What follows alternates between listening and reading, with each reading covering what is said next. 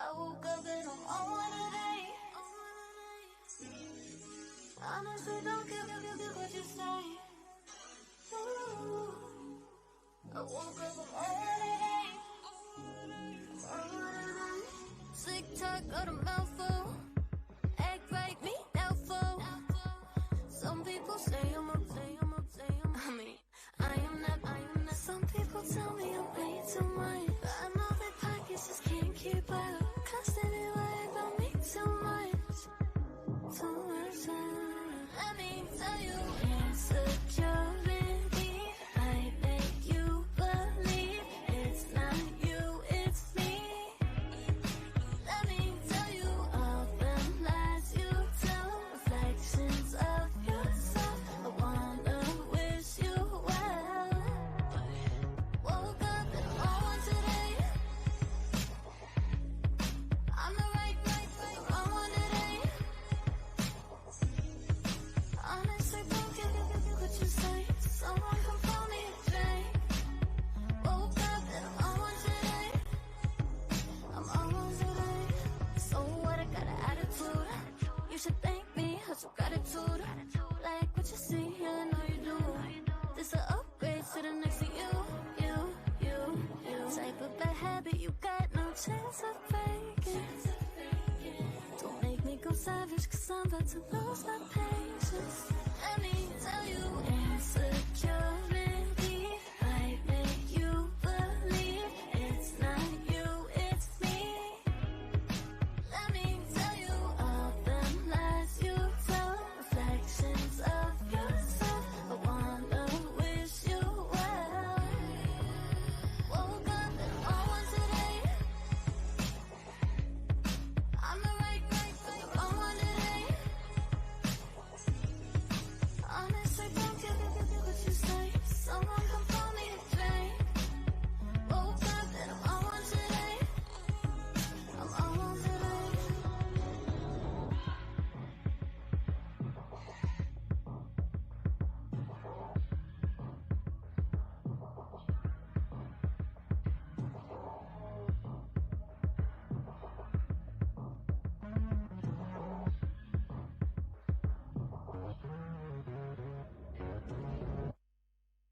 Woke up and I'm on today.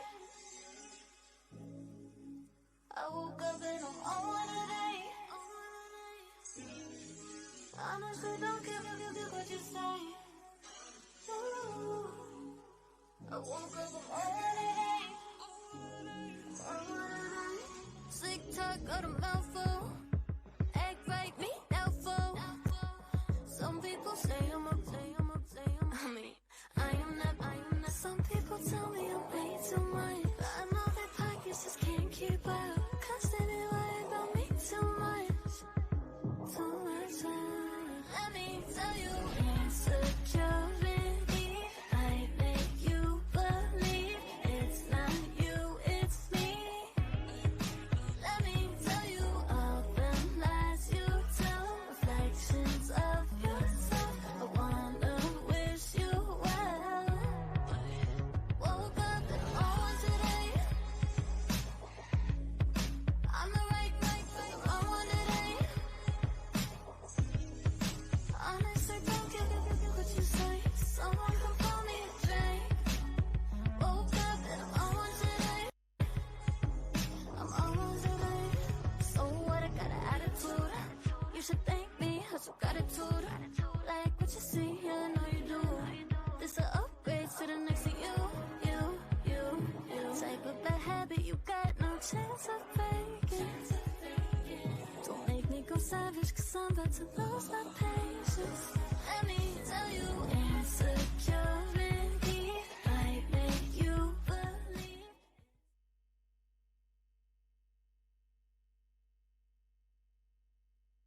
Growthpoint SA National Top 8 Finals for the seniors and the under 15 girls and boys. We're starting off with the under 15s. These two young ladies are going to kick off proceedings. First on to course. She goes by the nickname of Katie and was inspired to play this game at the age of 6 by her brother. She plays out of Rover Squash Club. She's schooled at Welcome Gymnasium. Please welcome Caitlin Simon.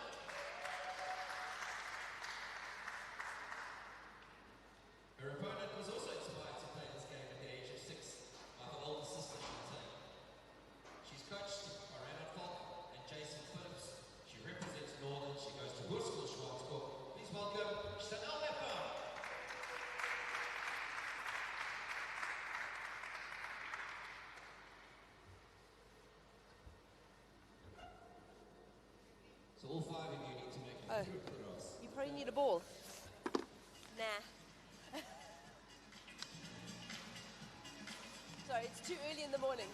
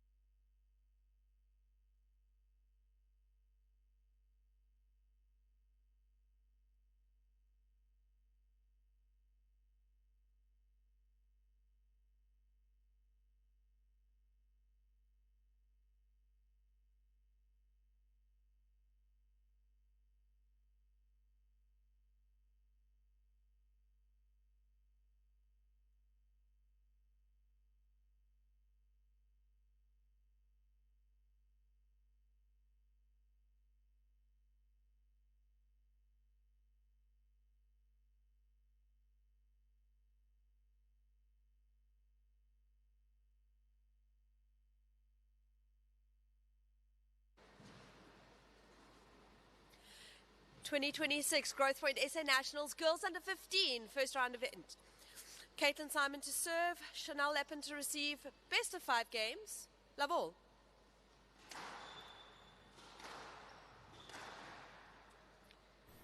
Good morning and welcome to the 2026 Growthpoint South African Nationals.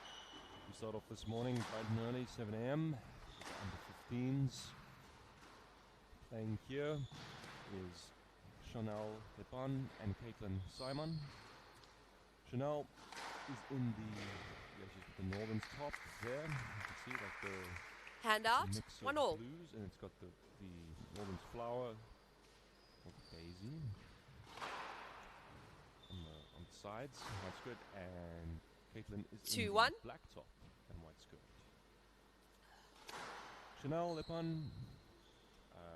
3-1. Sister Shantae has played this tournament several times before. She played last year. She's just been, or is at university at, I think, Hooker. She also plays for the ladies, SACD Handout. 18 and 2-3. senior IPTs, which SACD successfully won Not up. about 6 weeks ago in Handout. Mossel Bay. 4-2.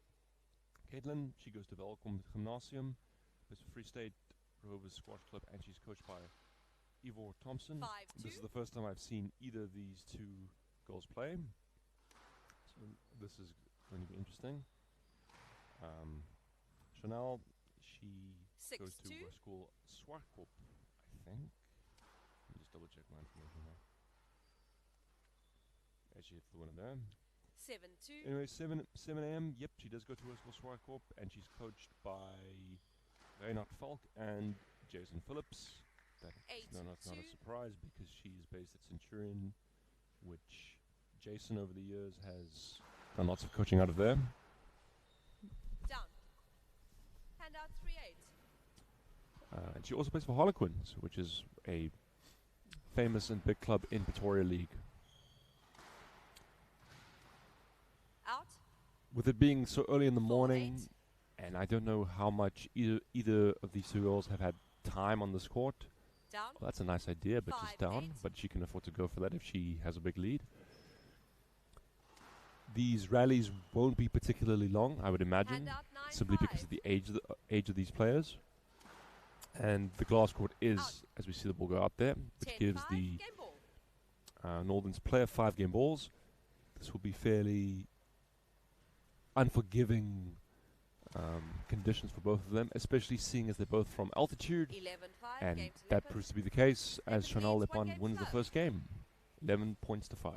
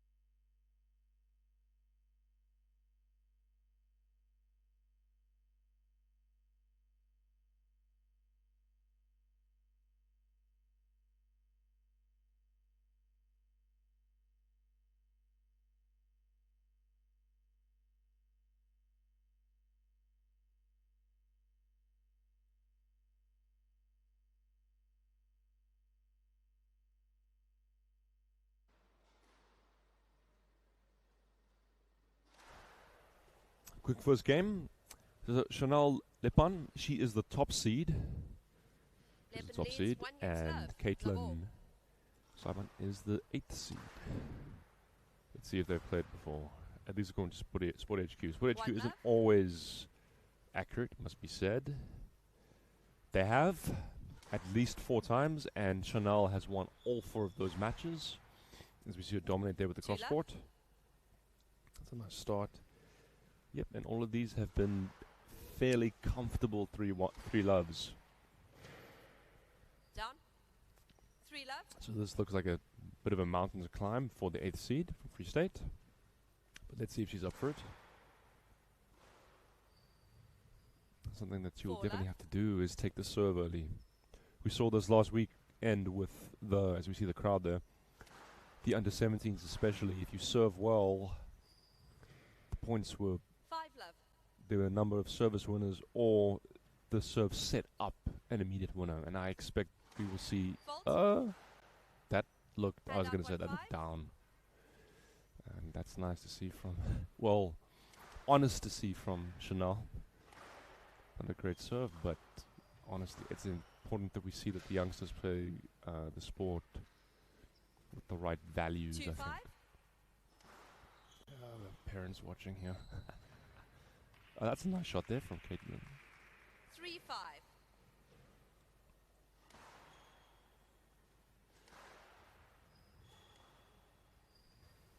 Stroke Good 7. stroke.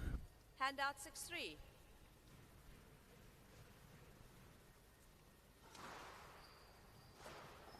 Into the tin. 7-3. Yes, okay. Not quite finding her range just yet. Hence, Chanel, she's serving well. Oh, Well into up. the nick. That's the first nick of this Hand weekend. out 4-7. Events. I suspect we will be seeing plenty more nicks, or I hope so. Certainly. But Caitlin Simon has the distinction of hitting the first one. Down. She's gone for another one, but not to be this time. Hand out 8-4. Quick rallies. Loose. Down. Into Hand the out tin. 5-8. But the position there is good.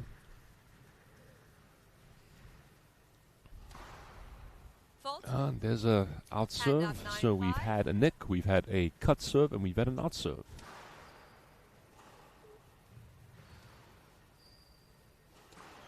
This misses the length. And there's the winner, and that gives 10-5. the top Game seed from Northern's 5 game balls for a 2-love lead. Serves well. In goes the nick. Attempt. ball. Down. Hand Just out down. 6-10. Nice Game idea ball. though.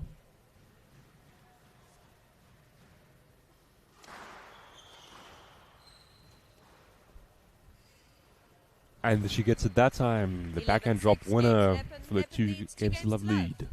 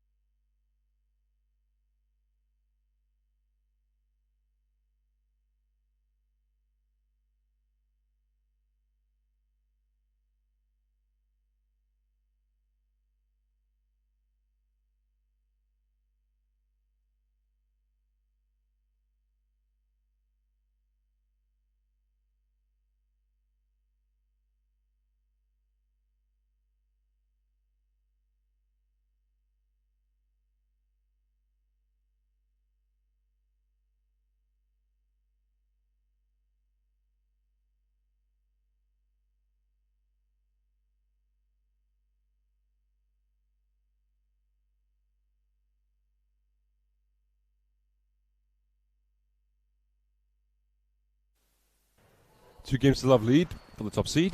She's looked fairly comfortable so far as that ball goes out of court. Caitlin Simon will need to improve her returns of serve, and she'll need to improve One her love. length. This is really simple squash 101. That's it is right there. Down. Hand That out might 1 be ball. a bad mistake there from Chanel into the floor, but that is the type of point that Caitlin will need to play more of and promote. Down. A nice idea, Hand but you out can just see that 2-1. the way that she hit the ball, she was heading down on it. And with her technique there, she needs to get underneath the ball, even if she did want to cut it in.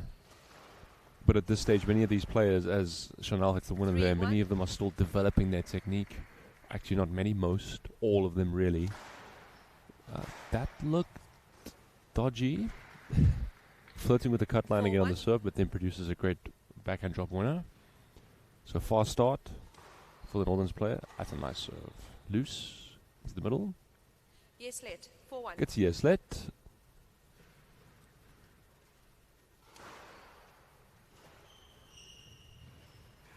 That's a trickle post.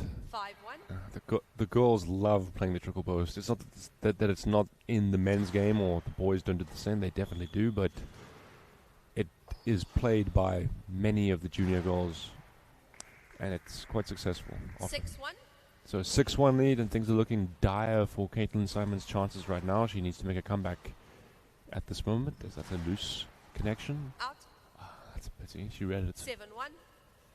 So 7-1. This has gone quickly here. Loose. Better rally. Chance for Caitlin. That's nice. Good get by Chanel. It's a nice winner. That's one of the best points of the match so far. 8-1.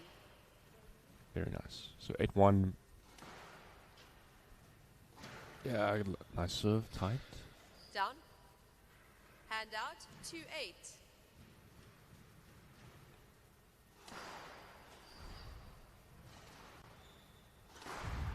Nice length.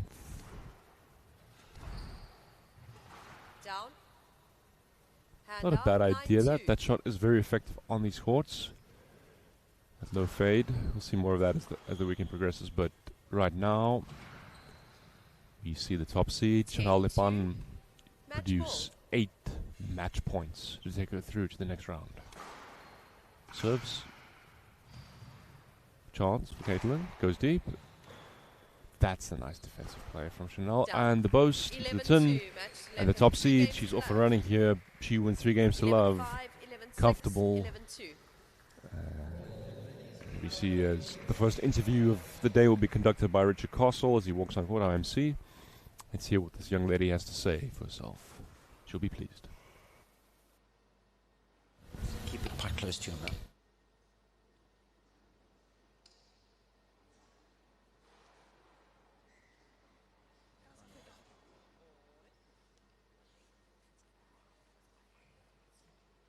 Young lady, is this the first time on an all-glass court like this? Yes.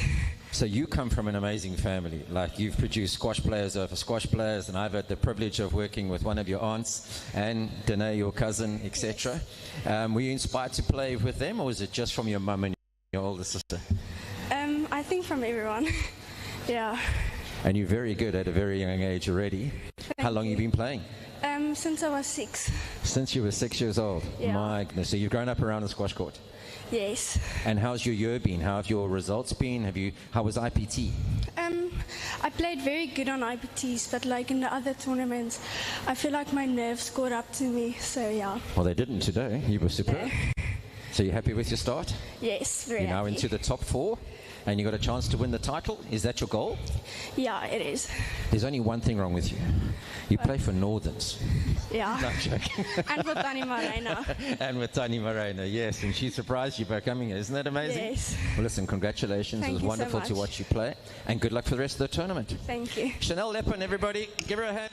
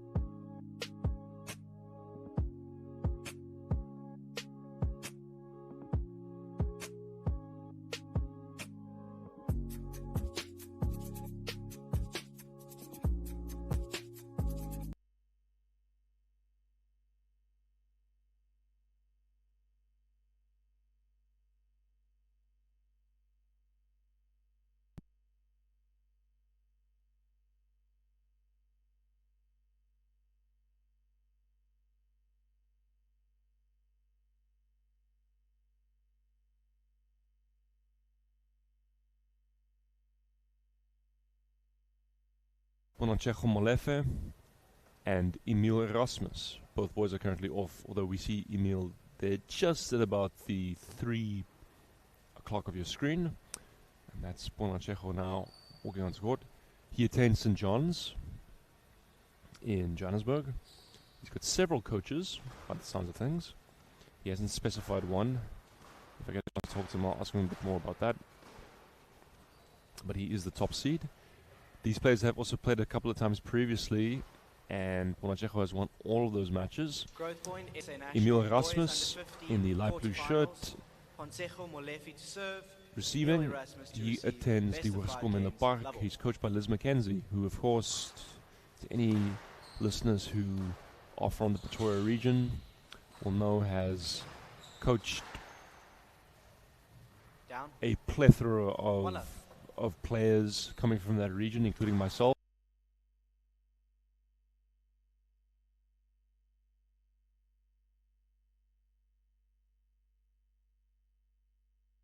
This, you can see the, 2 love.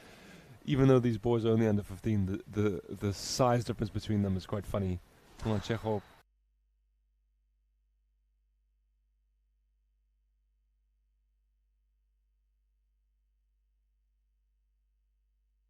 champion, whereas Emil Fault. is, he probably And out, will be one of the 1-3. tallest boys in this.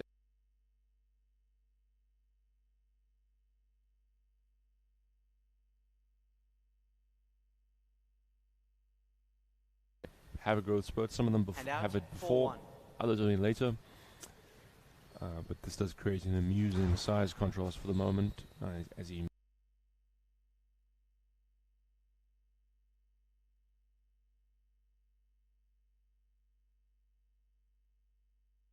U15 players play before on both the boys and the girls side. There's maybe 1 or 2 from last year as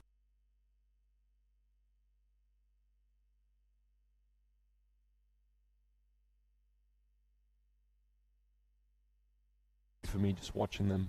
3-5. And this sees Emil get on.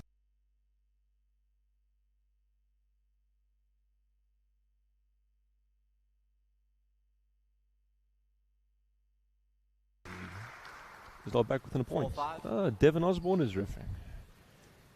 He probably had to drive in from Somerset West this morning, so that's going to be. He had to get up very early. I'll ask him a bit later. The infamous traffic from on the N2.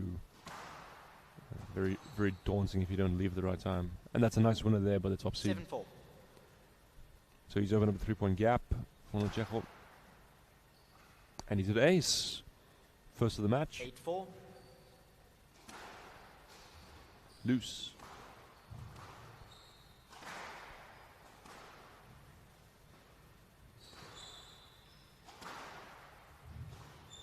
Chance. In goes the trickle burst. And there's the drop. That's not. Wait. That was up. Yep. You can see the 9-4. uses wrist To there. left. Both boys struggling to get the ball to the back of the court, especially as they're coming from altitude. It's going to be very 10-4 different game on the ball. glass court. But that means Bonaceko Molefe, he has 6 game balls to win this opening game. Just deep there. It's better from the Northern's player. Chance for him.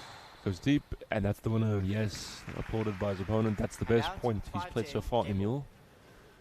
But he still a long way to go. And he hits a service winner. 6-10.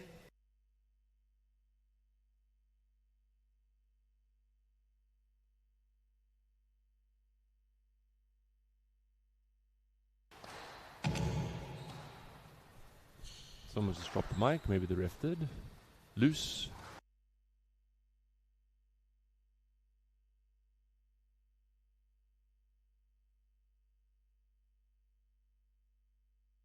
His campaign is off to a good start. He leads 1 game to love.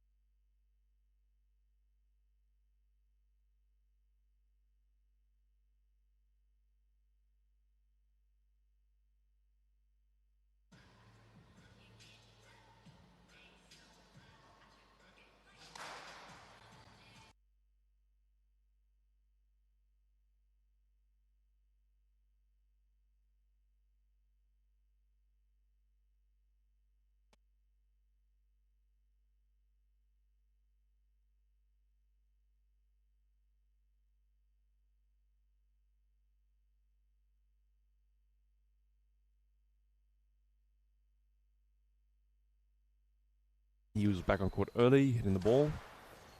Molefe leads. I do one wonder game how to much love. time he's had on the glass. Presumably.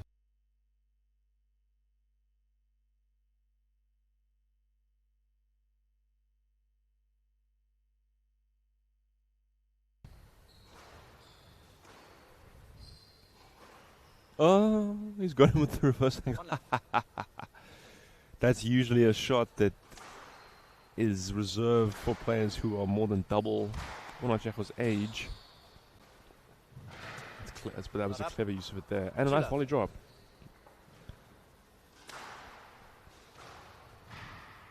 Nice pick up there.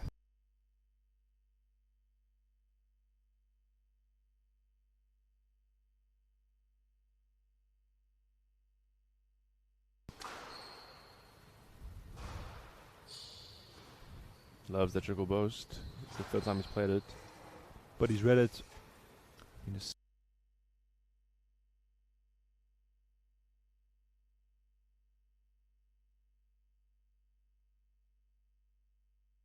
Than the taller players like Emil, Erasmus.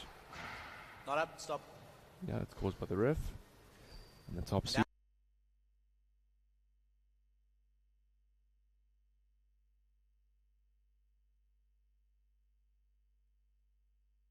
Really finding the back of the court very well. So the serve is setting things up as we see that. Okay, this time the top seed's found the tin. 2-6.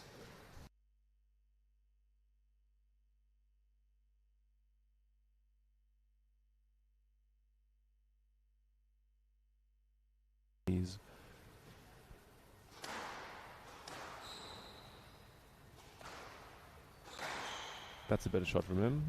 Chance. Nice get. But that's a great shot. He'll need to do more of that. Is put these rallies together to see can he move Bonacheco out of position. That was that triple boast.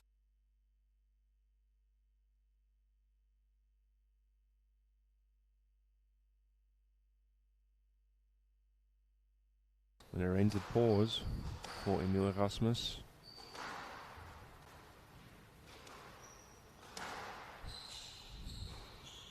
Nice defense. That time buried in the back.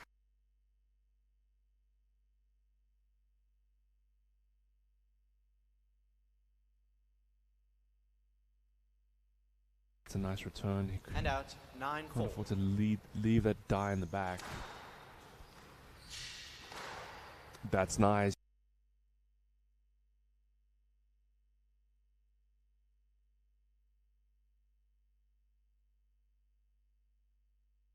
He's looking confident. 11-4. And there, the boast winner comes in. Leads, 2 games to love. Lovely shot. 2 games to love.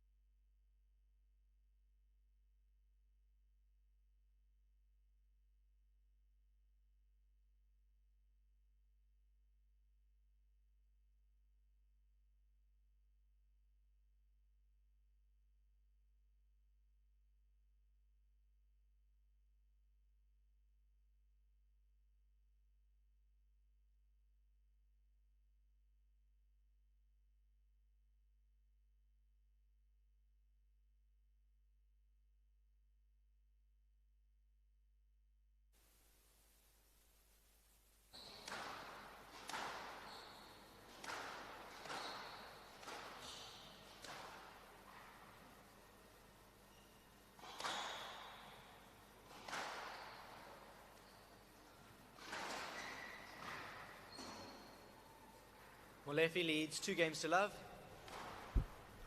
Comfortable so far from Bonachejo Level. Molefe. Emil Erasmus will need to find a better length. And he'll need to be more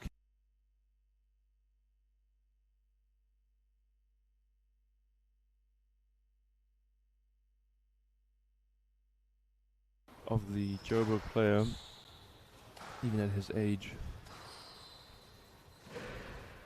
Finds it in. Hand out.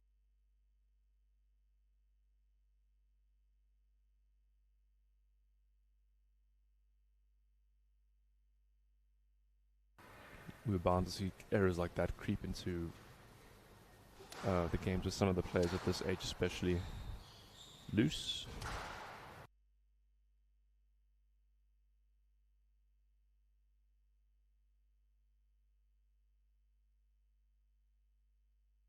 Winners earlier on, Bonachejo have just gone down at the start of this third. Oh, that's lovely. What a great finish. Hand out.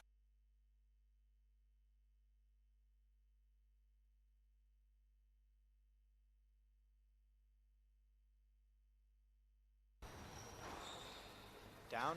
Hand out. He put his right 4-1. A nice idea, but he goes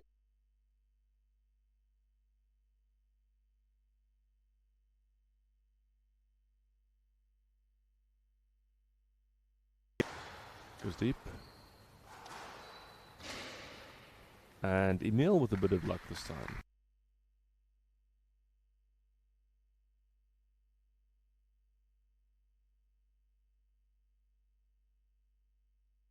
Momentum for the first time in this match. But doesn't read that. Yeah, pays for a loose Hand shot. out. 2-6.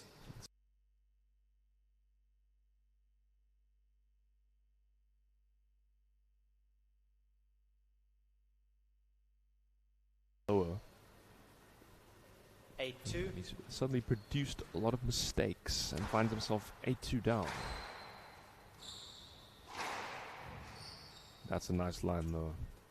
Hand out. 3-8. Still, if Bonachejo Molefe wants to get back into this game, he has a lot of work to do. 3-8.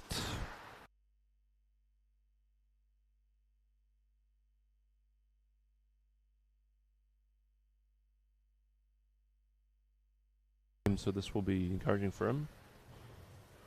It's a great counter drop there. 10-3. Game ball. And then all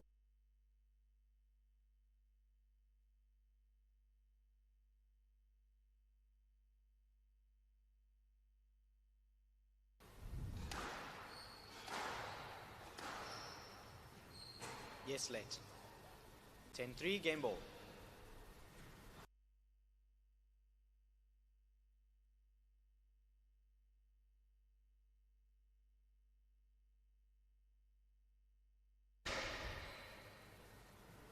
you can see And the out. both 14, boys, when game the ball. ball's onto their forehands in the mid-court, they're tending to go cross.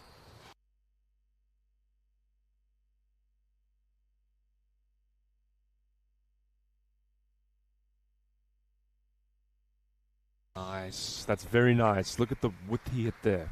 5-10. Didn't try to hit it too hard. He's getting back into this game. Top seeder, another reverse angle. Not up. Thank you. Even if he 6-10, is to game ball. lose here, he at least has played a nice ending to the game. That's nice. And it ends up being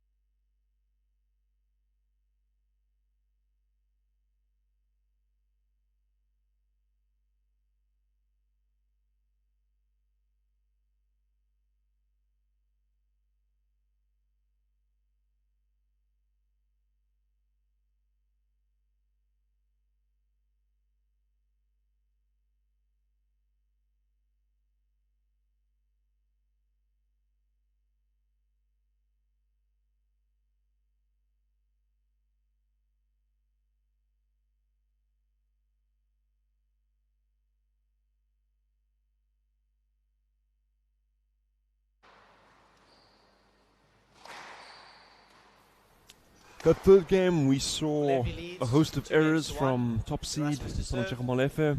Level. That gave 8th seed Emil Erasmus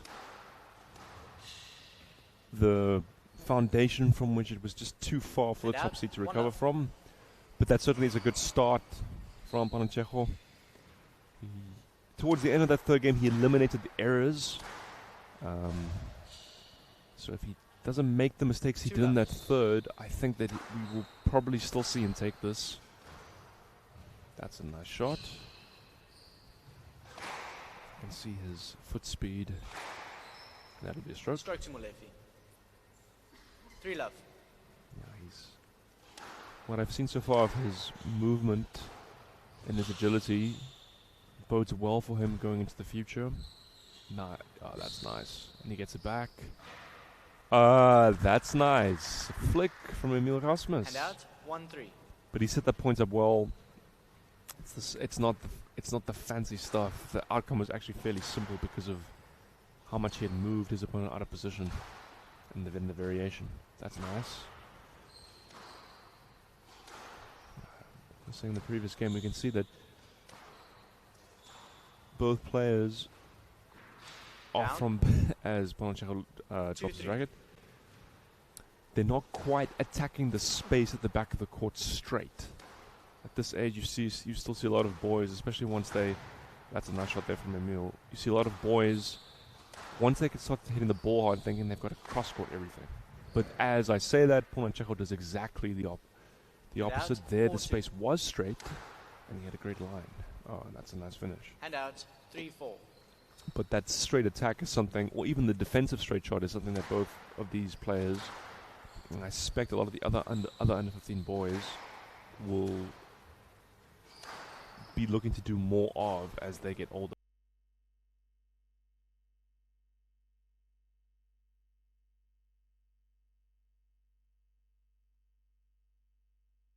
Around.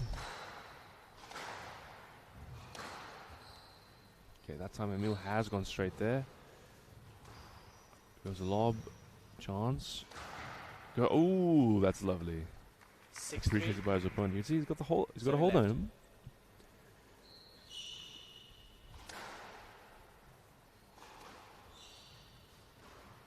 Nice. That's a nice shot there. 7-3. 7-3 to the top seed.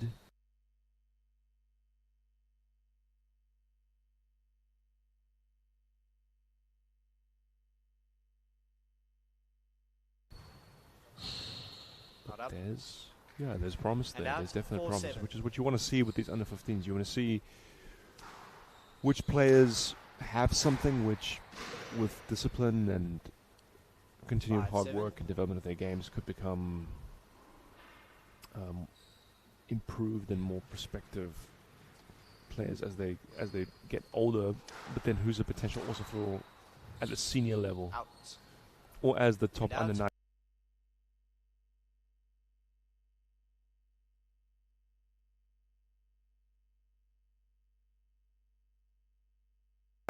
And out. 6-8. Emil Erasmus has gotten a couple of points back here, so that means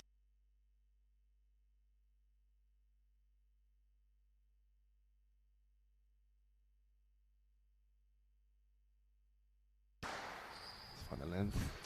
Chance for him straight. Loose drop.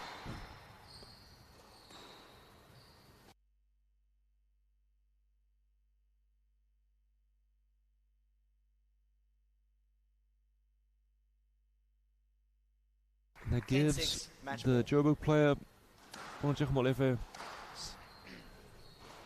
I'm going to sneeze, sorry, 5, Out. and he's converted.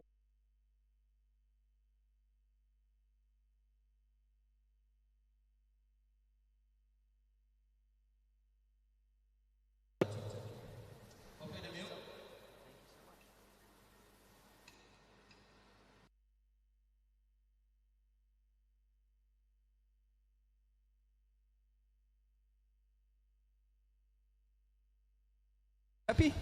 I'm really happy to be here. Yeah, it's a wonderful experience.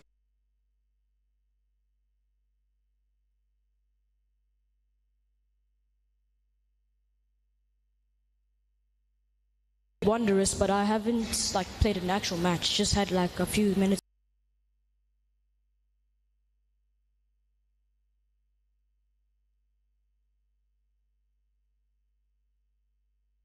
Response differently on the front walls, like some dead spots, but then also the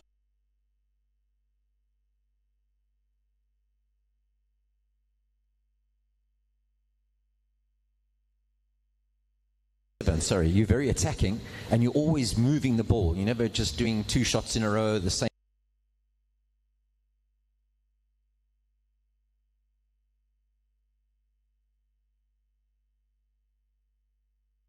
Place every opportunity you get. I was taught like by my coach James.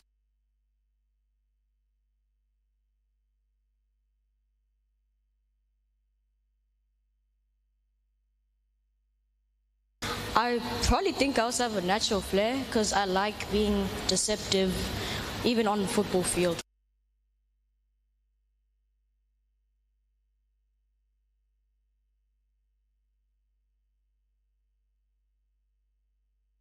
South Africa's number 1. Does that mean like senior number 1, or do you want to be number 1 in your age group, or does it mean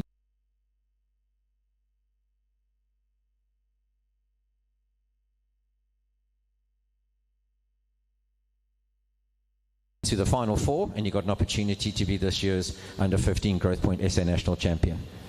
Thank you, sir. Good luck and well played. Pops, everybody.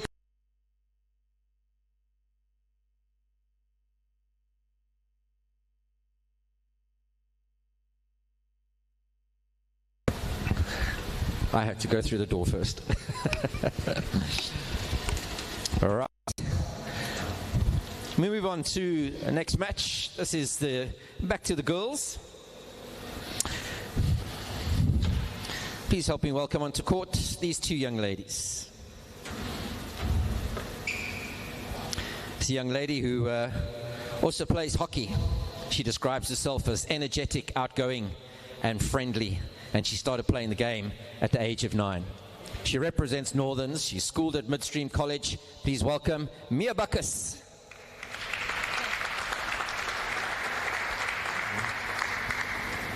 Her opponent, she plays water polo along with her squash, and she describes herself as strong, kind, and determined. She only started playing the game at 11 years old, and she's coached by Jacques Dumini. She represents Western Province. She's schooled at Wynberg Girls High School. Please welcome Jenna Lee Wiley.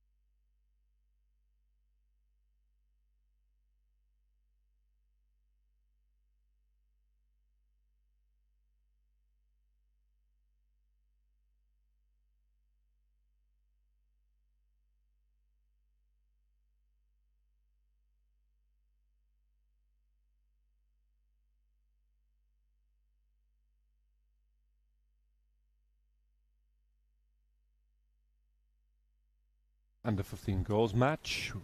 This is how things are going, rotating between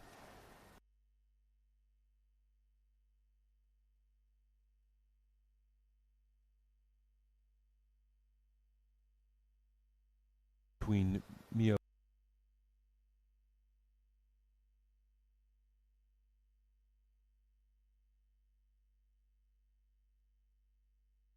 which is from in Northerns. She plays for Centurion Squash Club, and she's coached by Etienne Brits. You can see she's there on court. She has the Northern shirt. She will have just come from top schools where Midstream College played.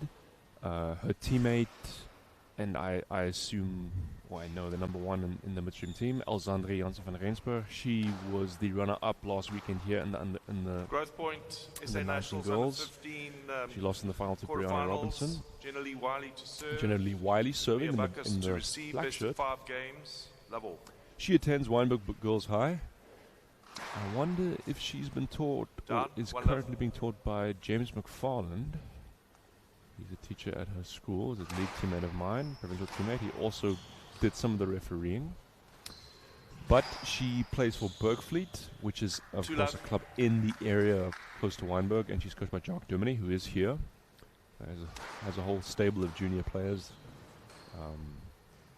Many of most of the Western Province youth development they're being helped out by him or his brother.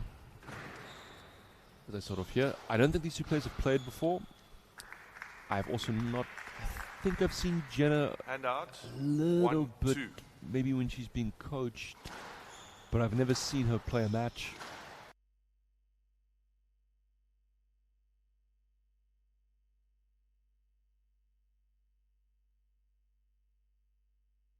How much time they've both had on this.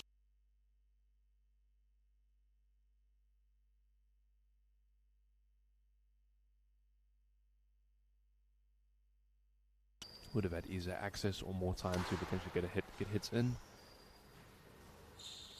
She hits the floor there from a And drop. out, Right 3 shot from that all. position. And that is service winner. 4-3. Expect to see more of that with the especially the under 15 girls. Good serves will win points or set points up for the following winners. And That's a out, nice drop there 4 from all. Jenna Lee.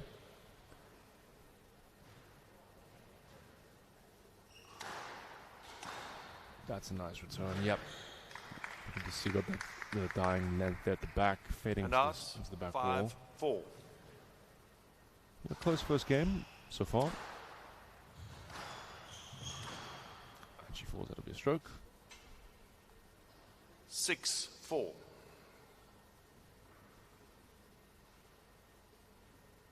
So I think Mia Bacchus says that she's ranked 8th.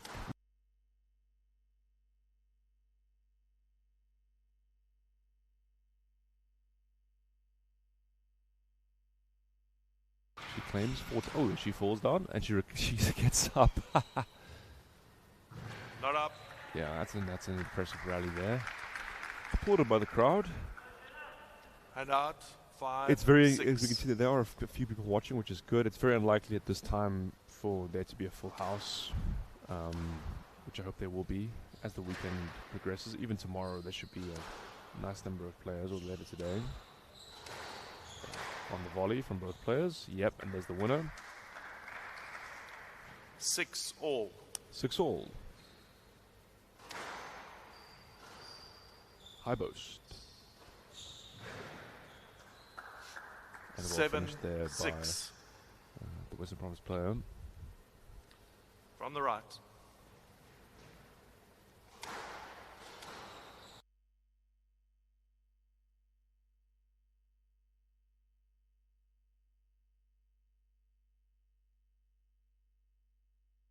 Off the midcourt shot, and there's loose. Mia goes deep. Loose volley. Stroke Fast. to Wiley. It's a stroke. 9-6. So a good lead here for Right side. Jenna Lee Wiley.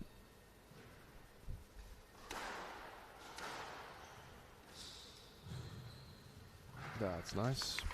Done. Important for Mia And out, Bacchus to win 7-9. that rally just to stop her opponent's momentum. Goes deep. Oh, and she's missed the volley. I thought that was on a racket. 8-9.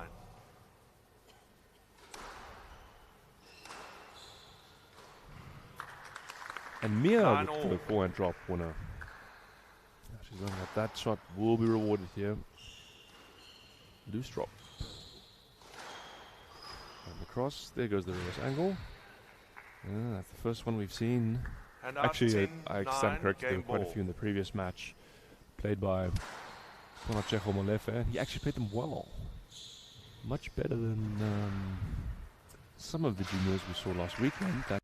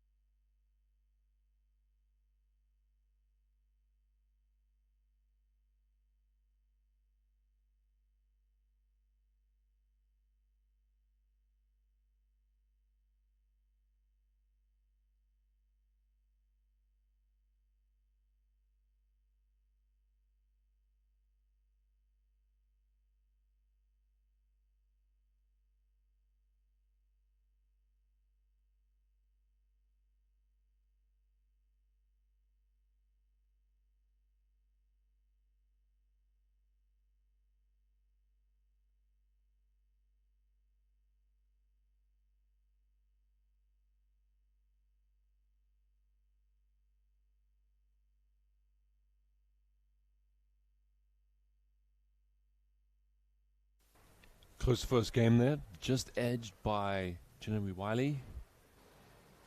Let's see if the second game will be as close. Both players were jostling for position Wiley leads on the tee 1 there, game to love. and they were taking Love the ball all. short when they had the opportunity.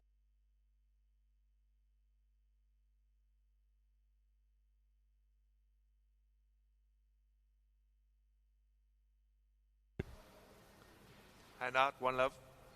Interesting that so far on the service return, Mia Bacchus isn't stepping into the ball. She's standing there and swatting it with an open stance.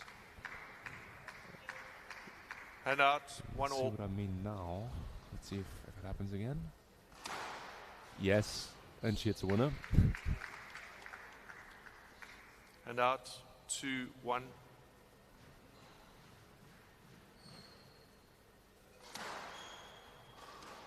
Loose. Yep, that's clever. 3-1. Generally had to cover the drop there, and Mia went deep. That's a nice length. Loose both.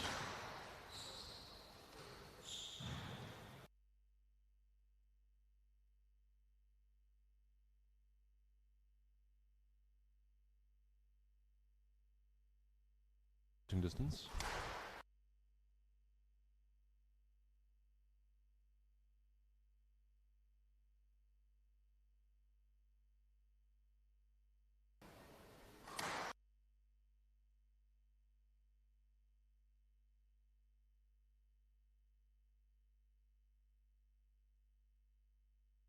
All from the left.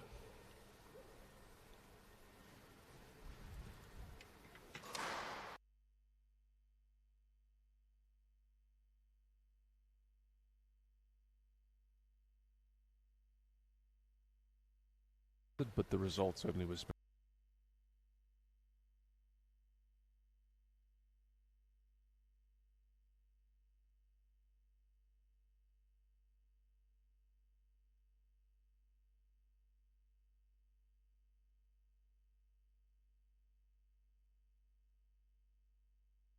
to Wiley. Hand stroke. out 4-5. It's a terrible shot, but whether or not Mia was actually in the way there is a... Wouldn't mind seeing that replay. Tight chance for Mia.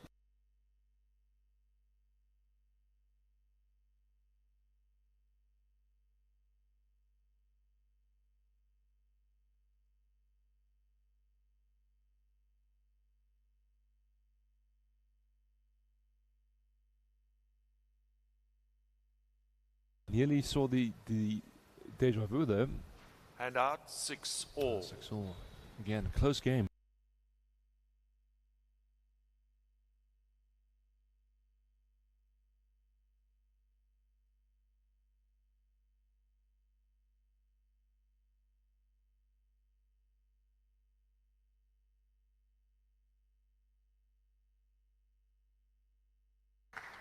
They don't And always out differentiate between 7-all. moving their opponent and trying to hit a winner. As there's another winner. Hand out Really is a 8-7. signature return there from Mia Marcus. Chance. Oh dear. It's the floor. I think she's probably going for the Hand boast out by the looks 8-all. of things, but she won't want to see that one again. Deuce. Ah, the tin. Hand out 9-8. Riding her luck here, Mia. That's a nice shot there by Jenna. And she has the chance. Goes deep. And she finds the nick. No let. No. Didn't affect 9-all. the winning shot. 10. Sorry. Hand out 10-all. 9-all. Sorry. Correction. The referee just getting a bit lost there with the score. Deuce. Yep. 10-9 game ball. And a game ball for Jenna Lee Wiley. And the tin. And Jenna 11-9. Lee. He leads 2 games to love. First to games.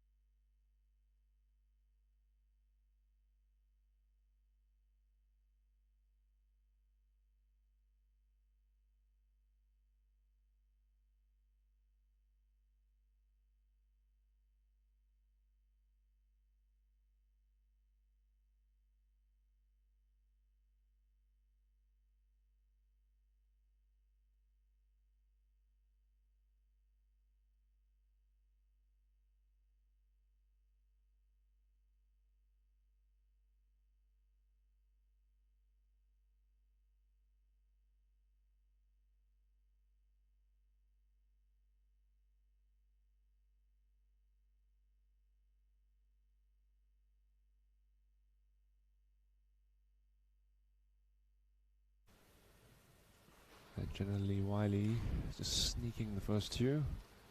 Wiley leads 2 games to love. Are Love all. we to see a repeat?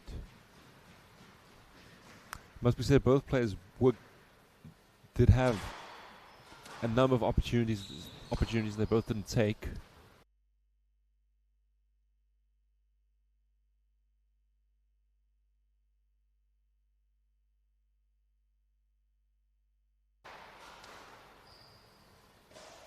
Into the tin. Down, hand out 1-all.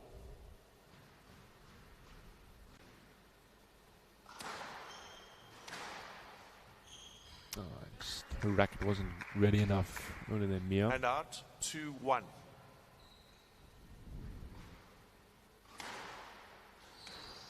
Loose and a turn. Hand out 2 Yeah, all. so that's what we saw quite a bit of in the previous game. Both players in that kind of position where, oh, that's a nice cross-court low by Hand out Jenny Wiley. 3-2. Both players having the position on the tee, not necessarily needing to hit something crazy, but that's nice there. Just showing the cross-court drop option and 4-2. then playing the reverse angle. Loose.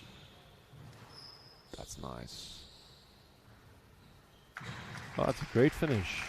So, Janelle Wiley 5 started to well right in side. this third, and Mia Buckus will need to get back into this game or risk. And she Not up. finds the nick. Hand out 3-5. This is a 4th versus 5th seed match, so it's always likely to be a close one. Loose. Yes, and there again the classic finish. Hand out Forehand drop. 6-3. Never in doubt.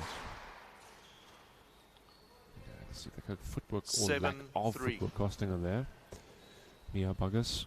So 7-3. Right shot. Hand out Was murder there. 4-7. Oh, what does Mia have in a locker here?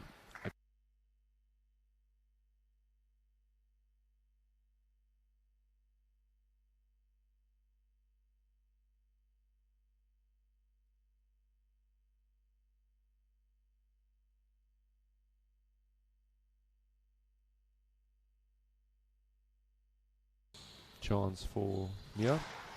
Goes deep. Nice rally there by both girls. Hand out 6-8. 6-8. So just staying within touching distance here. This is a big rally. Chance. Goes back cross court. Loose.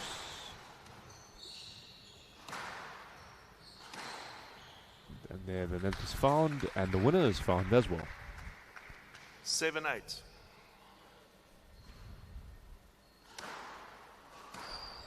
That goes.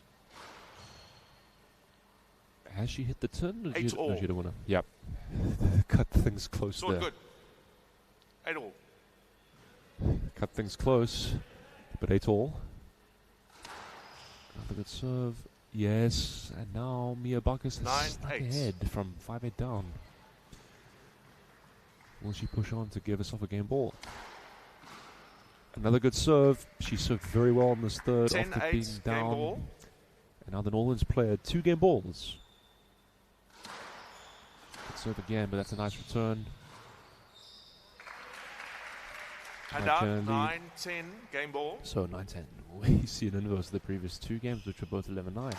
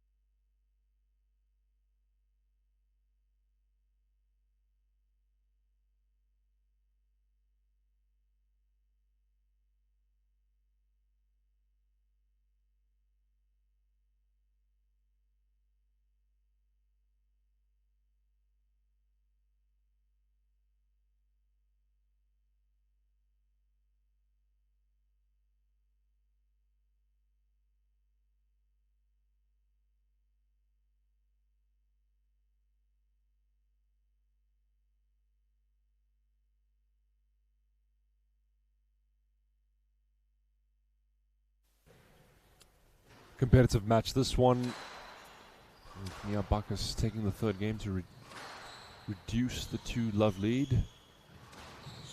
Is overrunning this. Yep. Very And out, close so 1 far. love. As we see, look, yeah, there's more and more of a crowd coming in. Looked like it's going to be a nice Down. day in Cape Town. 2 love. Seemed to have too many clouds when I left home this morning. Still dark.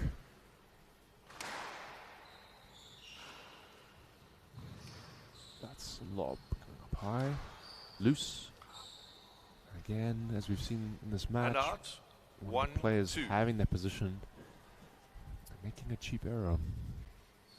It just allows Mia Bacchus on the scoreboard and into the game. And looks like she's found the winner. 2 all. So 2-all. I wonder if we will see our first 5-setter. Loose. Yeah, that's a nice length. Certainly I wouldn't be surprised 3-2. considering how close it's been, but I mean that if it stays that way, that Jenna will also have opportunities. Oh, she just misses the drop there. 4-2. So Mia Bacchus, early lead, big rally this one. Chance for the Northlands player, and she goes cross. And again, that's nice depth. Good defense here by Jenna. That's a nice lift. Frame trickle burst. What happened there? Was there contact? No. Then it's hand out 3-4. I thought that was good. Sorry. This ref, that was on the front Was your wall. shot up? Okay, sorry, 5-2. Refs can confuse ref. Right side, right side. Andre Nadir. Yeah, but he's corrected himself. That's what matters. Sometimes referees do make mistakes, but if they do correct themselves, which they can and should do, Not up. 6-2. that's what matters. She did there. 6-2. So Mia Bacchus establishing herself and a lead in this fourth. Chance for Jenna. Goes deep. Yeah, and that proves And to be the out winner. 3-6. Important for Jenna Lee Wiley to win that rally. And again, you can just see her racket's not And up. out 7-3. And snatching at that. Play let, please. 7-3. So 7-3.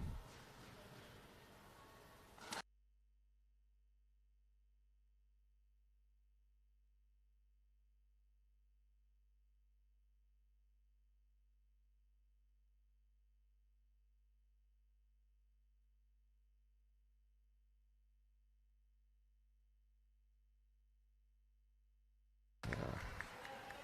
9-3, Mia Bacchus. 9-3. Looks like we are going to 5.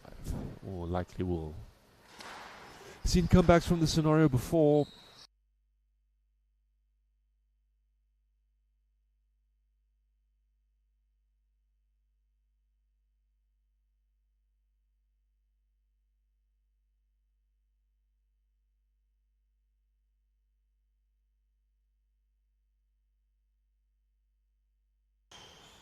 And the service winner, Mia 11-3. Bacchus. Game to Bacchus. She's drawn level, 2 games to now, apiece. 2 all.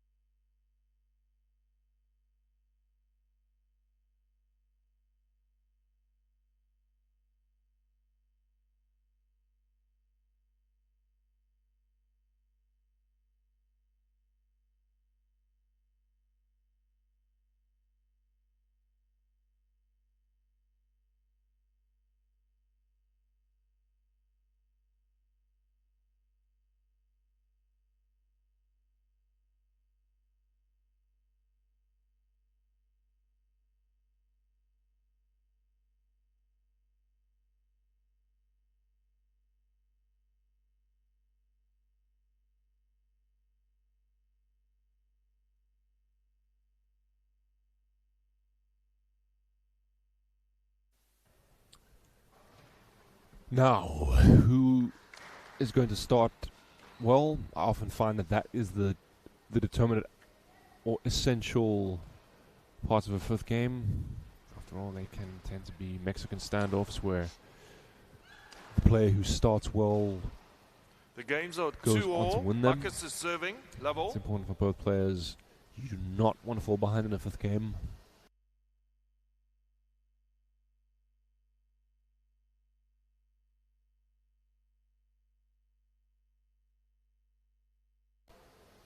A good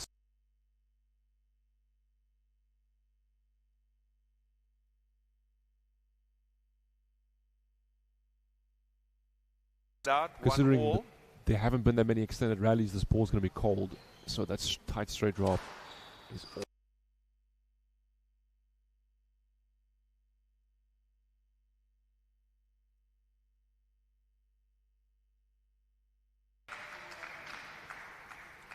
And out 2-1.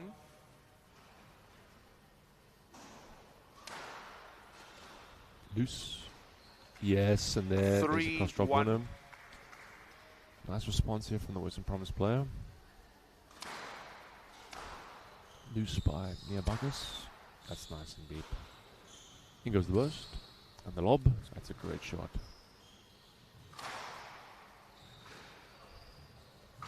And she finds the nick. And out 2-3. That's a nice Pickup rally was good. because Jenna Lee was in control of it for so long. But Mia just stayed in it long enough.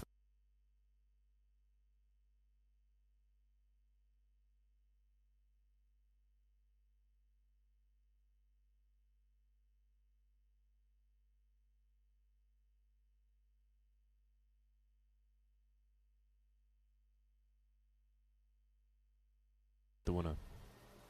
So big rally.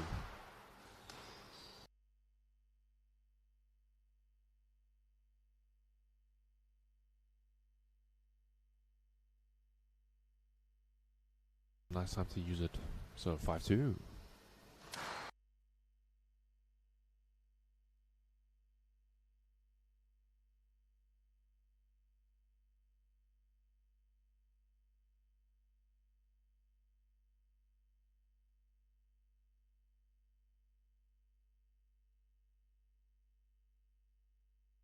No let. You were able to play that.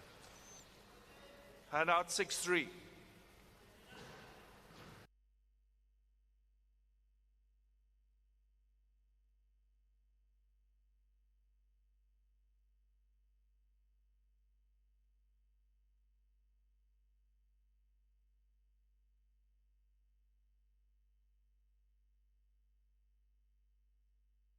Goes.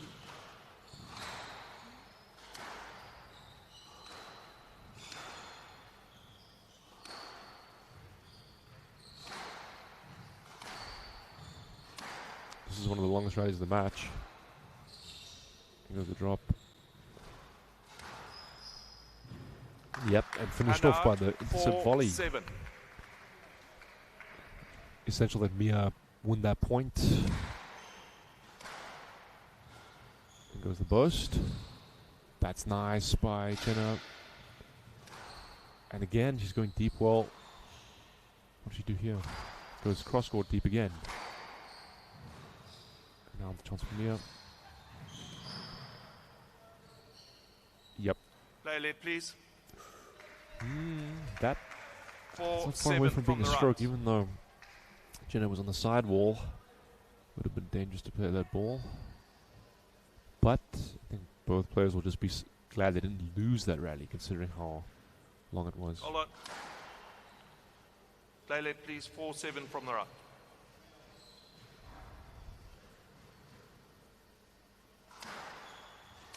That's a nice return. Both coming in. Yeah, and that's a well-struck cross-court winner. And out 8-4. 8-4.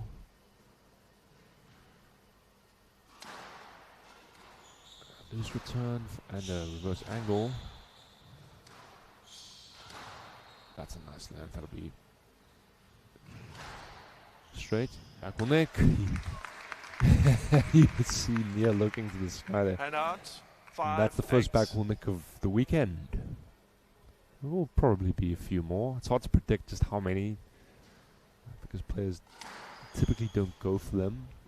Oh, and a frame winner. And out 9-5. So 9-5. This is a good position for Jenna Lee. 2 points away.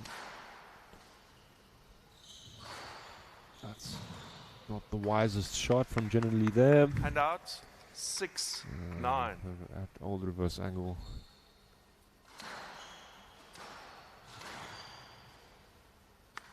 Just her rack up there. Mia Buckus was in this position in the third game when there was a big deficit and she got back into it by serving well. I was nearly down though. And she's found a winner, and 8-9. 9. This is interesting. Yeah, this serves. That's a nice return. Loose. And again, the reverse angle. Cross court coming in. Oh, she's got a lot of running to do there. Oh, what a great straight shot. And again. That's clever. Down. That was just down. That's hard luck from Jenna because she did so well to stay on that point.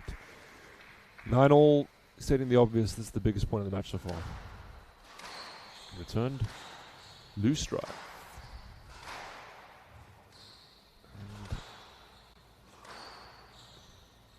Yes, let. Gets let.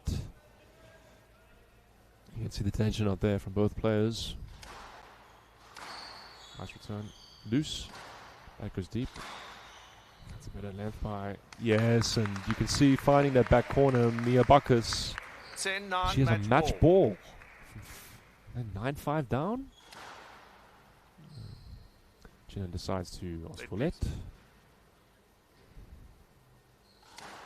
Good serve. Oh wow, and I don't think if she meant that, but again, a spectacular result. The old Aussie boast. Tiebreak, fitting I think for this match. Nice return by Mia. Yeah, deep, high. 11-10. She is the player.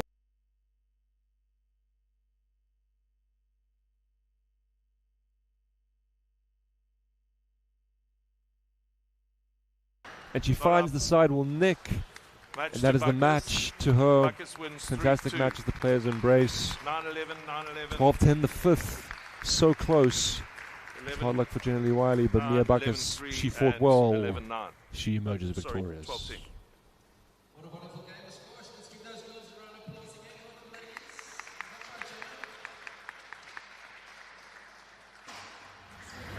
ladies. What a game.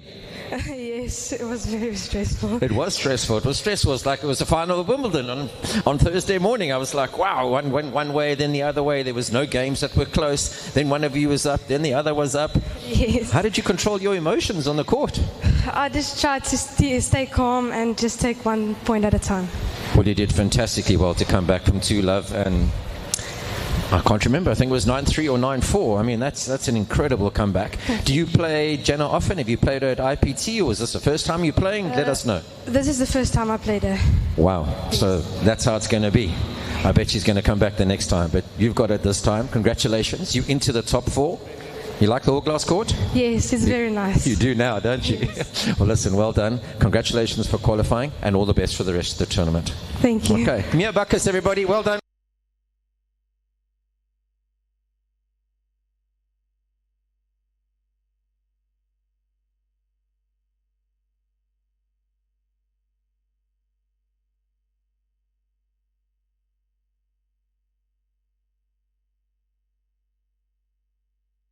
Anywhere else in the world than this place. And a big thank you to Growthpoint.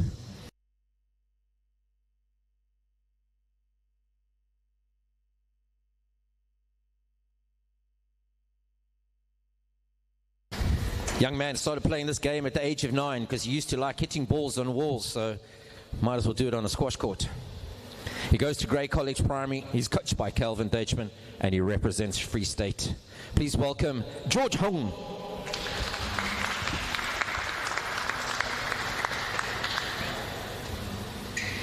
His opponent started playing at the age of 10, inspired by his dad to do so. He's coached by me. He represents Boland, and he goes to school at Paul Roos Gymnasium in Stellenbosch. Please welcome Zander Smit.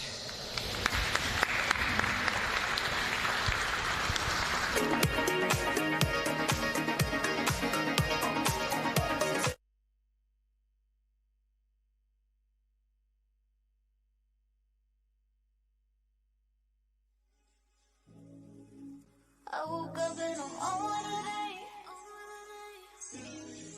Honestly, don't give what you say. Ooh. I woke up, I'm on today. Sick talk, got a mouthful. Act right, me doubtful. Some people say I'm a. I mean, I am not. Some people tell me I'm way too much, but I know their pockets just can't keep up. Constantly worried about me too much. Let me tell you, insecurity, I make you believe it's not you, it's me. Let me tell you, all them lies you tell, reflections of yourself. I wanna wish you.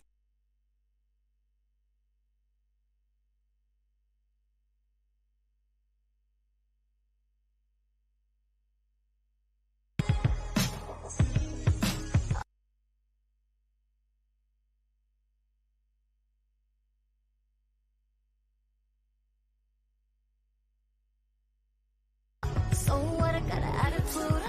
You should thank me, have some gratitude. Like what you see, yeah, I know you do. This an upgrade, sitting next to you.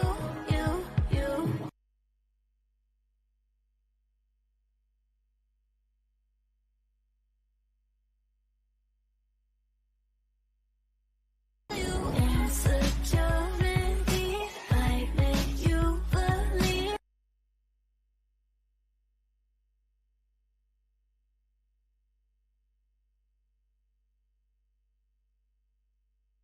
I wanna wish you well. Woke up and always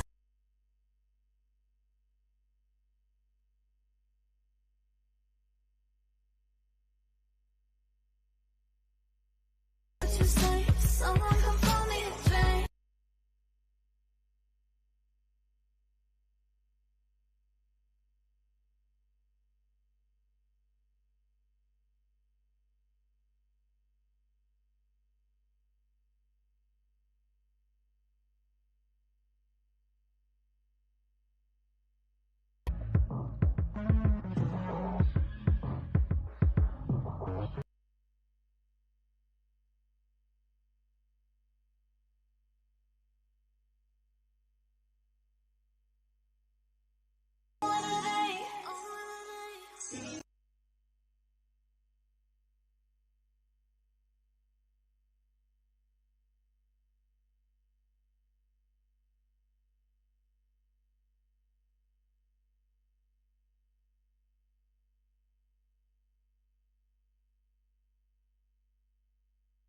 I am not. Some people tell me I'm way too much, but I know their pockets just can't keep up. Constantly worried about me too much. Let me tell you, insecurity, I make you believe it's not.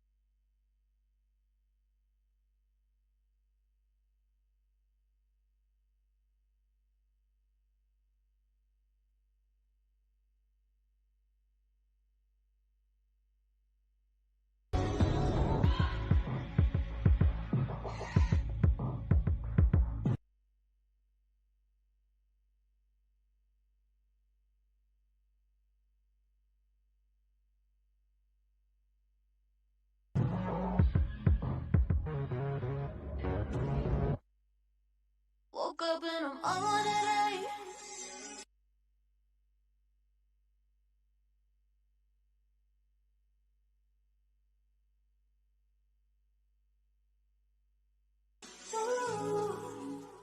I woke up, I'm on it.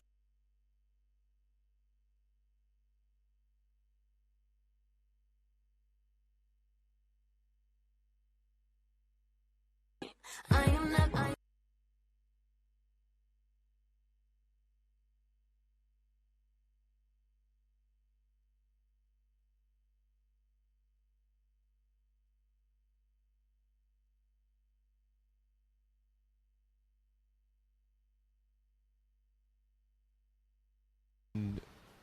Between the 4th and 5th seeds, and it is between 15 seconds. George Hung, there in the red shirt,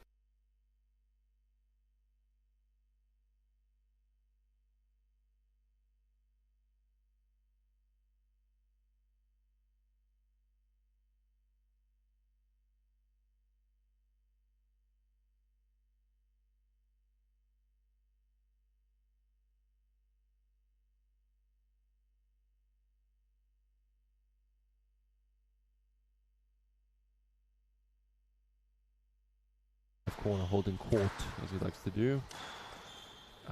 George Hung, he's only 13.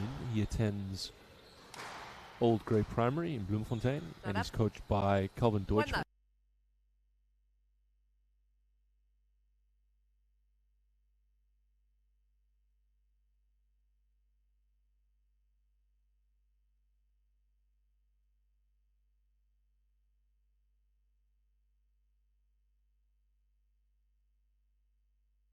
Crest. You see a mid-court rally there. And yeah, George gets the point. Hand out, 1-1. 1-1.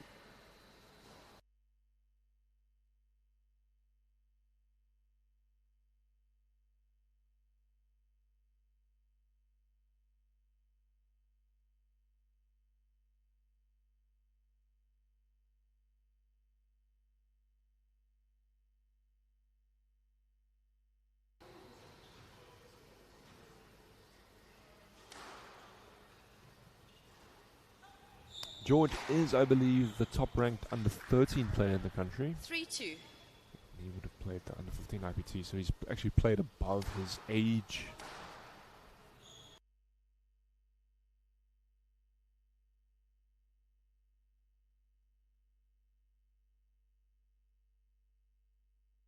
For the young man from Free State.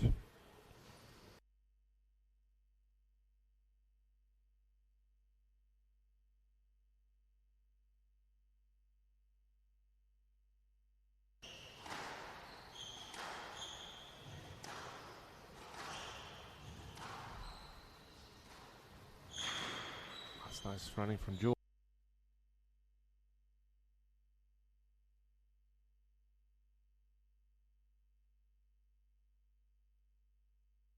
On the swing just to show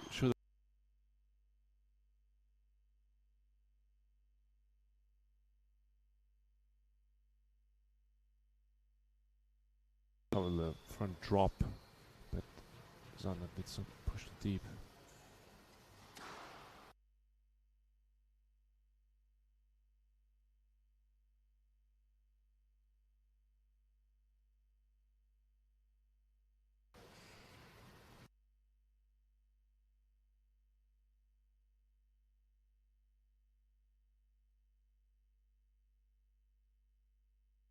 George.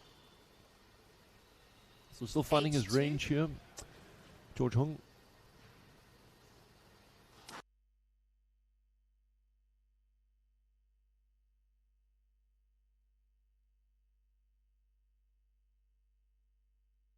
To it than you might normally think.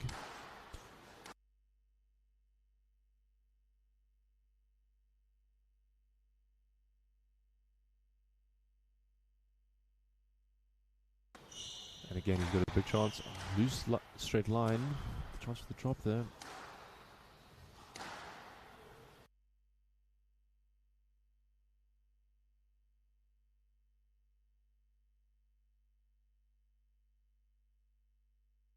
Chance for Zander.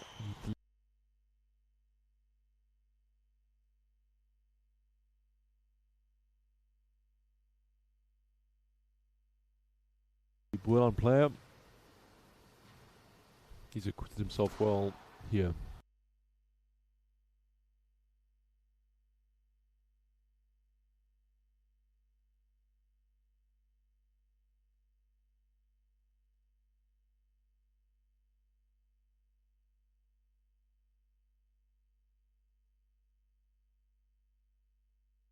Zander Smit leads.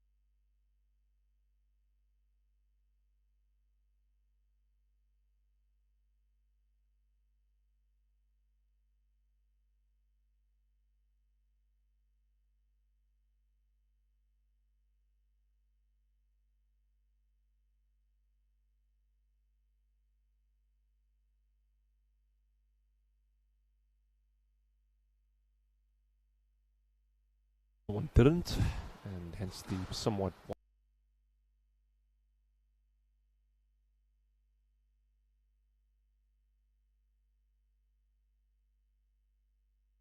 Get a length going, and also just cut out a couple of.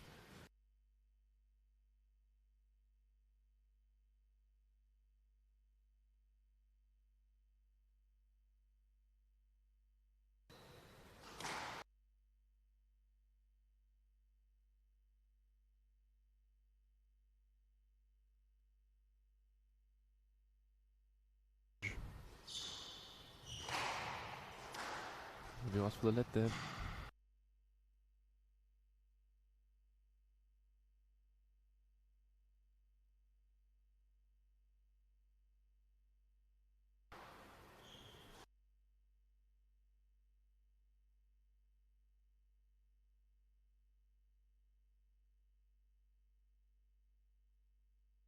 Outcome was superb. That's nice there, but a good get from George.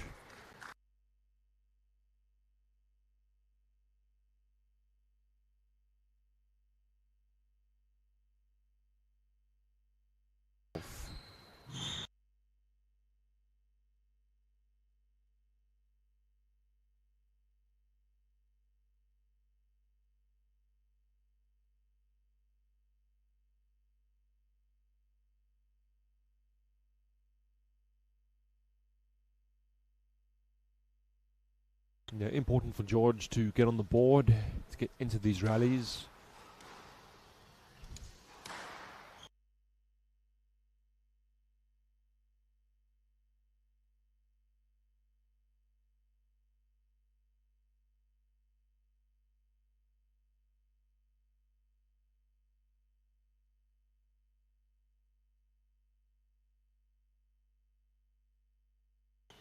That's a nice exchange. Oh, this is a lovely exchange there. But George is out of position, but then off the bows he just produced that.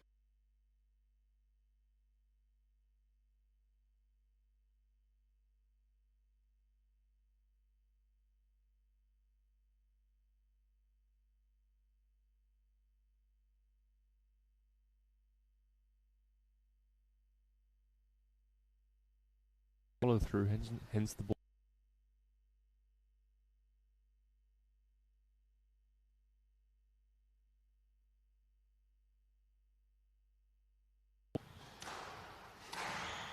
On the volley, here's Zander.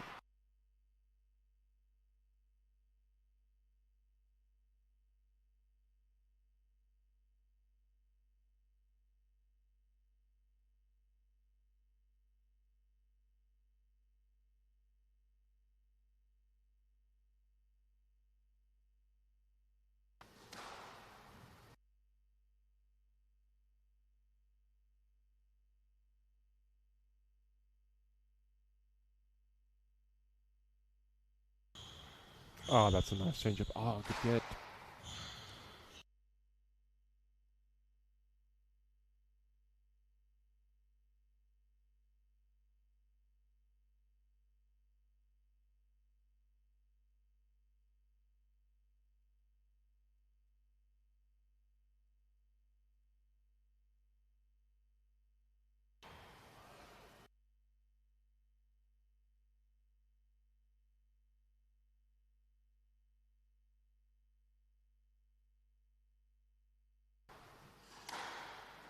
Down. Hand up.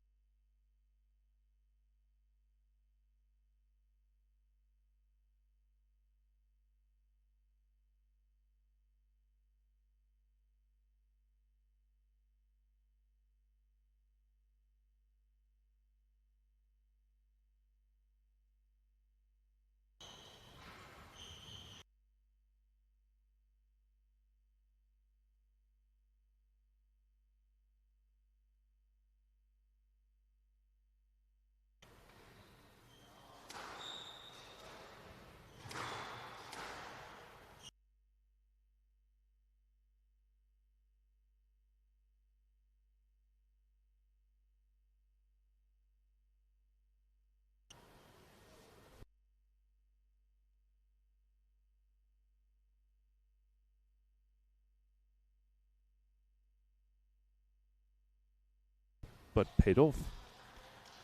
7-8. So the free set play just getting back.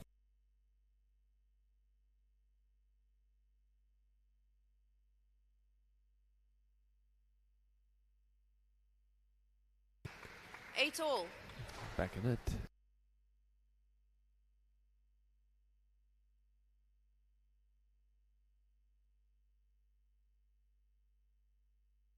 Because you can hold the back will nick. 9-8. I don't know edge.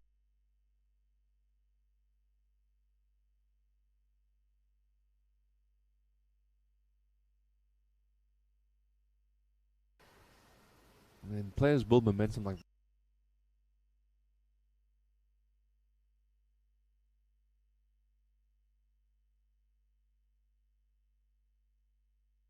short. No. 9 all. Down.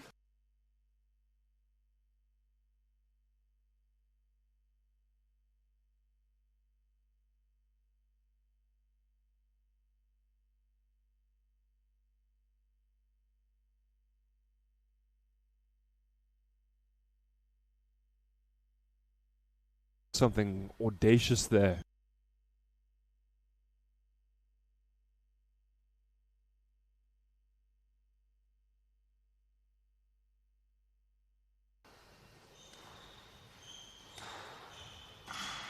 Yeah, that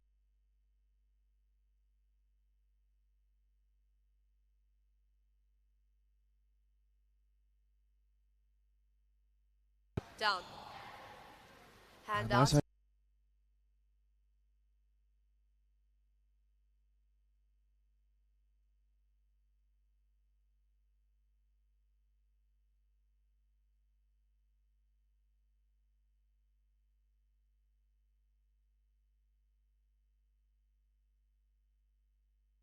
Motoring 12-11 to the front game ball left. left. He now has a game ball. Interesting second game, this. The volley Costco. Yep. What a superb counter drop there by George Hung. Game to Hung. One See, game he all. caressed it into the neck there. He's tied things up. 1 game apiece.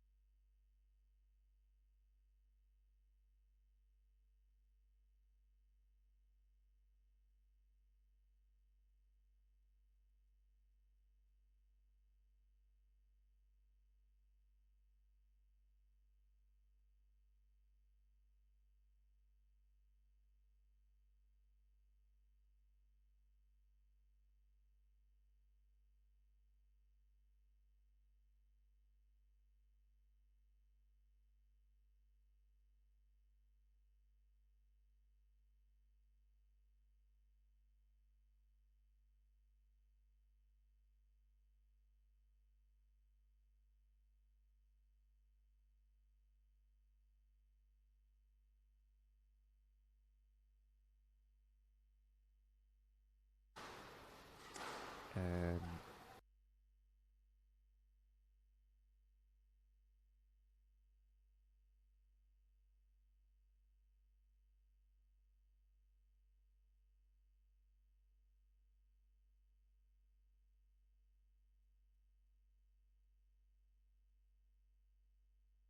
through. That's a nice serve. 2-love.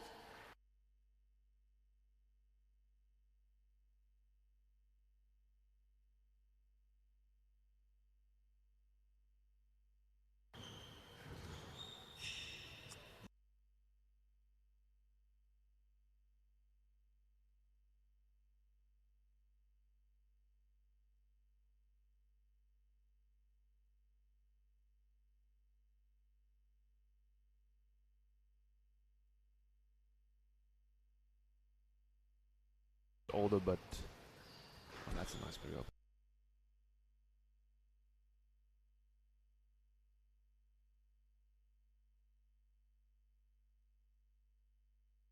Be careful with this cross courts.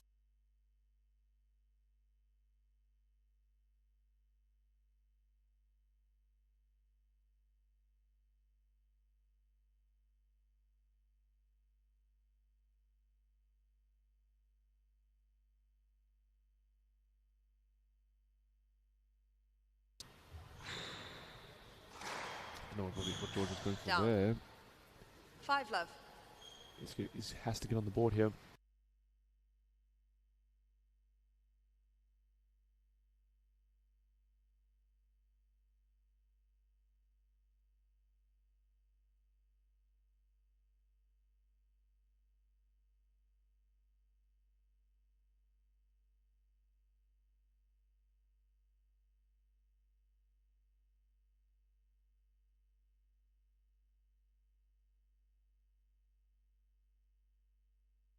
The lob from George this time, and the counter one.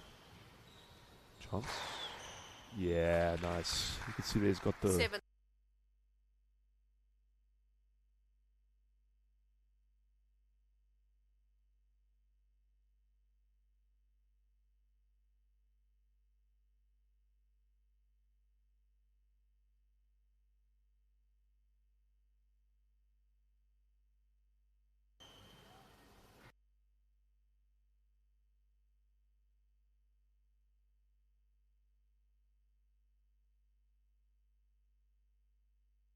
that wouldn't do it. I think because they don't.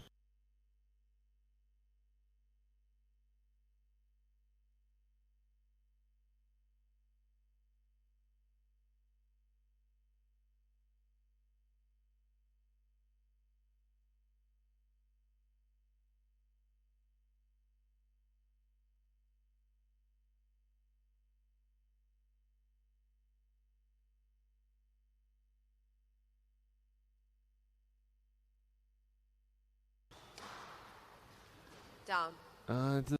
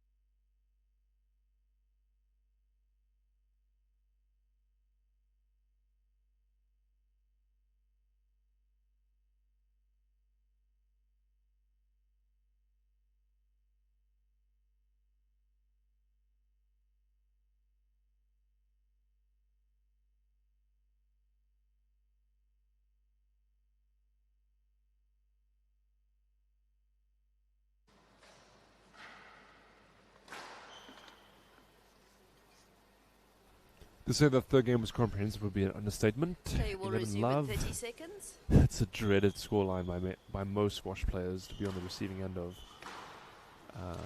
How George Hung responds will tell us a lot.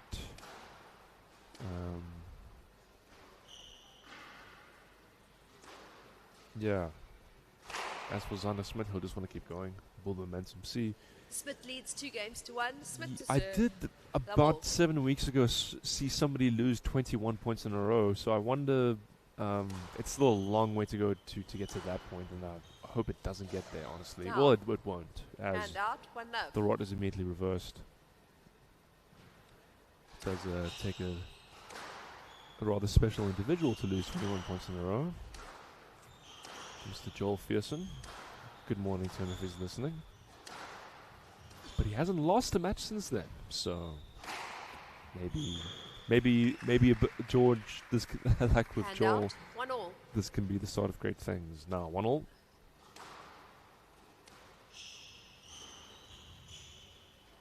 Yeah, that's nice. Oh, that's clever there. He hasn't played that shot yet from that Hand out, position, and that 2-1. just sent his tall opponent the wrong way. I wonder what Calvin said to George between games there. Down. Certainly will help his 3-1. cause if Zander starts finding the turn. He's hit 2 in this 4th so far.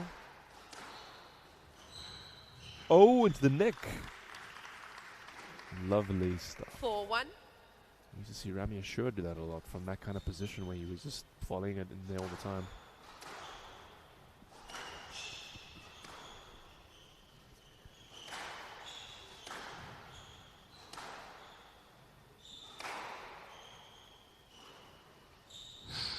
That's a great Down. boast by the free state player. Nice start from him here. 5-1. Left side.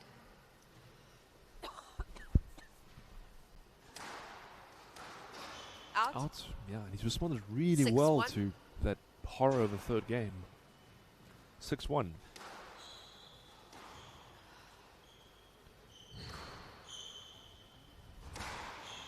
That's a nice crosscourt. And the boast this from Zander this time. Hand See the out. power and the spin on that 2-6. shot just took it away from him, from his opponent. He's got a lot of work to do here, Zander. And he goes the beautiful counter drop there. Hand out. 7-2. See, just short swing, but he controlled the follow through, and the result was never in doubt there.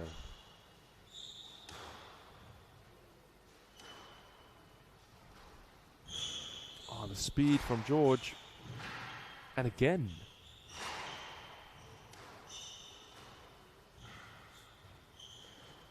Oh, and the lovely finish there from Zander. Hand out. It's been pointed about 3-7. 4 times then. 3-7. Nice serve. Yeah. Oh, great speed again. Chance for George. Loose drop. Zander asks. Stroke to Smith. 4-7. Gets a stroke. Bit of a harsh one there. His racket was caught behind George, but I don't think that George was actually in the lines of the ball. Not that it 5-7. matters. As Zander has clawed away at this lead. He's 5-7. Loose again. Yes, let. 5-7, right? Yes, let.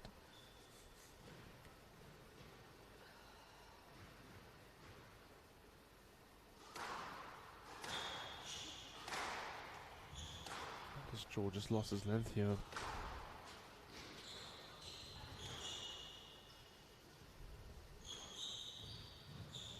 Oh, No what a perfect counter drop. That was a good shot from 6-7. George. You can just see the way that Zander used top or overspin to get that drop to the front wall. We see the pros do it all the time in that kind of scenario. It's a difficult skill to learn, but he did that very impressively.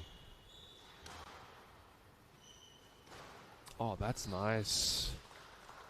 Hand Cross out. fade winner. 8-6. He needed that point just to re-establish his lead and hold Zander's momentum. Nice inside. Boast comes in.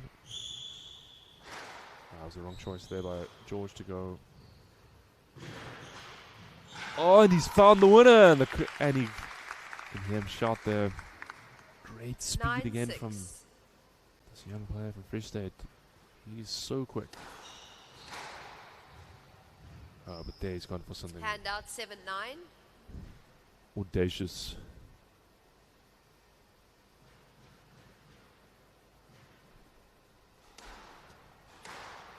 Deep. Hard. In the middle of the court. Has he found the winner there, George? Somehow. Handout, 10-7, game ball. This goes to show he can't give up on a point. And he has 3 game balls to take this to a 5th. Goes the both.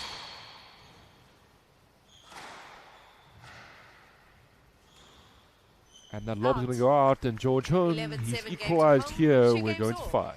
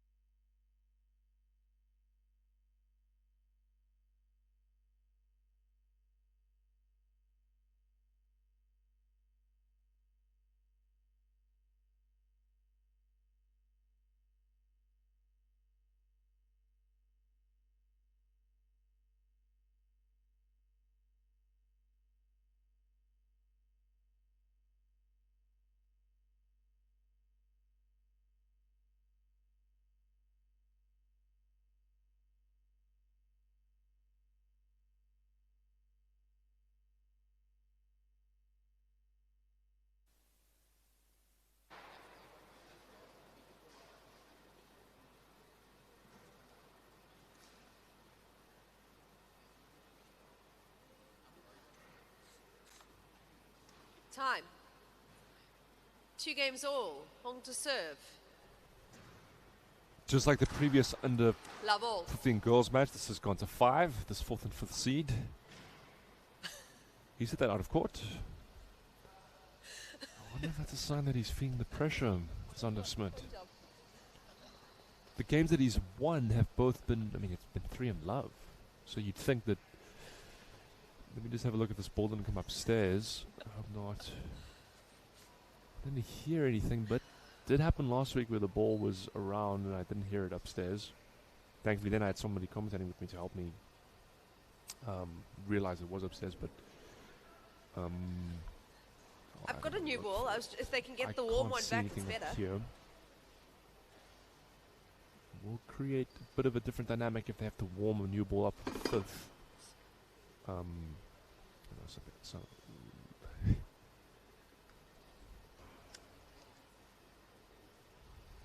as the players wait, I don't know what will happen in this 5th game. Often like making predictions.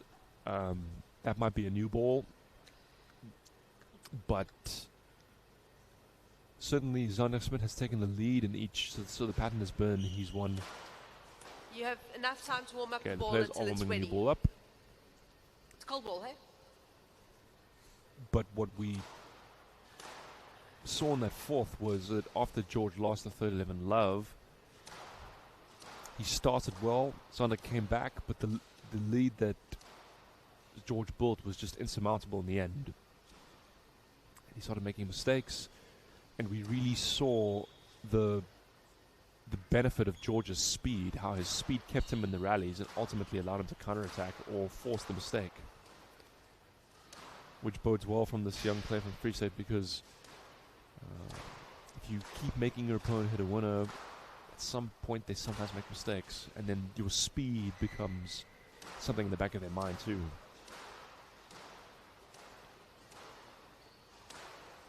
So yeah, this will be interesting to see how this longer break and having to warm the ball up affects both players.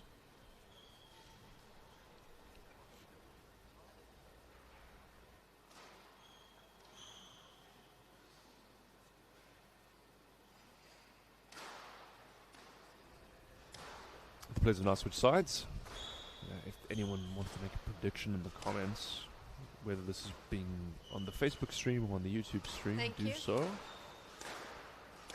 Ready to play? I'm afraid I 2 games can't all. bet anything with Home anybody. to But serve, la ball. now.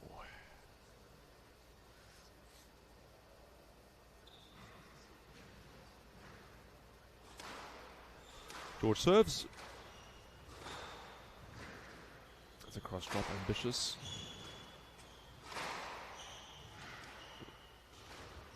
Loose. Stroke to home. Yeah, that'll be a stroke.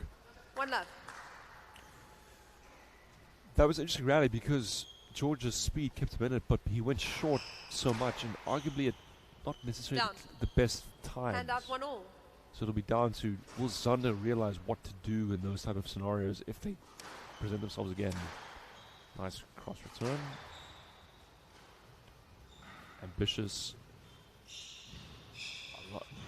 Yeah, that right there is the risk for 2-1. George. If you play those type of angled short plays, you really become vulnerable to the counter drop.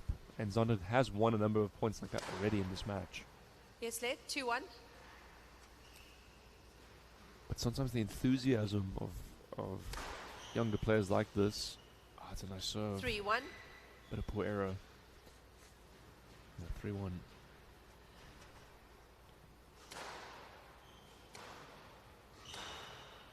Loose. Down. And the mistake by George Hung. 4-1. That's a bad one. It probably was a winner, but chance for him. Loose drop. Well straightened. Down. Yeah, it 5-1. looks like it was down. 5-1. And Zander Smith is off to the races in the fifth. He's got daylight between him and his opponent.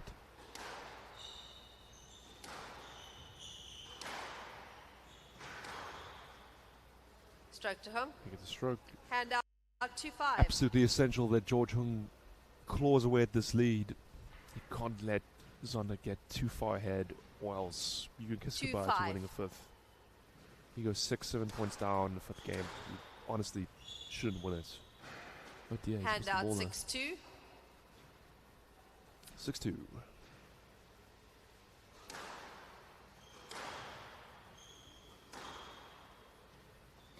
That's nice from Zander Smith.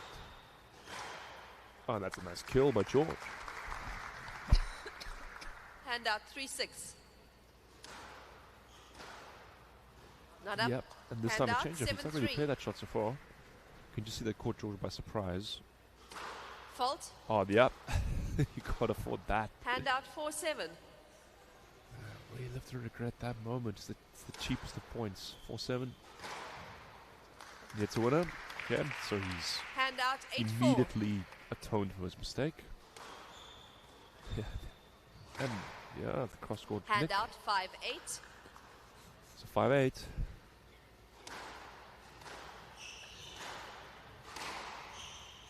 Yeah, it's a great winner with Hand out 9-5. 9-5.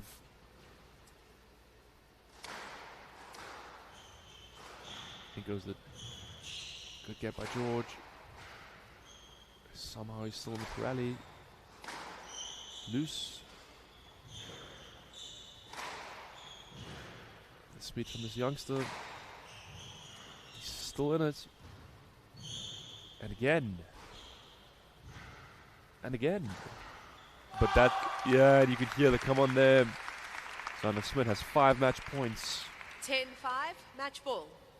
Impressive fifth game from this Boland player.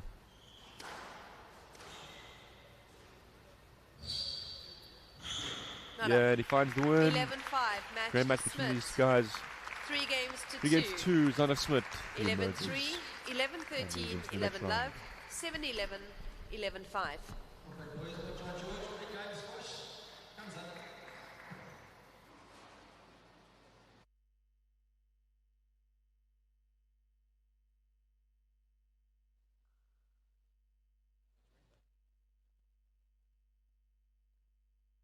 Young man, that was quite a hectic game, up and down, full of nerves. You happy to get through it?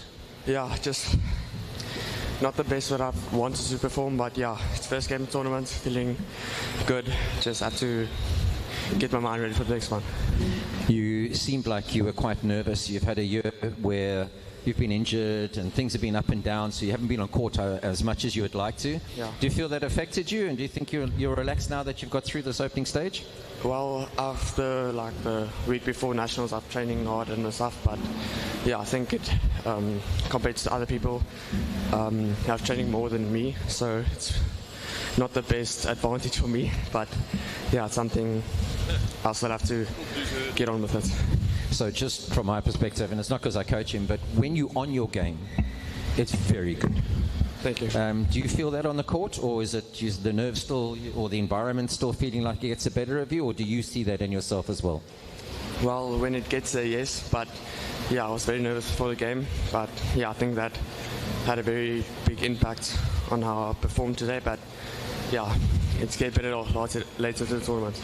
Well, listen, congratulations. It doesn't matter how great or poorly we play, as long as we play well enough, and that's all that counts. And you've done that today, and you've got yourself into the top 4, so congratulations. Thanks so much. Good luck for the rest of the tournament. Zander Smith, everyone.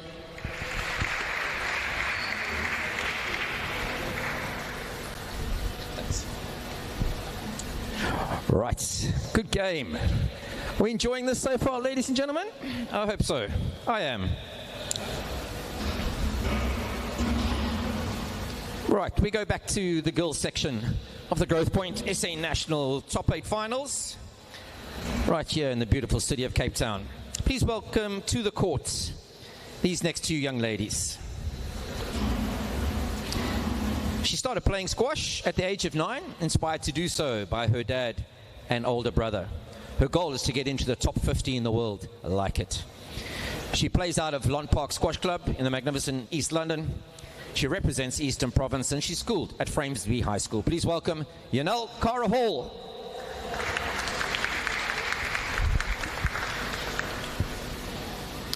Her opponent, she goes by the nickname Simi, and she started playing this game at 4 years old, inspired by her father. She plays out of Beacon Bay Country Club. She represents Border, and she's coached by Calvin Edwards. She goes to Sterling Primary. Please welcome Simingaya Shwababa.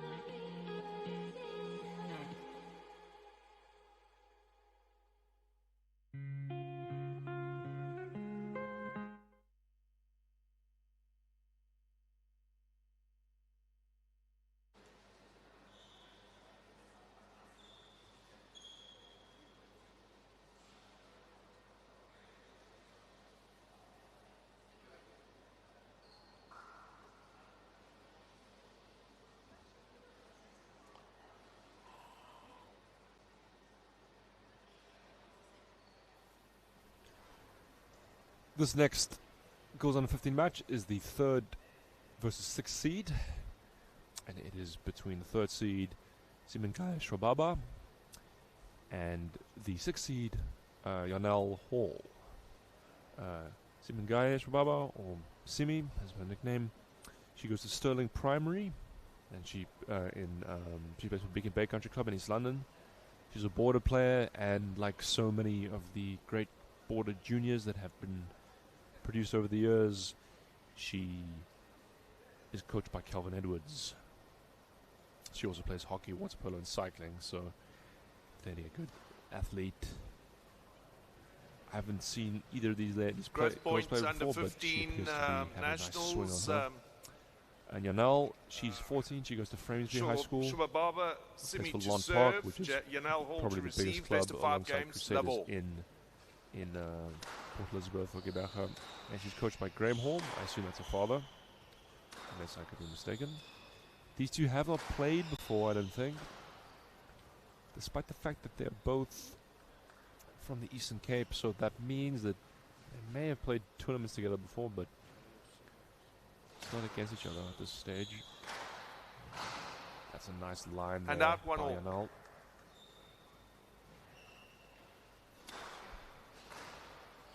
Reverse angle off the serve. Not to be successful. 2-1. There.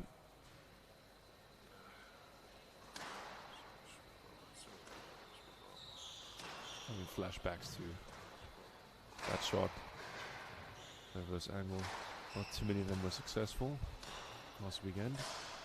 Down. Into the 3-1. Right side.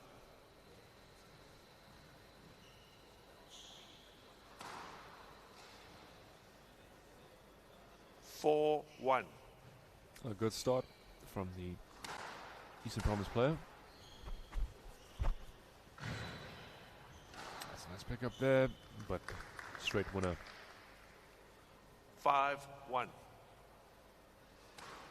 These two girls are playing in almost inverse colors of each other.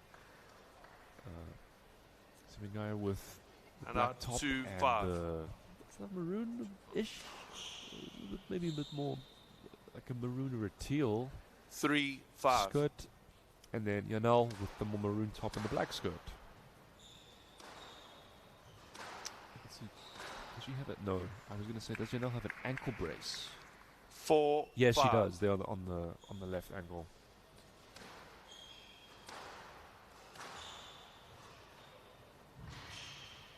And that bow's just catching Simi off guard there.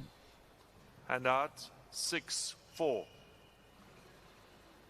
As we head into the mid stage of this first opening game, loose return.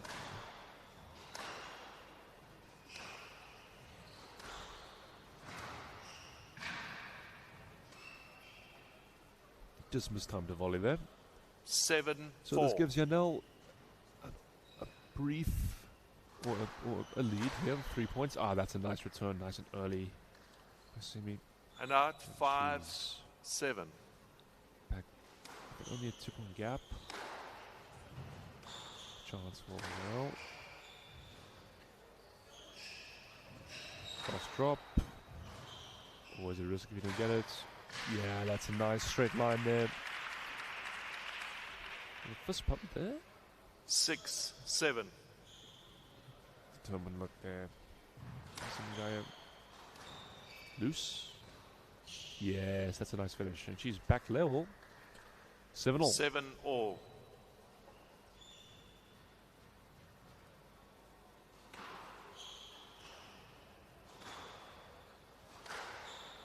Be a stroke. Stroke to Shwababa.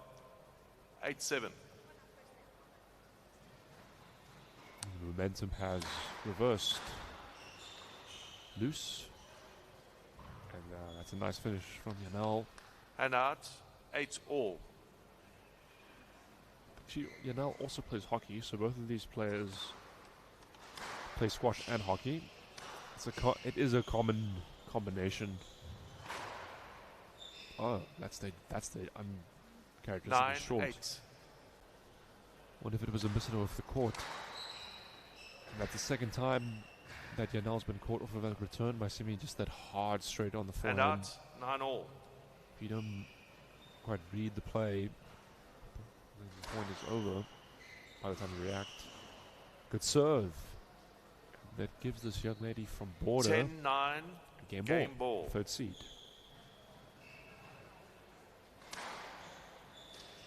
Loose, chance, reverse angle. Into the tin. Not up. Hand out. 10 all. Play to win by 2. Oh, my love affair with criticizing that shot continues. Chance for Simi. And again. Yep. And that will be the winner there.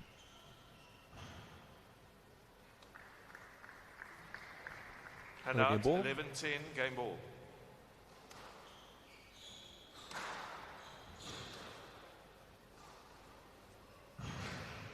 Yep, that's a nice exchange in the front from both players. Deep it goes. Trickle burst.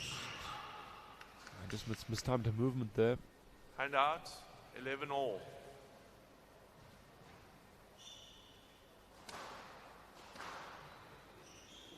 Loose drop. And the straight kill. Hand out. 12 Shubaba, 11. she has another game ball, which she can convert this time. That's a nice return. And was that up? Yeah, and she's found the winner. 13-11. Game. Third seed. Shubaba. She needs one game to love. She needs one game to love.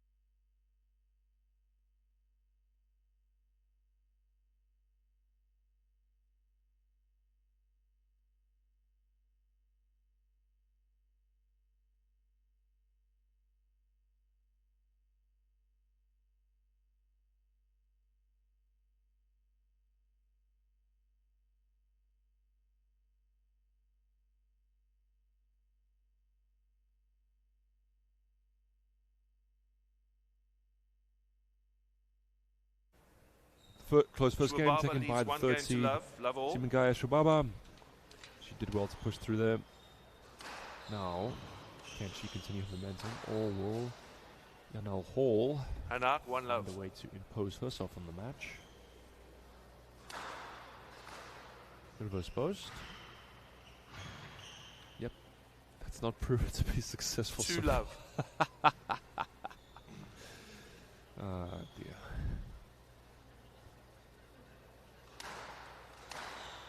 Again, that return. Simi. Hand out. One, fourth two. time she's hit that for a winner. If you're Yanal, you have to find the sidewall, or maybe start swimming down the middle just to try something different. On the second attempt.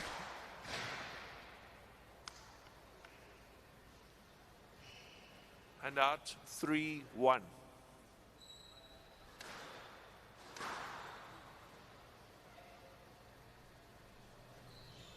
4-1. It's a 4-1. Yep, and yet again, proving to Hand be out, lethal on that 2, forehand 4. return. Simi.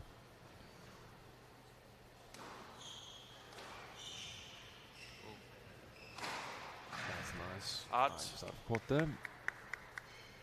So And you're out now 5-2. maintaining a 2 to 3 point lead at the start of this second game as we get into the mid stage. Just found a winner. 6-2. Oh, excuse me, found a tin. Nice indeed. That's a nice post. Down. I like the 7-2. idea there by Simi. The forehand drop definitely the right choice, but you can see she went into it with her movement stopping, and then she had to do all the work with her racket instead of having her movement and swing synchronized. That's much better. Yeah, and she's rewarded. Hand out Nice 3-7. counter drop, really tight. This just shows you don't have to hit the counter drop low, but as long as it's actually tight, that's really what matters. Chance. Yep. And another. Good depth. But good defending from Yanal. Staying in this rally.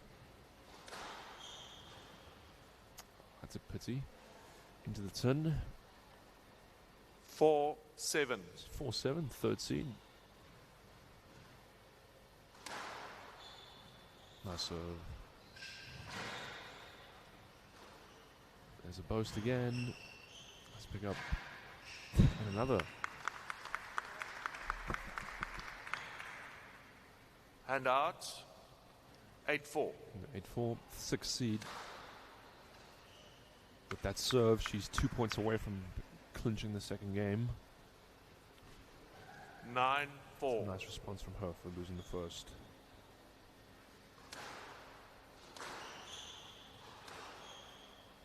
Nice defense. John? Yeah, and enough pressure accumulated Right over the side. rally that squeezed the mistake. 10-4 game ball. It gives in a whole 6 game balls to tie things up at 1 game apiece. Swatted away for a winner. Hand out 5-10 game ball.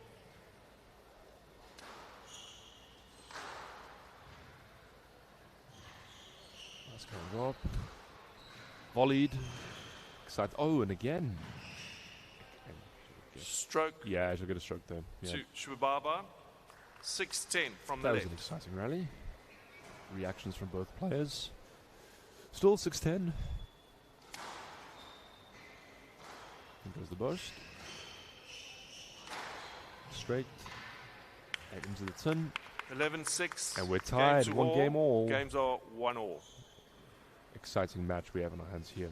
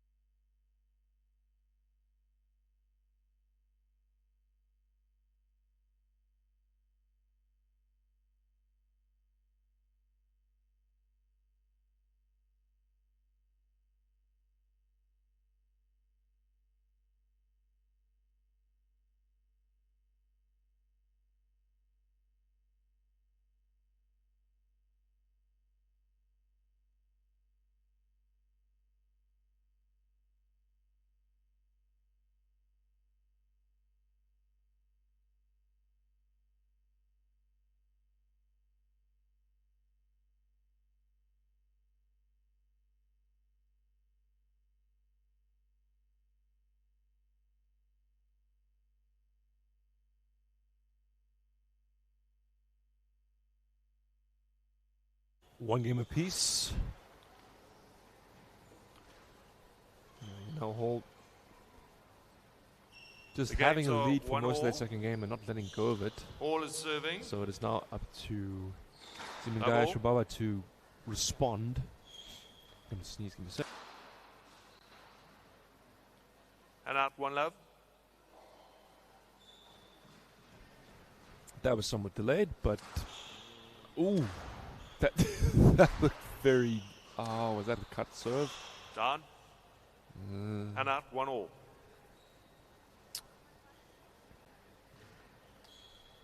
Either way, you know, Hall found a way to win that rally.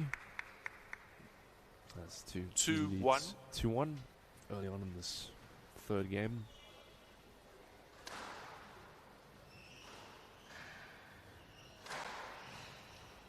Intercepted. Oh, that is Ball was down. Well, the ball was down. Yeah, that's looks like, you know, And got out a 2 ball all. down. Loose. That's a nice line, defended well by Simi. And she's not getting And that out one. 3-2. That was nice there. You can see Yanal just shape for the drop and then punch it deep. That's loose drop. Chance for Simi. Goes deep.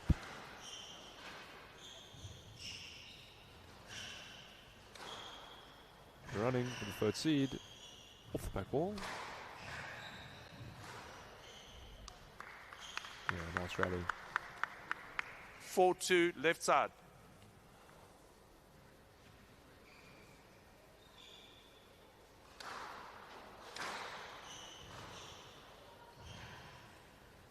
Tied. Oh, and that's fortunate. 5-2. Simi Sribaba's tight drop, but you know, he'll manage to find that on the front of the frame. And out 3-5. That was a nice return. Swap it away. That's nice there to lift. Chance. High drop. Trickle both. She falls over. Ooh, just careful there. Don't want to play that. Yeah, that stayed short. 4-5 left. One of the longer rallies of the match so far there. And having Scores a bit 4-5. of an exchange on the Is backhand that wall. quarter right there, ladies? Okay. All right. Continue. Oh.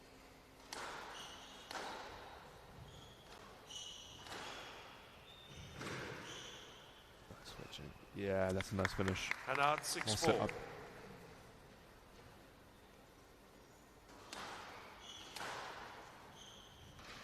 Yeah, it's a fantastic return. You can just see the angle, And the out width, the depth of 5-6. shot. As soon as that went past, you know, that was going to be trouble.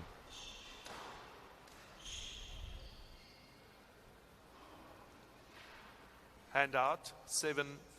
Small lead here for Middle Hall as we head into the later stage of the game. Again, Simi finding that Out. return and drawing the error. And out She's doing 6-7. enough to just stay within 1 point. Down Now 7 she's all. even things up.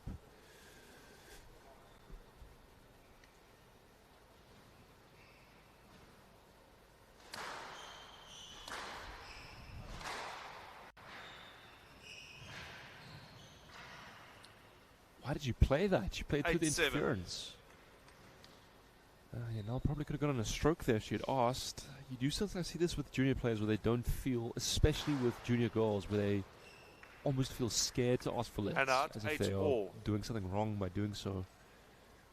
But when they're next, flirting with the cut line and the serve.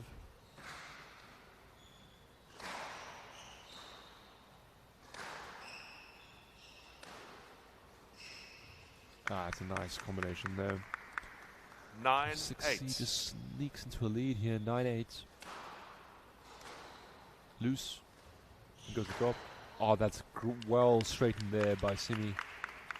And out See a 9 movement in all. there, and then the control of the straight drive. 9 all. Massive point.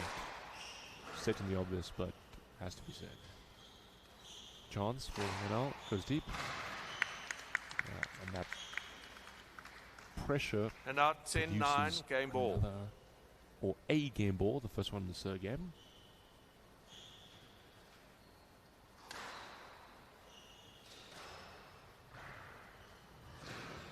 Chance. Loose. –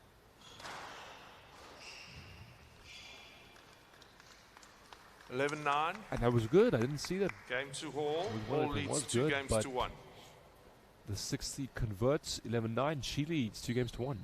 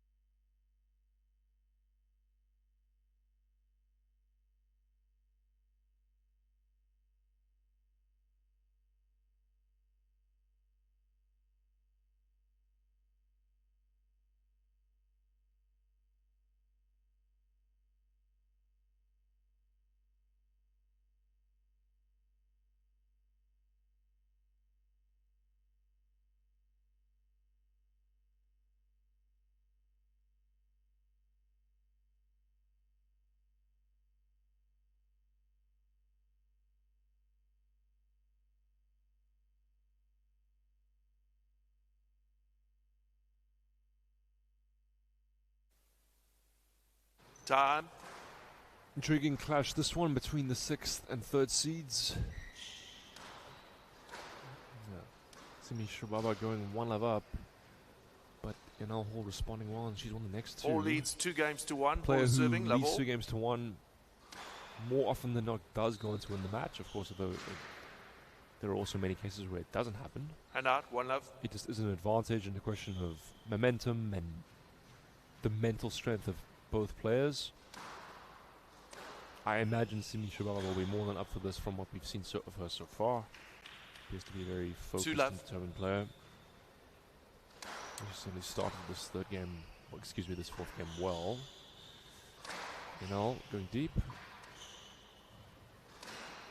That's a nice, you can see just a little bit of a delay in the swing and out 1-2. Getting the correct width.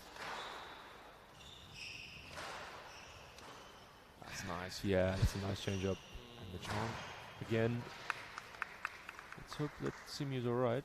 Looks that as if she's fine. 2-all.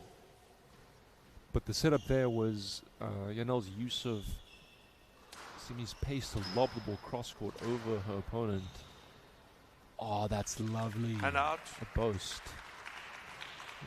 The border boast. Many of the East London-based players who have been coached by Calvin Edwards have had good boasts. I think of Kate van Bouillon, who played last week, and the Emsley sisters.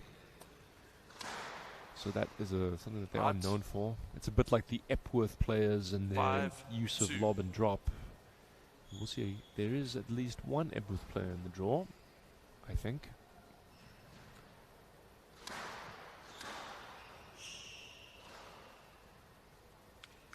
And even though Simi has the lead, Yanel's and out 3-5. Touching distance here at 3-5.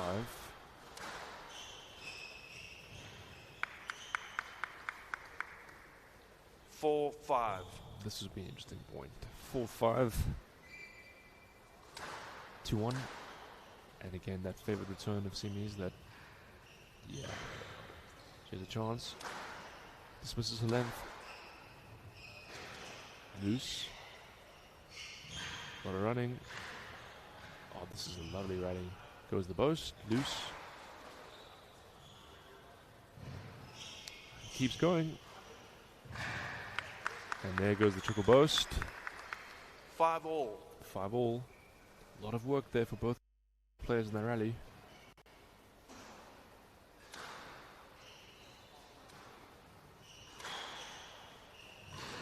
Yeah, that's a nice choice. And the depth on the cross court. 6-5. No Hall just finds the lead here in this fourth game. That's a nice. Oh, what a great boast! That's one of the shots of the match so far, right side. because Simi's length was actually not bad at all. Tight on the side wall. Oh dear. Not the time of the match to play that. 8-5. You don't want to do that when you're down in the match. In the game. That's a better length though. Important for Simi Shababa to win that rally. And out. 6-8. Halt the march of her opponent. Found the length. Yep. Is Jan alright? Seems so. No late. 7-8. 7-8.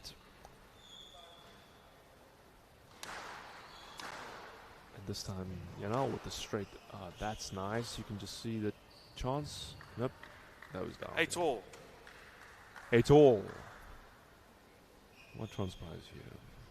Let's find out.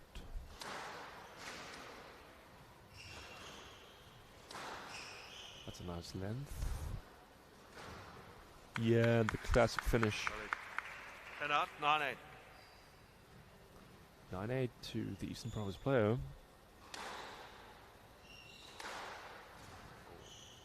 That's a cheap error. I'm trying to go for And too much. out, I think that 9-all. controlling that with that speed from behind your body isn't easy. 9-all. Loose. Oh, what a fantastic finish by the young lady from Border. Perfect. You can see the way that she controlled the game racket. ball. Phase as she followed through, and she is a game ball to tie things up here.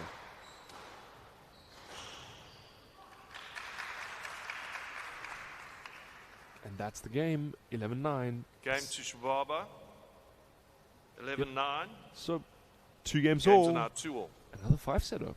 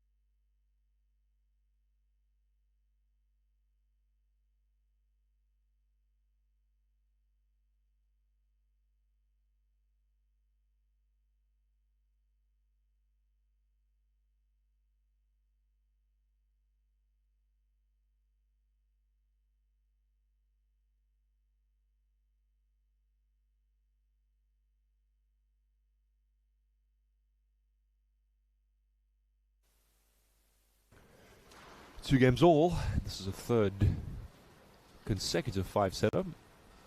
Time. And with Sima Shubaba winning the first and the fourth, The games and are- Yana Hall winning the second and the third. The games are 2-all. Shubaba 3 of the serving, games have been very love all. close, as we can see. And even the second game, which was not as close on the scoreline, was still competitive. So this ball has really gone dead. Just look how slow it is. I think whichever player starts playing straight drops is going to get rewarded here. Hand out. Let's see One if either love. of these young ladies can realize that. But one love to the Eastern Province player to succeed. Yes, and there she's finished it off. You just 2 see how love. this ball is so dead.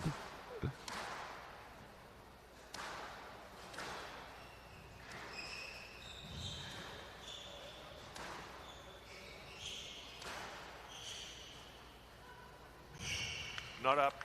Yeah, it's a nice boast, change of direction. 3 love from the right. Promising start for Yanel Hall. Chance again. He goes for the loose post.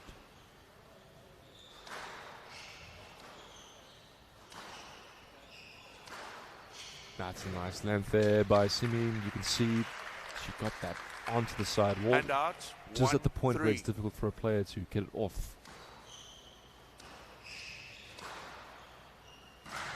Another winner to length. 2-3.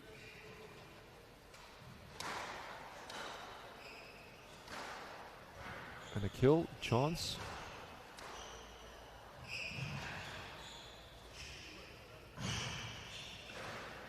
Both players, exciting rally.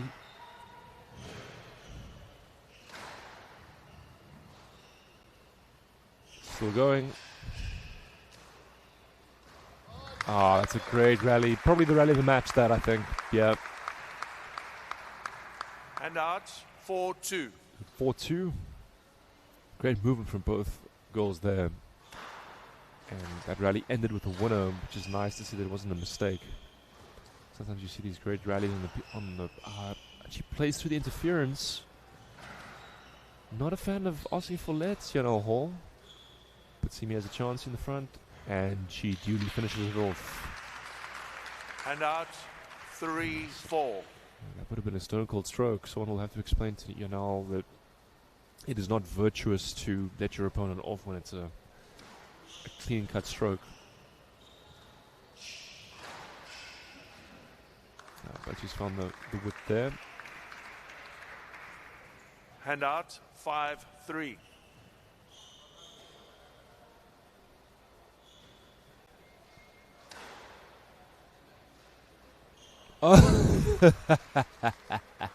And out. The 4-5. frame was the buzz of the frame there. Unplayable. No one's getting that back. Tight. Yeah, it's a nice shot there. And out. Succeed. 6-4. 6-4. Small lead. Fault. She serves out. And out. 5-6. Well, that's a gift to Simi Shubaba, third seed. She wouldn't have minded that. And now they're done. 6-all. 6-all.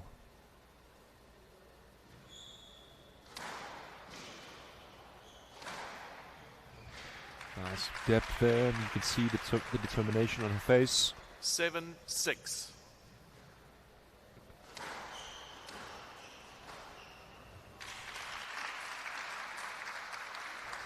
Nice winner, but a loose return of 8-6. serve. And that gives Simi just a lead when she needs it most. And the half volley mistake. 9-6. Third seed, 2 points away from a win here. Will she keep going for it? Chance. Goes deep. Out. And it goes out. 10-6. Match ball. Shubaba. Third seeded player from Border. 4 match points. Who gets? Just stays in. Chance for Yanal. He does the splits there.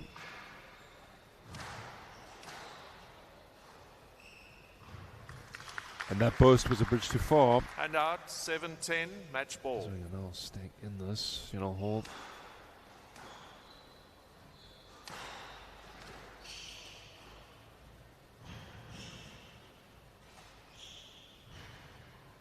Great fetching here from Simi. And again, yeah. I think you could see, thought that she had won that rally and kind of switched off. Ball. They can't afford to do that. They have to keep pushing, but still 2 match points.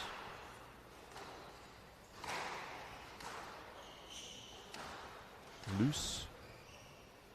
Chance for Simi. Draw comes in. Oh, that's ball straightened into the winner. 9-10, match ball. Alright, the tension is, you can really feel it. Play to be continues, please.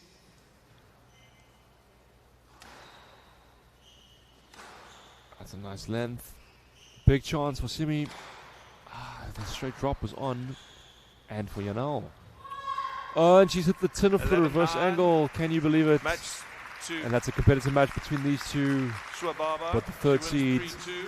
Simingaya Shwababa, 13-11, she sneaks through this. 9-11, 11-9, 3-2. and 11-9. Wonderful game of squash. Well played, ladies. Another round of applause.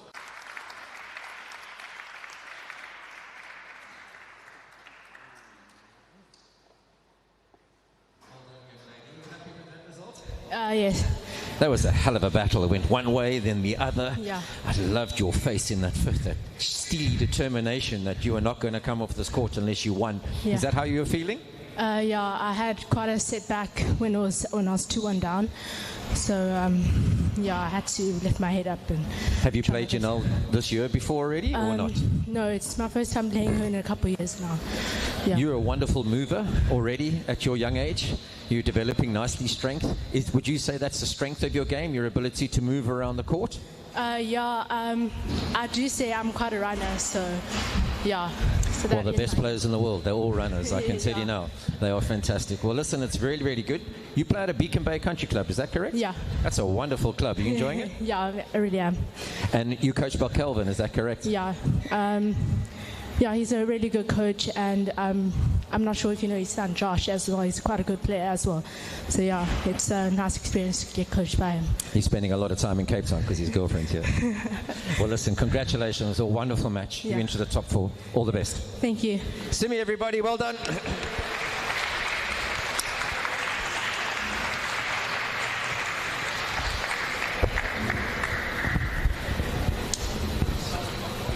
Okay, we move on to the boys section.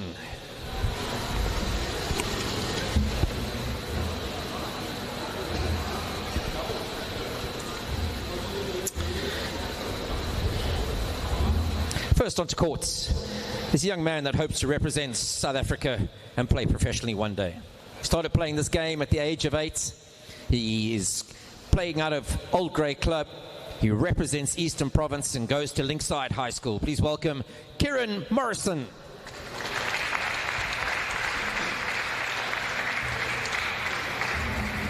His opponent started playing this game at the age of 11.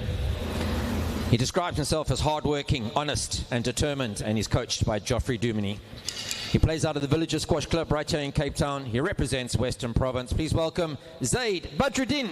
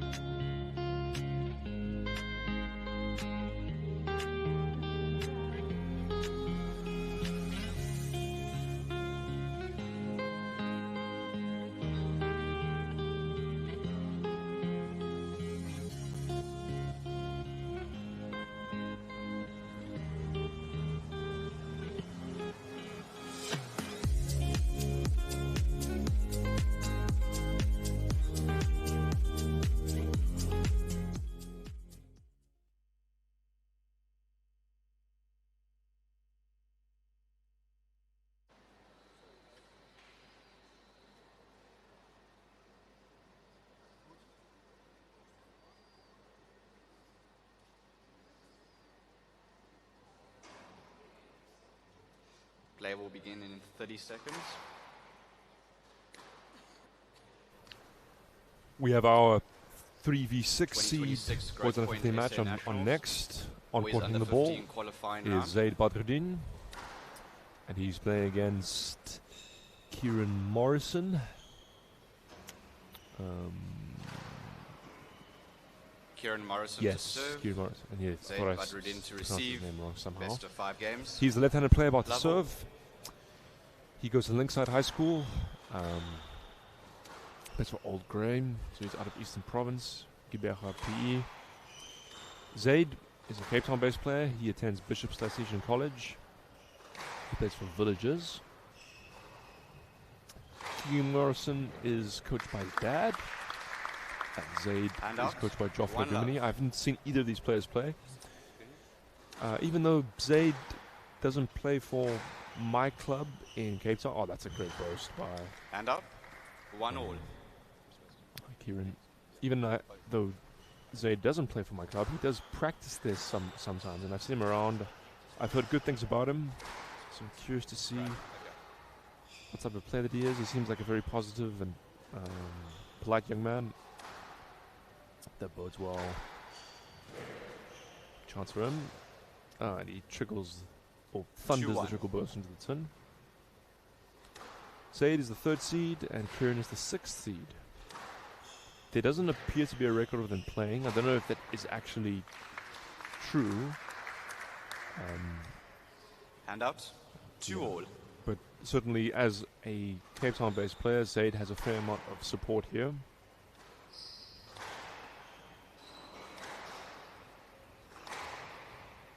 That's a great length by Kieran. Handout. 3-2.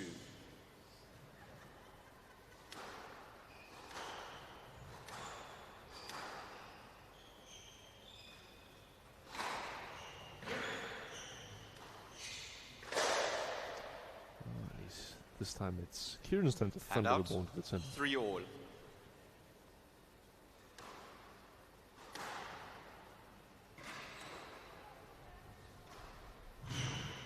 That's a nice no kill there by Kieran. Handout. 4-3.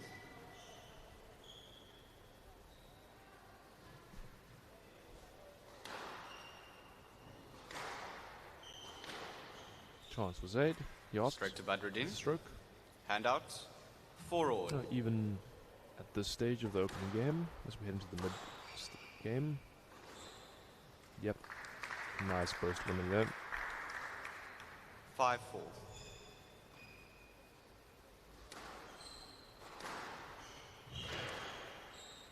That's a tough shot. By Zaid. He did recently play 6-4. He filled in, but he did recently play in First League in Cape Town, which is unusual for a player of his age. It was a good learning experience for him. He played an experienced 7-4. opponent, Reese McLaughlin.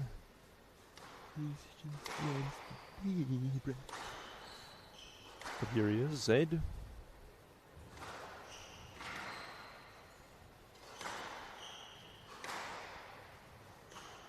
Chance for him. Oh, that's well picked up by Kieran.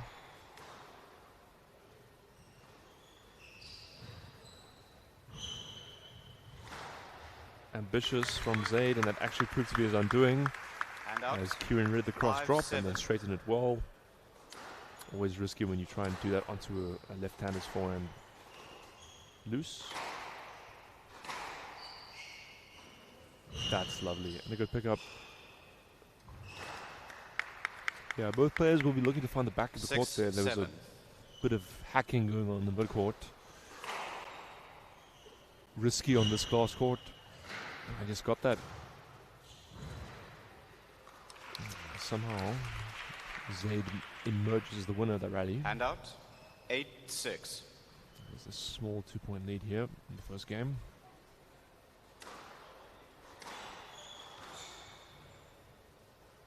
I think that was a frame winner. Not that Zaid will mind. We'll take those anyway they come.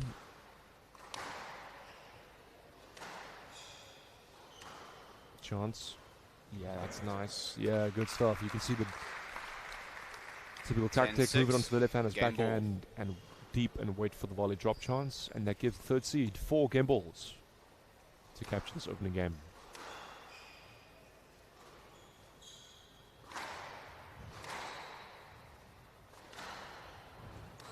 Chance for Kieran.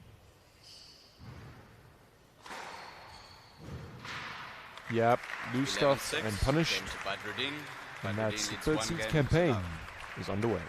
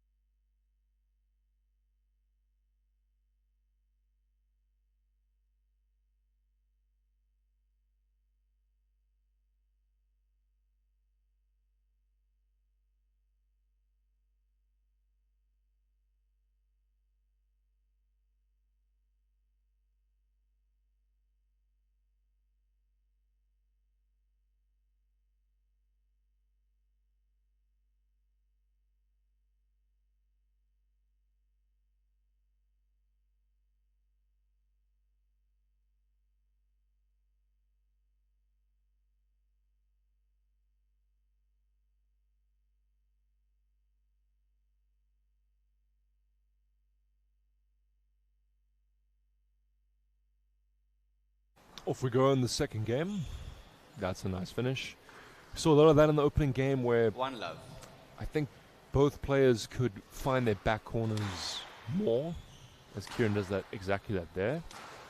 But when the ball was in the midcourt, both of these players were taking it short, Down. taking it short well a lot. Handout. 1 all. But certainly Kieran will need to find his length. He was not doing that nearly enough in that opening game. 2-1. But he started. This one goes to both, loose. Yep, that's not going to be good enough. Handout. 2 all. And a nice forehand drop finish by Zaid Badruddin. Ooh, lovely finish. 3-2. He's got a bit of a silky style about him, Zaid. You can see with the way that he moves. It's not. It looks comfortable. Oh, that's just as I said that he trips over. Handout. 3 all. But that bodes well for his future of his game if he can, with athleticism and strength, continue to move in a fairly comfortable, more fluid way. Handout. Was an 4-3. and that's a great line from him there. Whereas Kieran, he just misses the return there. 5-3. Maybe a little bit more compact, not quite as relaxed in how he moves. He does have good power on him, as we see it there. Yep, that's the winner. On his forehand side. Handout. 4-5. Down the middle. Oh, that's lovely. Handout. Half 6-4. volley into the front right for the winner. Just a small lead here. Big rally this one. You feel potentially in the outcome of this game.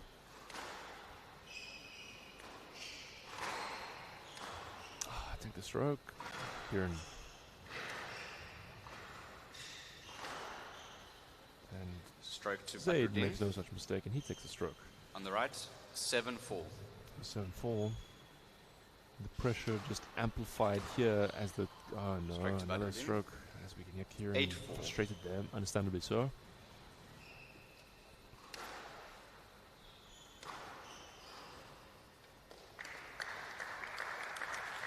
Nine-4. Loose again. That's a nice shot. Yeah, you can see that. Hand out. Angled in there. 5-9. Essential that Kieran win that rally if he still has hopes to challenge for the second game. Chance for Kieran. This is the length and the reverse angle. Not up. 6-9. I would love to, because anecdotally, I would think that the shot's not as successful, but I'd love to actually see someone do 7-9. Just a measurement of the amount of reverse angles that have been in the last weekend and also now this weekend. Oh, that's a good post. Chance for Kieran. Lovely shot. But I would love to see 8-9. just how many times have people actually won rallies off the reverse angle. Because from my perspective, probably not a lot. Hand out. Now, Zaid Badruddin 10-8. with the Game return ball. winner, the hit there. He has 2 game balls. Looking comfortable. That's loose and will get punished. But Zaid's let him back in there. He constructed Hand the rally out. pretty well, but then he 9-10. just was way Game too ball. casual on that volley. That's his opponent in here. Chance for Kieran. Nice counter drop. Were you asking for a let? No, you tried to play that. Sorry, no let. So the no let. 11-9. That's not a Game to surprise. Badruddin. Zaid cleared. Badruddin leads 2 games Kieran to should play love. that ball. He's gonna regret that. But Zaid has done enough. He leads 2 games to love.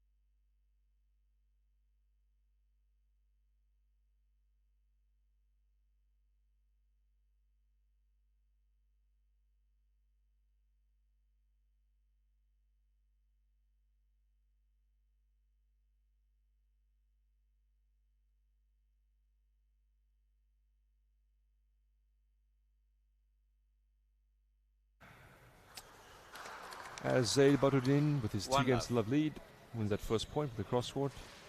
Second game was closer, but Kieran Morrison's decision making just let him down a little bit, which was the key difference, I feel. Chance from there though, go straight. Loose. That's nice from Zaid, and yeah, well, you got it. Oh, I think, yeah, Kieran conceded that.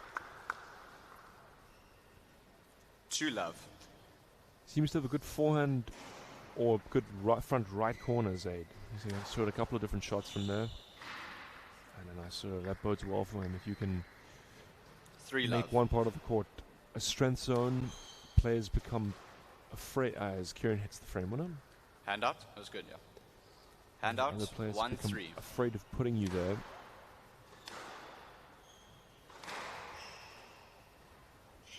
That's a nice boast by Zaid. Just using the pace Hand of out. Kieran's shot 4-1. to angle the boast as a winner.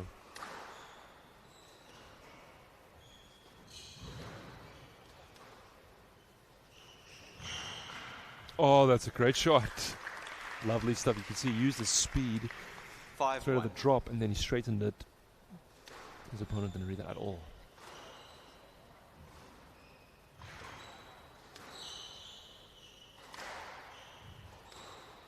Tight.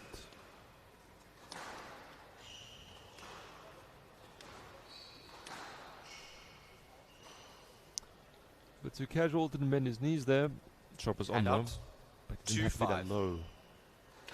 Now Kieran Morrison, he's got to make a move here. That's a nice drop.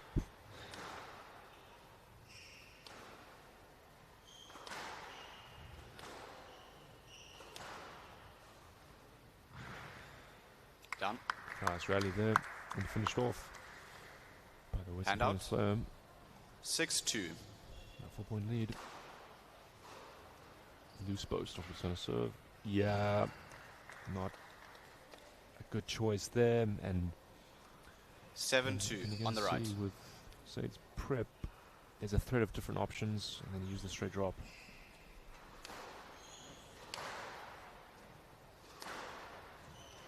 Loose. Straighten again. And find his length. Loose drop.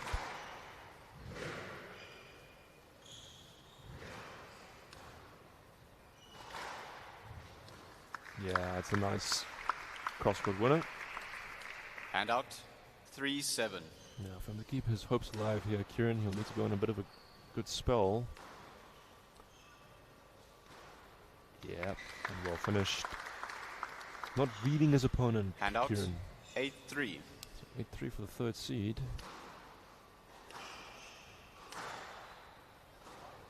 Sure.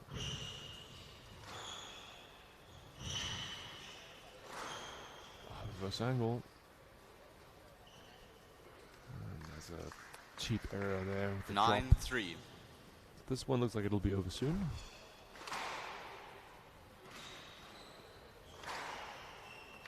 But they're a nice winner for the Eastern Province player. 4-9.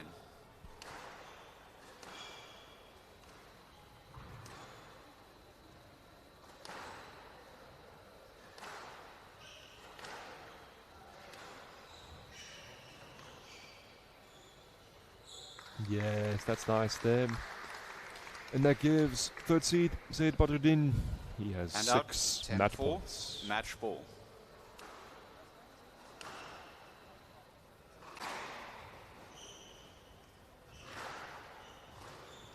Chance for him.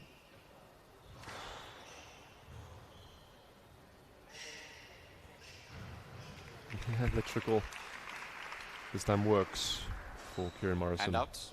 5-10. Match ball.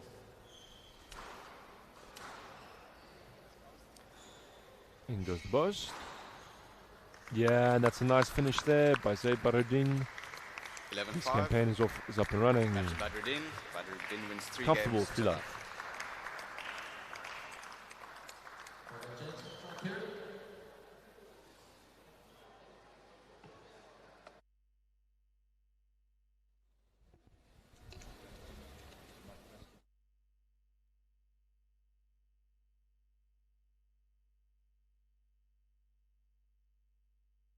You must be happy with that performance. Yeah, I'm very happy. Yeah. Who's that? I'm going to make him laugh. Coach. Oh, the coach. He's videoing me. That's a good thing. Yeah, Okay. going to go out on all online and all on all the different platforms, huh?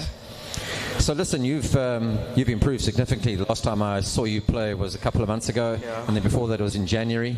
What have you been doing that's getting you so much better? I've been going to the gym quite a bit to get stronger, you know, to get more balls, and yeah, it's been the main difference. You gave your opponent very little to play with. It was very tight. It was either in behind him, it was in a corner. Yeah. Is that was goal? Were you just trying to starve him of opportunity? Yeah, putting my opponent behind me, keeping it tight, so I can volley and attack. Have you prepared well for this event? Yeah, I've been training quite a bit for this. And do you rate your chances? Yeah, I do. I think I have a good chance of winning. Fantastic. I'm glad to hear the confidence. Well, listen, congratulations. All the best. Zaid Badruddin, everybody. Right, so there's a young man sitting on the side of the court over there. He's just played earlier. His name's George Hong. And we're going to sing him happy birthday because it was his birthday yesterday. Oh, yes. So, George, come here, young man.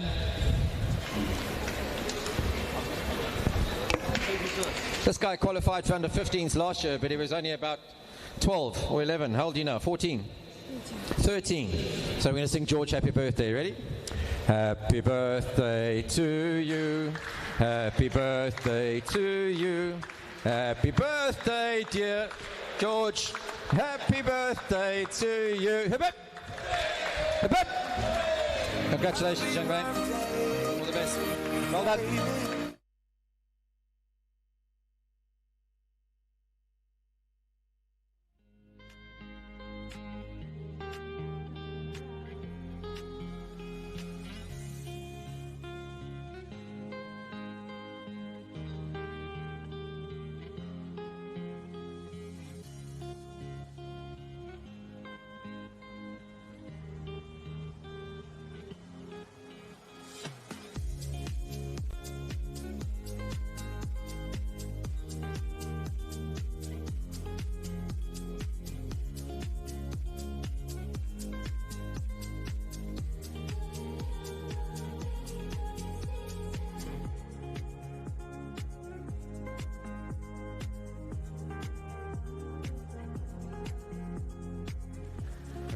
Was inspired to start playing this game by her family at the age of 6, and she describes herself as hardworking and friendly. She's homeschooled, she represents Western Province, and she's coached by Jacques Dumini. Please welcome Akifa Talib.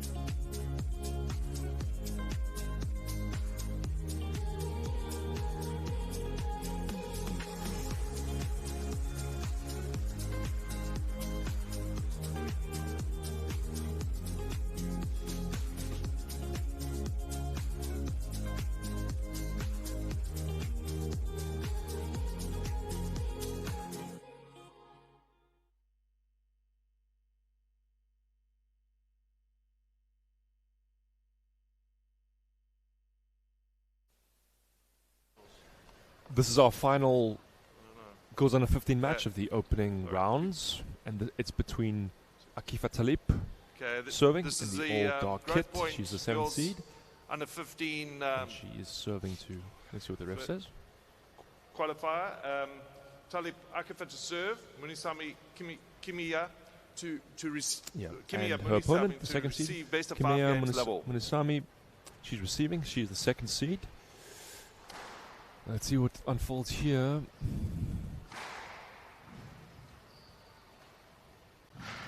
Exciting first rally.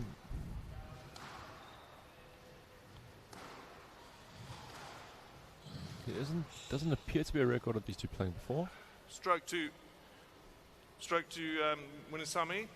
And out So one love. Kimiya, she is from Epworth. There's always a couple of young ladies coming out of the Epworth school. I'm curious to see will And her out one style be the typical Epworth player. They're known for the lob and drops. She's coached by Ravi Govender, who is also the coach of some of the other good KZN juniors, such as Michaela Naidu, who played last week. She And came out, second one love, in the at 2-1. 2019. And Kimiya plays for Protea Squash Club. And Kifa, I've not seen her play before. Have heard some nice things. And she's homeschooled, but she plays for Villagers. 3-1. And is coached by Jock Diminy, who's here. So curious to see. She has a younger brother as well, who reverse angle and a winner. 4-1. Kifa's younger brother was playing league at, I think he was 10 already, and he was beating a couple of players, including Chris Owen Collect from my club. Sorry, Chris, I have to throw you under the bus. Lost to somebody, I think probably 5 times younger than him. 5-1. A rarity, so has to be said. But let's see what this match brings. That's tight. And as the home player, And Kifa, out 2-5. she has a nice amount of home support backing her here. That's 2 out of 2 success rate for the reverse post for Kimiya. And out 6-2. 6-2. Maybe she's the one has found the combination on the reverse angle. That's nice. 7-2. There doesn't appear to be a record of these two players playing before. Sport HQ isn't always comprehensive, but 8-2. this certainly is a good start from the 2nd seed.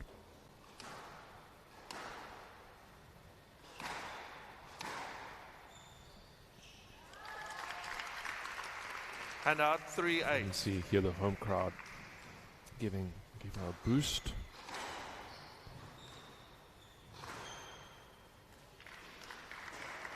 Nice shot And out again. 9-3.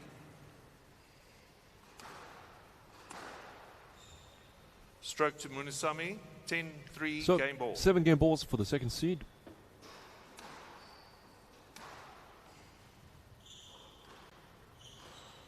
And the reverse boast comes in. Excuse me, the trickle boast. Oh, the cross drop was the wrong choice there. Lucky for him.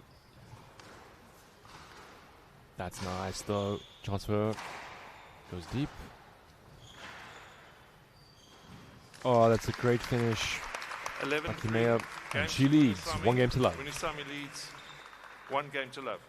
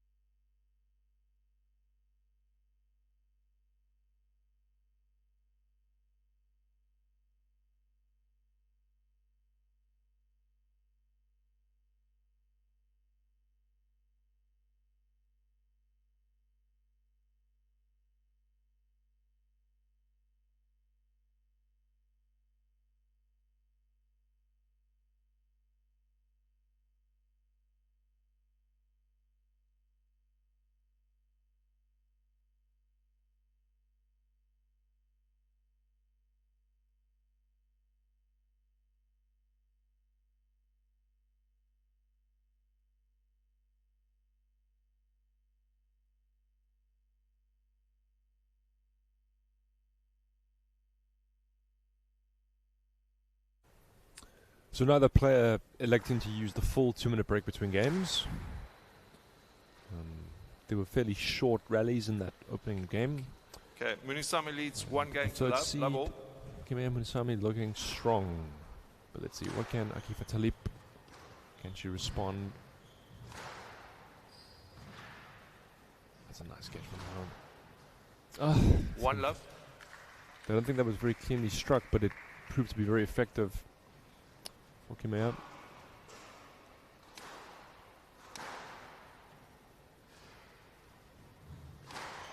Nice cross.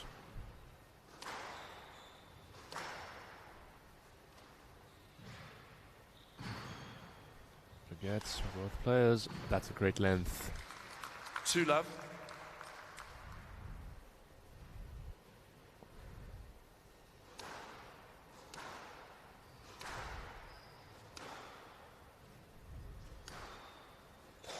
Down, 3 love. It's a nice idea from Akifa there. Probably just gone a little bit higher and it would still have been very effective. Deep. Yes, nice return there from And out, 1, with 3. from his player.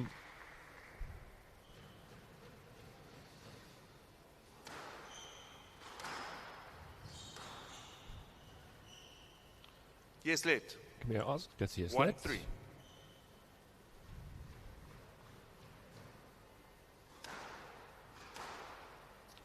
And Out, that goes out. 2, 3.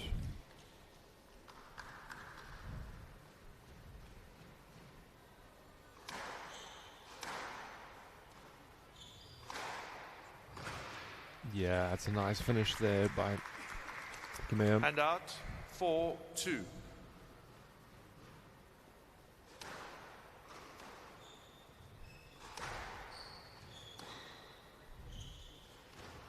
Oh, that's a nice change-up. She hasn't played that yet. Cross flick. 5, Just 2. changing the patterns.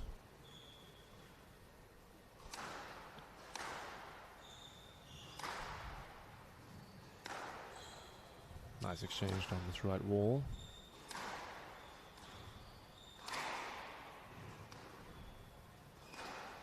Yeah, it's a nice finish there from And out, 7th 3, seed. 5. Staying within touching distance.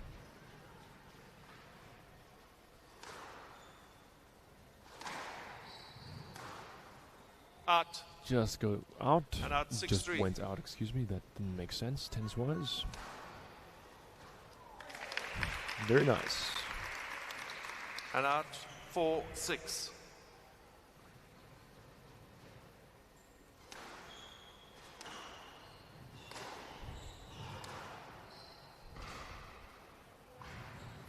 Yep, not too cleanly struck.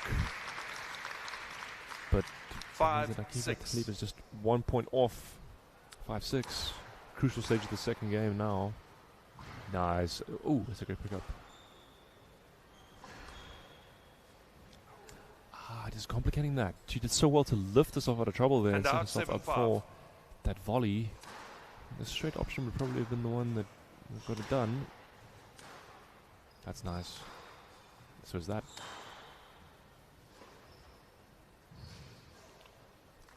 And the burst proving to be effective. 8-5.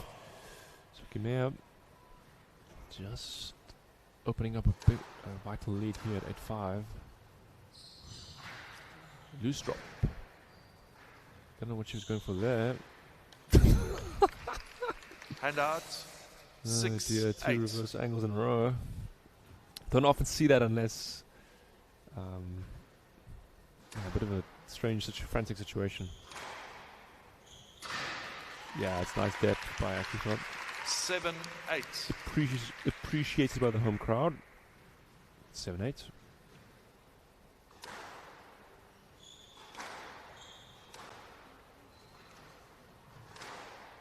That's nice. Yep. And Akifa has drawn level. 8 all. 8 all from the right.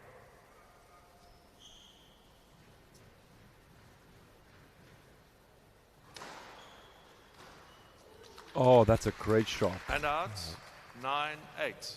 Cross-court fade. Someone return a serve. 9-8. That's a nice post, taking pacer for the ball. And out 9 all. So 9 all.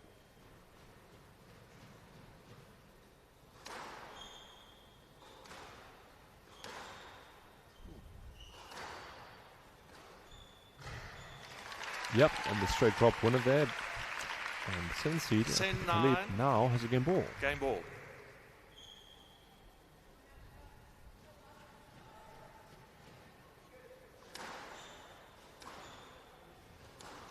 Chance. And she finds the tin, and 11-9, it's now one game to each. Talib. The games are now 1 all. Talib, she draws level.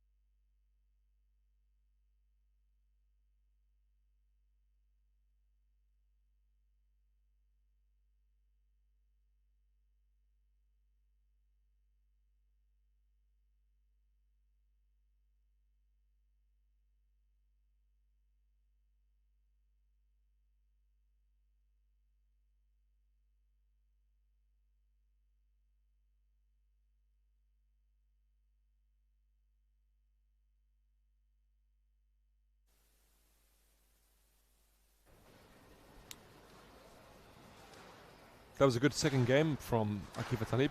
Close. Very close. The games are 1 all. She stuck it at the end. Talib is serving. Couple of errors from Gimea. Level. Just at the wrong moments. She had a lead, let it slip. So I'm curious to see mentally how both players will respond at the start of this third.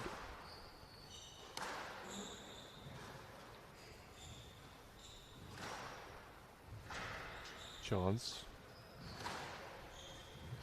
Yep, and a nice width. 1 love.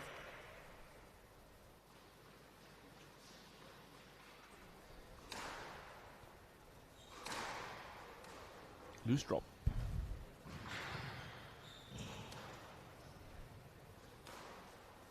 That's clever.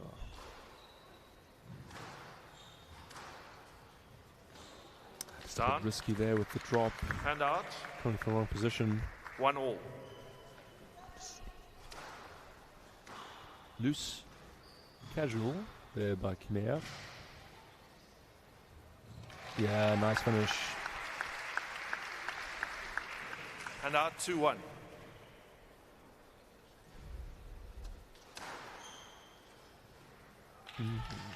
Yeah, just a cheap error there by 3-1. Should wants to be careful to not let Akifa get too much momentum.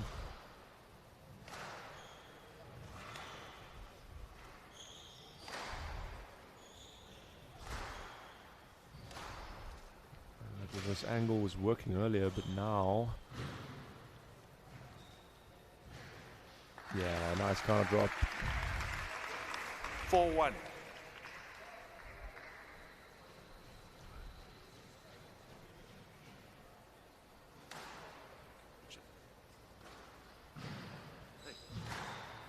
That's a nice rally. Great pickup from Akifa there in the front. And out left. 2-4. But well finished off by Kimea. She needs to re-establish herself here. Play left leaves 2-4. Really is the one who has the momentum right now.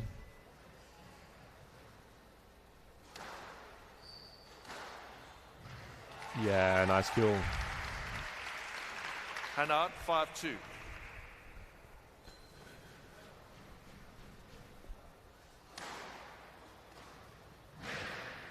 Good pick up, loose, and the drop winner comes in, and yep, that's a 6-2 lead 6-2. here for the 7th seed.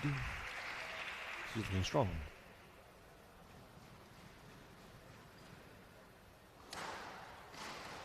Loose. Yep, and the serve is setting up. 7-2.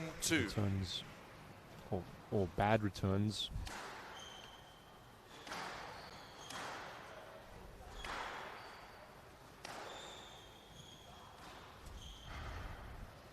Yeah, just getting punished there. Saw the pickup Camille good. Going for too much, opening the 8-2. court up, and Akifa is counter-dropping her very well. Has to be more patient to build rallies. Down. Hand out 3-8. Bit of a let off there, but still 3-8. This is a big lead. Now, these leads can vanish 4-8. quite quickly at this level because of how quick the points are and if someone serves well. But nevertheless, that's a nice change up. And so is that loose. Oh, did she get that back? Great shot. Hand out 9-4. Yeah, 9-4. Does appear to scramble quite well, Akifa Talib. And she's hit a service winner, and she has 6 game balls. 10-4, Take a 2 game games to 1 ball. lead over the 2nd seed.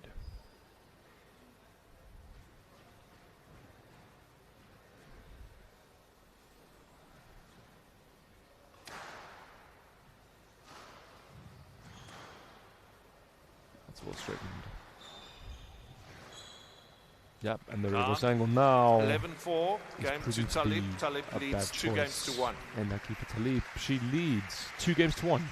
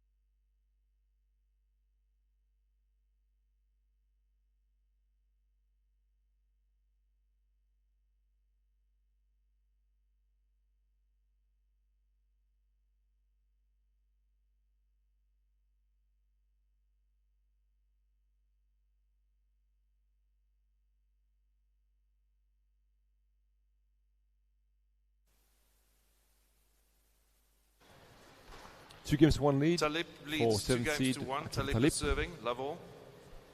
Impressive 3rd game from her there. Really took advantage of the opportunities afforded to her. 1 love. Served well and finished points well. Okay, now what does Kimeya Munsami have? Started so well, had a lead in the 2 love. 2nd, and she's really lost her length, lost momentum. And that there is not going to get it done. The loose backhand 3 flick. love.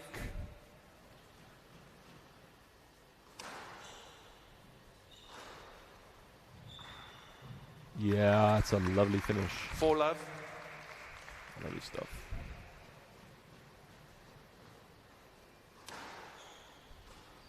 Loose and again. Going for a bit of a Hand unnecessary out. kill there. 1-4. It's letting her opponent in. But Kimea doesn't need that. She needs a bit of a couple of mistakes just to re-establish her confidence. Not up. That's a nice shot from her there. 2-4. The first time that cross drop has worked in a while.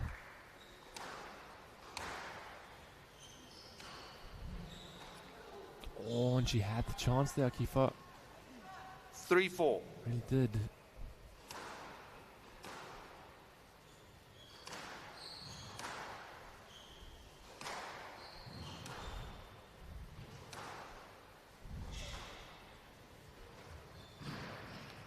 Thank you. No, that's cool. That's nice and, 4-all. nice and sporting from the 7th seed there. Left side.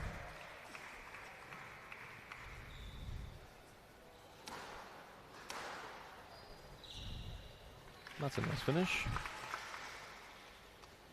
5-4. So now, Kimea with the momentum. And this is Sky out of court. 6-4. Akifa needs to be careful here that she's really lost her Yes, rhythm. let. Gets a yes let. 6-4.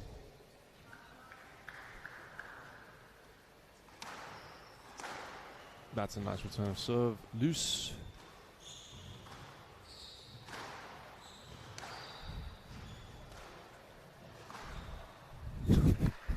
Persisting with the reverse angle, but this time she was successful with it. 7-4. Chance for Akifa. Goes deep.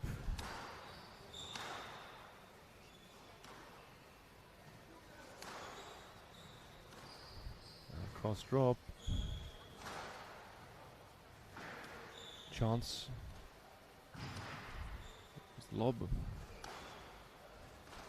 That's a lovely finish. And out. 5-7.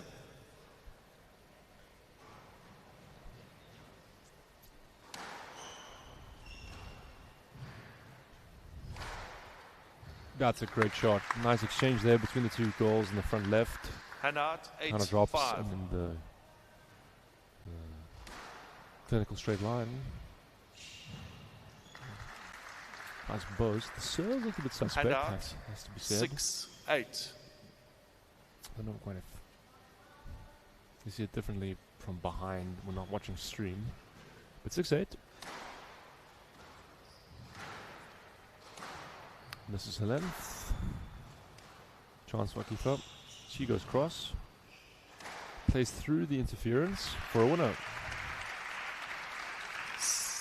7-8. 7-8.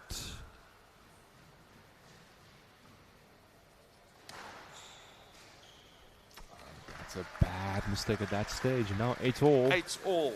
2-1 8-all. Vital next 30 seconds, a minute or so. Again, persisting with that cross drop. But the choice is the wrong one. The 7th seed now 9-8. And man needs to be very careful in this next rally. Gets a post in. Oh, that's a nice flick. She's not playing that one yet. 10-8 match ball. Very nice. Very nice. And that gives her 2 match balls for the 7th seed. Upset alert here. Chance for her. Still in it somehow. Ruthless, but that stays down. And Akifa Talib. Great performance. 11-8. She wins 3 games to 1. Let's She hear what wins this young lady 3-1. has to say for herself. 3-11, 11-9, 11-4, and 11-8.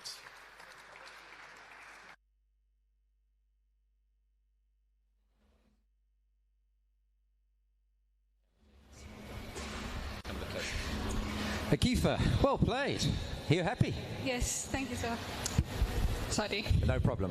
So listen, the first game she was all over you and she was playing exceptionally well. I mean, she played well throughout the entire match. What happened after the first game? All of a sudden you came back on court and it was a real tight affair, but you found a way to win. What was the information, or what were you thinking about? What changed? I was focusing more on getting the ball faster and behind the service box, and then going for the short ball. And it did well. It did, yeah. Someone said to me before the tournament, and there was nobody here, they said, watch out for a keeper in this event. I said, okay. And now you've just won. Yeah. So I'm going to watch out for you. So you're in the top 4. Is this your first time playing on all glass court like this? Yes. And what was the experience like? Aside from the match, did you enjoy it? I did enjoy it, but the glass court is very different to a normal court. What's the difference for you? What's the difference between a glass court and a normal court? It's harder for me to find my length on this court compared to the other court. Okay. Well, listen, well done. Thank you. Good luck for the rest. You're now in the top 4, and you got a chance to win it. I wish you all the best. Thank you. I keep it to leap, everybody. And the half of Cape Town.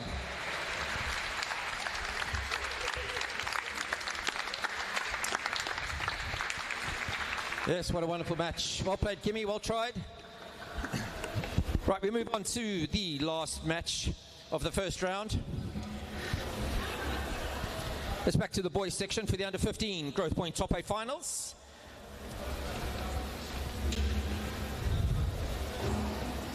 First onto court. A young man who started playing this game at the age of 9, inspired by his dad to do so. He goes by the nickname of Petty, and he describes himself as humble. He attends KES. He wants to be a professional squash player, and he represents Joburg Squash. Please welcome Petty Matsuneng.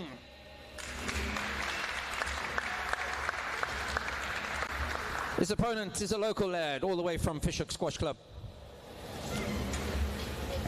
He has a nickname. It's called Master Good. We will see. He started playing this game at the ridiculous age of 3 years old. He goes to Fish Hoek High School. He represents Western Province. It's Rupert Good.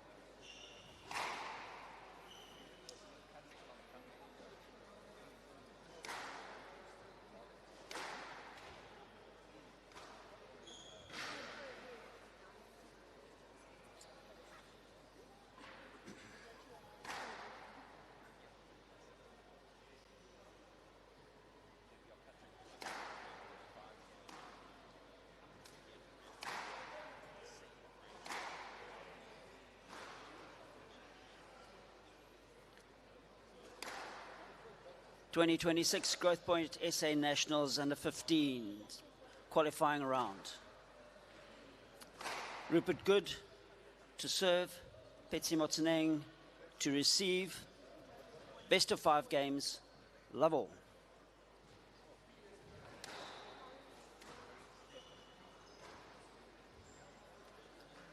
One love.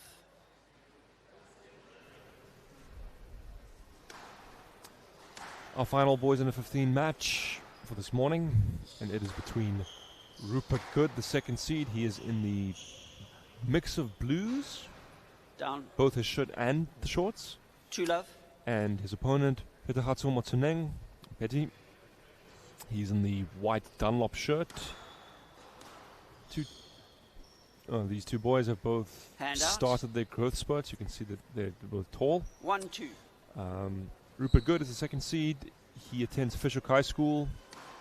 So he is from Cape Town, although a joke the locals often like to make is to say that Hand out. Fishook in that part of the city is its own separate world. And he's coached by Johnny Abramser, one of the old stalwarts of Western Province squash. A very tricky, wily, and skillful player. One of the most skillful, in fact. So if Rupert has learned some of his coach's skills, that bodes well for his game. Stroke to good. Motsaneng, he attends King Edward High School in Johannesburg. He also plays for Polokwane High Performance Squash Club. I wonder if he has a Joburg club just yet. Perhaps he's a boarder at Kes. And he's coached by Agang 6-1. Motlachodi and by Emmanuel Musefwe, who I know well from my past. Good morning to him if he's listening. Curious to see how his player does. And that's... Ready, keeps going. These two players have played once before, and that was in last year's Junior IPT, which Rupert won 7-1. 3-1, if Sporty HQ is to be believed. I see that he also plays basketball, which if I look at his build, he's really tall, long legs. That doesn't surprise me, he's got the build for the game. And squash and basketball have not as many players play it as a dual sport. I think it seems to be more like polo and hockey, at least from the South African schools. But the basketball movement is similar in some ways. I think the sports complement each other, and we see a lot of the girls playing netball. And wait, just putting that into the tin. 9-1. So Rupert has gone off to a great start here. He also plays football, hockey, chess, and water polo, so does a lot of sports. Hand out. Haven't seen Rupert play too much. 2-9. Since he is from the Cape Town region, where I'm based, I have heard some promising things. Loose bows. Yeah, that was a nice shot. Had a bit of a hold on it, but then tight. 3-9. Petty he's establishing himself in this game. We did see in the previous match that the lower seeded player, Akifa Talib, she lost the first game. And then found a way to win. Down. 4-9, right box.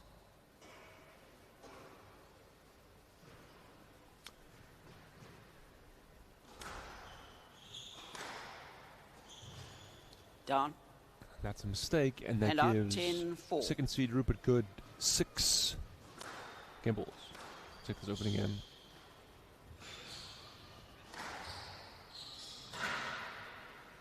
Which he duly finishes it off, and he leads 1 game to love. 11-4, game to good. Good leads 1 game to love.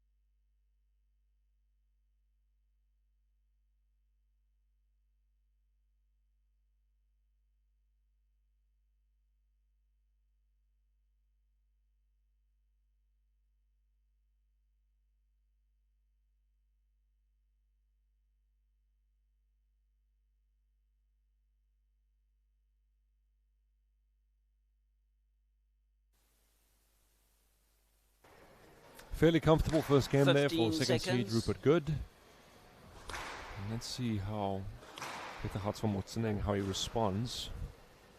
Time, Got the gentlemen. feeling that he was still getting to grips with the court. I think he has had a hit on the court already. Maybe perhaps Good leads, even 1 2 game hits. to love. Love all. I could see him warming up here behind the commentary box in the previous match. Certainly very focused and rigorous warm-up. Did everything. 1 love. But if you don't find your corners on this court, you can see he's bouncing up and down. It's hard to cope with a glass court, but also a Down. very dead glass court, as this one is. Hand out. But if Rupert gives him errors like he did there, that'll 1-all. help his confidence. So Betty is on the board.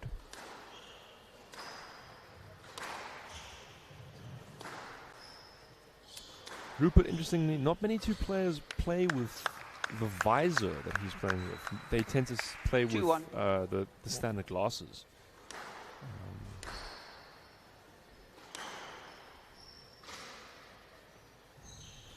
That's a nice drop. But well straightened, yeah. It's a nice Hand option out. for Betty, but probably, 2-all. unlike what I first said, it was too high. Rupert read it and just straightened it out well.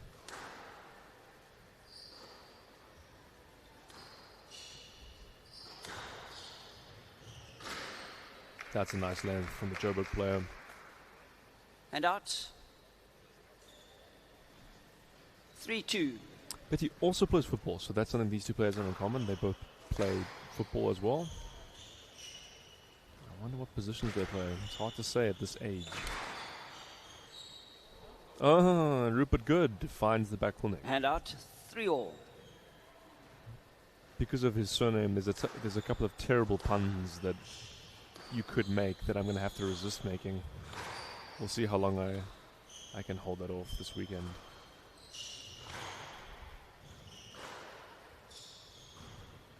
Oh, that's nice. Nice flick. Just with his movement onto Hand the ball out. there, Petit Motsineng. 4-3. See the thread of the straight drop was there, and in the last moment he just changed it up. Lovely shot.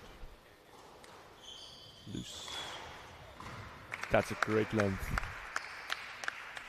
This is a much more 5-3. confident second game from the 7th seed.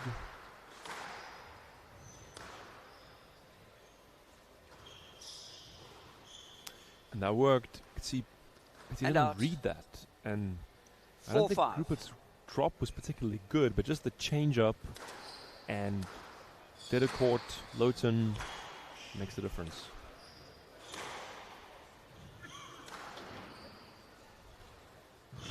Oh, Down. that's a nice change up.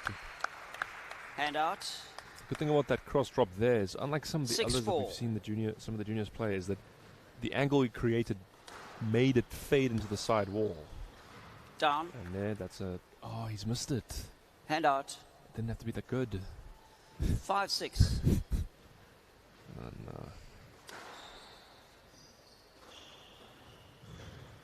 that's a superb boast as well. Yeah, just with the weighted Hand shot. out. 7-5. 7-5 for the 7th seed. Not up. And Rupert finds the nick. Stay with Hand the out. touching distance. 6-7. 6-7.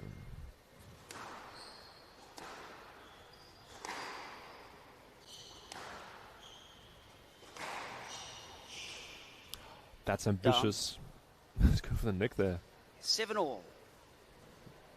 And that's given the 2nd seed. He's brought him back to equal standing.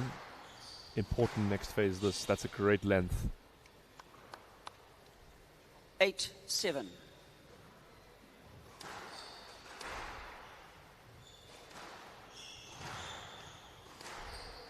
That's well straightened. Yeah, very, very nice shot that. It's a Down. hard skill to, when the ball's that 9-7. low, to straighten it from that position. Down. Head in hands, that And would have been a out. winner. 8-9. Nice change up, but you got to make sure. And so, Petit Motsuneng, he's still here, still in it. He's played a good second game.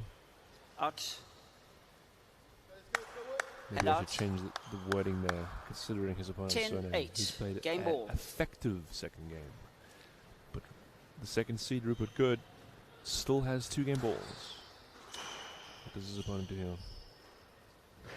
Not up. He doesn't get it. And 11-8, game to Good. From Fisher. Good leads 2 games to love. 2 games to love up.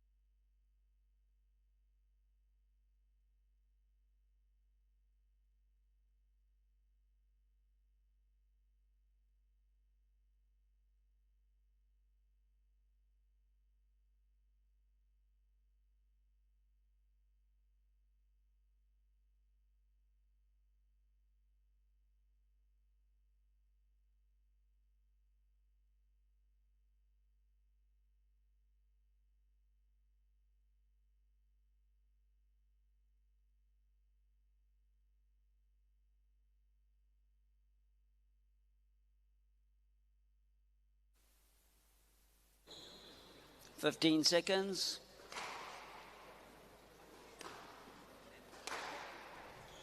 Much closer second game there. Time. Improved performance there. Good leads. 2 games to love. Love all.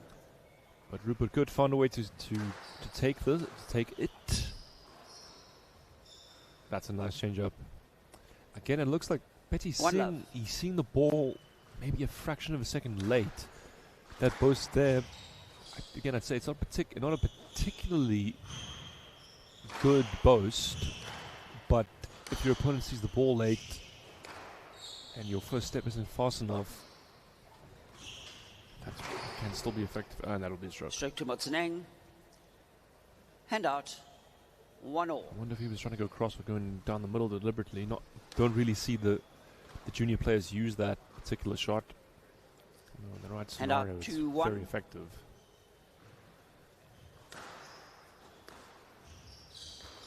Tight work there.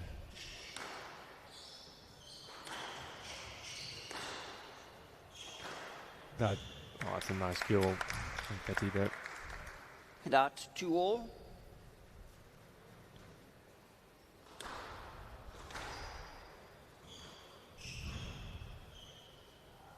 Oh, that's tight. Very tight counter drop. And out 3-2.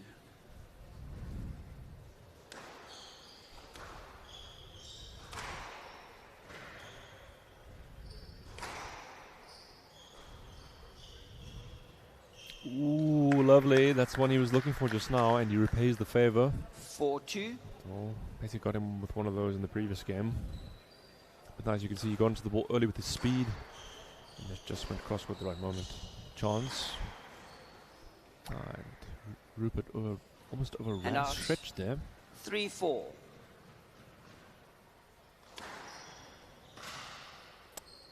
We saw a lot of that last weekend with the other juniors. That type of 4-all. serve and then the returner hitting the back wall and then that botching their shot.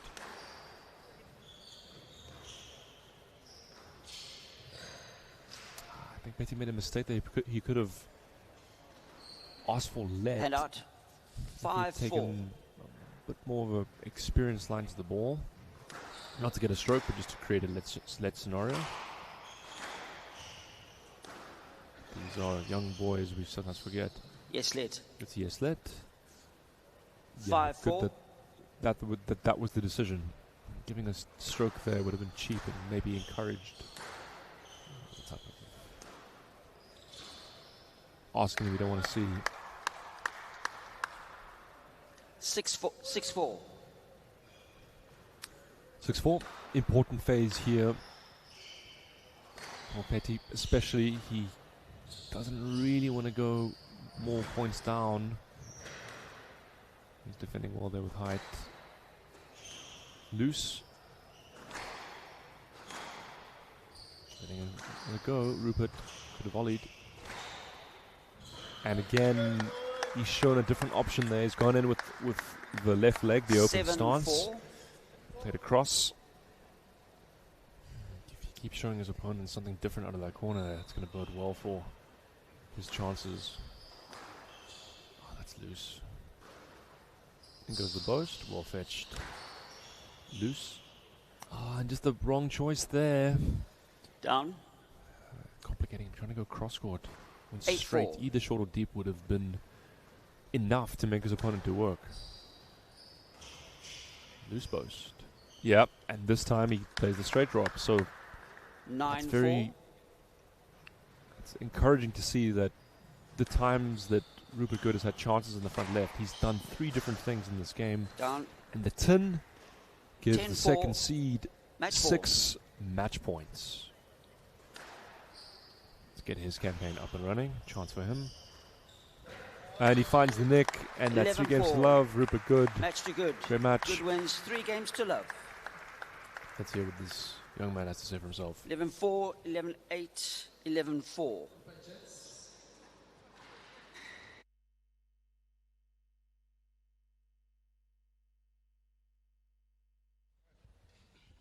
Well played, young man. Good start. Yeah, I think it was a great start. Just need to find my lengths a bit more, I think. I first saw you play 2 years ago. You're about this big. Yeah. You've grown about 2 feet. How and what has squash done in your life? Has it got more importance? The same importance? Are you giving it more attention, less attention? How have you developed in that time frame? Yeah, I think I'm definitely giving more attention. Trying my hardest and just trying to be better, you know. And how much preparation have you had and been done for this event? Obviously, you had IPTs, Yeah. and then there hasn't been a whole lot since then. So, what sort of training have you been doing, and with your coach? I've just been training with Johnny Abrams a lot. A lot of solo sessions, lots of sessions with him, and it's definitely improved my squash a lot. You back your chances of winning this event? I'm just going to stay humble. I'm not too sure. I'm just going to try my hardest, and hopefully I can win it, yeah. Well, look, it's very impressive to see your improvement and how you're developing, and I hope it continues. And like I said to the others, you're in the top 4 now, so you put yourself in the opportunity to actually win it. So good luck for the rest of the tournament. Thank you so much. Rupert Good, everybody. Well done.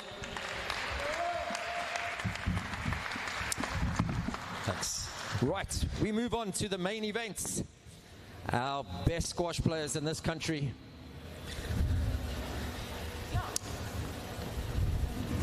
We're going to kick things off with the quarterfinal events for the top 8 Growthpoint SA National Ladies Squash Championships.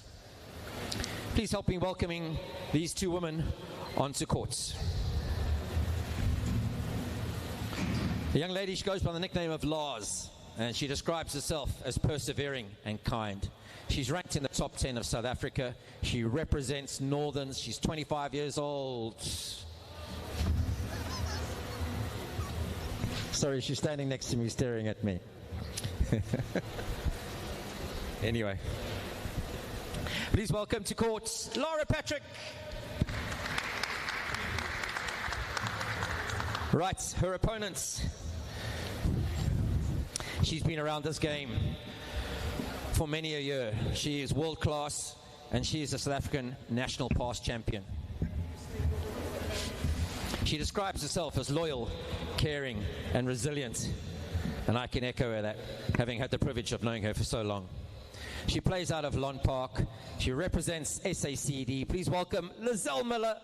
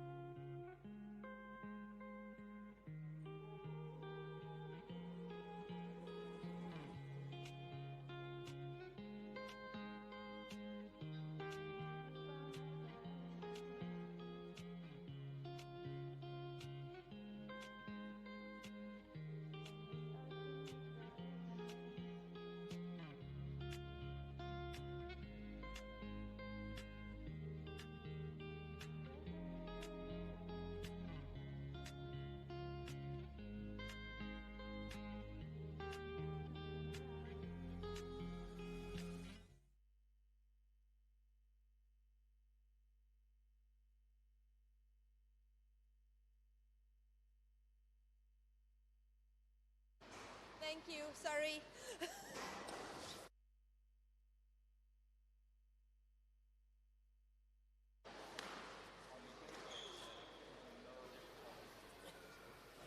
Good morning and welcome to the 2026 Growthpoint 2026 South African Growthpoint Nationals. SA Nationals. This Ladies is the start quarterfinal. of the big event of the seniors, Lizelle Muller to serve. which everyone Laura Patrick to receive. aspires Best to of and 5 aims for. games. Serving on your Double. right-hand side of the screen in the black or dark kit, Lizelle Muller, former national champion 2021, and she is playing against Laura Patrick. You can see Laura has her Northerns kit with her surname on the back. One love.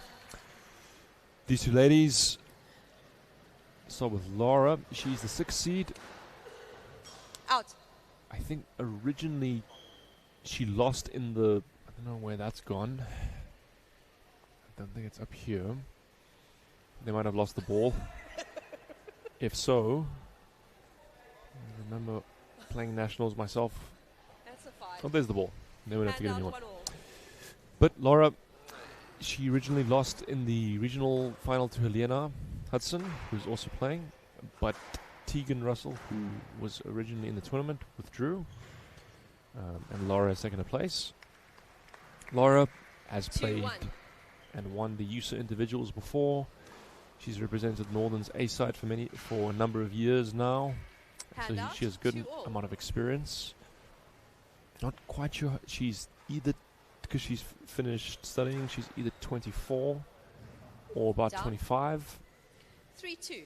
Someone please correct me in the comments. Lizelle, former national champion, plays for SSCD, has for many years, has won the Kaplan Cup in the Senior Interprovincials a number of times as well. She plays for Lon Park because she's based in Gqeberha and 4-2. PE. She is getting coached now by Nana Kwaku Owosu Sekira. He has all by his YouTube channel, The Squash Bagel. He's got a nice stable of players now there in Gqeberha. And Lizelle is 41. 5-2. She has also won the 35 to 39 age category in World Masters, which is an exceptional achievement because at that age, Down. there are still Hand out, 3-5. exceptional players, many of whom have just come off the PSA. And Lizelle's experience certainly, and her reputation as a competitor Down. are excellent. Hand out, 6-3. I don't think these two have played before, at least according to Sporty HQ. Live in different parts of the country, but also at the senior IPTs in the Kaplan Cup, Lizelle Hand has out, typically been 4-6. number 1 for SSCD, or almost always has been number 1 for SSCD.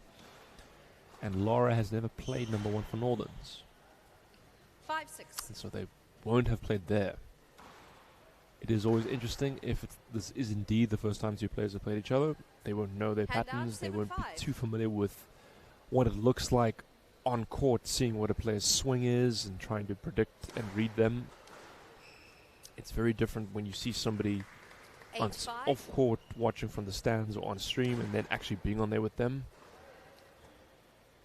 But Lizelle 9-5. certainly has started this well. 9-5 up.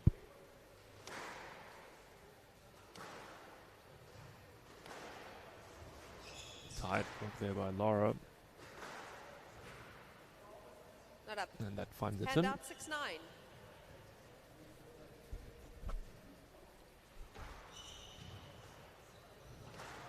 That's nice. Straight line. And the winner from Laura. 7-9.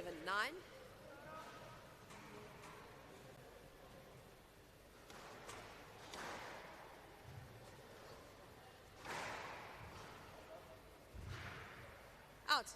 Just out of court. So 8-9 in this first game. 8-9.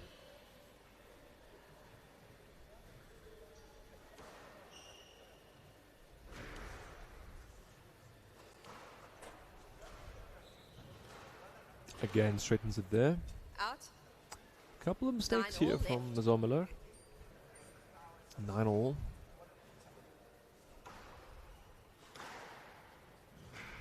Chance. Defense there. That's a positive attack from Laura Patrick.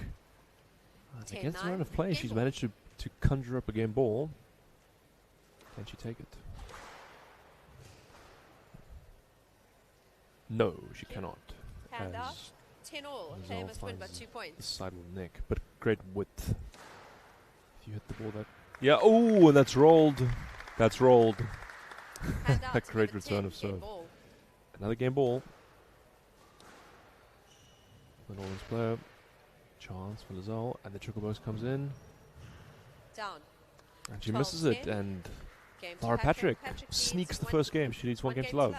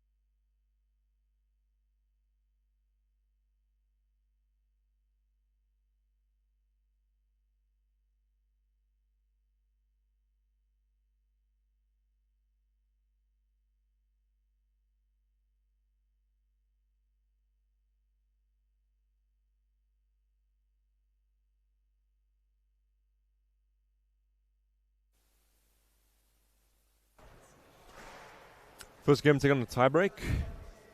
Rizal Miller led for most of it. 1 game to love.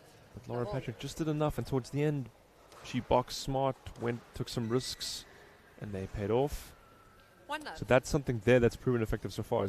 Is the change up from her backhand, which is the front part of the court. She had a couple of nicks, but Rizal not quite reading that yet.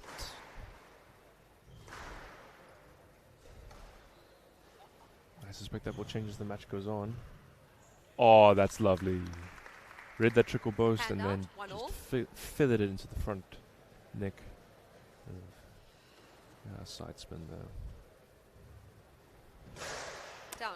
Oh, and Laura finds the 2-1. tin. Persisting with that strategy, it worked. Shooting for the cross-court neck. But... And this time on the other side. Hand Let's out. find 2 the all. tin. 2 all.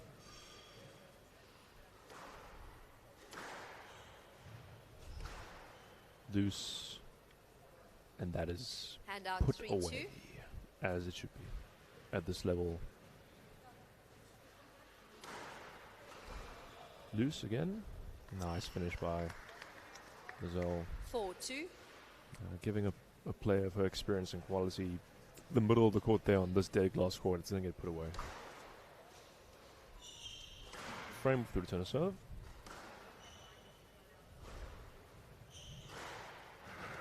Oh, it's a great get. To see the ball. 5-2. Right side. A laugh between the two players there.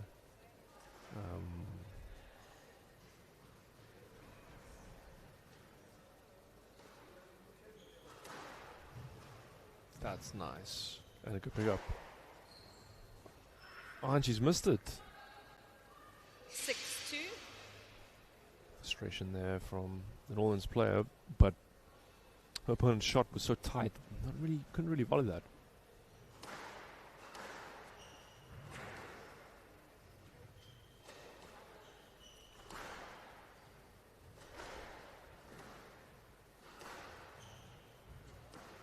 That's nice. You can just see Rizal using her racket to 7-2. defend, using height when the ball's behind her, and she has started reading Laura's patterns of play in this game much better than the first. Yeah, that's put away. 8-2.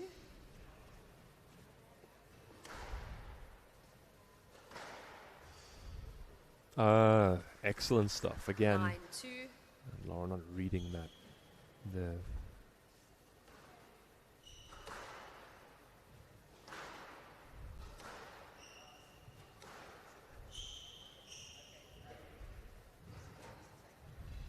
Yep, ambitious. 10-2. Game ball. Thank you.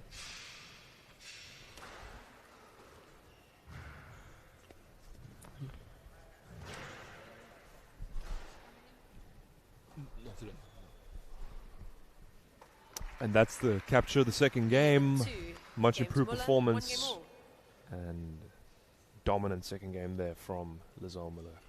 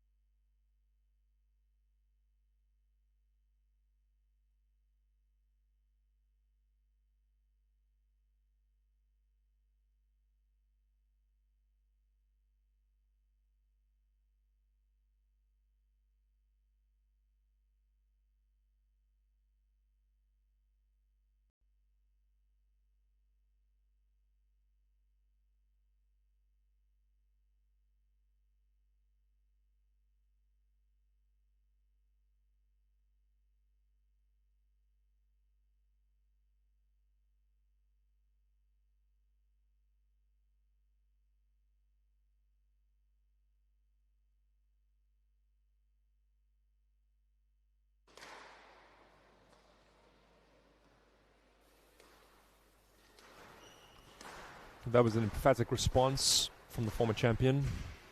Third seed, Lizelle Miller. 1 game all. Muller to serve. Love all. Laura Patrick will need to improve her accuracy in this third game if she is to have much of a chance. That's a great exchange from the players. This shows their defense.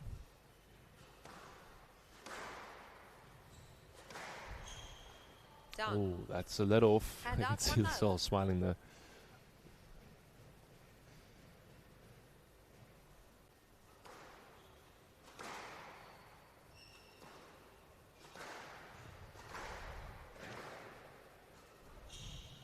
Out.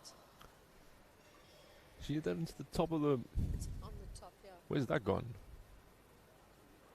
I like the option.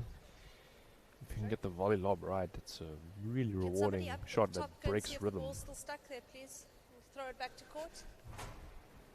Oh, wait.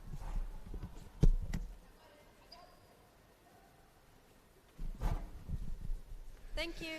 Ball was all the way up here. Failed on my duty. I should have gone to get it.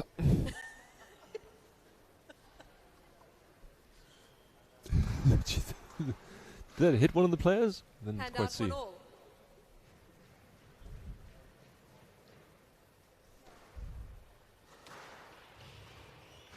Yep, that width needs to be better, or else let's see, it's going to be volleying that all day long.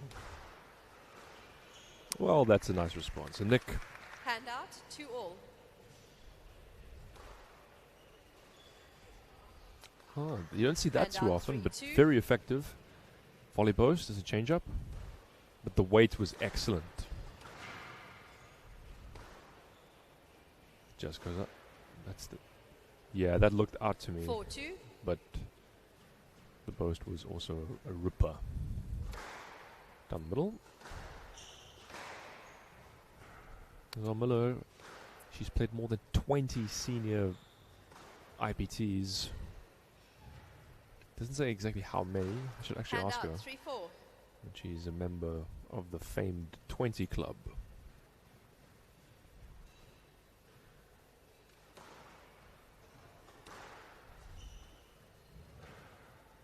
Goes the lob.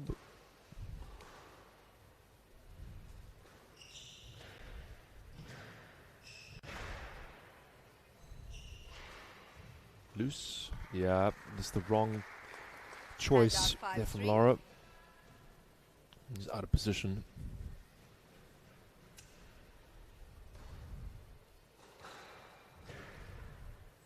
Nice lob.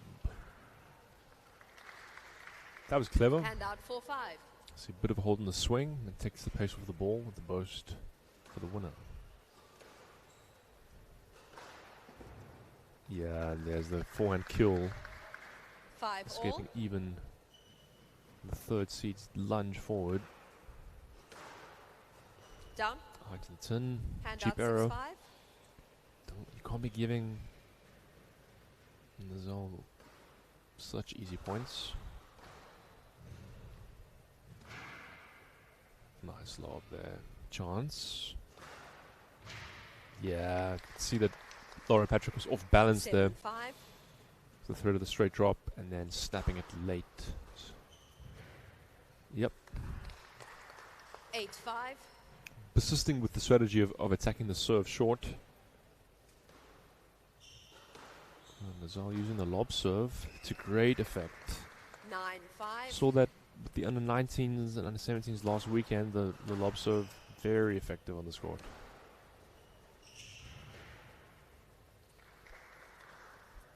And this time Laura on the volley. 6-9.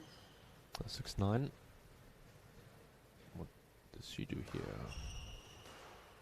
That's a great return by Lazal. Down. And the Hand out 10-6. Game reckless tin by Laura Patrick that gives the third seed 4 game balls. Down. Back to the tin. Hand out 7-10. Game ball. Still, Laura Patrick is choosing to live and die by the sword here.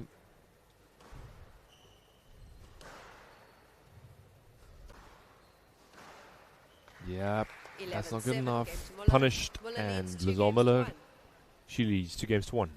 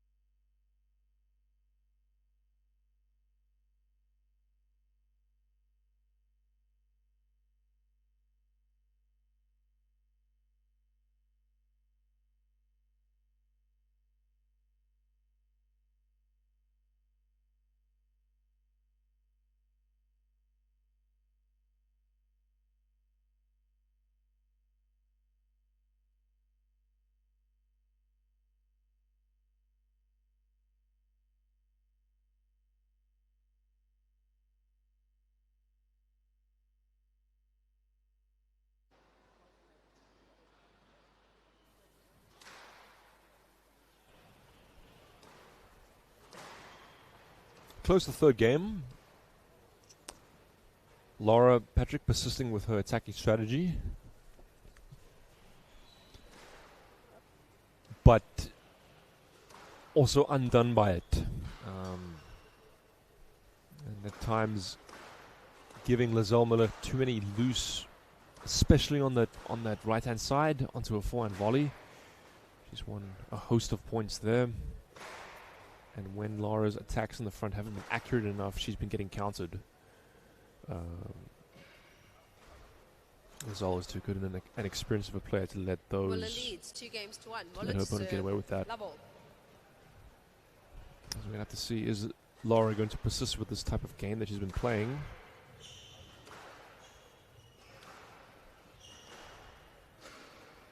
That's a nice there. But Lazal proves equal to the task. 1 love. Switching behind her but playing the boast for the winner. Excellent stuff.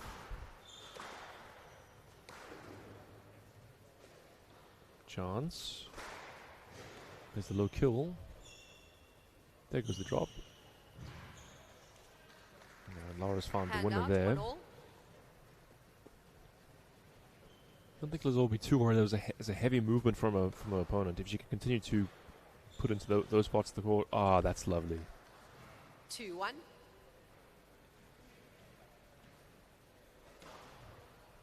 But if you make your opponent do work, even if you lose the point, oh, there's a back wall nick. Hand out, 2-all. You do reap rewards later on. 2-all.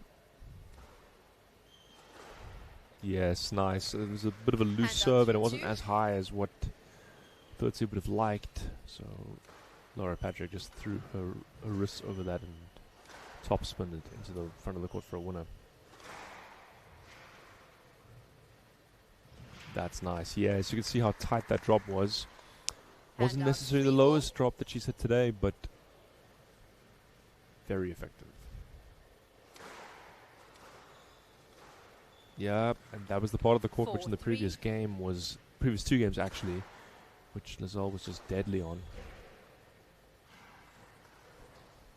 5-3. Yeah, Laura has to be careful here. Lizelle will run away with this if offered the chance.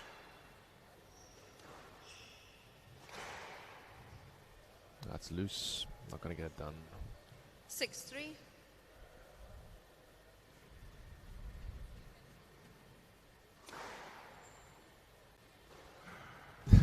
Nice winner there. Hand on the out, Northern's 4-6. player.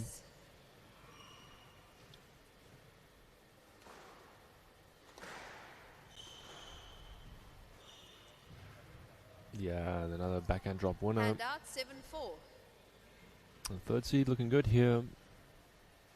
Essential point that here for Laura. And she hit the 10. 8-4.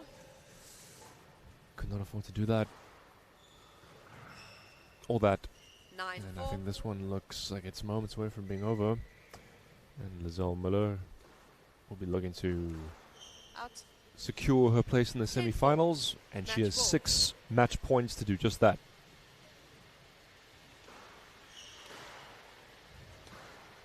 Tight work. Now, but that's ball finish. The former champion. She's up and running. 3 games to 1 up. 11-2, 11-7, A nice response after losing the first game.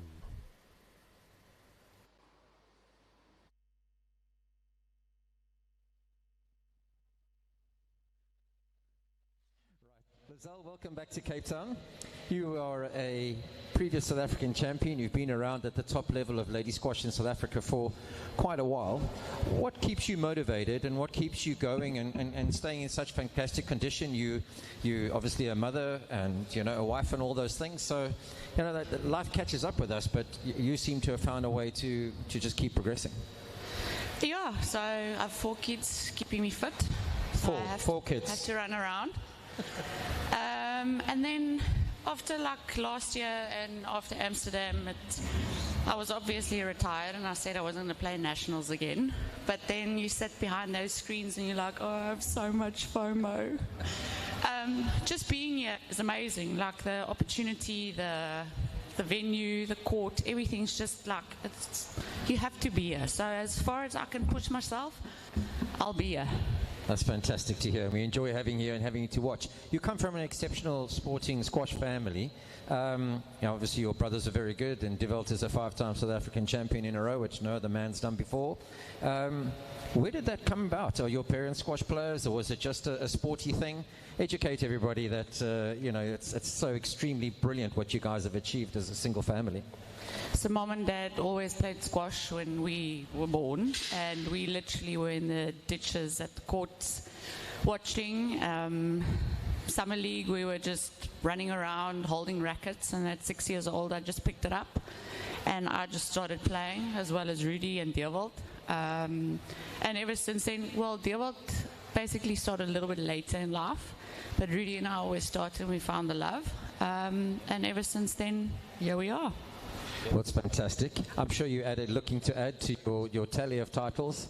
And have you had good preparation coming to this event? You obviously had a good job, Yeah, we did. I had a good training session with our dean and Nana and my coach Nana and my brother whenever I could. So as much as I could. When I had a 20-minute gap in between kids, that's me on the court or trying to run or do something.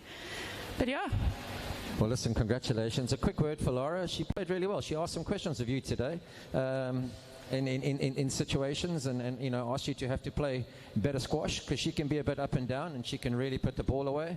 Do you think she's improving? I see she's in love now, which is fantastic. Hey, Laura.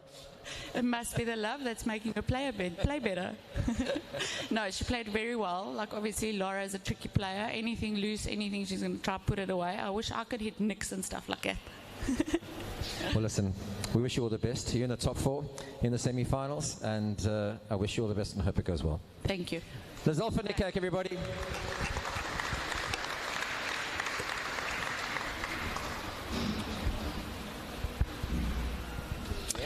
Right, we move on to the men's section. Quarter-final match. What we have here is something quite special. It's called Pupil and Mentor, and they're up against one another. Please welcome to the court, first and foremost, is a gentleman that's doing amazing things for squash in the country. He's moved from upcountry down to the wonderful area of Eden and Mossel Bay. He doesn't have a coach at the moment because he is a coach. He plays out of Mossel Bay Squash Club. He's represented SACD to I don't know how many Growthpoint IPT titles. His SA ranking, he puts there ±8. He's at a highest world ranking of 128, and he is a legend in our game. Please welcome to the court, JP Brits.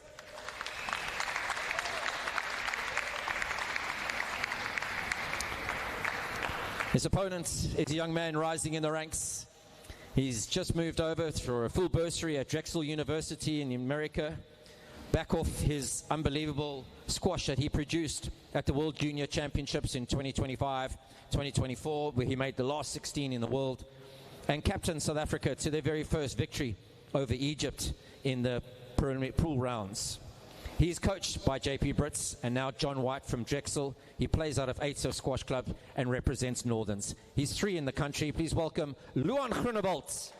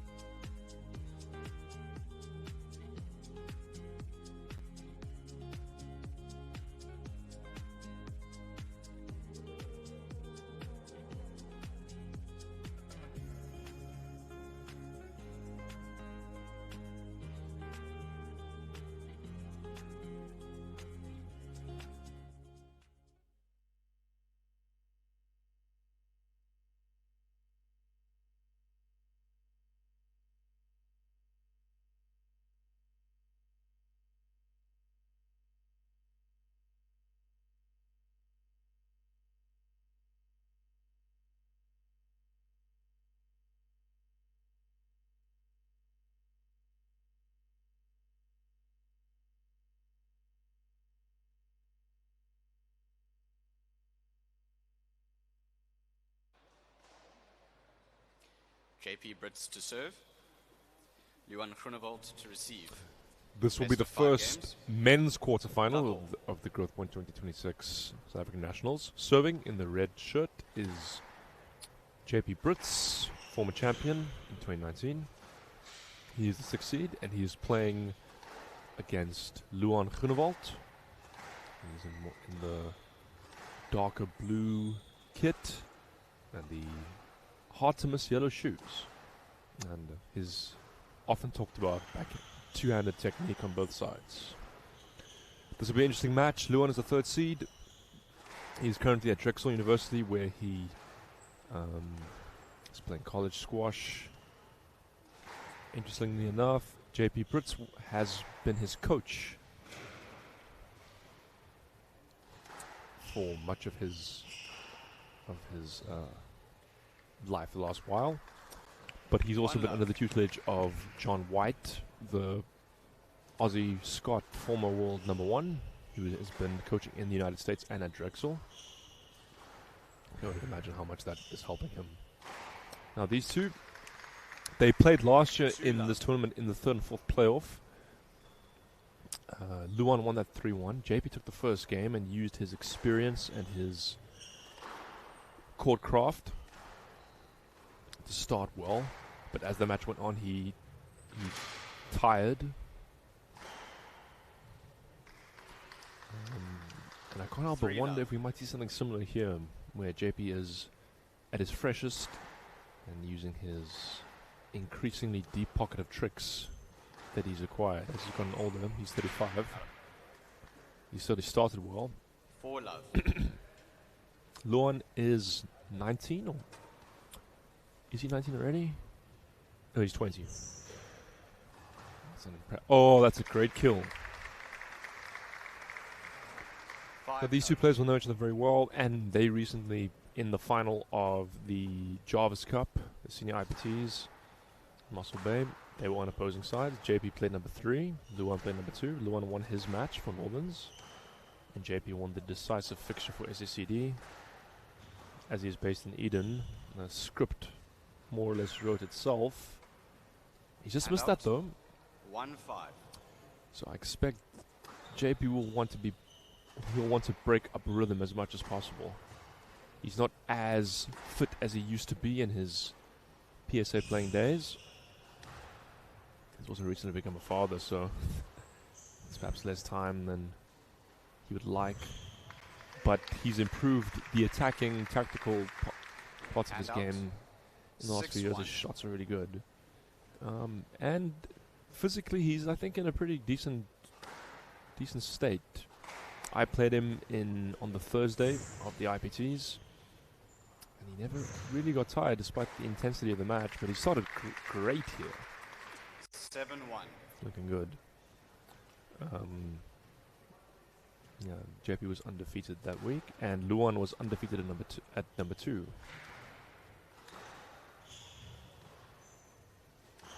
So just see if the 3rd seed can start to impose himself in some of these rallies. That's a great hold and accuracy there. Superb stuff. 8-1. JP, of course, has nothing to lose here either. He has no pressure on himself. Luan will have serious ambitions about going as deep as possible in this tournament. Oh, that's nice. Down the middle.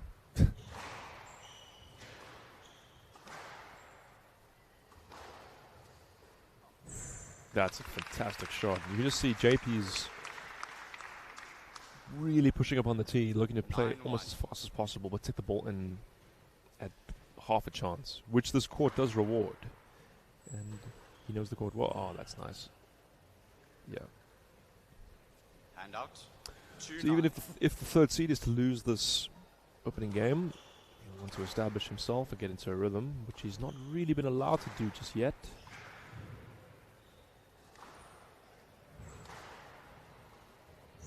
That is fantastic stuff from JP.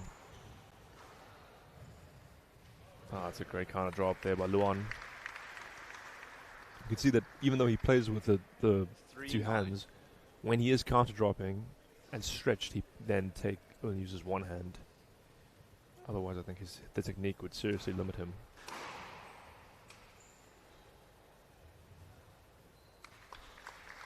Is that good?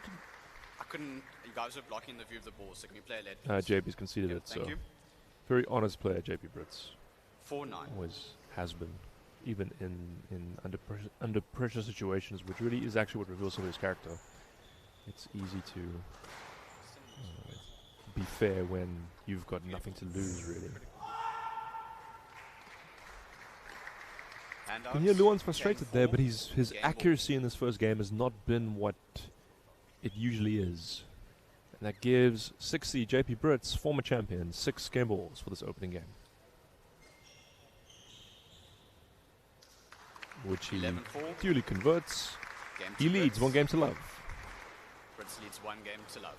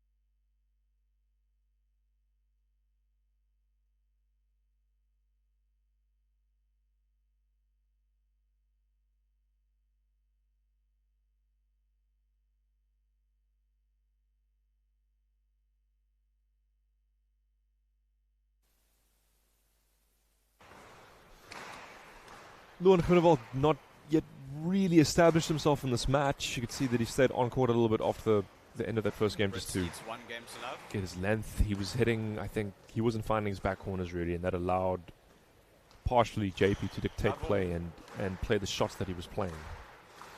So Luan will want to improve his length, that's for sure. Whereas JP, if he can keep doing what he was doing in that opening game, disrupting play, the rhythm, and the accuracy on his shots, yeah, that's the bridge too far for him. Handout, 1 It love. will bode well. He does know this court very well, JP, as it's... I mean, he's probably had more time on it than anybody else.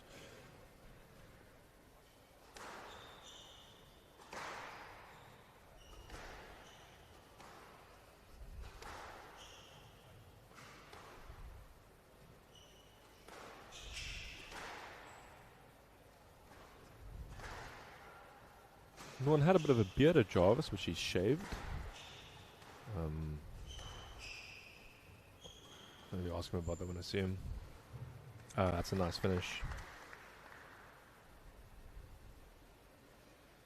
I don't know what he's looking at his knee for. Yeah. Luan, can you go and sort that out, please? Was he bleeding? Mr. Groenewald has a self-inflicted blood injury.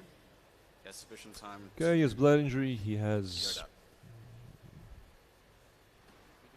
I think because it'll be it's at minimum 10 minutes or to get it fixed.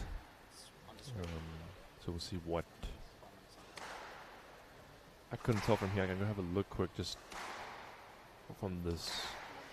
It's not really a balcony, but the upper story that we are in. Just to see what it looks like.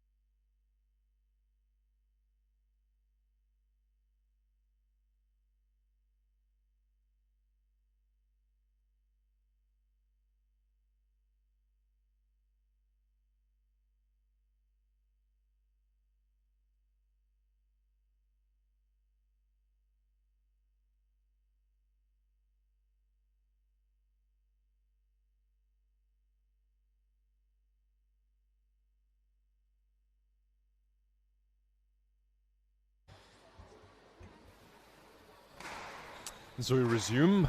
Luan Groenewald having, you see there, on his right leg. He's taped up whatever blood injury there was. True love.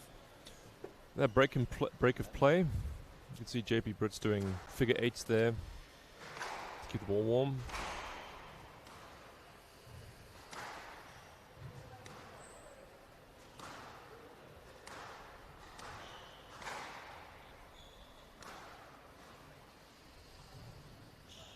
Tied on the middle.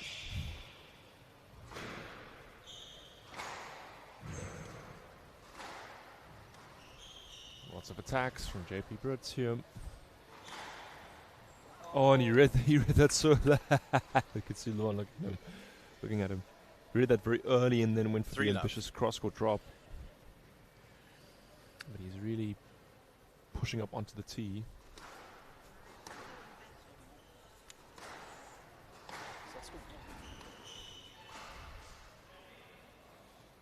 Ambitious. For love. I don't disagree with his tactic. It's what was working from the first game.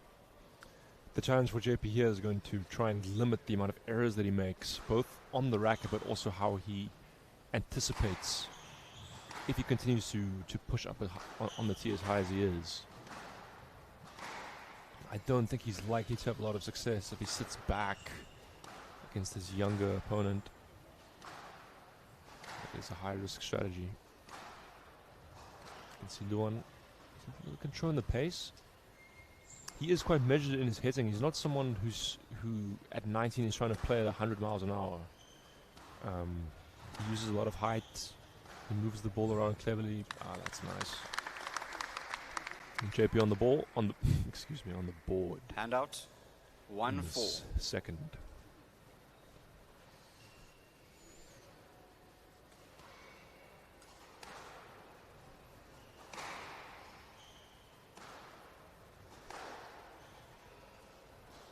Oh, and he makes that mistake. Does love that shot, Luan. He uses that's one of his favorite patterns of play. Takes his opponent short there, and then depending on what happens, he sets up the rest of the rally. That's a nice option. Into the tin. Handout. 5-2. But those are better positions for Luan. Is on the tee a lot more in this game, so he's improved his length. Could probably still get better. I know he will feel it can definitely get better. But that right there, down. That is what you want to be aiming for. 6-2. He's not happy with that strapping.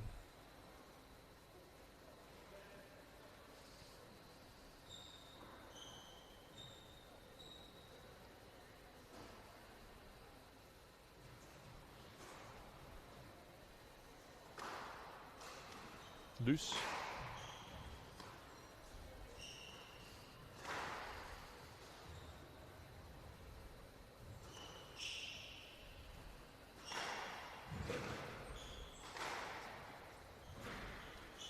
Chance for JP, goes deep.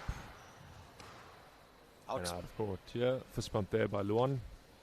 He withstood a lot of pressure in that rally. 7-2. And dealt with it substantially better than he did in the first game, which bodes well for him. Lob serve as well.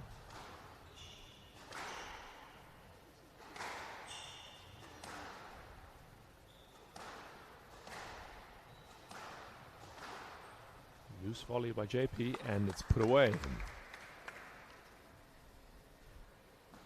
8-2.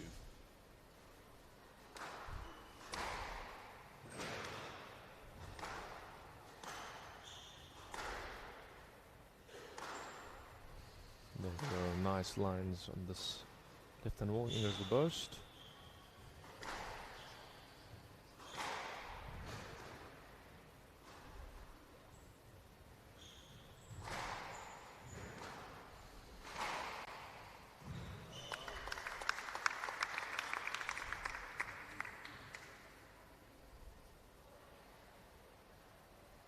Is he going to take that off?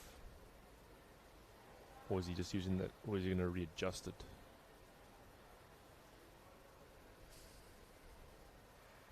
Either way, he's not happy with that right now.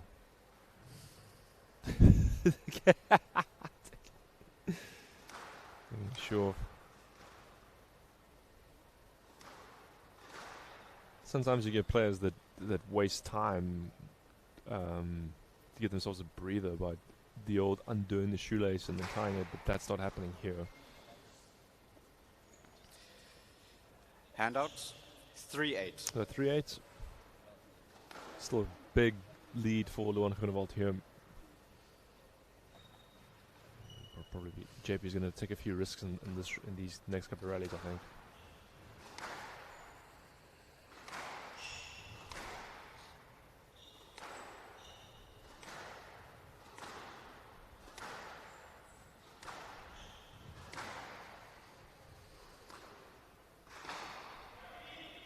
Yep.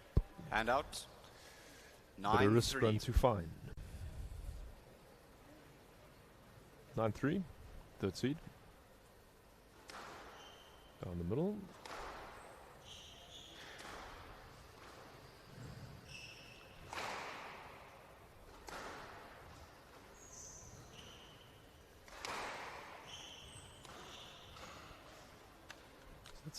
That's 10-3 by game ball. The one Groenewald there. And he has 7 game balls to equalize and draw level. Reverse angle. Open the court. JP lots of running. And 11-3 game to Groenewald. Groenewald, the third seed. 1 all in games. It's 1 game all.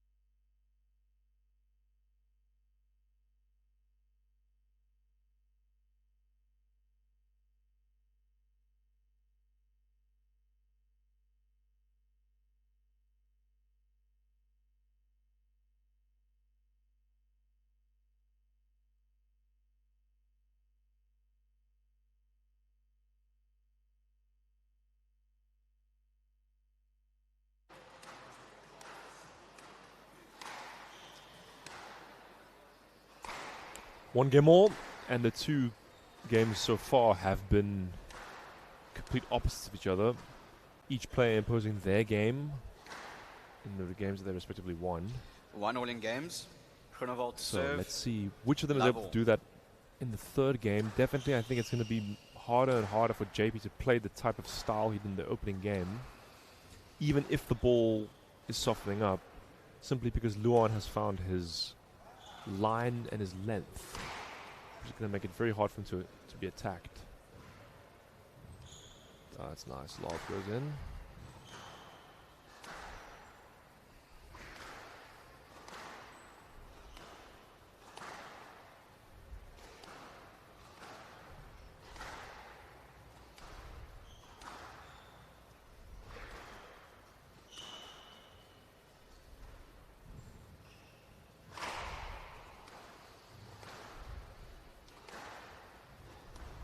Long rally, one of the longest in the match.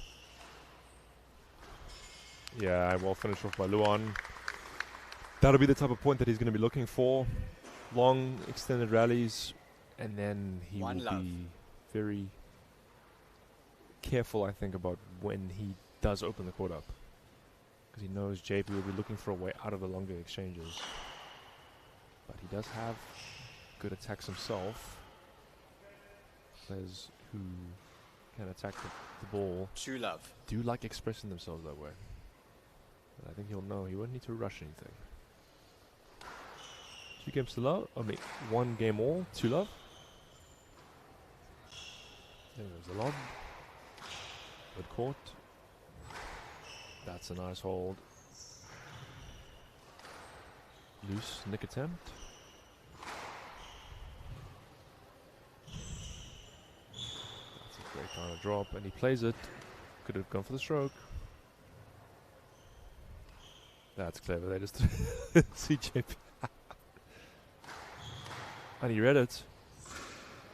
And he's found a way out of that rally.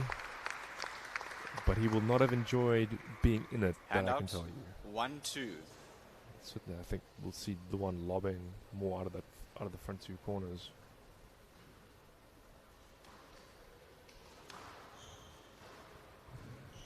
Nice counter drop.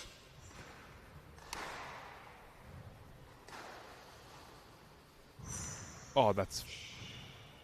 and he finds the turn, but what an incredible get there by Luan Groenewald. In the front left. Handout. 3-1. That was a dangerous volley boast. Gets like that will really, it will demoralize you and wound your spirit. Floated boast, but the mistake comes in from JP. 4-1.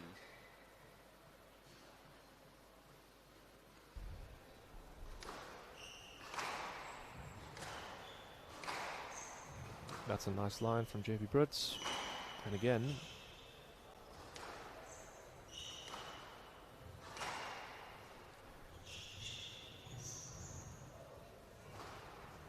nice off the back wall. What does JP do here? He makes the wrong choice, but the rally keeps going. Done. And Luan to the neck. 5-1. 5-1. The 3rd seed. He's established a firm hold over this 3rd game.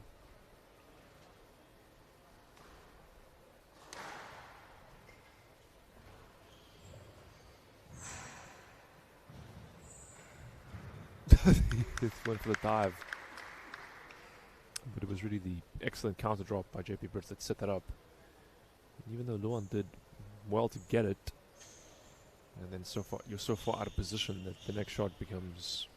He knew he had to cover the back of the court, so that trickle with the wind up. Hopefully his knees are right. And out. 2-5. He now has a darkened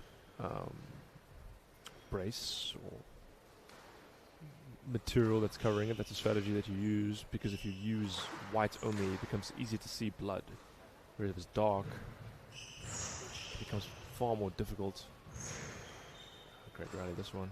And a full-on dive, but he's straight up. He was known in his junior days for having for a fair amount of dives, Luan. But much like with Paul Cole, the less you start to dive, the better that is for his game. But yeah, great athleticism. Gone for the nick and got it. Poor serve from JP. 6-3. He knows he can't afford to not hit the sidewall in this court. 6-3. 3rd seed in command here.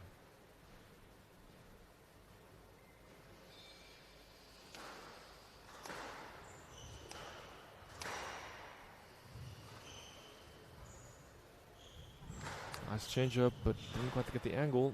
Loose. Yeah, doesn't find his length. What does JP do here? He goes straight and he finds the turn. Down.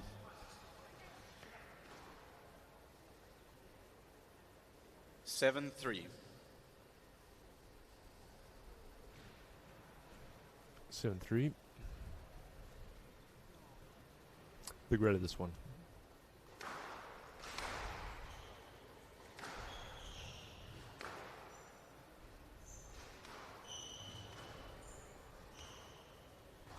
Those cross-court fades from JP Brits aren't as effective as they were at the first game. Yeah, angry with himself there, Luan. He didn't need to hit that tin. Handout. 4-7. Nice option, but players of this quality, they will always feel they've made a mistake if they've hit it in there.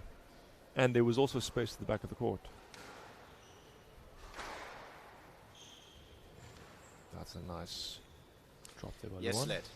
Ask for let, gets a let. What I like about that 4-7. pattern of play is that it's not meant to be a winning shot, but because it's so tight, it really limits what your opponent can do, and then you can try and get in and anticipate the follow-up. And there's space at the back of the court. Not fooled there, JP, despite Luan's open shoulders. Flicked. Yes, nice option. He hasn't played that shot yet. Yeah. Strings.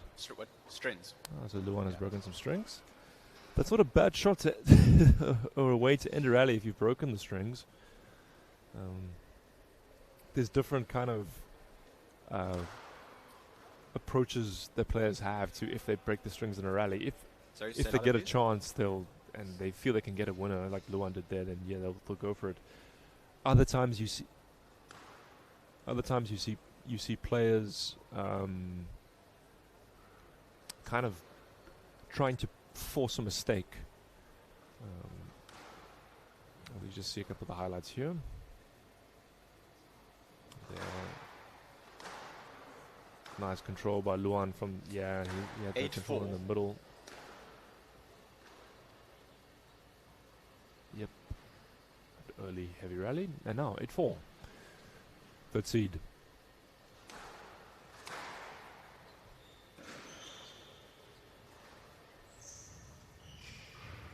Yeah, dangerous there with the boast option is that if you don't hit it well, the angle's there, and Luan Groenewald's speed and his counter drop is dangerous.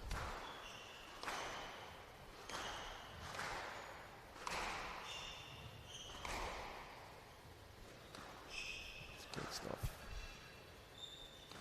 Lifting it, volley lob.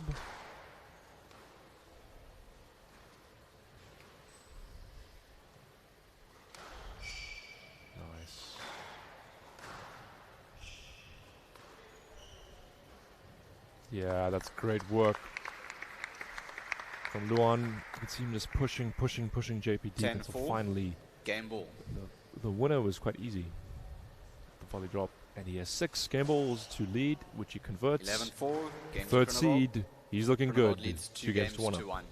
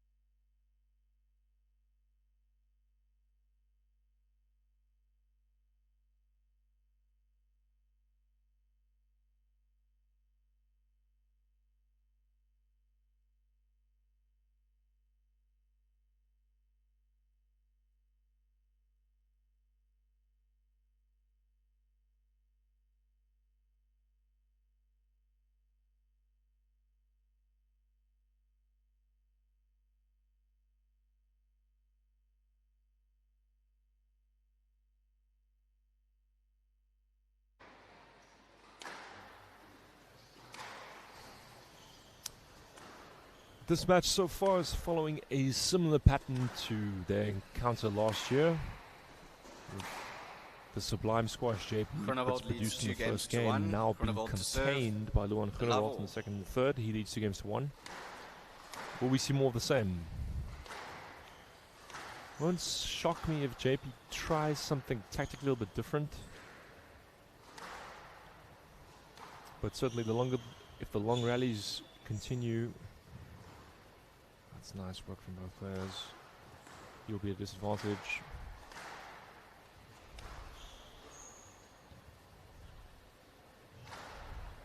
Oh, and he read that. To Groenewald. 1 love. Again, Luan using the tight counter drop very effectively, and then he's positioning himself well. Loose. Yes, nice. Good start here from the 3rd seed. From Northerns. 2 love.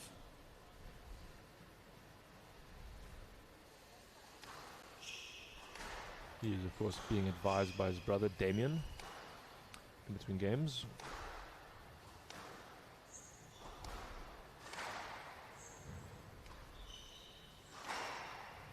That's lovely. Applauded by Luan. Handout. Possible kill. 1-2. Fade.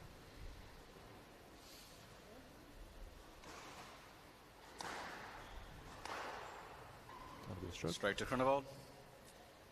Handout. 3-1.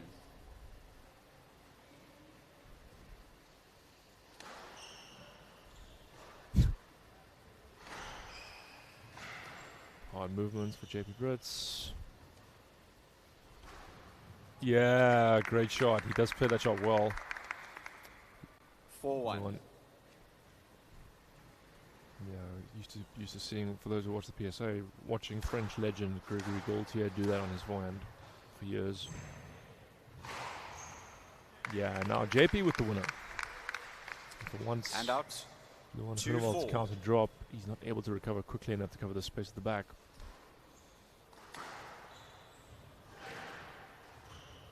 Reverse angle. Maybe a stroke. Stroke to Groenewald. Handout. 5-2.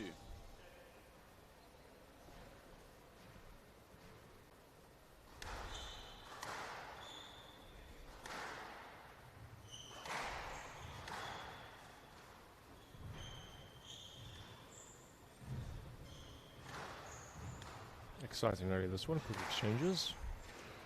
And JP finds the sidewall neck on the width. But even if that is fortuitous, if you hit with good enough width, it is the type of thing that can happen. And if it doesn't, you still have hit a great cross court. So accuracy. Now Luan getting onto the volley. Up goes the lob.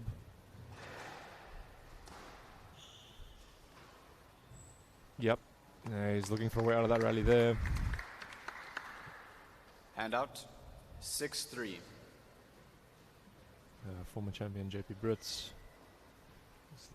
Starting to look like he's struggling physically. That's clever. Oh, yes! Somebody cue the highlight reel. 4-6. The spin he used on that overhead kill. Superb.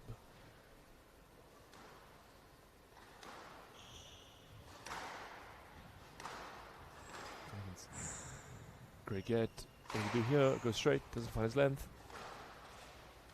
And it's lifted by Luan. And he finds that cross-court nick. Not a shot he had in his arsenal in his younger days, but he's really improved his racket work, and that's brilliant stuff.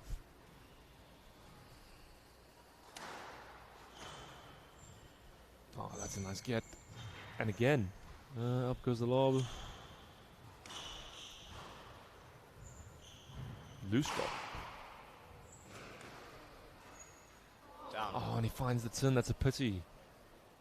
Handout. This is 7-5. positive squash from JP Brits. He's still pushing up on the tee, looking to attack, looking to volley. Very entertaining stuff, this. But it is physically taxing playing this type of game. Nice by Luan. Yeah, another. And JP's within a point. 6-7.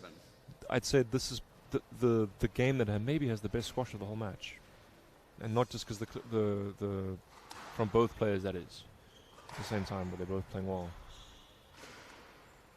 Nice stuff. Loose. Goes the lob.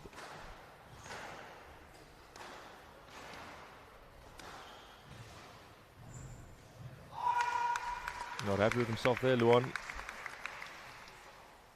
7 all. Had a succession of volleys there from the former champion.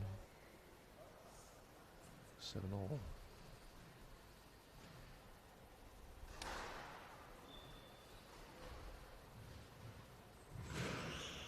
That's a great recovery. Oh, and the mistake. Just missed. You could see there he mistimed his movement. 8-7. Didn't hit the ball where he would have liked to, and then shanked it into the tin. That could prove to be very costly.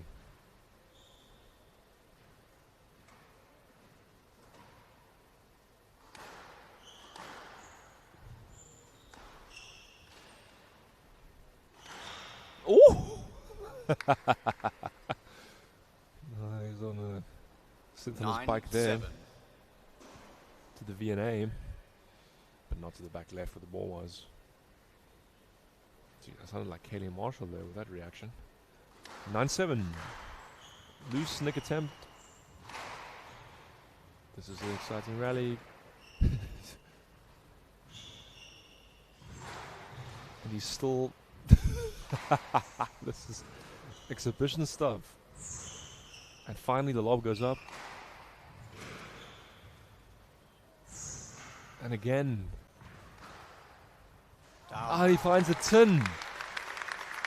The crowd rightly applauds that. That was exceptional stuff. Handout. Won that rally, but geez, JP's going to be feeling that. That was like a no-back wall game. Almost where you have to volley every shot. 8-9. Lob serve goes up. The one goes deep. I can hear the groaning from JP. Yeah. Handout. But like Gary Whedon on a cold winter's Match day. ball.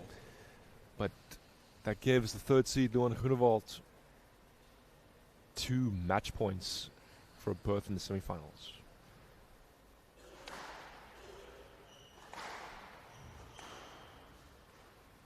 High drop, goes the lob.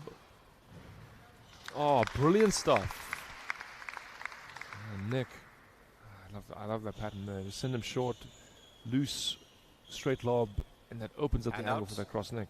9-10. Match ball. Really some excellent shot making from JP Pritz in this match. 9-10. Loose from Luan. And that's too tight, and the third seed survives a spirited comeback by his coach and mentor. 11-3, They embrace 11-4, 3 games to 1 up. 11-9. We will see Luan in the semi-finals.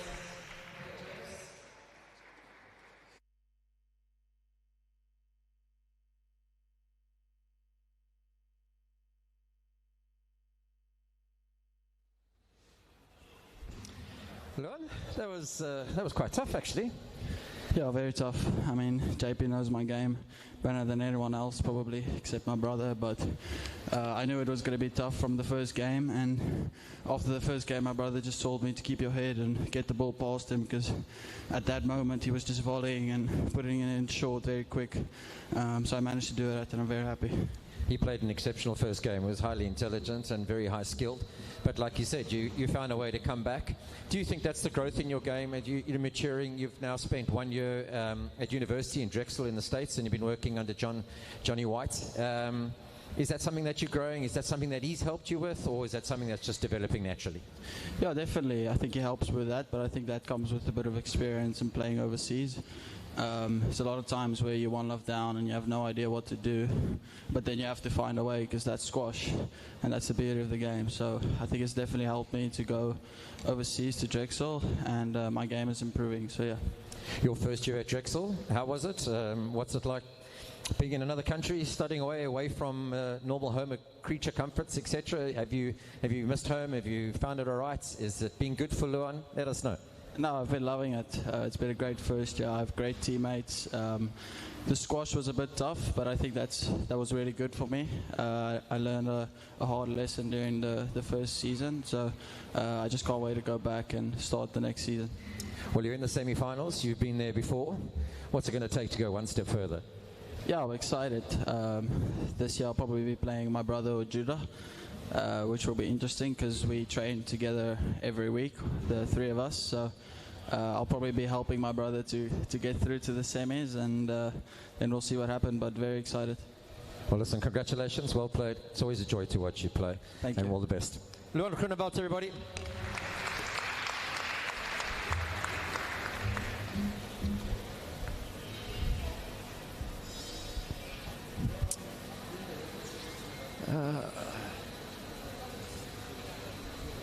Okay, let's move to the second ladies match for the Growthpoint SA National Top 8 Finals. Please help me welcome these two ladies onto court. Firstly, she's had a baby this year, so congratulations. Her rankings dropped as a result, but she had a magnificent Growthpoint Jarvis IPT. She's coached by her husband, Jimmy Sleebush, and she's been playing for SACD at the Growthpoint IPTs for 8 years. Please welcome from SACD, Kesha Sleebush.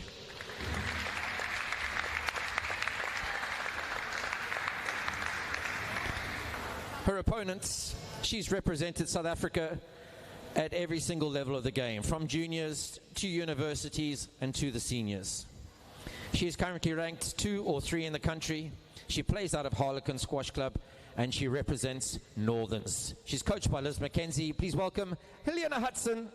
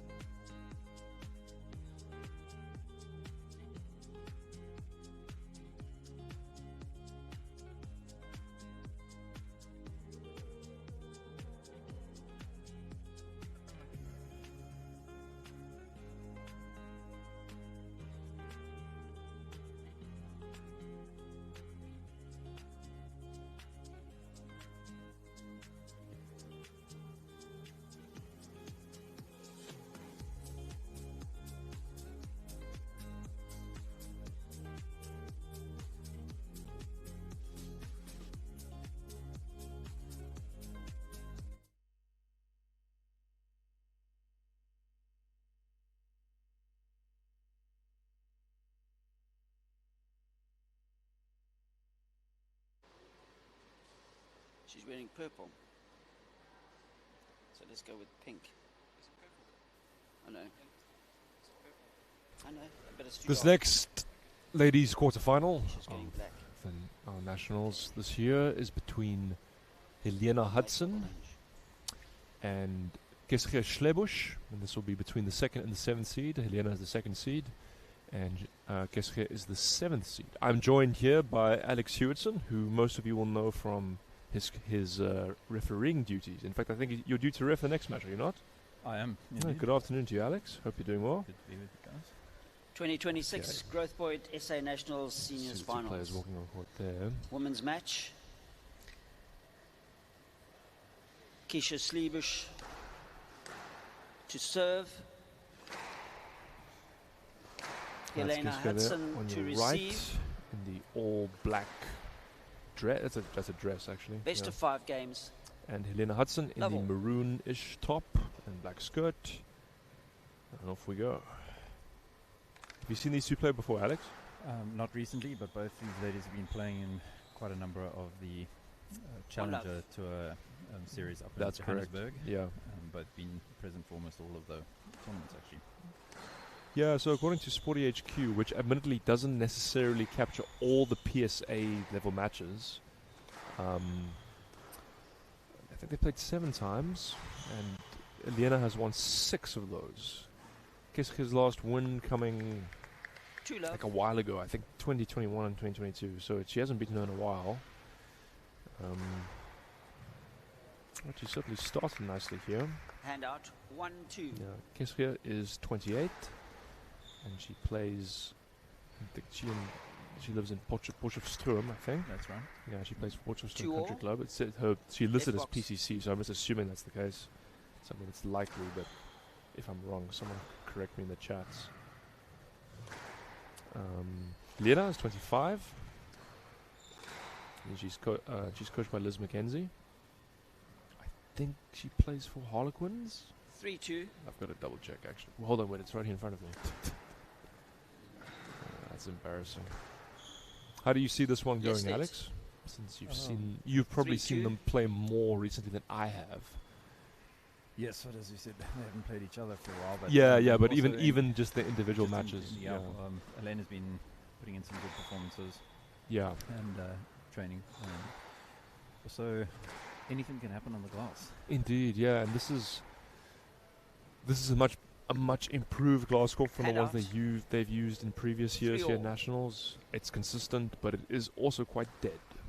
True. So the walls are very true. So as you say, very consistent. But then it rewards a good length, as we saw in the last match. Absolutely, yeah. It rewards the more accurate players, much like the Stroke to the Schlebusch. courts on the PSA will have done, which you're 4-3. obviously familiar with.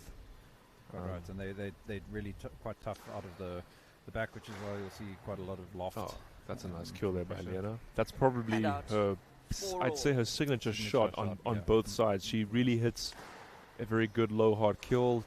Or the 6, and Nick by Kesche. Handout. Yeah, Kesche is coached by 5-4. her husband, Jimmy. Exceptional coach. He's helped many of the SACD players go to the next level, and he's been an outstanding player himself. I think this is her debut on the glass as well, if at the top 8 here at Nationals, if I'm not mistaken. I think you're right from the last few years. Yes, so that's an exceptional achievement for her, and I'm sure Jimmy is also very proud. 5-4. Helena has been a feature of this event the last few years. That's her strength zone. Right, rewards that Handout. that hard 5-all. hard length. Yeah, I haven't seen her play too much this year, but I'm curious to see if she's improved her consistency, because she's always been able to win rallies, but sometimes she was plagued by inconsistency in some matches in the past. And the more you improve, the more you want to eliminate that from the game. 6-5. So 6-5.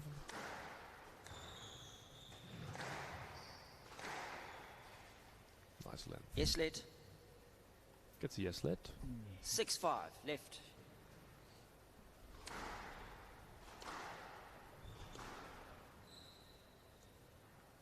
Yes, let.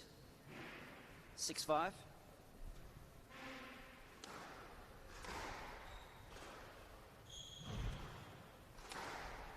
Do you have a prediction? I suspect Iska might 7-5. string a good few points together and maybe make it a 3-1 for Helena. Okay. We'll see. It depends if Helena feels comfortable and just gets those hard drives that this court really rewards. If she gets in the rhythm, she's going to be quite difficult to beat.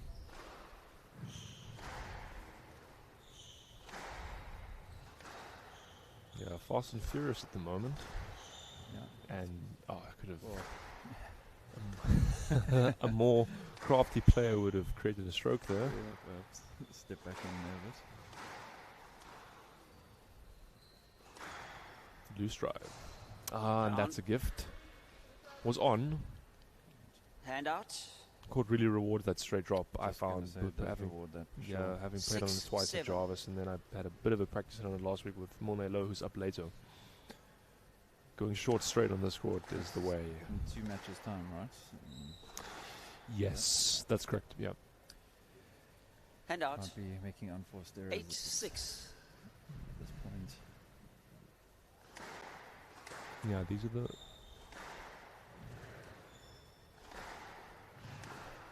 Just gonna check. I've got my seedings right here. Loose cross court nick attempt. Can't really afford to hit it too slow through the middle of the court. No, You because end then up with it's a lot of pressure. Yeah, then it sits up and you give your opponent the chance and the space on court. Saw that in that last match, where Luan Groenewald was hitting the ball in the middle in the first game and he got picked off. Stroke 2 And Hudson. as the match went on, he found the back corners more and more. 9-6. Right. From the left. 9-6. Couple of errors creeping in. I think there's usually a couple of errors in Helena's games because of her style. Oh, that's nice. We are now hitting the 10-6 targets. game ball. So 4 game balls for Helena Hudson. Chance again. That's a Not nice up. finish from There you Kiska go. Schlebusch there. Good hold.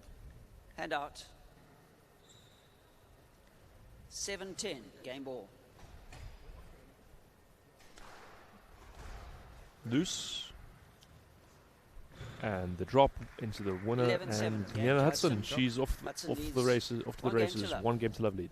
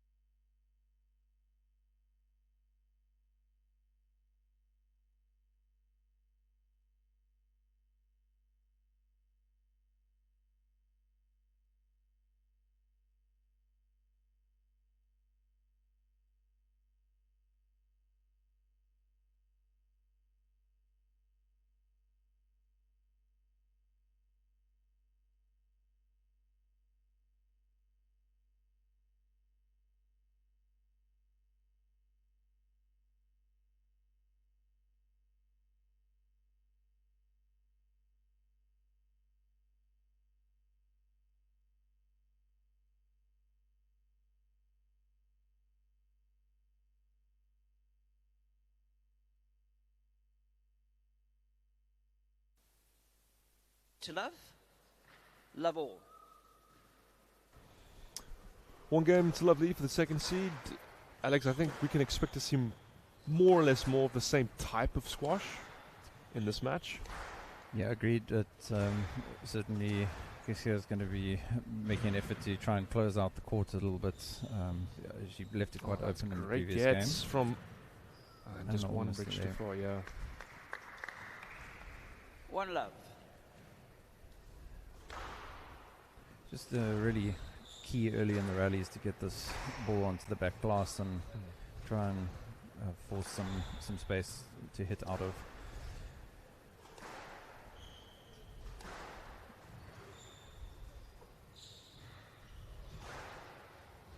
Yep, as we see there, into the space.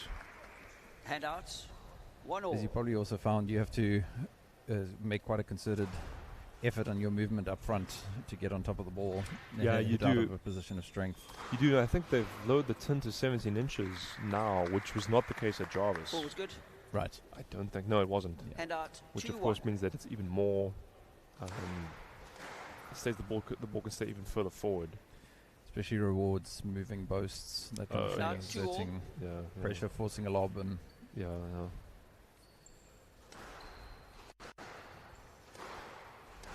Fast and Furious. I imagine Jimmy was advised trying Stroke to to Schlebusch. build the rallies, close 3-2. out the court, not Any- go cross court too early, and Absolutely. Straighten up, and I think, oh, that's a great kill. Hand out. I'd- 3 all. I would want to use Helena's pace against her. I'd use that, lift the ball, make sure that there's nothing in shoulder height, and flirting with a cut line there, Helena. Also, this because of the Hand out, dying at the back 4-3. on the glass, it really rewards a good serve if you can get good loft. Yeah, we've certainly seen that in the juniors last weekend and earlier today. Stroke to Schlebusch. That'll be a stroke to Keskia. 5-3. You're not clearing. Just not quite enough effort to clear there, I think. No, also with the way that she hits the ball, like there, even there, Yeah, there are some players that would ask for a let there and expect a stroke. Right. In that Hand earlier out. scenario. 4-5. It's always useful to actually learn the judgment on that by watching situations Stroke to where people Hudson. don't ask and see what they can actually hit. I agree. Yeah, you freeze frame it there, is funny, but then sometimes what will happen is there will be a scenario where, let's say, out of the back corner, someone hits and it just misses their opponent. Right. It shows they can hit it, 6-5. but probability-wise, you probably would still risky, give a stroke. Yeah. That's better from Keskia, just lifting it there. Seeing she's hitting it high on the front wall. Yeah, this is good pressure from Helena. Down. Probably, I would say, Hand out. there's a bit of encouragement 6-all. for both players from that point because Helena's attacking. She's made a mistake, but if she can repeat that situation, it's good for her. But Keskia was founding, or she's founding. The founding. She was finding height defending, Hand out. which is what she'll want to do. 7-6. Right. 7-6. Don't want to get into an overhitting No. match. With Helena, no.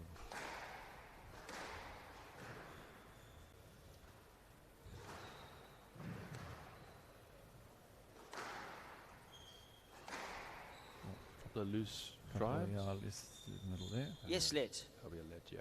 Right. 7-6 from the right. You serving, yes. So I think asking why it wasn't a stroke, but she just took quite a narrow angle through there. Wasn't 100% sure. Loose drop.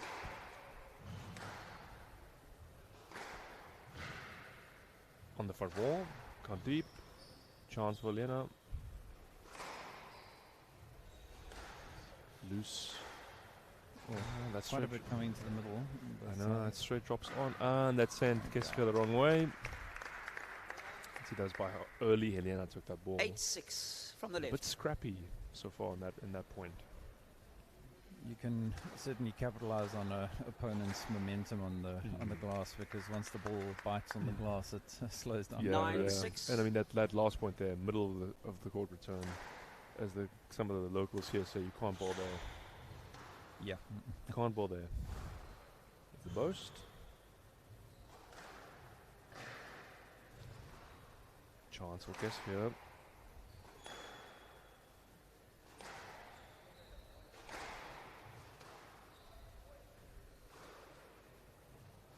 Down. It's a pity because it's the right shot. 10-6 from It's the right left. shot. I think there's a lot of success for guess to Game be ball. had by almost counter dropping these low hard drives. It's a hard skill, but move Helena to the front of the court. And there's a nice triple, but the lob goes up. Didn't do that.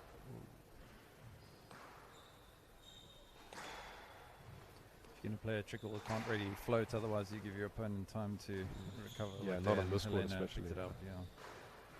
Down. But that's a better rally from Gesko. Hand out. Some sustained 7-10. pressure of her Game own. ball.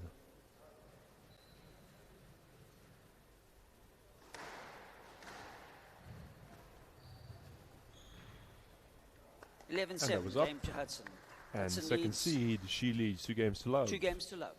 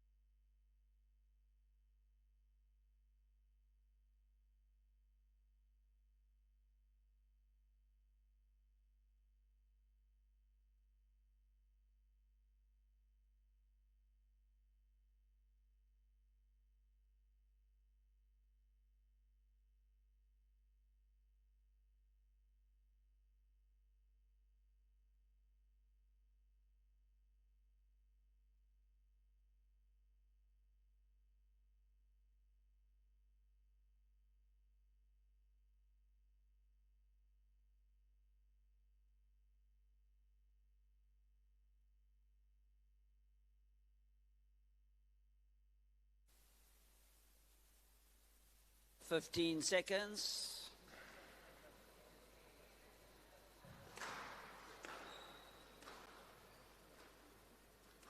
Time. Hudson leads. 2 games to love. Love all. 2 games to love lead for second seed Helena Hudson. Second game being quite similar to the first one, Alex. Yeah, as you well predicted. Well, I mean, it's a mirror image score-wise as well. Yeah, right. Just going to be totally key to minimize the unforced errors here and Hand try out. and build a bit instead of One love. there's a bit of having to be reactive. But we'll see.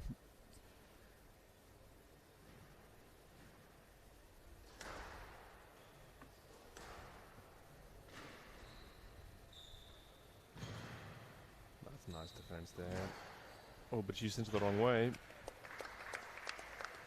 Powerful Hand wrist out. work. 1-all. Got a good cross-court hold. Yeah, if you the thing also with a score like this is that if we were saying Hand you out. serve well towards 2-1. you, but if you serve badly, you get punished like there. It's not a nick, but because it was such an easy volley, quick cross court behind you, and it's already the point's over. The pressure's on either way. Yeah, just depending. That's a great finish by Kiska.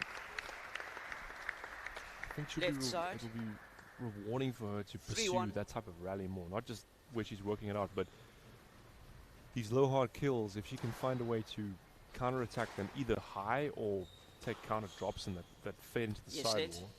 I know not 3-1. everybody has the skill of, let's say, a Diego Elias to be able to do that, which is just mind-blowing once you've seen how he does it. But Right. It can look like a winner, and then there's a lofted return. This drop, and there's just limits what the other player can do. But this is a positive start from the SSC player.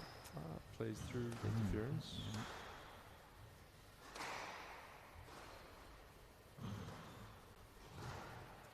Down. It's in. 4-1. Or perhaps this is the Yeah, game yeah, that your exactly, prediction. Building a bit of early momentum here, so let's see. That's much better. Not up. Just fortunate there. Yeah, I've taken the coward's way out and Hand made a out. prediction myself. 'Cause I 2-4. feel I've much to work with.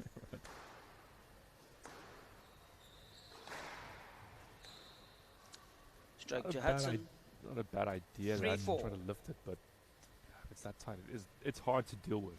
It is. He's got to keep the racket face open now. Taking it off the ball.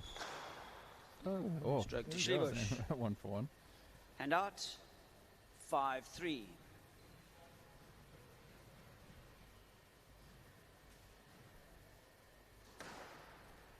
One of the things that's interesting is on glass courts, depending on how the light setup is, it Yes, can let. get extremely hot out there. I think it 5-3. was some of the players was saying that when it was still in the VNA, the previous court, that they felt really hot on board. Yeah, there were a great deal more lights, and then there was also sunlight coming in through. Yeah, I the remember. Yes. And here we have Down. 4 overhead lights. Hand out. Still good quality of 4-5. lighting, but some of them can have 15 or so, Yeah, and then yeah. the court temperature can get up to 40 degrees. Kind of drop. Hand out. You see the crowd. We've had 6-4. apart from 7 a.m. this morning, there's actually been a decent crowd. It being a Thursday, it's more difficult to get off work and come in. Nice with the new venue being able to fit a larger seating arrangement in, so as things progress, we will be able to fit more and more people. That's a nice change up there. Yeah, and rewarded as well. Just use the pace, or I mean, used the bit more height. 7-4. 7-4. All about keeping nerve now and not making those unforced errors.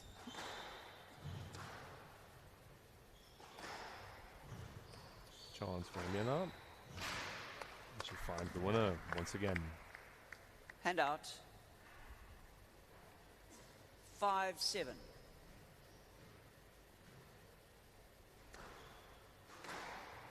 Again, bad serve. That same. Going to cost Hand you. out. 8-5. Well, this is her shot on the tail end of this game. Great length and line Great there by Hand Lena. out. 6-8. So she's just staying within touching distance here. This is a big point. And again, she's got to improve that serve. That's a nice change there from Keskia. Amazing what a difference a point makes. Can either be 7-8 or 9-6. I know, yeah, these massive rallies. This is one of the best rallies of the match so far, I feel. Agreed, yeah. Opportunity here. Yeah. Clever use to get herself there. But again, good line. This is just good defensive work there. That's what you need to do with this court. ball in the rally. Lena reads it, asks. Stroke to and Schlebusch. gets a stroke. Yep.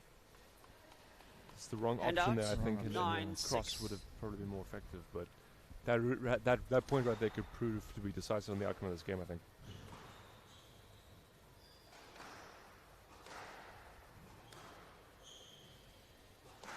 Let's see Kiska's early racket preparation there. Yeah, more confident, and she's stepping in earlier and applying a bit more pressure. Loose. Oh, this is fast and furious. Chance. Hard to the back. And another chance. Loose drop.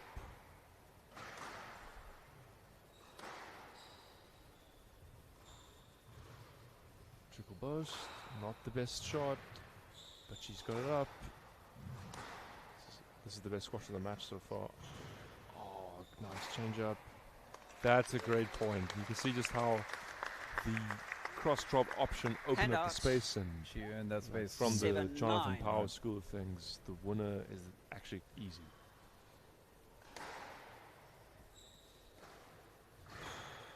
Ready to go for it, but she's reverse managed angle. Yeah. I've developed a very just the amount of reverse angles that were coming in last weekend. Really? And a lot of them were terrible. Really, really terrible. 8-9. Won't say by who, but 8-9 here. I thought that was down. Guess who asks? No let. Again. No let. Was that a no There's let? room to play. Was that a yes 9 let or all.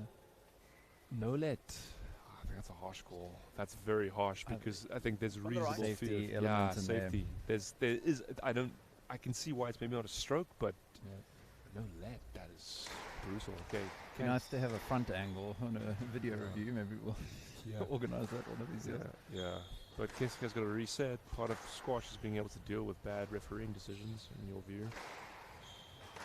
Yep, and almost always one player is going to feel it's a bad decision, so it's part of the game is that's a dealing with that. I saw that down. Did you think And that was out, good? 10-9. That was very difficult Game to ball. tell. It seems the referee has adjusted that to be up and down. My initial instinct was it was close, but I thought it was good. Maybe he's evened out. I think when there's doubts, you just bare let let. Chance for Helena. maybe evened out from the Maybe in her mind from the decision. Well, that's a clever lift in the boast.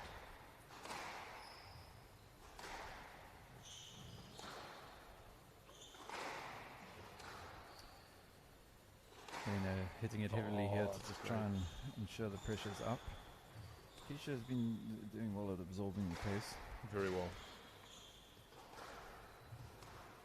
Off the back wall. No, and into the crowd. Out. 10 all. 10 all, and that Play must win by 2 points. really for Kiska needed to win it there. Yeah, time for tiebreaker. This is make or break. Again, she's getting away with those serves. Picked it up. This is great defense. Kiska is really hanging tough, but that's a step too far. Second seed. 11-10. Tried to keep clear, but a little bit too clear. Match ball. Second seed with a match point. She would dearly love to get this down to 3 and not have to go to a 4th game.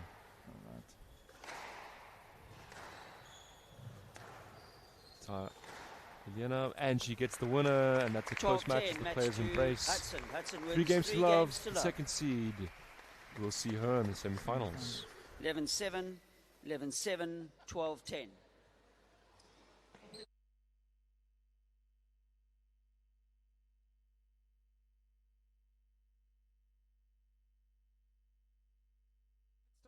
Yeah, I'm happy. It was tough mentally as well, especially then the third. Keisha's really a fighter. We all know that about her. So happy to have 1 and 3. A bit lucky, I think, but no, all good. You've obviously represented South Africa at every level, and I'm 100% sure that one of your objectives is to win this title. How's your preparation been running into this event? Are you happy? Are you in a good place? Are you ready for the challenge ahead? Yeah, no, I'm feeling good. I feel like this year has been a very good year preparation-wise because we've had so many PSA tournaments thanks to Asor. So I feel like that, as well as the Jarvis Kaplan Cup, has been really good preparation for this event. If you could give advice to some of our aspiring juniors who were here last week, and obviously the under 15s playing this week, just how important is it to have regular high-level competition that those tournaments that are taking place now are affording you? It's so important because you learn a lot more by losing than by winning. So just because you don't always do well doesn't mean you should stop doing it. It means you can identify what you can improve on and then come back stronger. So I would urge anyone that is wanting to get to a higher level to play as many tournaments as possible, play as many matches as possible. If you lose against someone that's better than you, count yourself lucky because that means you can see where you need to improve. That's good words, and thank you very much for that. And then, just lastly, you basically fresh out of university a while. It's first year, you got full-time working in a job and playing. How have you found that balance? Has it been a massive transition, or has it been something that you've transitioned through quite easily?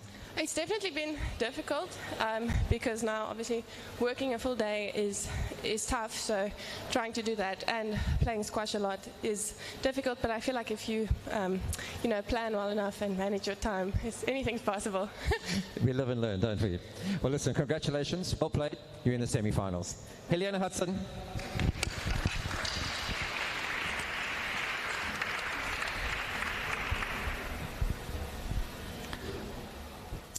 And on we move. Match number 42,100 and Zuma. Okay. Please help me. Let's welcome the next two gentlemen on court. I've been looking forward to this match. I think it's got mammoth potential.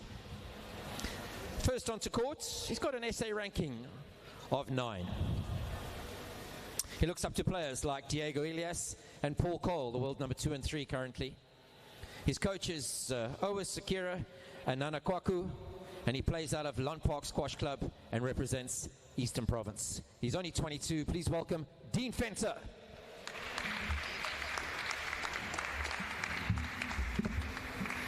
His opponent describes himself as confident, humorous, and energetic.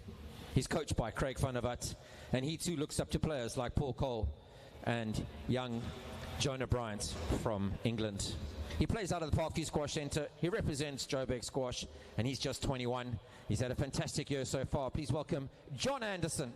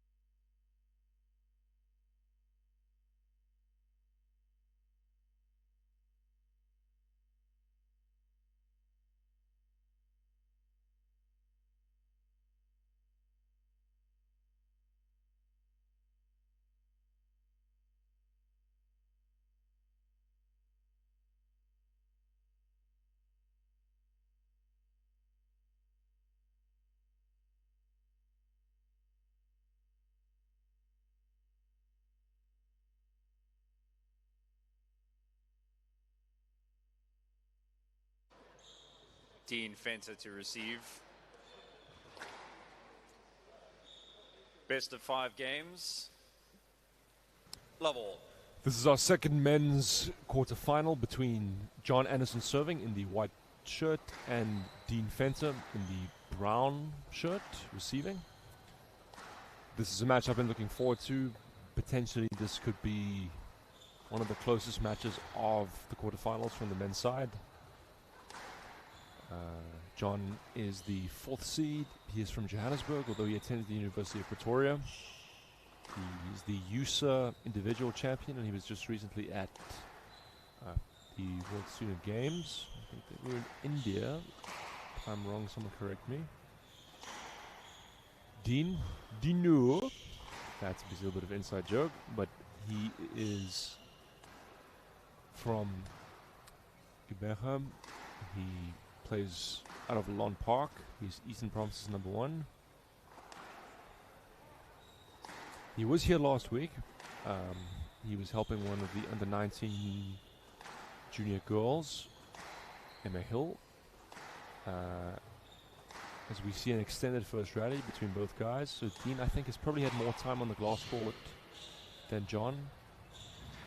Even though they have both, that's a nice finish there, the first rally. Both of these players will have played on the court in the Growthpoint Senior IPT. They were in the A section, the Jarvis Cup.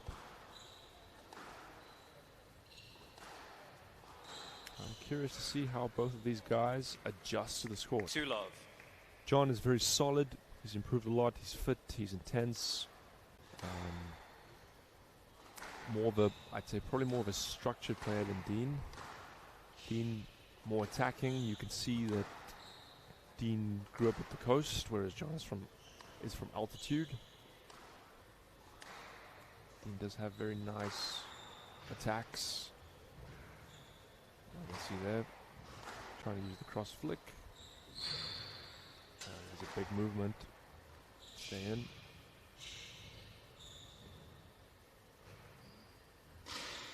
That's tight by Dean Fenter. 3 love.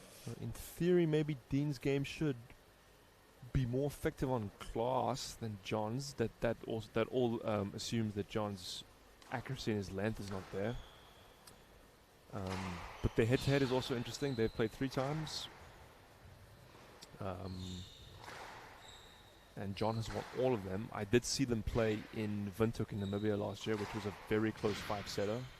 Thank you. I think it was 11-9 or 11-8 in the 5th to John. Handouts, 1-3. And Dean was leading.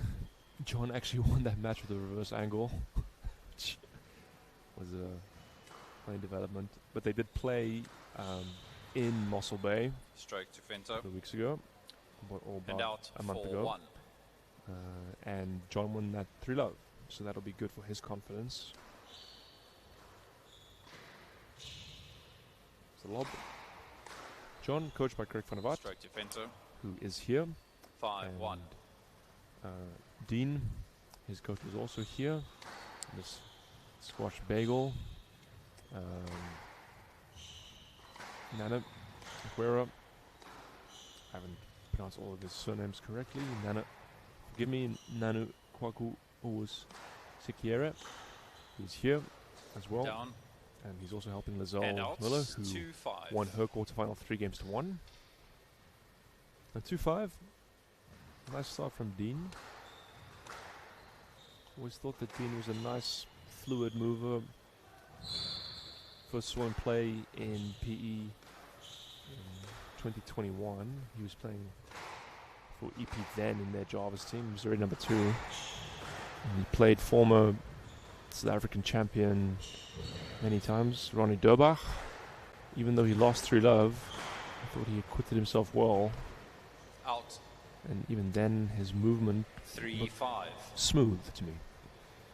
And yeah, he's become a lot stronger the last couple of years.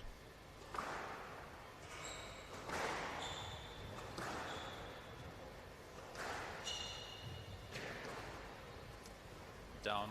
Still, sometimes in his game there are 4-5. loose errors like that one there, or cheap points as you would call them. John, on the other hand, he doesn't really give his opponents many cheap mistakes. They have to make him work hard for those type of mistakes to start coming into his game.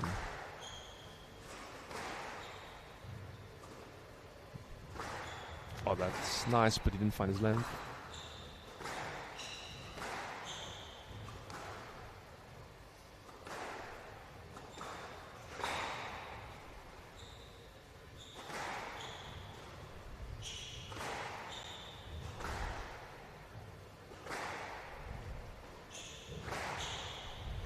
Oh, that's a great width by Dean Fenter there.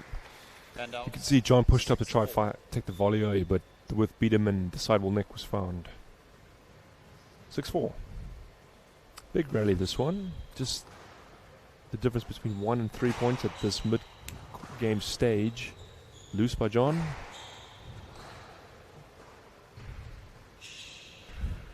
That's a nice counter drop. Excuse me.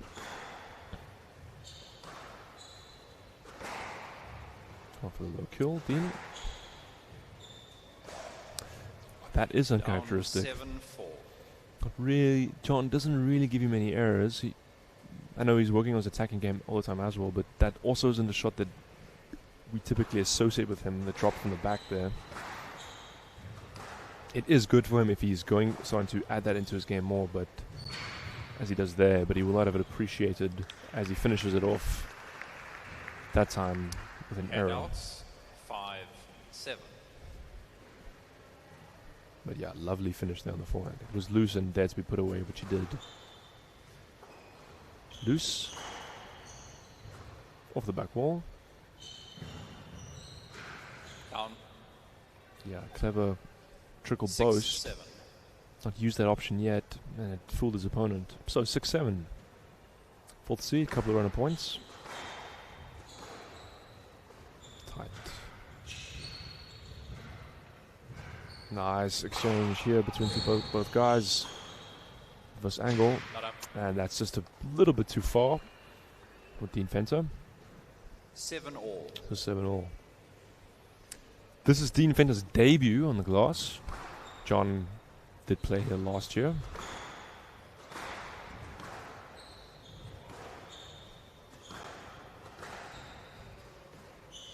That's staying. Looks like it. That's a nice landing by Dean. And the reply.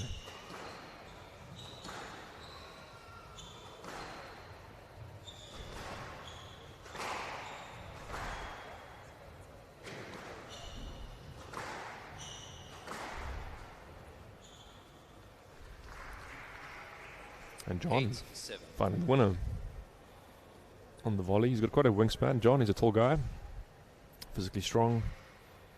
And when you play him, you have to make sure your width escapes his reach. No let. 9-7. Like a no let. I wonder if he could have gone back and got that, but I think the referee thought that Dean was covering the front of the court and they punished him as a result. I wonder if that also isn't a decision by the referee to potentially set the tone. 9-7. Let's see, John was looking for the stroke there. There probably was enough room to play the ball. So 9-7. Good spell from John to come back from, I think, 4-7 down.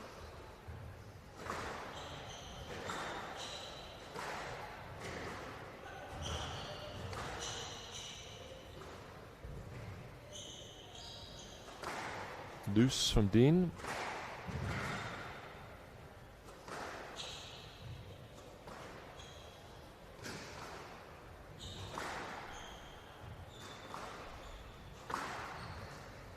Oh, that's a poor error. Down 10-7. I wonder if Game ball. Dean wasn't caught between two mines there. It was a loose shot, very loose. But that gives fourth seed, John Anderson, 3 game balls to take this opening.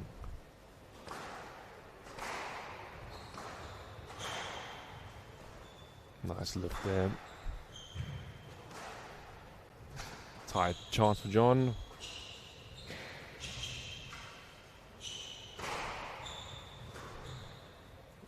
Chance for Dean. And back into the rally we go. Yeah, it's a nice counter drop by John. 11-7, game to And Anderson. John Anderson leads 1 game to love. captures the first game. 1 game to love lead.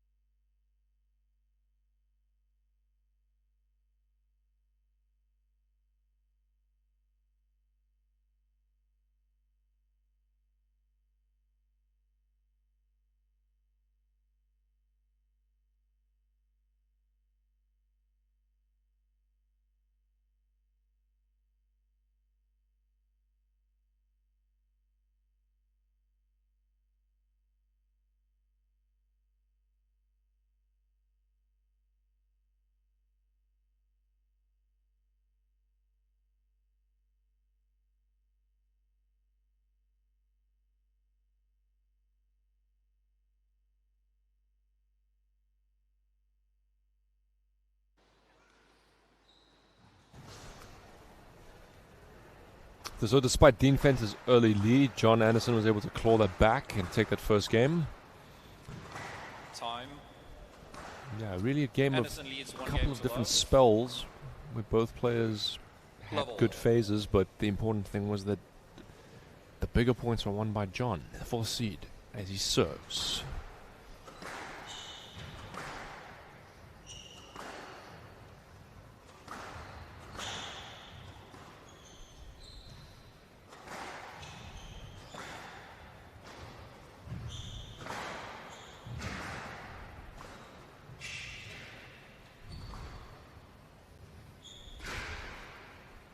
Yeah, this must time that. 1 love.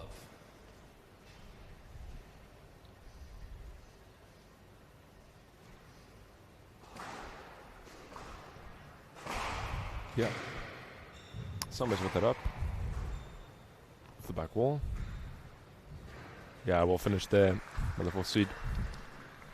2 love.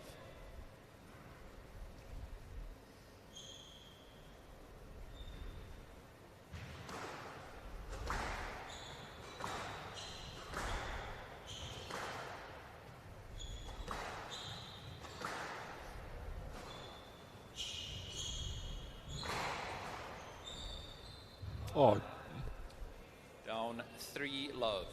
a good start here for John Anderson.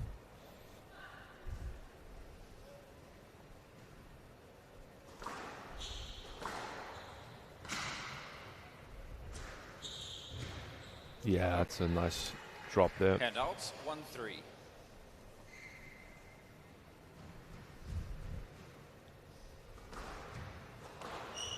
Loose. And Dean Fencer finds the nick. 2-3.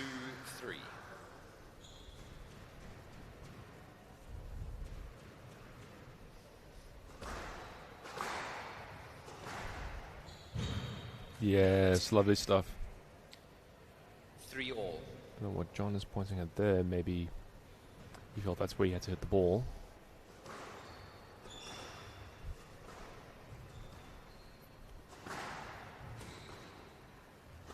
Tight work by both players on this wall.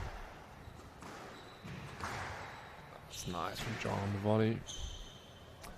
Down 4. A cheap mistake there. So I like the idea. It's a fairly obvious option, but he'll be upset that he missed that. That's a nice. Goes deep. Yeah, and Dean just off balance there. Handouts 4 all. So 4 all.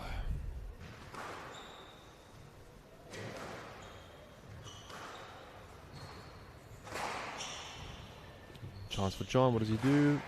Cross again. Loose. And again. Flicks him. Off the back wall. That's a great get. Cannot afford to make it hit it in there. 5-4. But excellent retrieving then by John Anderson to stay in that rally.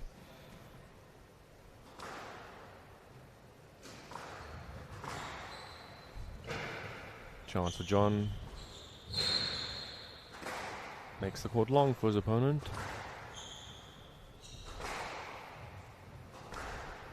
Loose.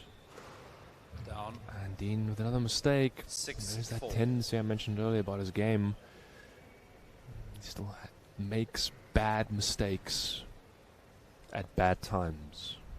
So 6-4. Big rally, this one.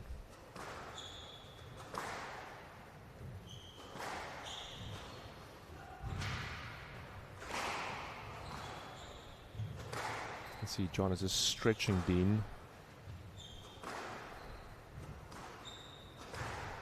He wants the volume now.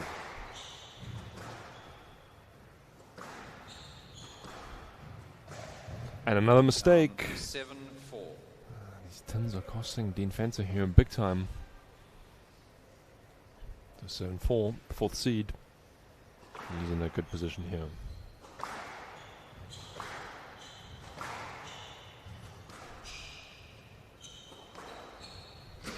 Side work. That stays in. Nice hold by Dean. Let it go. Easy on the volley there. Down. That's 4 errors in a row.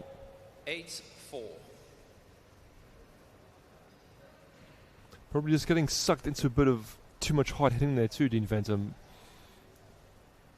That's something that John has coped with better in this match so far than he has. And because John is such a rhythmic player, as I've seen some of the other guys who break his rhythm, it's not something that he enjoys. Nice chance there. Into the tin. But yeah, this is good pressure from the fourth seed. Here, Hayley Ward cheering for Dean there, her provincial teammate. She's up in a couple of games. Outs. And out frustration there by Dean. And that gives John Anderson 6 game balls. He will be thrilled with how this match is going so far.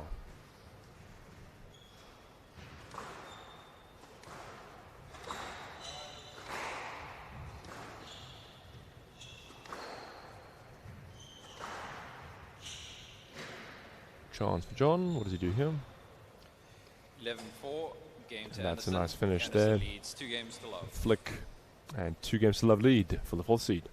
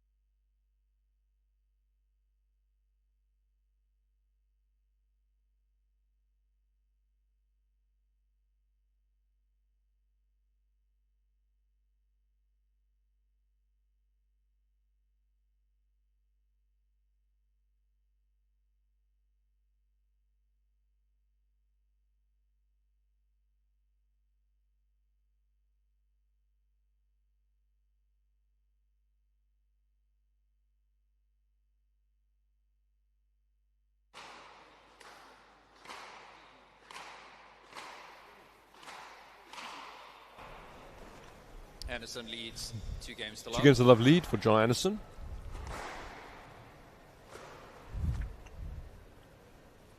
Love all.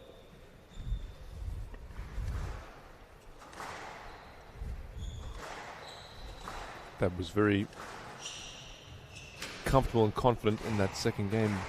From Dean Fender's perspective, it's way too many errors. He made 4 or 5, I think 5 or 6 mistakes in that second game. At this level, against an opponent like this, that's just not going to cut it. Down 1 love. Yeah, but he's not really been able to impose his game on John yet either. John is the player who's hit better length so far, and has been in the middle more.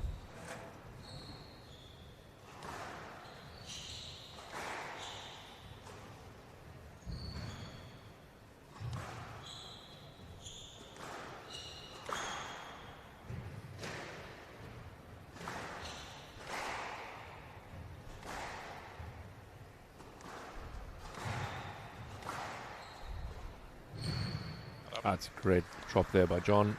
2 love.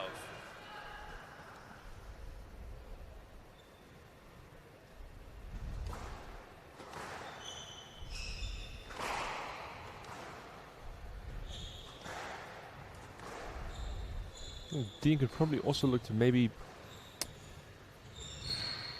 Yeah, okay, it didn't work from that time, but initiate to the front of the court a little bit more. John has been counter-dropping quite well on the front left so far. But there have been matches where I've seen him look vulnerable to that kind of strategy.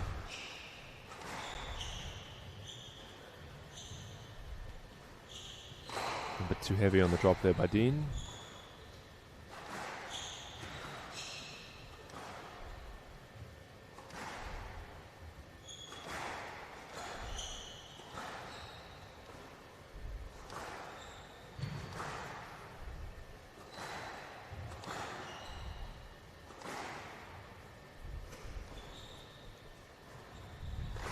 Whereas John, he will be enjoying this type of rally. Long. He's controlling the pace. Chance for him to finish it off. And force the mistake. 4 love. Yeah, 4 love. This is looking really good for the 4th seed. Dean Fenter looks a bit out of sorts, has to be said. There's the lob. Off the back wall.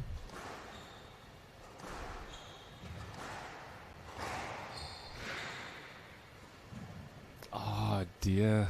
Down 5 love. That is a poor error. Perhaps he was caught between 2 minds there, going short straight or with the boast, and he ended up doing neither.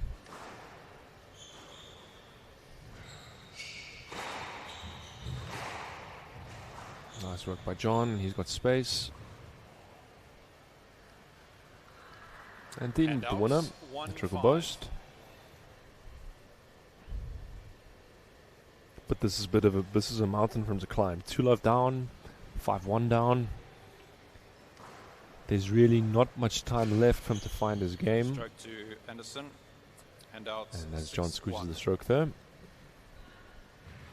I don't think John's level will be letting off anytime soon either.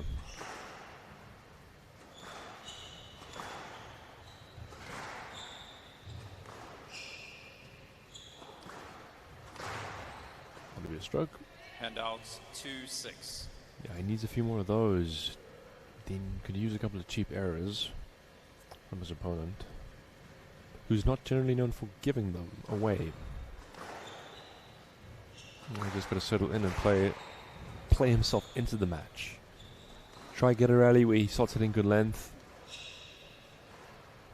You can see there, trying to find the space at the front of the court.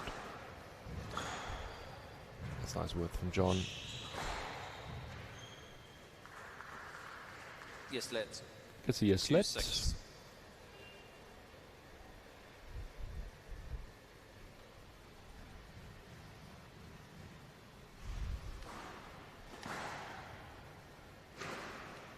Down. That's another mistake from And Dean. out 7-2. Those really are proving costly. It shows just at this level, a mistake especially that one like that, is unforgivable. That's a great counter. Oh, and again. Nice rally from both guys. As they settle back into the exchanges. Loose.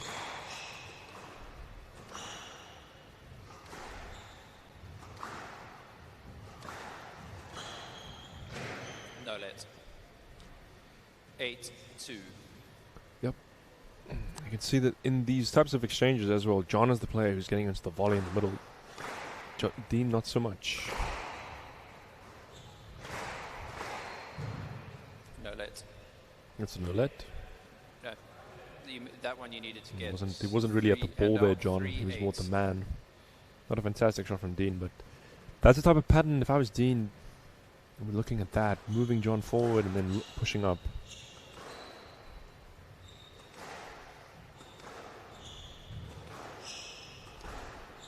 It is an area where I've seen John be vulnerable before. Although today he's counter-dropped exceptionally well. There's a heavy length. He has a chance. Nice work there by the fourth seed. Handouts. He's just angled that into the sidewall. He's 2 points away here from a spot in the semis. He's not been there before. He's a driven young man, so let's see if there's some nerves in his system. Yeah, lovely stuff. 10-3 on an early match ball. 7 match points. And it has to be said, this has been a comprehensive performance. Loose to the Down. tin by John. Hand One of the out few bad for decisions 10 he's made match ball. in this match.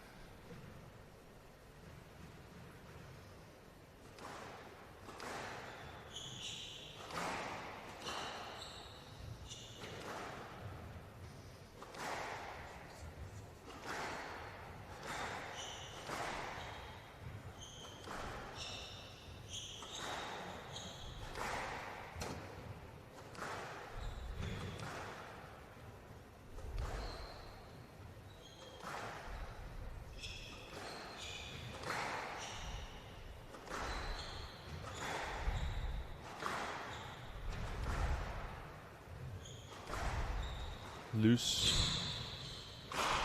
And John goes for the big win. Oh, but Dean gets it back. Yeah, big reaction there from the fourth seed. He's secured his spot in the semi-finals. 3 games to love. 11-4.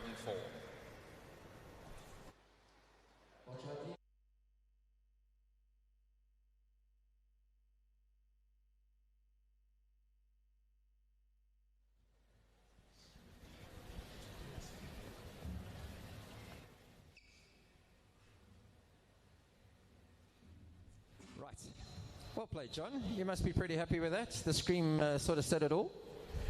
Yeah, big relief. Second nationals here. First round into the semis. I see JP smiling over there. But yeah, very happy. From my perspective, just watching you from last year to this year, there's significant growth in, dare I say, your maturity of how you're playing the game, your construction of the rally, your decision making. You had an opponent today that's exceptionally talented. He can really hurt people in the front of the court and take the ball early. And then it looked to me like you just absorbed that and then asked him questions that he couldn't answer and just extended the size of his court. Was that a plan, or was that just something that came to you? Yeah, no, me and my coach Craig spoke before the match. I mean, I'm really just trying to focus on hitting a specific point and hitting a target. Doesn't really matter what my opponent's doing. Just stay consistent with what I want to do with the ball. You're playing the ball, not your opponent. So you're actually almost playing against yourself and how well you can play on the day, which targets you can hit best. And I thought I did that well into the back corners. You were exceptionally accurate. It was very, very good. You've had a wonderful year. You've climbed up the rankings. You've had numerous success at tournaments. You've just come back from the World Student Squash Championships in India. Tell us a little bit about that. How was that? Yeah, it's called FISU. It's basically a world for university students. The level was fantastic. I ended 11th in the individuals, which was all round an okay result. I would have been very happy with the top 10 or even a win. But yeah, good experience gained from that. It's very competitive. Everyone's there to win. And everyone's in very good physical shape. So you have to win every match. No one's just going to give up. So yeah, good to play for the country as well. Absolutely, and you did that with pride, so well done and congratulations. Thanks, Rich.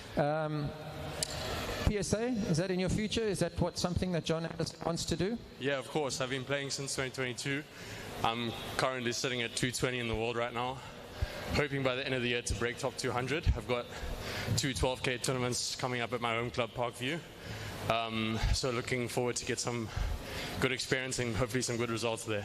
Well, listen, congratulations. You're into your first national semi-finals, and we wish you all the best. John Anderson, everybody. Well played.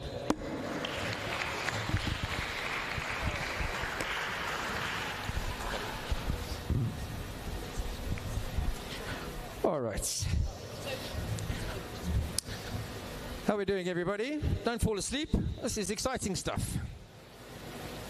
We're going to move on to the next quarterfinals at the Growthpoint SA National Top 8 Finals. It's the ladies' match. Please help me welcome these two women onto courts.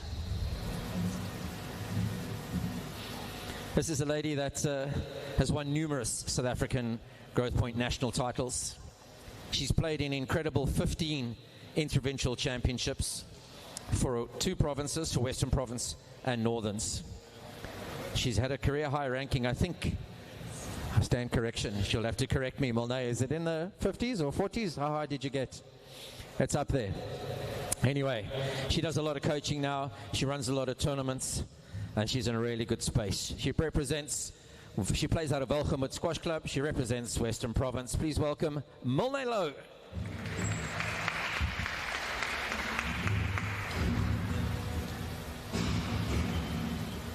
Her opponent has also been around the courts of South Africa for many, many years. She's a wonderful athlete, and I think she's enjoying the game again, back to levels of past. She's also represented South African country districts since 2013, only missing 2020. She still believes she has a lot to learn from everyone that she comes into contact with the game. She plays out of Bryanston Squash Club. She represents SACD. Please welcome Alexa Pina.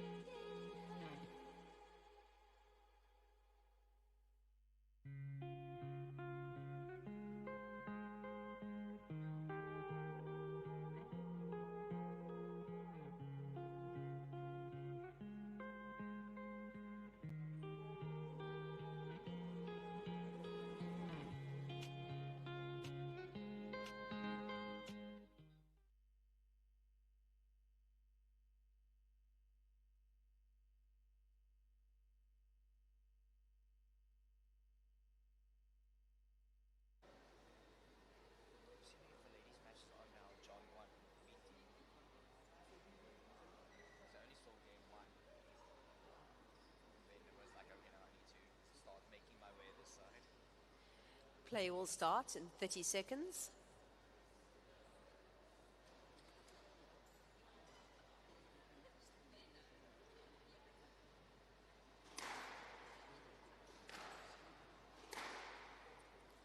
Fifteen seconds.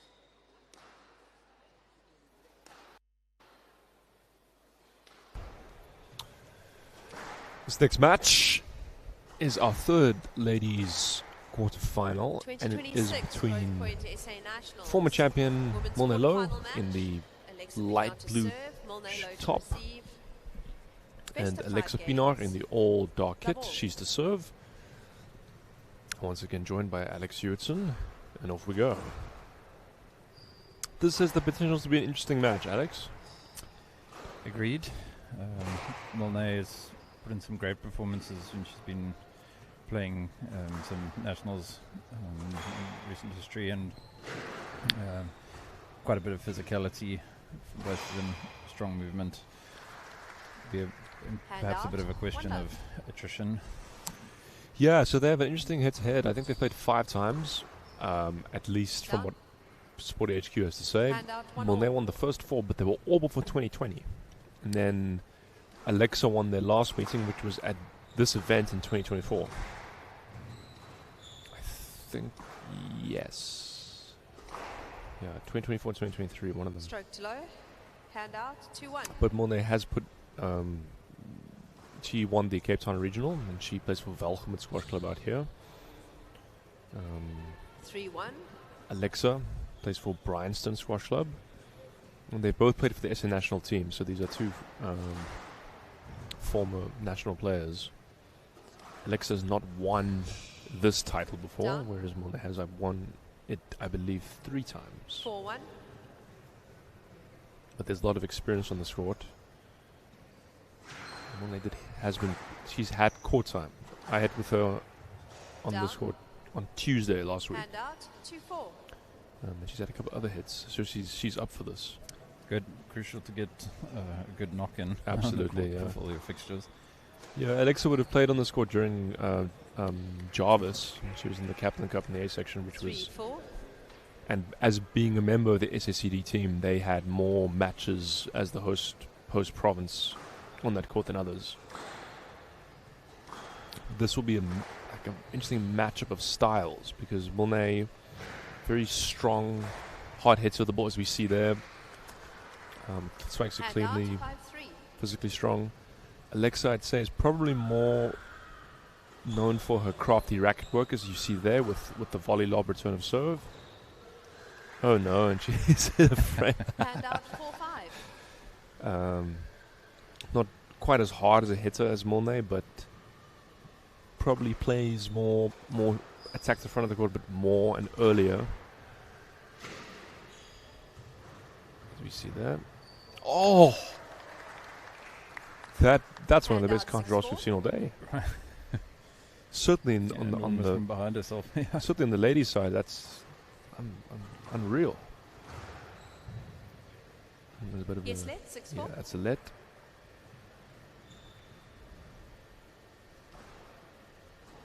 So yeah, I think whichever of these 2 players imposes their style on each other, they're going to have an advantage. And Molnay's looking quite comfortable out of the gates. Yeah, she started very well. 7-4. But she's up for this. Yeah. And mentally looking quite strong in that she's going for shots when they're on. She's not just slamming for the neck from the start. Yeah, she's shown some variation in her play already, which is fantastic. Use of heights, so that's what we were saying. Yeah, we not to give her secrets of the whip. I mean, she's playing now, but when we were training, she asked me if we could deliberately practice returning lob serves and hitting lob serves, which she's been doing. And that's yeah, that's a winner by Alexa. But still 5 game balls remain for Molnay. And this 4th and 5th seed encounter.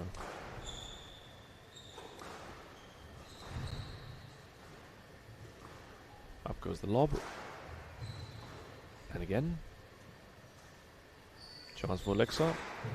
Well read by Molnay. Oh, that's nice. So is that. Yeah. Oh, lovely rally. 6-10, game ball. This goes to show there's so much space on the front wall that sometimes isn't used by players. And we saw some of it there. The whole other world above the service line. Yeah. One virtually unknown to most teenage boys. But yeah. Oh! That's a Some beauty. of the racket craft you're talking about there. Yeah, this is the type of, the last couple of points, that's the type of squash that I expect Alexa will want to impose on this match. And if she's able to, it is hard to play. Reverse angle. Down. Oh, not this time from Monet. 8-10. So from 4-10 down to 8-10.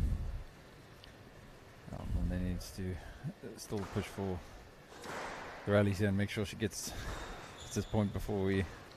Out. Oh, there we go. Unforced error. Yeah. Potentially costly. Okay, now 9-10. Out. It goes out. So from 6 points in a row. 6 points in a row. By 2 points. Okay, what did both players do here? Because this is mentally interesting territory.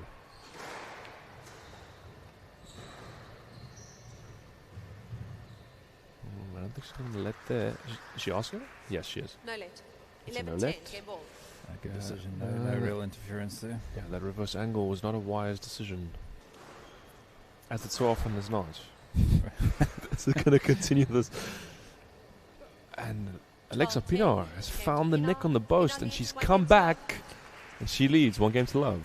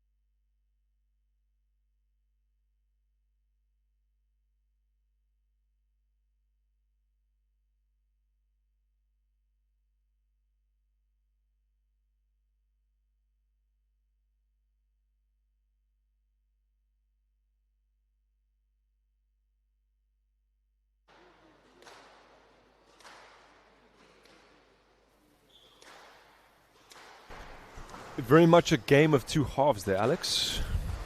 Quite right, but surprising there, 8 points in a row. Yeah. Alexa. I think they will be looking for a strong start here.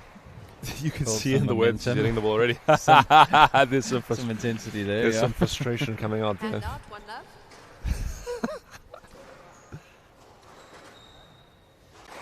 Well, she has herself listed as her coach, so I'm sure she had a good chat with herself there in between games. Probably, yeah. Hand out, 1 all. I do also have to point out that the players all asked, describe yourself in 3 words, which for sake of just personal preservation, I'm not going to mention here for all of them, except Alexa's. I think Alexa's is the best one, which is, I'd rather not.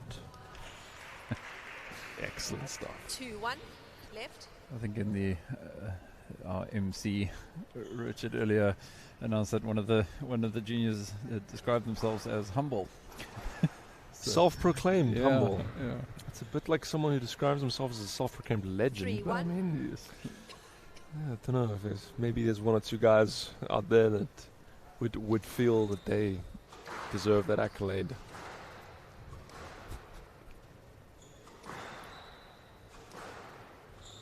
But to serious matters. Oh, that's nice. That's more what she's looking for. 2-3. I think we can very clearly see what the pattern of this match is and what both players are going to... It's directly opposed there we see from Monet. That's the type of rally she wants to promote. 3-all. Well, you said it's going to be down to who imposes their game. Exactly. At most. Yeah.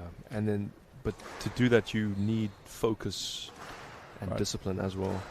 And you got to reduce your margins for error slightly so that you can... Oh, that's lovely. 4-3. A lot of players struggle with touch and control on the extension there, but they got some good skills with height there. 5-3.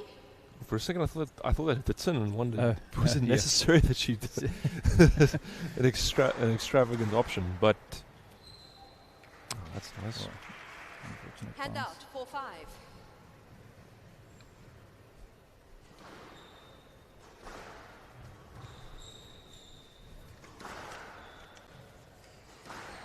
Tight work by Alexa. Chance. Nice.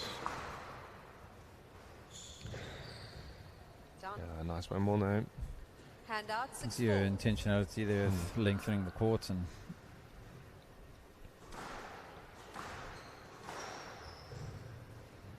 Oh, that's a lovely shot. That Hand out I was 5-6. talking about in the previous ladies match. Alexa is a player who can play that type of almost defensive drop, the counter from mid-court for low ball. right, and she's also comfortable with her racket skills. The ball comes out into the middle and onto her body. That's lovely. Lovely hold there. Yeah, 6-all left. show the cross option.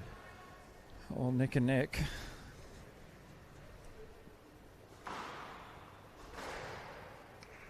And that is swatted away Hand into the out neck. 7-6.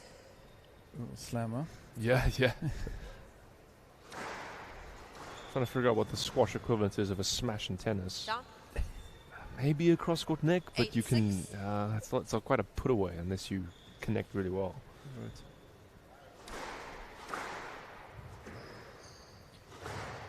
And Alexa with the swatted Hand out forehand. 7-8.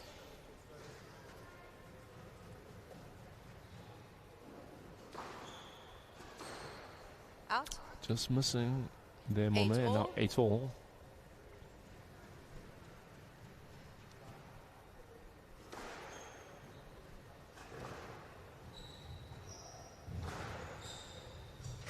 Yep, and the weight of shot there from Yeah. Monet was just good enough. Hand out 9-8. She sneaks into the lead. As you said earlier, the reality of the glass is if the weighting's right, even if it's a meter from the sidewall, it can still be a winning shot. Out. Into the roof. 10-8. Game And ball. Monet low with 2 game balls. Let's equalize here. Nice width by Alexa. In comes the boast.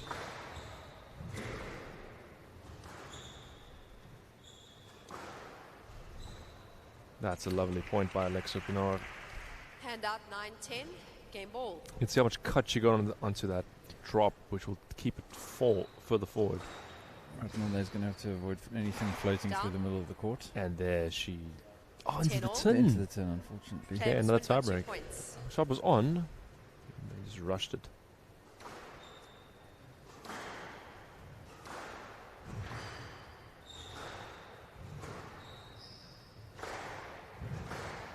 Big stretches from Monet. And that's beaten for pace. 11 Full seat 10. Alexa Pinard. Game ball. Right. Again, save game balls, and she has one of her own.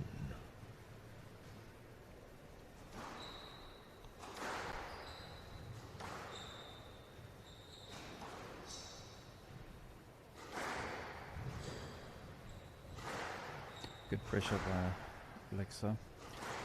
Yep, she's very much in control of this rally. That's a great line. Loose. And there goes the counter drop. And she's faded into the sidewall. And Alexa 12-10. Pinard, Game to Pinard. she leads Pinard 2 games to leads love. 2 games to love.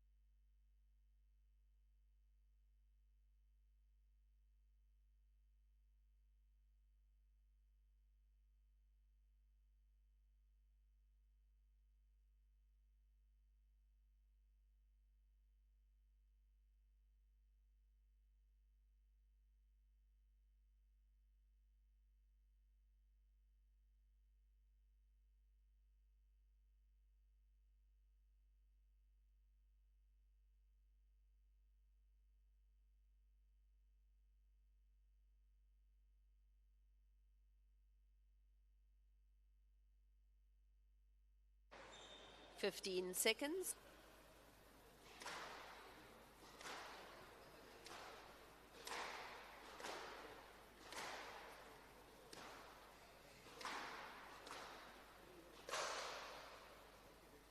Pienaar leads 2 games to love. Love all. It's always fascinating to watch a match where you feel the scoreline could quite easily also be reversed. Right, especially Yes, given the let. 2-game balls. Love all. Yeah, and then the 6 in the first game. The 6 in the first game. Sounds bad. But this will be a test. I suppose what you have to Yes, tell let. yourself if you're Monelo Love here all. is you've been in winning positions, so you've shown that you can get there. Now it's just a question of converting them. Right. And it hasn't been an extremely long match, so in terms of physically being able to do it, there shouldn't really be too much of a question. No. 1 love.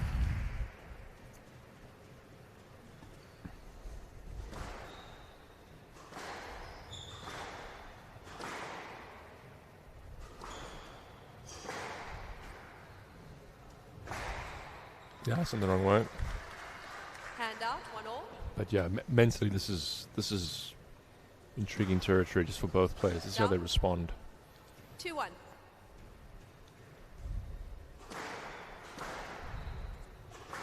Down. Loose into the Hand there's been a out, couple of 2 all. those. Good number of unforced errors so far. Goes to the neck. Is that up? Yep, it is up. Oh, it's a great lob. Chance for Monet. Chose the wrong one. But she's found the line. Great rally this. And Monelo finds the winner. Applauded by Alexa Pienaar Hand there. out, 3-2. Great rally. I think all 4 corners there. Goes the boast. Hand out, Very 3 good all. counter drop that. As soon as she saw it, she was scrambling well into position there.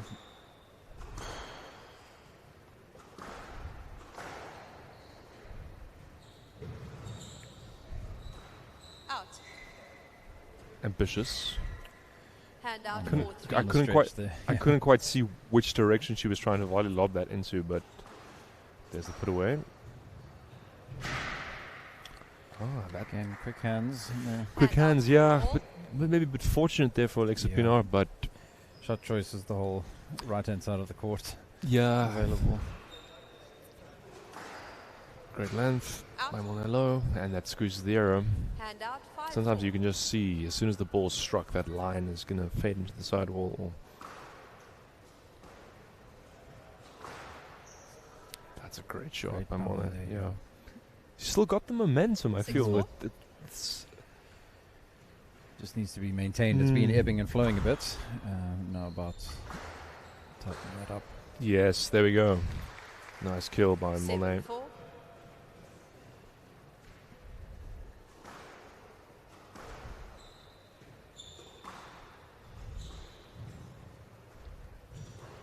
Oh, nice retrievals.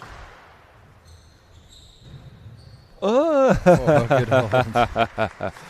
Taste of her own medicine there. Right. What's your prediction now?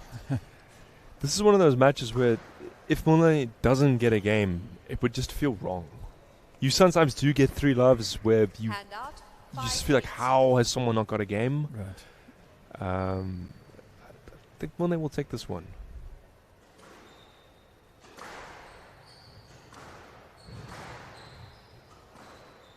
Out. And just out there. Hand out, 9-5. The patience of just having a few more shots in the rallies has been what's missing. She got a bit comfortable when in game ball position in the Ball. first 2.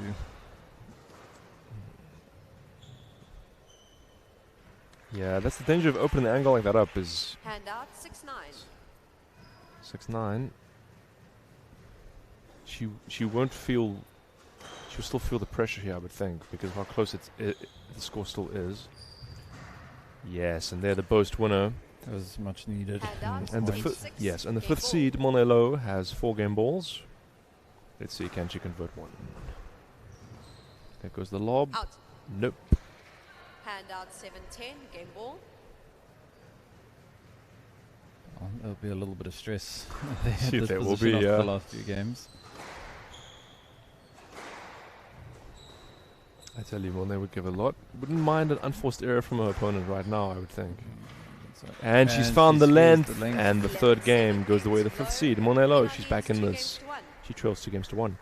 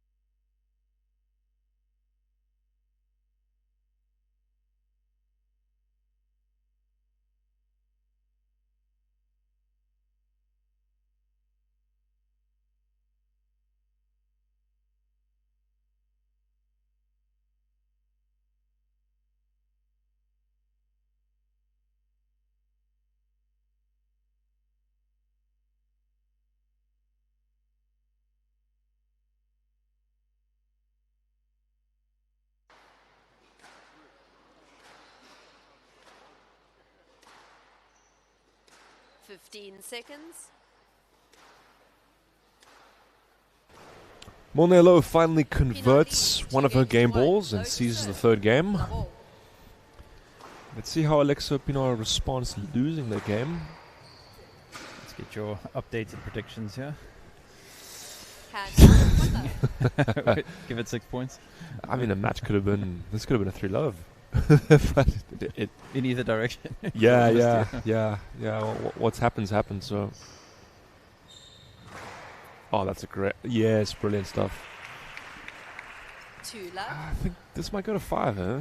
I've just got a feeling.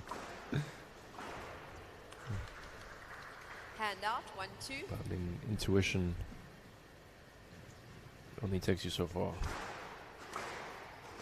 Down. Oh, that was on. Hand out 3-1. As Antonio Bruni will say, it's so on. And so on. And no pressure to justify the forced error there. She'll be not wanting to concede a lead too early here. Let's see. And that into the nick. 4-1. Okay, this is a good start from Alexa. Yeah, starting to get quite comfortable.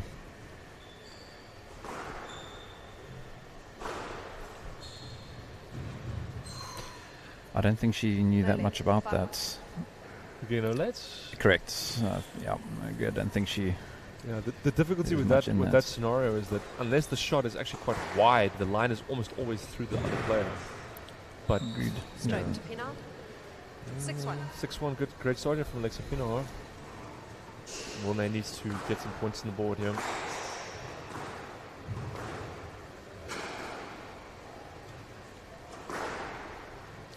Not going to be able to afford any errors. Just going to have to build some solid rallies. That's clever though. And that cross.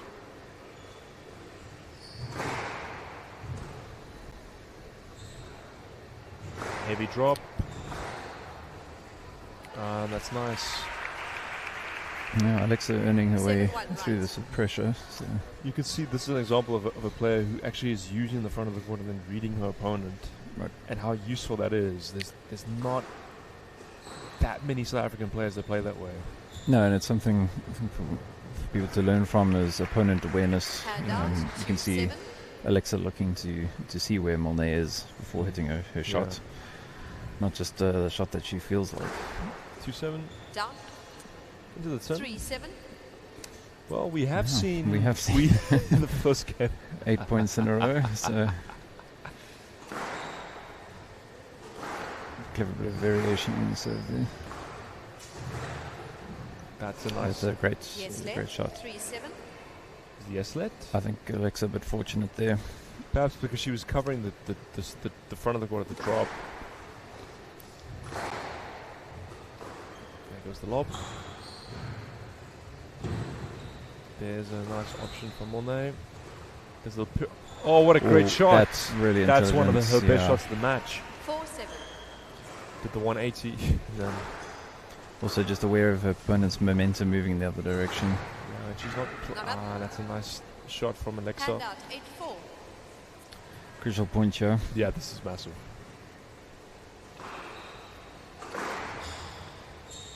And the hard quality Hand to the out back. 5-8. Well, it's just what she needed.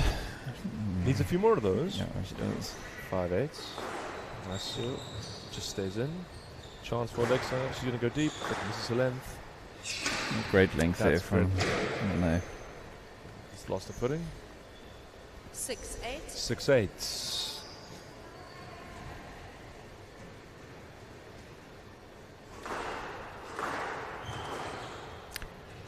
And again. Oh dear, what That's extremely fortunate. Hand out Very. 9-6. No, 9-6.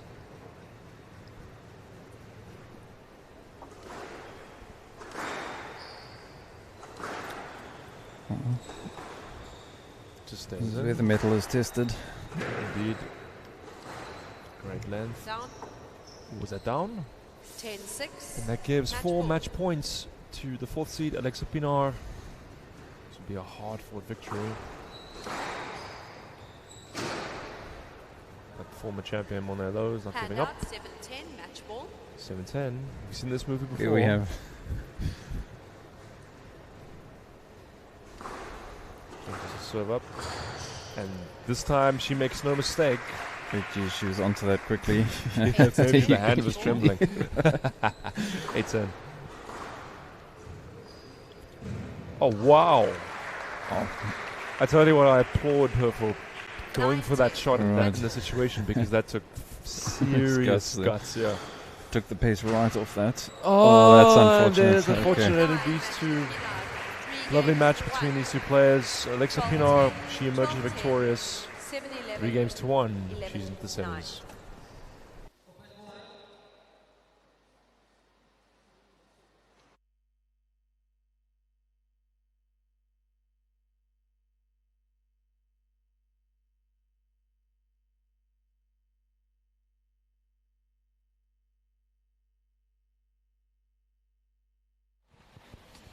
Don't be scared. Slow. No rush.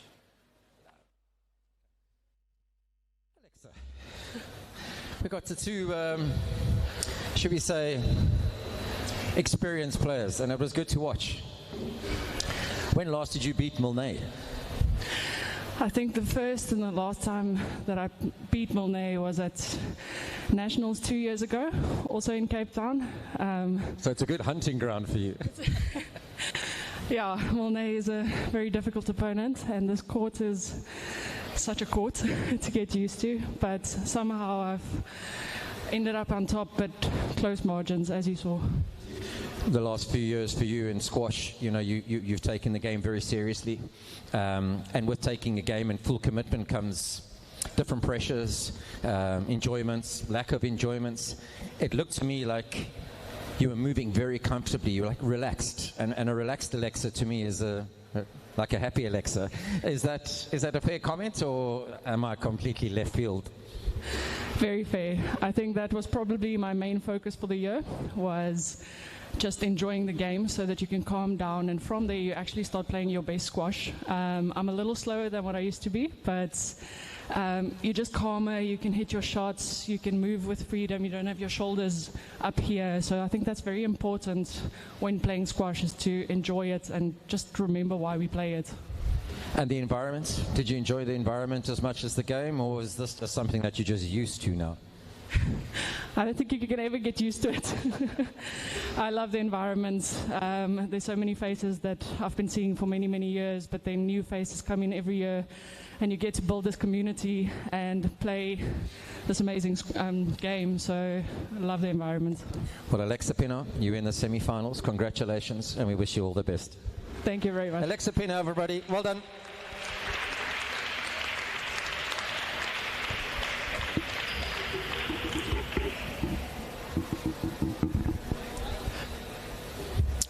Onwards and upwards we move. We move to the next men's game. Right here at the city of Cape Town, VNA Makers Landing at the Growthpoint, SA National Champs. Right, onto court. Get your hands ready. This is a young man that's really rising in the rankings. He was under 19 last year and he's jumping.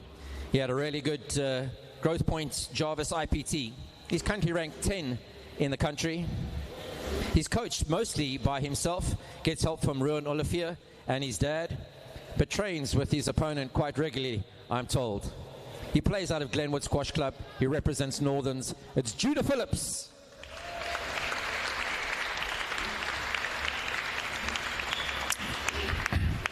His opponent is no stranger to this tournament. He's made the final the last few years, and I'm pretty sure he's trying to do that again and go one step further. He's coached by JP Brits. He's ranked number 2 in South Africa. He plays out of Uitzeg and represents Northerns. It's Damian Groenewald.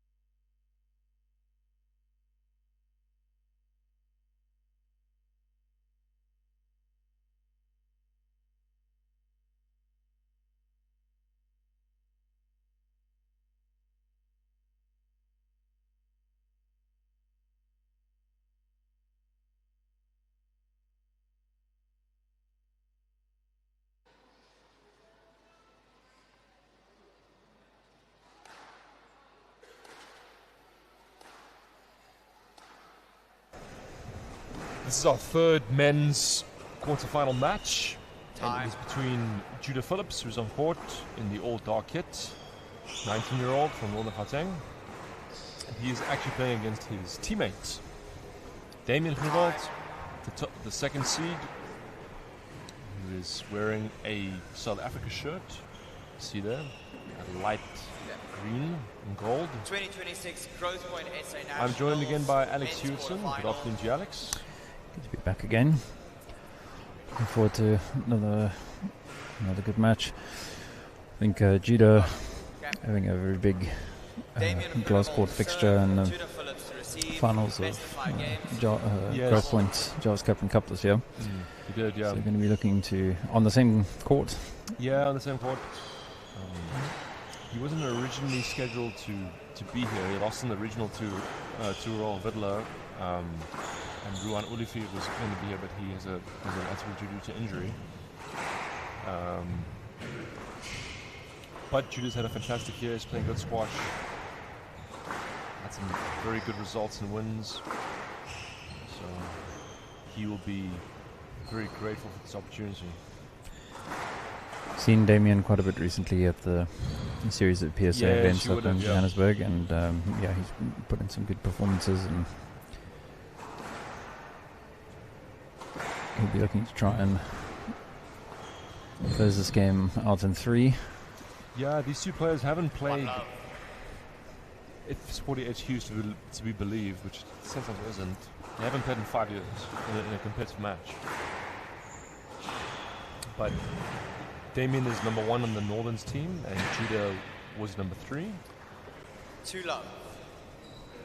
So that certainly speaks well to the level of Northern squash, that 3 of their players are in this top 8 tournament. Quite right. And the other 3, the other 3 are from SACD. And then there's 1 from Joburg and 1 from Eastern Province. That's the makeup of the men. Both for Nick, missed. My home province of KZN not finding representations here. No, I think the last time that there's been a KZN player here was either Matt Boots. That was Matt Boots, I think, 2 years ago. Matt Boots, or he didn't play 2 years ago. Oh, sorry, correction, 4 years ago. 4 years ago. 2022. Or there will be a stroke, or there will be Justin Hoevelos played 3 years ago. Okay. I know that's Midlands, but they're all part of KZN. It's like the difference between Western Province and Boelang. Right. Stroke to Phillips. 12. You prevented your opponent. Damien can sometimes have a bit of a... he gets in the way and then he starts whining, but not really much you can say there. If the shot had been short, then maybe, but the line was straight through him. I think, although you didn't initially know exactly where it was going, unfortunately it came right through Damien. So. Yeah, but Damien's always looking to get onto that volley early. Uses height very well. Explosive player. Very skillful. Right, just after striking the ball, then you need to declare if you're going to go in early like that. There's an error from Judah. Handout 3-2. I played him at Jarvis and I found that he's very solid on his backhand, but attacking wise, mid-court on his forehand is probably where he's the most dangerous. Right. Sometimes you can get an error or 2 out of him from that mid-backhand in the previous round. But he's very solid now, he's fast. Just going to have to settle in and be patient for rallies here, because Damien's obviously solid and very experienced. The last couple of tournaments he was making very few unforced errors, just generally solid performances. Yeah, that's a good sign for a player like him who likes to be as attacking as he is, because if you get somebody who infamously Rami Ashur would probably give his opponents unforced errors, in especially the early rounds, just because of how attacking he was. He's prepared to take that risk. Yeah. Oh, that's nice. Judah nearly got there. Yeah. Well, Judah, his younger sister Starla, she won the under-17 event here last weekend. And she was also at the World Junior Championships. She played well. I believe she won 3-love in 28 minutes or so in that final. No, she won. Starla. Was it 3-1 or 3-love? It might have been. It was 3-1 actually. Okay. It was 3-1. Yeah, she played Borders Kate van Biljon. But she's been struggling with an injury, so I could see that her Yeah. movement wasn't what it normally might be. But like a great competitive player, she found a way to win through discomfort. Judah, very wristy player, is a very quick, hits the ball quite hard. Yeah, got quite a natural strike at the ball. Good degree of accuracy, nice open face on the backhand. Yeah. But yeah, he likes to be on the forehand wing is where he's strong. I found that's where he's most dangerous and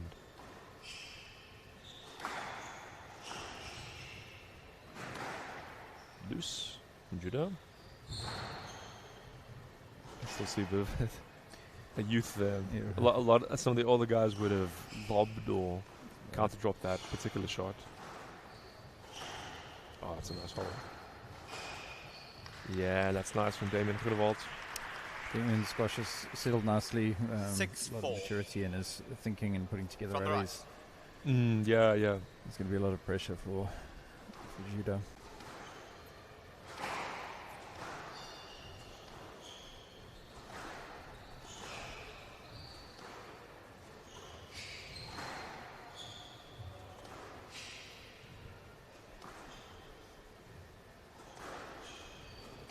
Yeah, Judah's other sister Jordan, also a section player in the Kaplan Cup, and of course their father Jason. He's been a stalwart at Norlands for many years.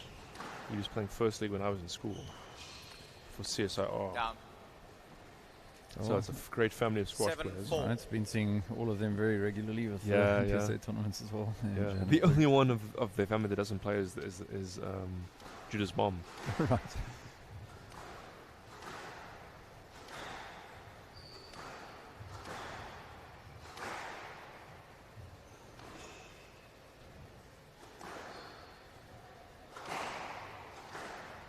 That's a nice shot by Judah there. That's great. Been a little bit And out, hesitant 5-7. to be going short. Yeah, it's still not. It's not his, except maybe midcourt on the forehand. Right. But he does it more hard than. It doesn't seem yet that he's that comfortable going in short immediately. Right, Like some drops is not comfortable. you get some players that first chance they get, they'll go short. Ooh! So that's going to make the highlight reel. And out, 8-5. But some guys, they take a little bit longer to go short, and on the backhand at least, I think that seems to be Judah's way of playing.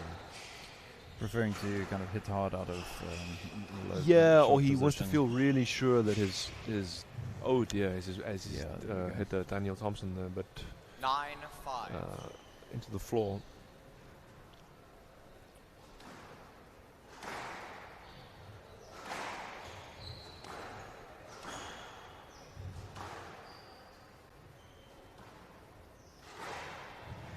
That's a screamer from that midcourt position. He certainly can hit those. That'll give him some of the confidence he needs. He's certainly going to have to be applying some pressure shorts in order to pressure and take a game in this match against Damien.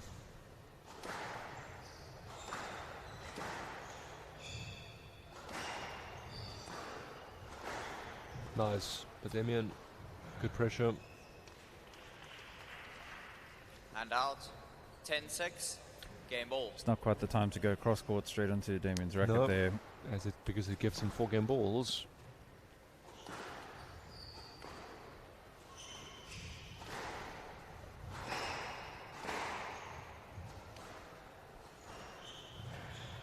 Little flick. Goose drop down the middle. Oh yes, and that's from behind the back. Great hands. Lovely shot by Judah Phillips. And out, 7-10. Game ball.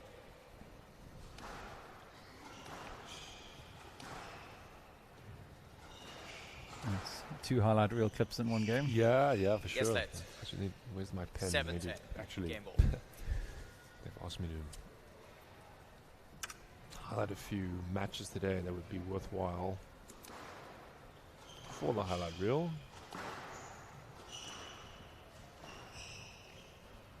Right intent from Judah there. Just Yep. 11-7. The frustration and the second seed, leads 1 game to love. he secures the first game lead.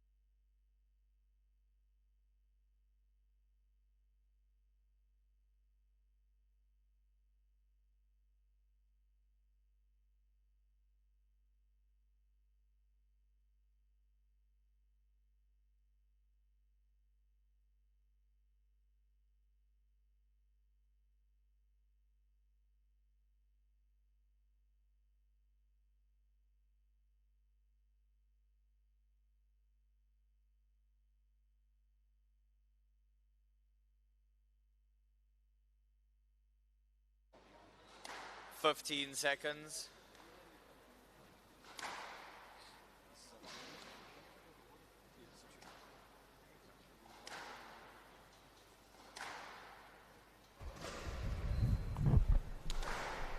Even though there was a 11-7 scoreline there, I still think Damien Groenewald, second seed, looked fairly comfortable. Match is being played more on his terms than on his younger opponents. I think if you tightening up on shot choices, is going to be necessary. Out. But certainly some great rallies from Judah. He's clearly got quick hands. And, yeah. Let's see what he can do at the start of the second game. He will, I think, try and inject more pace into the points. That's what he enjoys, and that's certainly the area there. That mid, oh, that's nice by Damien. Invisible low kill. Hasn't played that too much from that part of the court yet.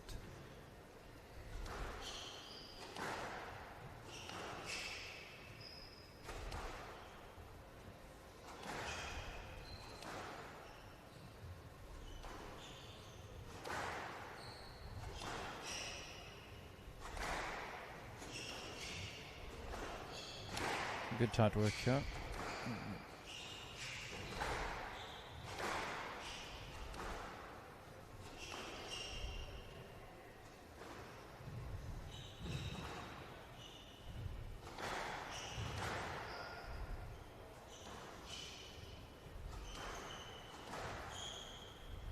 Loose.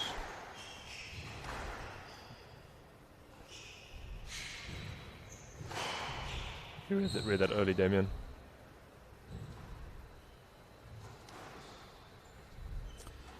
An opportunity. Well, he's going short there, but we'll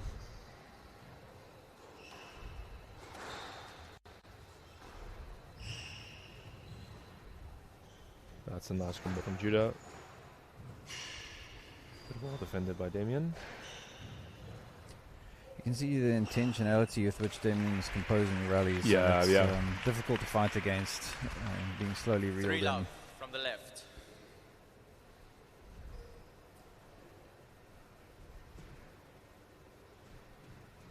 So in that particular point, even though he's 3 love down, there was some nice moving of the ball around by Judah. He was actually in the middle more than in some of the other points. There's a lob.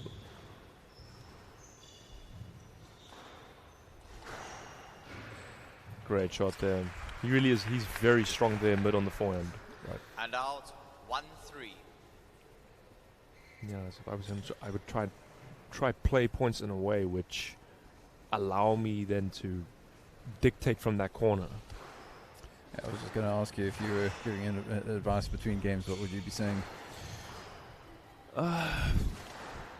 More depth on the backhand to try actually get Damien off of the volley. That's a good example there. That there's good. He's going to have to be more positive on taking the backhand in short. 2-3. But more straight on the forehand and try inject pace on the forehand side and then try get that volley or mid-court player because that is where he's confident and really does do damage. Right. He wants to be playing from mid-court, but currently he's playing a bit to the mid-court, and that's giving Damien the space he needs. Yeah, because he can cope with a fast pace, Damien, but the pace he actually plays at, he mixes it up a lot, and he's not a guy that you look at and think he's trying to play as fast as possible. No. That's a lovely exchange. That's good defensive work. That's an example of where he can get himself in trouble there. Damien very comfortable playing out of the air in the midcourt. That's better though, that sequence of shots. Right. A bit of a high drop. That's much better, yeah. It's just showing that he has the ability to play those shots. It's about working on the confidence and consistency. Yeah, maybe just in terms of it's very difficult when you play a player who is of this level and moves this well for you to all of a sudden start constructing points in a way. It's a completely different mindset. Very different from the junior game. Very different, or even from, to be honest, playing some of the less physical or the other top senior players that don't move as well as someone like Damien or Diavold, where you really have to be able to construct points. You don't get away with necessarily playing angles as much, and it's really just about continuous pressure. Damien has an answer even for shots when he's under pressure. Oh, that's lovely. Oh no, it's not. It's a 10. Because I saw Damon's reaction. That's not the reaction of somebody who's just hit a winner. Lose the white ball on the white 10 line. Yeah, Damien is. You can see very much in his body language like what's happening in the match. He tends to. I don't want to say he wears his heart on his sleeve, but it's not. If you pay close attention to him, it's not that hard to figure out what he's necessarily feeling in the moment. Indeed, it's certainly something he's been working on. Yes, let.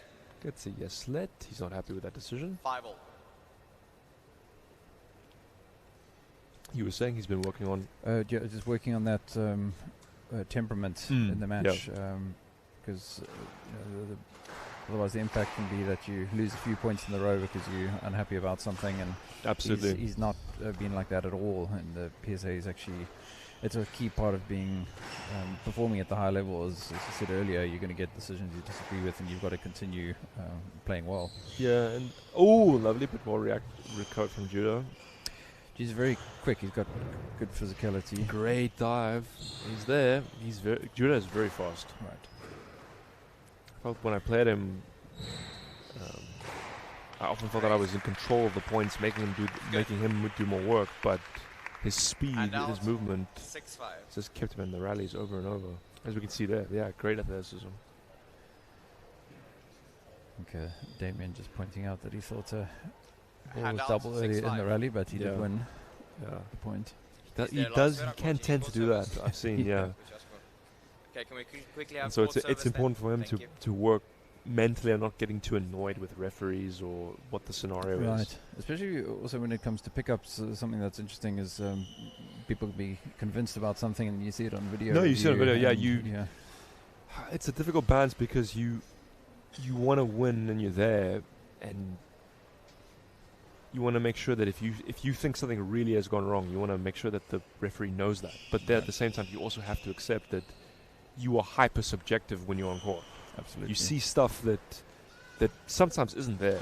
Like there's a little bit of shall we say, competition-induced delusion that goes on. Right. And the direction can go the opposite as well, where we see that people who concede pickups. Yes, yeah. And you then see it on the video review, and you see that they actually got it. They actually got it, yeah. So Right, handout, 6-5. I may have been guilty of that a couple of times in my life, but so maybe seen a few of those today, actually. So, but short. Yeah, that's nice. There's the space. That's clever, very clever. You just see the way he constructed that rally. 7-5. Nice delay, took his space, and yeah, hit the dying length. And didn't overhit that at all. It was just good weighting. That's the difference with top class squash players, is that they see his quick recovery movement there. Stroke to Grunewald. No, he's fine. He's manufactured the stroke there. But the top level players, the amount of attention to detail to how they're hitting their length is consistently changing between, okay, if I need to defend, how do I do so? If this is a neutral shot, what do I do? And then the attacking shot, okay, what spin am I using? What weight am I using? And he recognized that immediately 2 rallies ago. Right. And the tendency people can pick up as juniors to that the power when you're in the position is everything, but it's actually the weighting. The weighting, it's everything. Yeah. Oh, I just mistimed that. 9-5. But last couple of rallies, it was closer. But now Damien Groenewald, second seed, he's pulled away.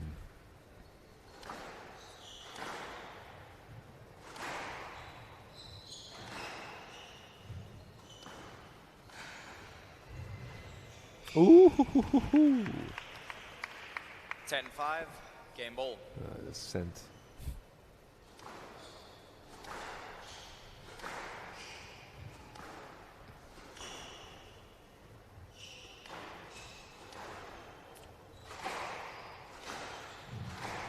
Got to keep the ball on the midcourt, judo.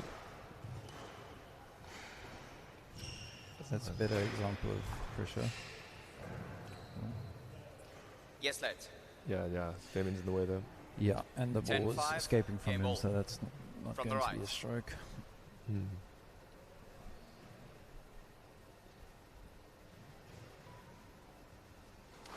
Still 5-game balls. Good play that. There goes the lob. Great, he uses that shot really well, Damien. Amazing gets as well. It's From both players there, yeah. There's an example of Judah's And out. speed. 6-10. Just what he's able to get back. Game ball. Even though I think he was out of position there, but the speed. Yeah, great acceleration.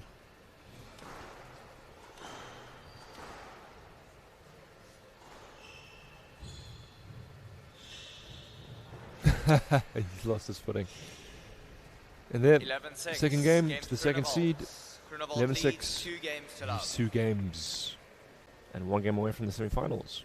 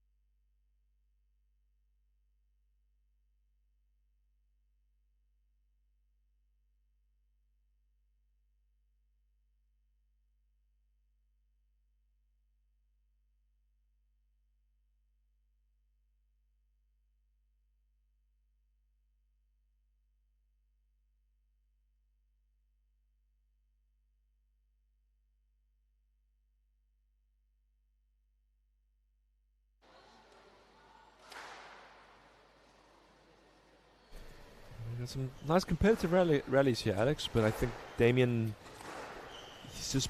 Right, time. His level is perhaps a bit too high so far for judo. Level. Yeah, not really making, as I said, unforced errors at all, just great composure in the rallies, and it's a tremendous amount of pressure when every shot is being well thought out.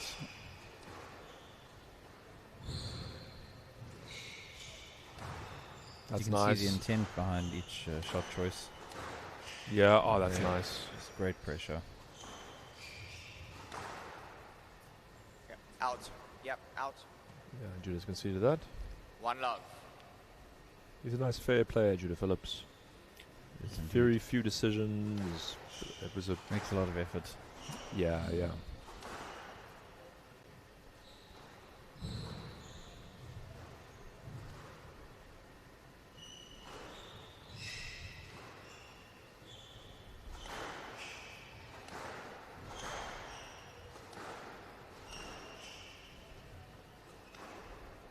Out. Two love.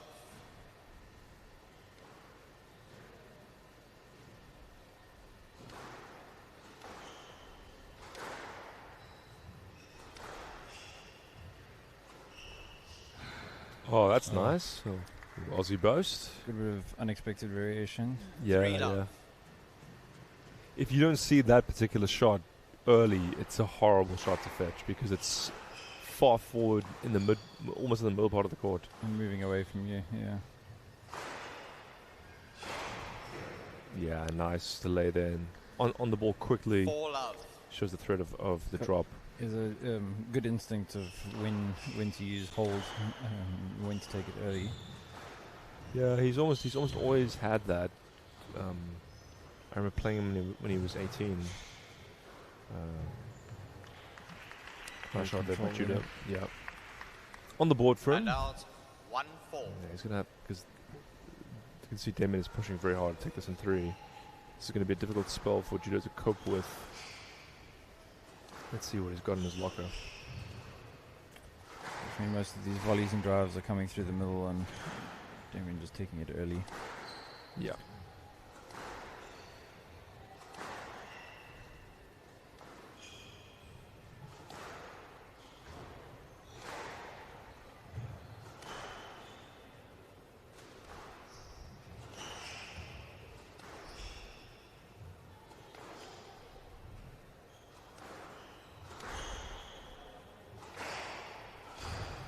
Nice hold.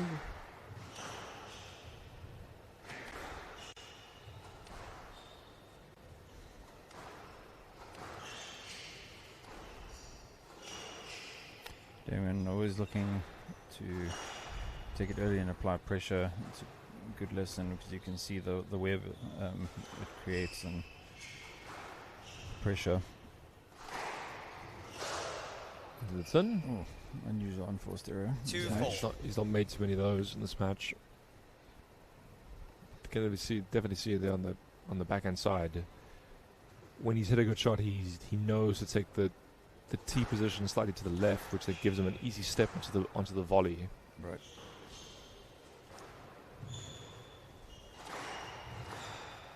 Well read that, and there's a chart. Oh, tight.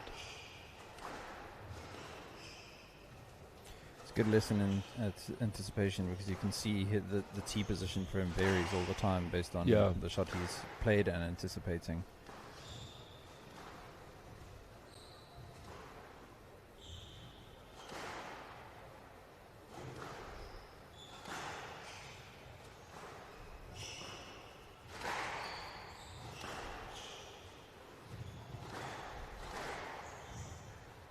Bit of pressure here from Judo. Yep, long rally, one of the longest of the match. Out. And it just goes out. And out. 5-2. Yeah, that's going to be hard for Judo to cope with there.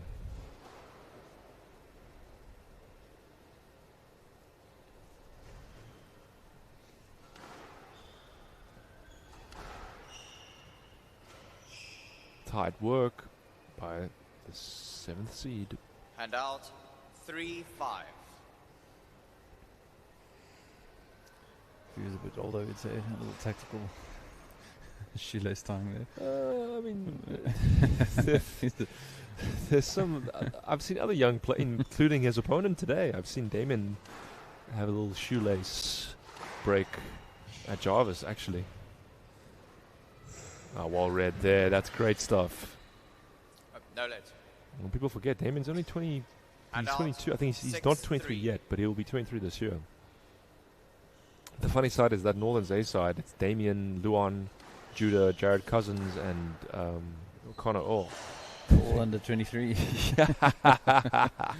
Which is what bodes so well And for their future. 4-6. If all of their players, and then if you tie in Nikhil Batam and Johan Corne Brandt, if all those players are hungry, keep wanting to improve, they will have good look for. Yeah, they're gonna have. It's a good look for squash, and will have an incredibly strong team for that Jarvis A section for years to come. And then they beat succession. Yeah. Yeah. Tight work. Damien gives very few opportunities to take the ball through the middle. Yeah, but that was a nice 5-6. succession of shots by Judah Phillips. Much better from Judah here.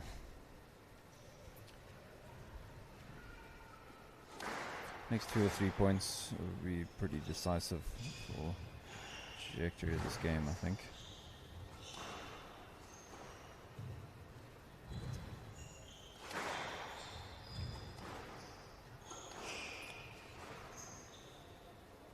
Yes, late. I think 5-6 that's a from the left. very good decision, actually. Wasn't really sure where it was going to bounce. So the interference can look a little bit exaggerated and led fair there. Stroke to Phillips. 6-all. I'll be happy with that. To level out at 6-all. Yeah, but I could eat Stevens here.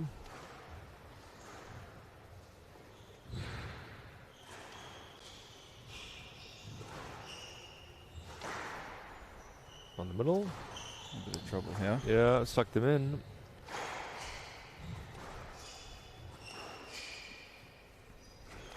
Back into the rally we go. Just substantially better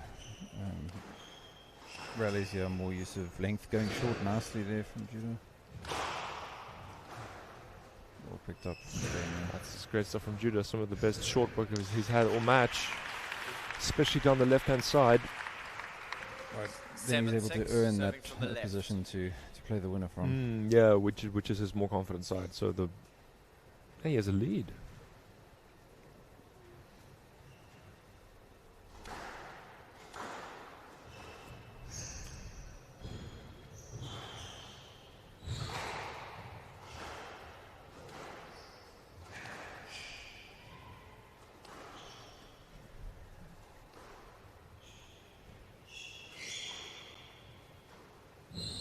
That's fantastic stuff by Damien.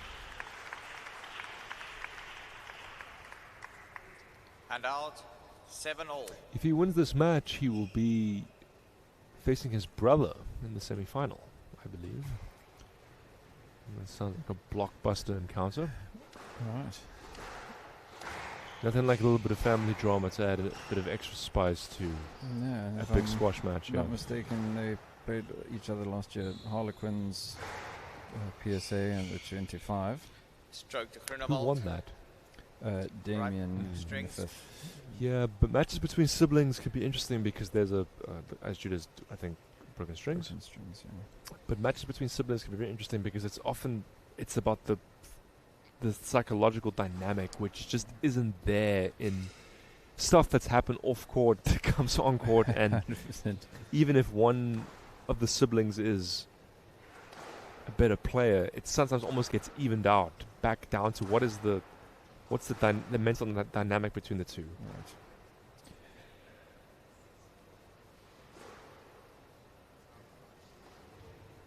So that would be, should Damien get through this, that would be interesting. But if Judah finds a way back in and somehow manages to take the match, he will be at a stage he's never been to before, going to lose, and presumably confidence. Right. 8-7, serving from the left. And that other semi-final then being John Anderson against the winner of Deervolt. Ruel, yeah.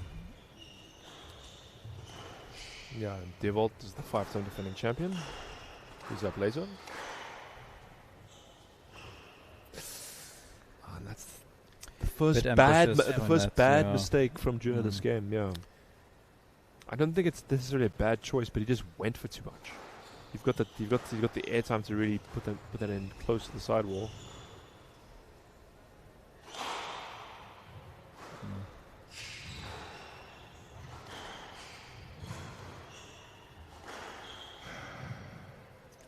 Yes, late.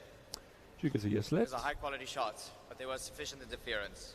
9-7 from the right. Damien thinking it should be an OLET and Judah hoping wanting for a stroke. Yeah, it's it's always quite amusing when that happens when the two players want a different decision. We don't have a video review here, but what on the PSA makes it funny is if one guy decides to review, the other one says, no, I'm not doing it. Let him do it. Yeah. Let him waste his review. Right. Yeah.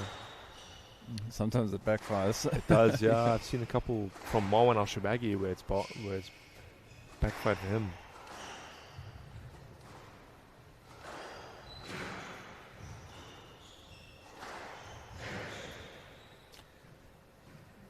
Yeah, that was not a... 10-7. That's a rookie error from Judah Phillips. Yeah, you should always play through and appeal at the end of the rally. Exactly, yeah, or don't stop. Otherwise you risk losing the point as he did there. Sorry. Oh, string again. Oh, he's broken another. Did he just break strings? Yeah. That's a bad, terrible feeling. It's a couple of hundred rand down in restringing fees. Yeah, I think that's just experience. Yeah, I can go to a show, buy a pie. Don't buy experience.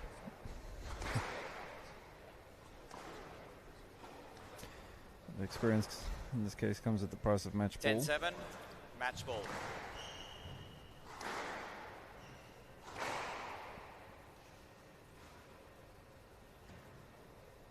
So, Damien Groenewald, the second C3, match points for a date in the semi-finals with his brother.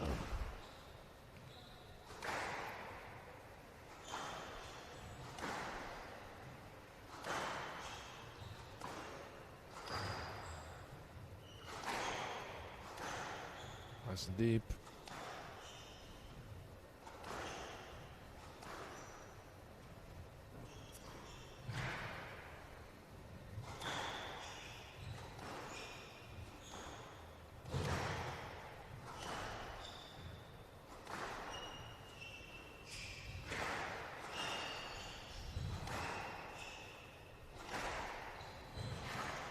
Heavy movements from Judah. Up goes the lob.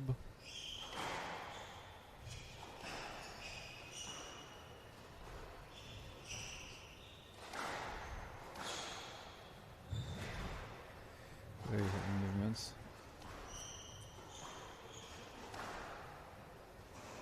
Damien wanting to make sure he doesn't make any unforced errors and take this point the first time. Yeah. You're doing well to defend the onslaught.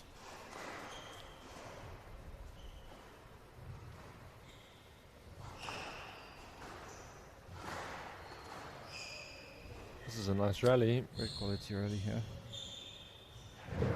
Oh, the dive. And Judah Phillips is going to dive again. Not that time. That's one of the best rallies of the match. And it's the one that has Damien Groenewald secure a spot in the semi-final. He wins 3 games to love. We'll see him tomorrow.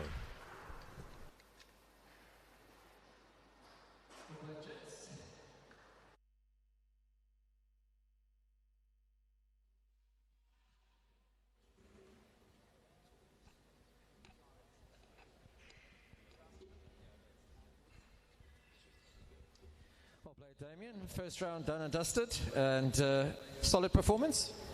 Yeah, I think it got better towards the end. I think I wouldn't have liked to start the way I wanted. I wasn't really hitting my corners. Everything was through the middle. But yeah, like Luan said earlier, Judah, myself and Luan, we train together a lot. So we know each other's games very well, and we know where to pick each other off. I know I started annoying him a bit, taking my space through the middle, but it was kind of my game plan, just to make myself big and let him move around me, and that would open up the spaces for me. But yeah, overall I was very well. I'm happy with the way I played. You went overseas this year. You spent a bit of time in Amsterdam, is that correct? And trained a little bit with Paul Cole and a couple others. What did that teach you? What have you been working on? You know, obviously you're evolving. You had a great game against Divolt where you came very narrowly, lost in 5 at Growthpoint IPT.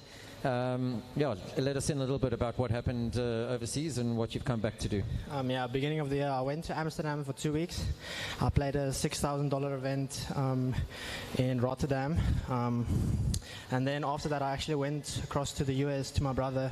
Divolt and I were there at the same time. And then Luan gave us the opportunity to train at the US Spectre Center with all the US people like Olivia Weaver, Timmy Brunel, Spencer Lovejoy. We trained with them every day.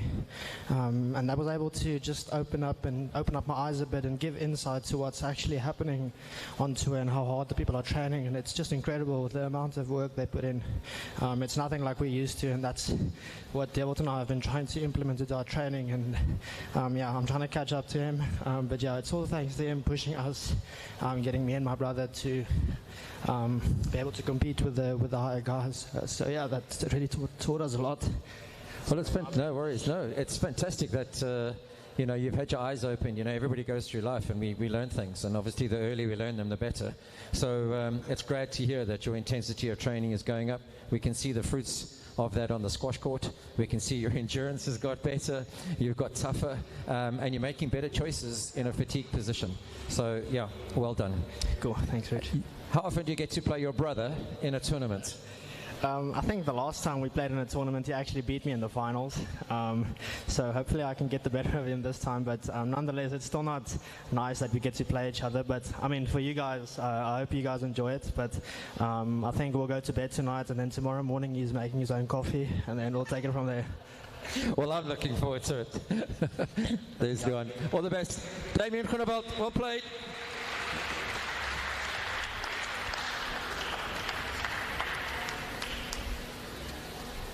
Right, we move on to our last ladies match for the afternoon and for today. Let's get these girls on court. We are running a little bit late. Apologies. 2 hours.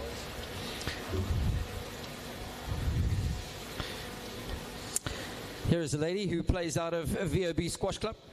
She's coached by Ruan Olafia. And she loves watching the ladies all in the top 30 on the PSA. She feels each player brings a unique and something special to their game, which means there is always something new to learn and to be inspired by. She represents her new province, Western Province. Please welcome Kimberly McDonald.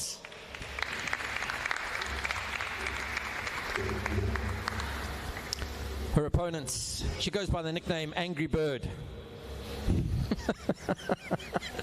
Sorry, Haley. Anyway, she describes herself in many words, but the one is energetic. She is the country's #1. She has a world ranking of 61, and she represents Eastern Province. Please welcome Haley.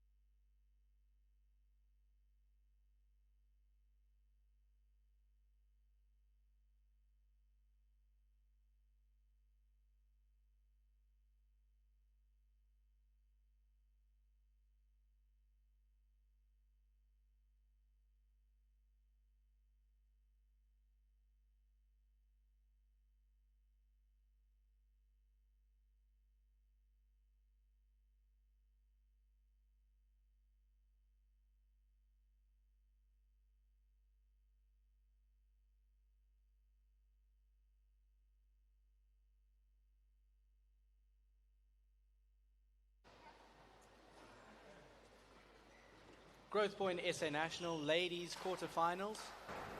Haley Ward to serve. This is Kim our McDonald to last receive. Best of ladies 5 games. quarterfinal match Level. for Thursday's play. And it's between top seed Haley Ward serving and Kim McDonald receiving. And that goes out. Haley Ward, white skirt, a lilac top around that. And Kim McDonald, oh, that's a great winner. And out. She has the dark green top, black skirt. Should be an interesting match. Haley is coming into this year's tournament as I think the favorite. She's lost in the final the last 2 years to Alexandra Cummins, who is not playing this year. And out. 2-1. This is also a similar scenario 3 years ago.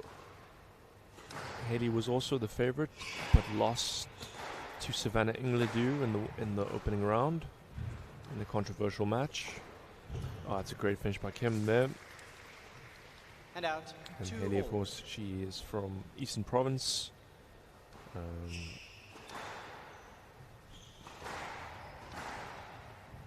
playing on the PSA, had some success. Kim McDonald, she did play for Northerns for many years. But she is currently based in Lesotho. She is a medical doctor, but she's also moved recently to Western Province. And out. 3-all. Played very well for, as I'm from the same province, us this year at the senior IPTs. To see her fetching there. That's very nice. Opening rally here. Both women physically strong. Kim asks. Yes, led. It's yes, led. Can maybe have played through that to the winner.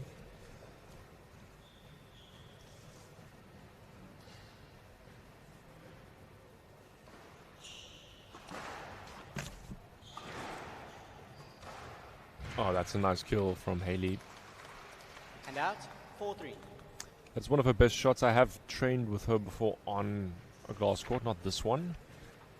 But she likes to use the sixth corner low hard, as we see her do it again there.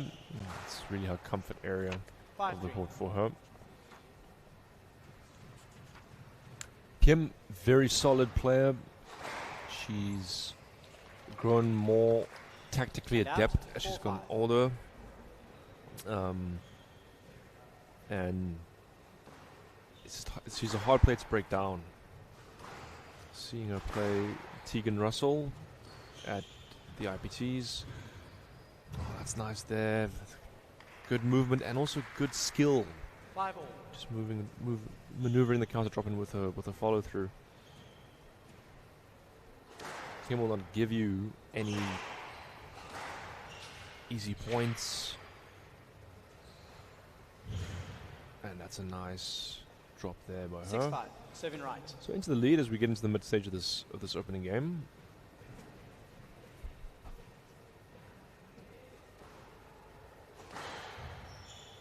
Yes, let. Gets a yes, let. 6-5.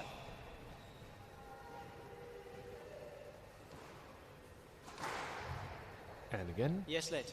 6-5. Similar scenarios. That one, Haley probably perhaps didn't clear quite as well. And this time the mistake. 7-5. It wasn't like Kim was egging Haley on to go for a lower and lower shot there.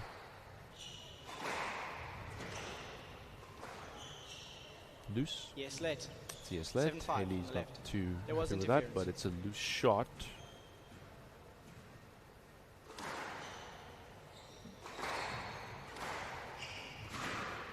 Now that's great depth there by Kim McDonald. It's a fantastic start from her. She's 8-5 up. There's the lob serve. Yeah, I like the choice by Kim, but she has to get that either higher or a little bit closer so that when Haley decides to volley it, it has to be fading to the sidewall. A bit like that one there. Oh dear. Just misread. 7-8. Mistimed her lunge there, Kim.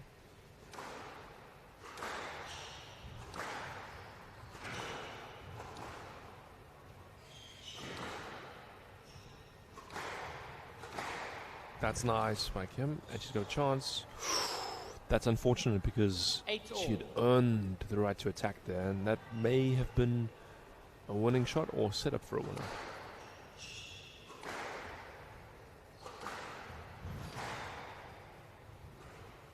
Chance for Haley. Invariably plays the low hard shot. 9-8. 9-8 to the top seed. Frame by Kim McDonald, but she goes straight. No let. That would be a let. The ball was dead. 9-all. I don't think Haley can have too many complaints there. Ball was dead. That was probably Hand a out, winning 9-all. shot. And Kim did make effort to clear out of the way. So 9-all.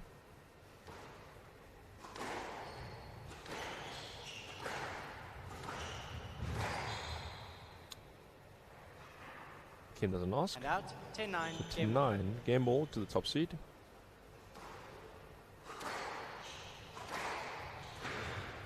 And that beating for pace. 11-9. Game to Ward. Haley Ward, Leads top seed, 1 takes the game to first love. game. She's 1 love up.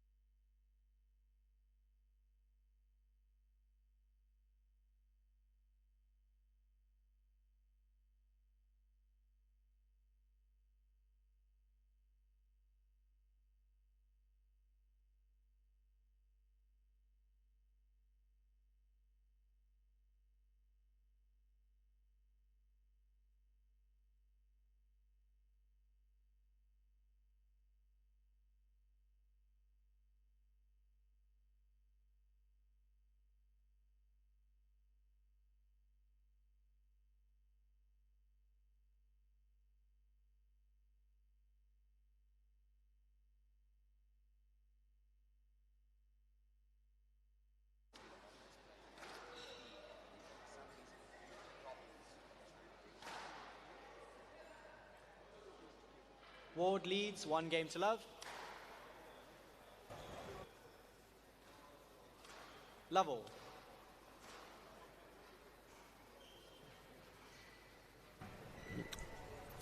Close first game there, which Haley Ward took 11-9. A couple looser, scrappier first rally this. Position Haley. Stroke to Ward. Just the wrong choice there, I think, 1 like love. him. But there's plenty of encouragement to take from the first game for Kim McDonald.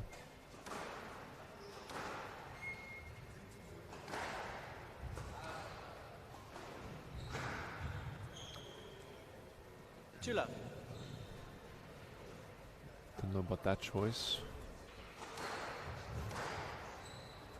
Oh, I just missed it. 3 love.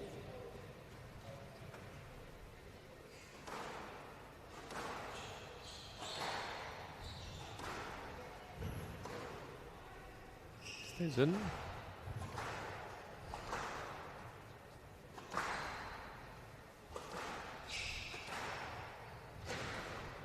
Chance for Haley. And she plays one of her favorite shots. 4 love.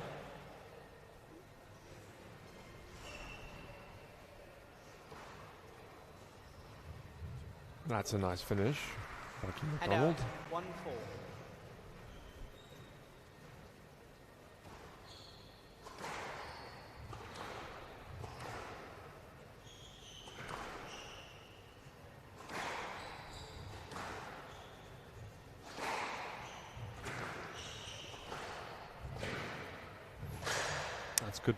pressure by Haley, but she finds a turn.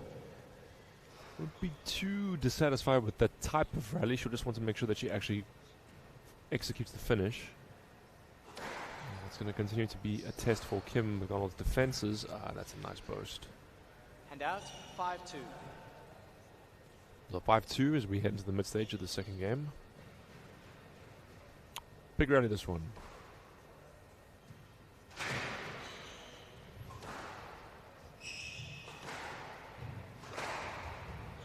Again, we can see that favored low kill for Haley Ward.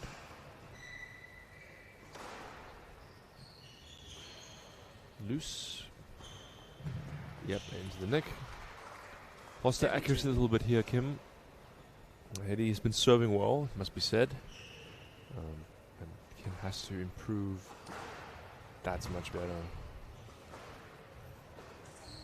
Yeah, but the volley drop was a bit too high. 8-2.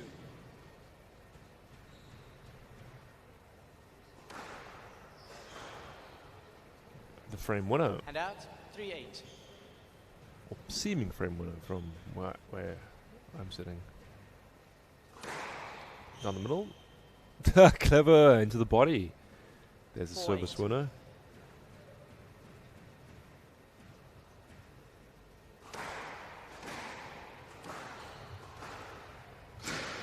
That's tight work. And out, 9-4.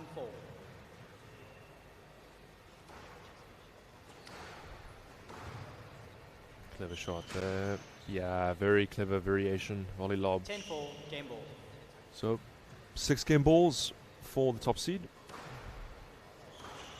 Loose.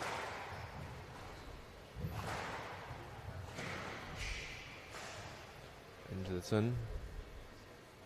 And out, 5-10, game ball.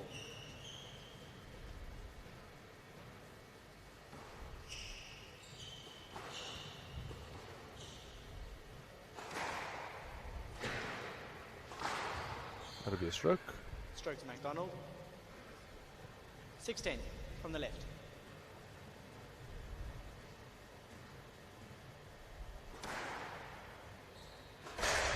Into the tin. See on that big wind up on her forehand, Haley takes it from quite yeah, it's quite a high prep. Yep, and that time Kim very cleverly she used 8-10. Haley's pace just to redirect the boast winner. 8-10. Got to serve well.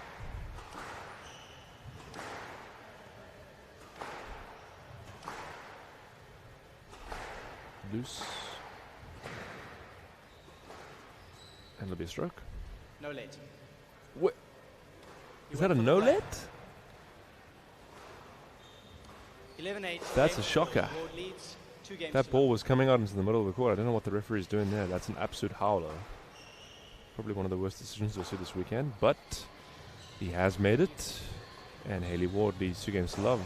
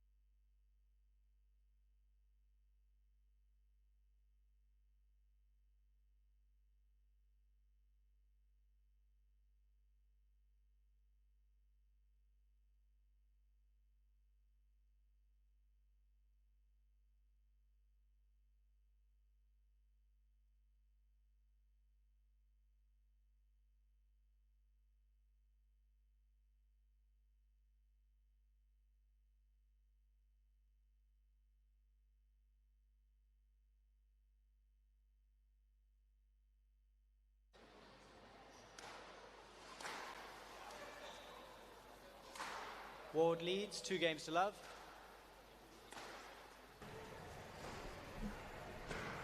So Haley Ward, 2 games to love lead.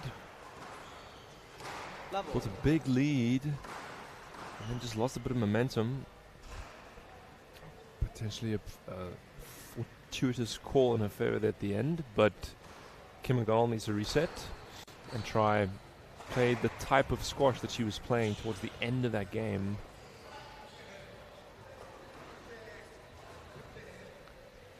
Yes, late. Oh, sorry, you hit it, yes. Stroke ball. Yeah, so there's the 1 stroke. love.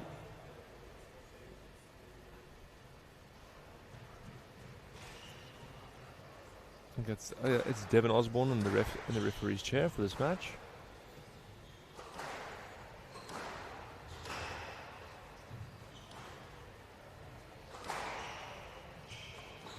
Chance for Kim, and well finished. And out, 1 all.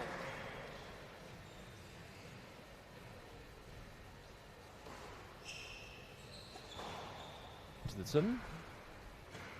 2-1.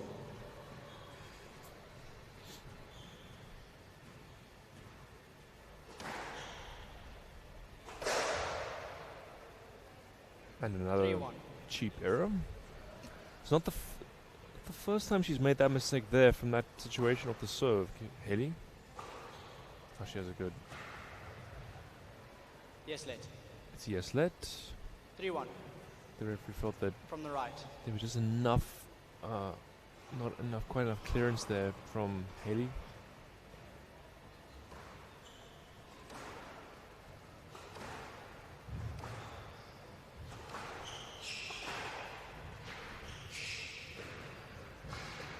No, it's a nice finish there by Haley. And out, 2-3.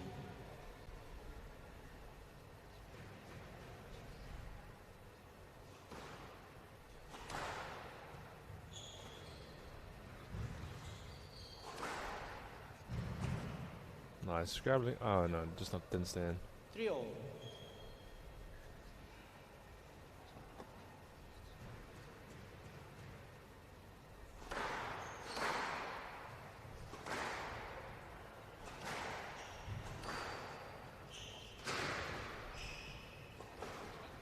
Oh, that's clever. It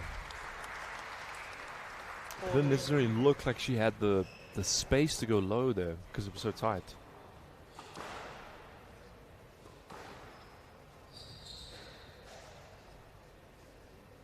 5-3. Fortunate for Kim there. So 5-3.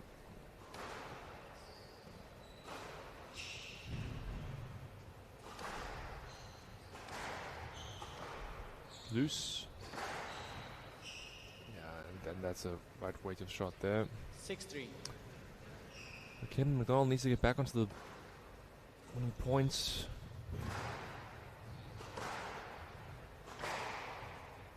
That was down. And out, 4-6. So unforced error keeps her in the hunt here.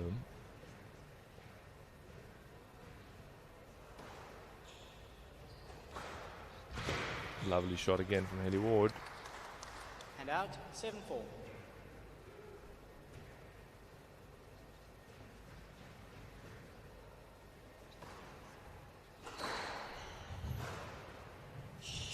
It's a ripper of a boast. 8-4. So Haley Ward winning the shorter rallies, definitely.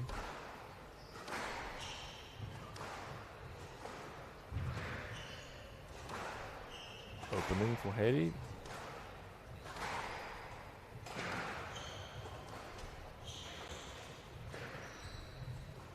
Up goes the lob. Ah, that's a great kill. 9-4. Second half of this game, her forehand really has been deadly. 2 points away from a berth in the semi-finals for the top seed. And that's a nice change-up from Haley. From Kim. That'll be noted, no doubt.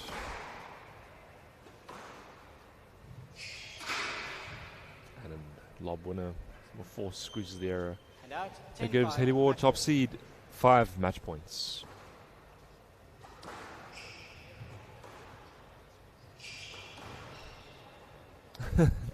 Sending her bird the wrong and way out, there, Kim. 6-10 match ball.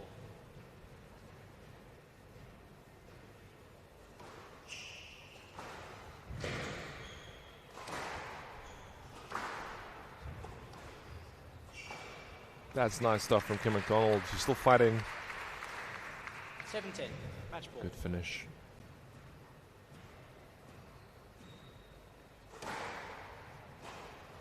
And goes the burst. Chance for Kim. Open court, but it's too short.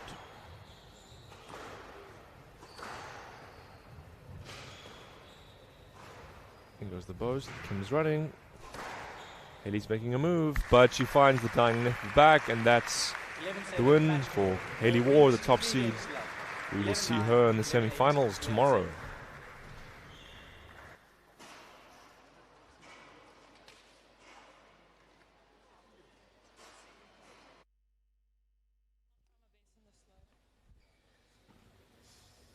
Right, well played, Haley. Good start. This is a tournament that's eluded your clutches for many a year. Do you feel this is your year? Yeah, I hope so. I've been working hard, and trying to just train and play as best as I can, despite everything. So yeah, I'm hoping to just really play good squash and actually enjoy it. Yeah, so that's the plan. Your world ranking for the last 2 years has gone up and up. Is that something you're proud of? Because I know you finance your own way, and you know you got a little bit of support here and there. But it's a tough competition. But you're obviously picking the right tournaments. Are you happy with where your world ranking is at the moment? Do you think it would be higher? Are you competing at a higher level? Is it higher than what you play? Yeah, so obviously happy that it's at least climbing, but it is obviously tough working and playing. I think it's just tough playing in general for everybody, whether you're working or not. But yeah, so trying to play the tournaments I can, when I can, in the mix of all the family things. So yeah, so happy with how it's going. Obviously want to continue to improve it. But yeah, it's going to take some hard work and some time. You enjoying the court? Yeah, not so much today. The previous 3 days, a lot, but it's also the nerves, and the last time I was seeded 1, I lost in the opening round, so I just was like, oh Lord, please no. So happy that I think the nerves are settled now. It's just that first round jitters, but yeah, happy. I think it's wonderful for the under-15s and the junior players to hear that our country's #1 also gets nervous, maybe as nervous as they get for the first time on the court when they come and play a competition, that it's a completely natural thing. Yeah, to be fair, I don't think I know a single person who's not nervous. I personally, for the first match of the first tournament, is always the worst, and it's just to get through that. Definitely helps when you have people around to support you, but yeah, nerves are definitely always there, I think, for everyone, and you just got to learn to play through it. Well, listen, congratulations. You're in the semi-finals, and I wish you the best with your quest to become SA's national champion. Thank you so much. Haley Ward, everybody. Well played. It's going to be tough. We move on to the last match for the senior section. Help me welcome these two gentlemen on court.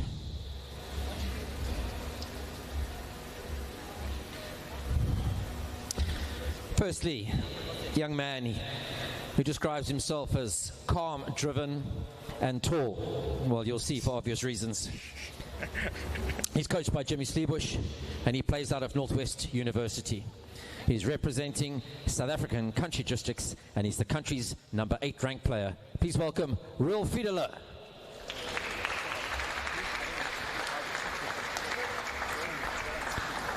His opponent is on a winning streak in this event of 5 national titles in a row, which no male player has ever done before.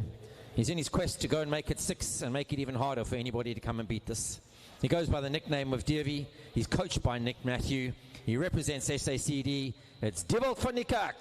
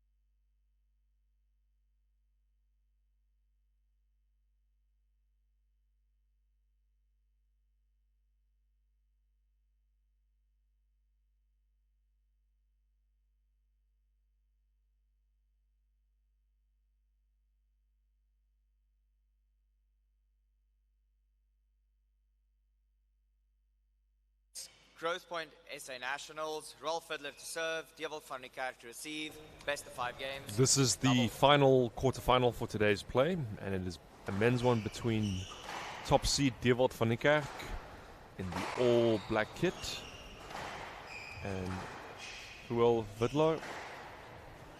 He's in the light blue shirt, the tall man, as it's easy to identify him.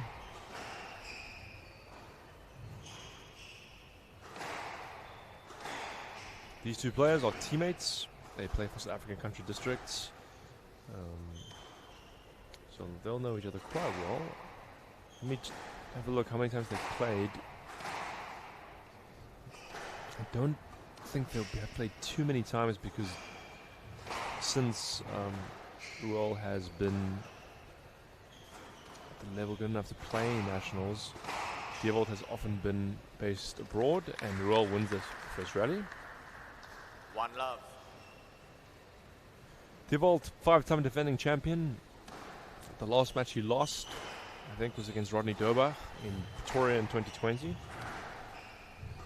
Yeah. Also highly experienced on the glass court from his tour events. Yeah. He'll have more experience than the players. Yeah. That's nice. And out. I'm joined again by Alex Hewitson. How do you see this match going, Alex? Well, as you say, Dewald hasn't lost a match in 6 years, domestically there, but yeah, I think you could probably include that in not just this particular event in nationals, but in other tournaments. Yeah. And out 2-1. Yeah. They played 4 times, and Dewald has won them all 3 love. So it doesn't look good on the prediction front for Ruel Fiddler, for the tall man. Yeah, always tough to play the number 1 seed in the quarters. Yeah, this is going to be hard for Ruel as well because he's a big guy and he's going to play against somebody who's going to play at a very fast pace, and that is hard to. That's also right there is going to not cut it. Dewald's makes very few unforced errors and got great speed and control to be on the ball early, so it's going to be furious pace from the get-go. Furious pace, and Ruel does have very nice shots. He does have very nice shots. He can hit winners out of nothing, and he can produce. He's really got great power as well. Very great power, but changing direction continuously at this speed is difficult for anyone, but especially for tall players. And with Dewald's experience on the tour, he's very competent at absorbing pace. Yeah. So that's not going to be too much of a threat. But essentially, Ruel's going to need to outposition him. That's a nice combination that he's used there to top spin drops. And he does look like he's moving well. That's going to be severely tested.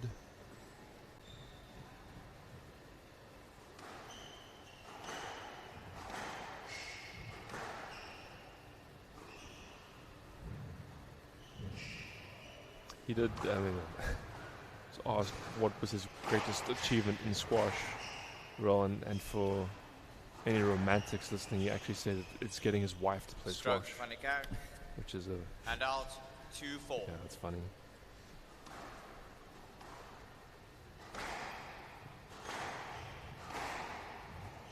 Newly married a couple months ago, I believe. I was about to say, yeah. I'm not completely clear up with how recent it was, but 3-4. Dewald himself is also very recently. Yeah, so you have 3 weeks ago, I think. Something like that. So you have 2 newly recently married men on him. So if that makes any difference whatsoever, I'll let others beat the 4-all. Yeah, Dewald actually only played the first of the 2 6K PSA tournaments because the second one was the week of his wedding. Was the week of his wedding? Okay. Yeah.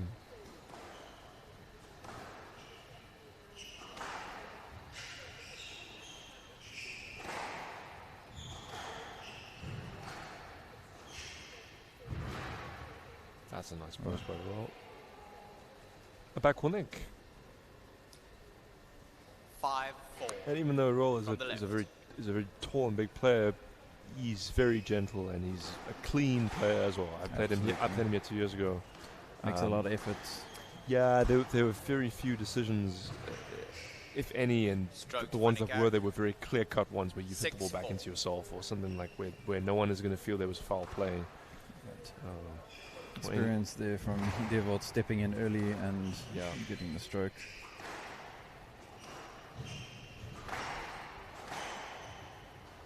Yeah, I like that. Oh, that's nice. Furious pace. The Devold's then winning 5 points in a row.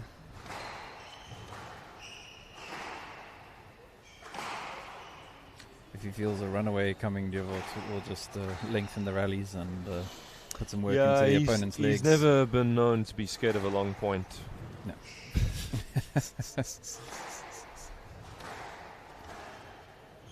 Certainly not adverse to participating in an extended rally.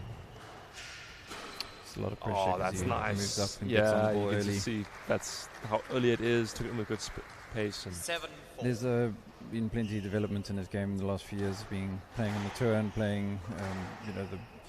The physicality is not enough because there's other players who are also very physical. Yeah. And so then the shot making needs to come into it, and so a lot more variation from him of volleying and boast and short game developing. Yeah, short games. Is also his length is much better. There was I remember I played him at 2 different of the senior IPTs early on before 2020, and the way that his game changed over the last couple of years is huge. Even under pressure, you can move in quickly and reimpose the pressure in reverse. Yeah, one of the hardest things about playing a player with this type of style to Devold van Niekerk is that you attack him or attack them and you feel you're actually hurting yourself by doing that because they are very comfortable counter-attacking and retrieving. Even if the rest of Devold's game has improved enormously, I think that is still his base style. It's still very attritional, solid, just with the added changes that need to be there to be competing and so now in the world. Yeah. Taking it early and hitting it furiously, it's just like a constant pace that's wearing at you. Stroke to Fiddler. And Fiddler gets a stroke, stops the rod. But he's not really. He's dangerous when you give him time and in front of you, and he's not really getting that so far in the last 2-3 minutes. Devold will be aware of that, and you can see he's not really using any delay. He's just getting stepping onto everything like that. That's a great length. Great waiting.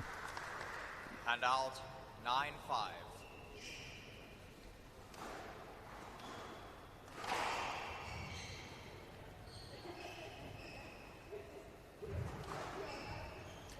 Playing against this kind of pace makes you feel like you're sort of stuck in a current.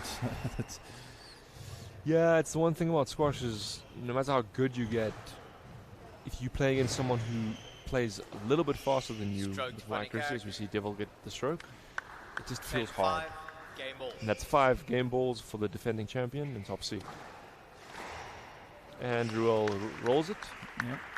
He's got good hands when he has the time, as he said. Does, yeah, he strikes it very well, and also he's the same way that Devold is not afraid of playing a long rally. Ruel is not afraid of playing a couple of risky shots when it's on.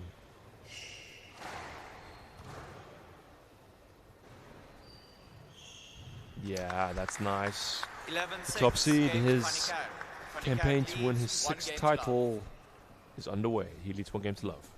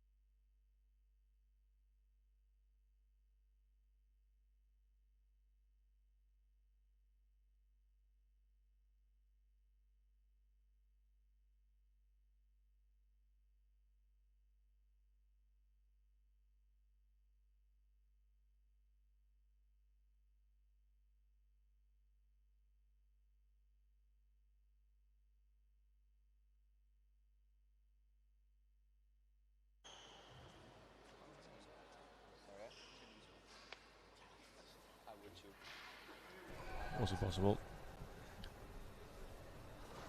So the top seed just 15 establishing himself there. I think we can see why this match will be so difficult for Roel Fiddler to get through. Alex? Right, and classic start to Deerwold's matches. Just comes out, puts some mileage in the legs, keeps a furious pace. And don't think he'd be planning on letting up on that. No, he won't. He will, if anything, push the dagger, the knife deeper into his teammate's back. Or into... he's attacking him from the front, yeah. There's nothing particularly deceptive about what he's doing right now, but it's incredibly effective. Yeah. One love. Being constricted like with a boa. That's nice. Yeah. Just red adjusted, yep. Good example there. As you said, Roel makes a good effort to get around. Yeah. Interference. And when there's that much hang time on the ball, it's actually wiser for him to go and do that and try and get in front and take advantage rather than replaying the rally over something like that.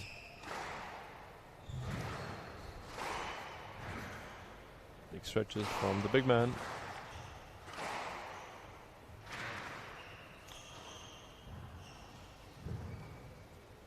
Chance.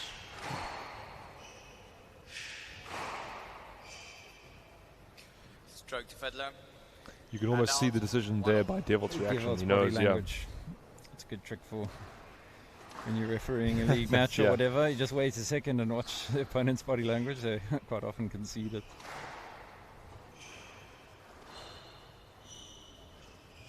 Ambitious by Roel.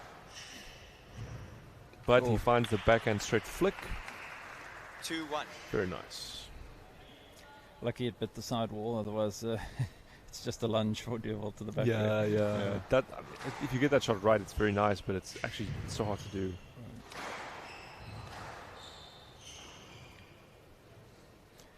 And it's quite disconcerting when you're playing someone like Deerwold because he always looks comfortable, even when he's under pressure. He just gets the ball back so nicely. You also see the consistency with which he hits by the grouping of the fraying on his racket there. It's about the size of a squash ball in the center of Deerwold's racket. Oh, that's a... He was on there. That's an unforced error. 2-all.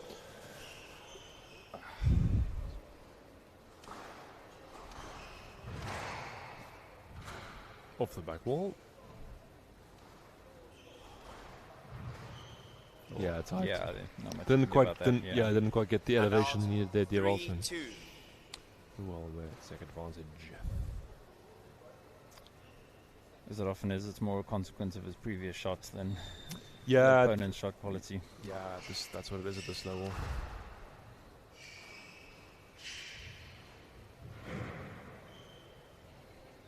That's a horrible scenario there. Hand out, 3-all. In the 2-meter lunge of Roel, not quite able to cover that. Yeah, but players of this height, your first step is usually a little bit slower than some of the shorter players, and so that scenario there, certainly relate to it. If someone sends you short and your recovery isn't quick enough to the space of the back, you almost feel like you've got to cover it, and then someone counter drops. You lose a lot of points that way if your movement isn't in sync.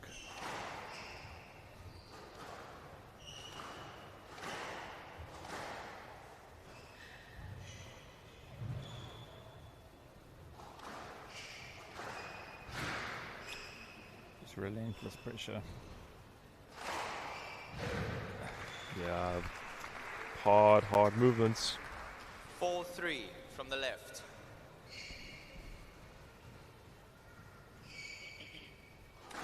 Deerwold obviously won't be concerned about the score being neck and neck for the... It's a frame winner. Kisses the frame. A little wry smile from Deerwold. Yeah. Great length. Taking the ball so early, almost a half volley as much as he can.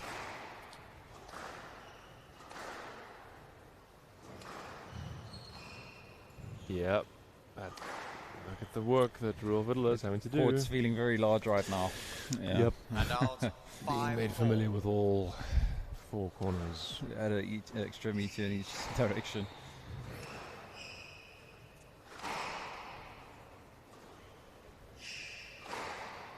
Good lesson to younger players out there. It's not the flashy stuff that puts the most pressure. It's shots like that. Yeah, it's continuously building pressure. You do get some players that are able to really kill the ball from difficult areas against even the players that move well, but simple squash like this is also extremely effective. But the beauty of the game, of course, is that there's different ways to do it. Intelligent there. Yeah. He is clever in how he goes short as well.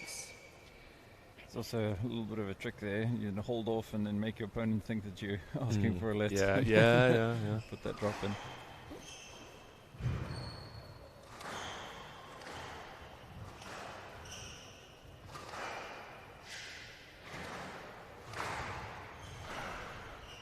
That's an attempted reverse post. Oh. And finally, someone punishes it with the relish that it deserves. Good touch there from Devolt. Yeah, years ago, that would have been it as a straight smash. Yeah. Or even if he had gone short a couple of years ago, it would have set up. Yeah. And out 6-7. But he's worked hard with Nick Matthew to improve all parts of his game, and definitely that is a good example.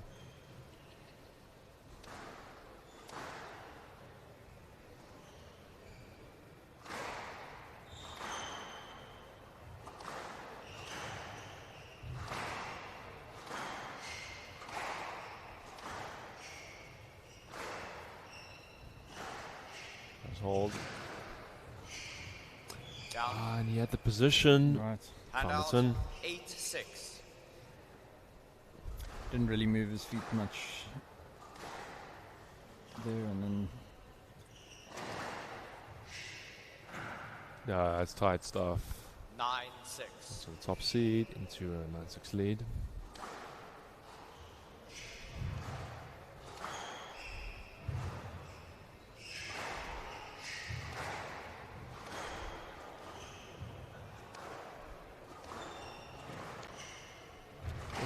Devil didn't used to volley nearly as much as he is now. No, for sure, yeah.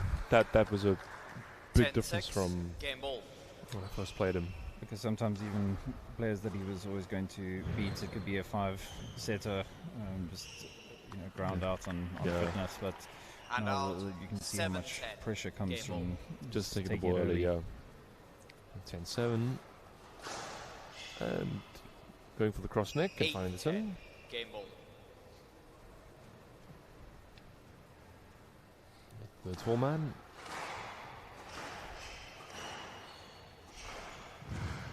That's a great get.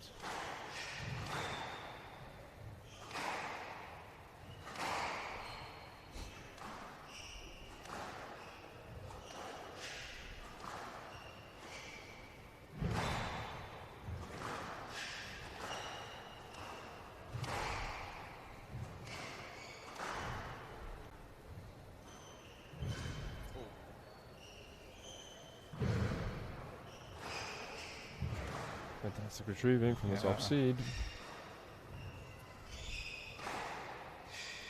Stroke to Fiddler. Yep. A couple of times he's made that decision there. The Hit straight past himself.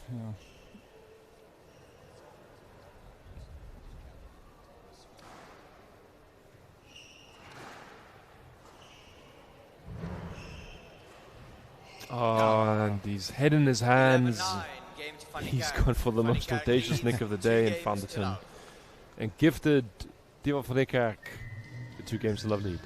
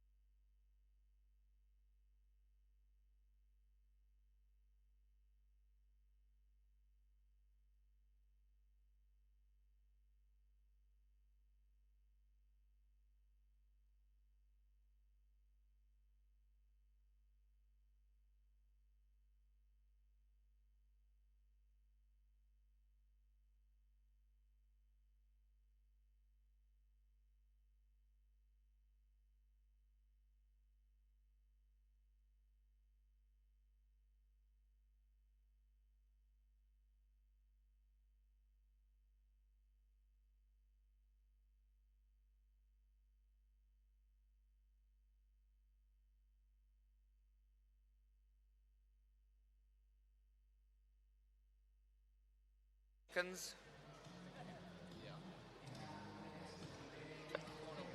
Goes both ways. You can't award a point. Almost certainly you wouldn't award it if you're not paying less. Agreed.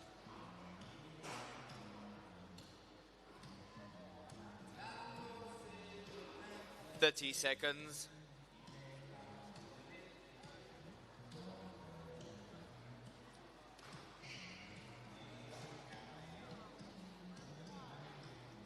$15 seconds.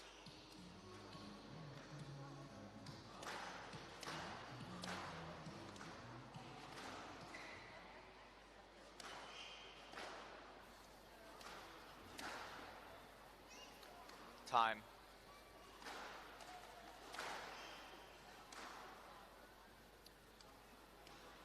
Van Niekerk leads 2 games to love. 2 games to love lead for Deval van Niekerk, but a spirited showing so far nonetheless from Royal Fiddler. Alex? Yeah. Oh. Yes, Bit of let's. an unfortunate bump. What was the decision there? Yes, let's. Just a Level. bit of a stumble into him as he struck Yes. the ball, so fair enough interference.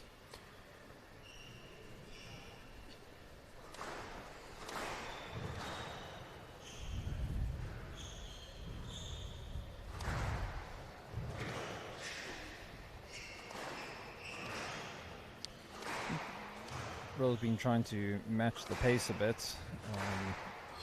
Expected in the second game for him to try and Stroke to Van Niekerk. work on slowing it down One a little love. bit and use a bit of height and so on, but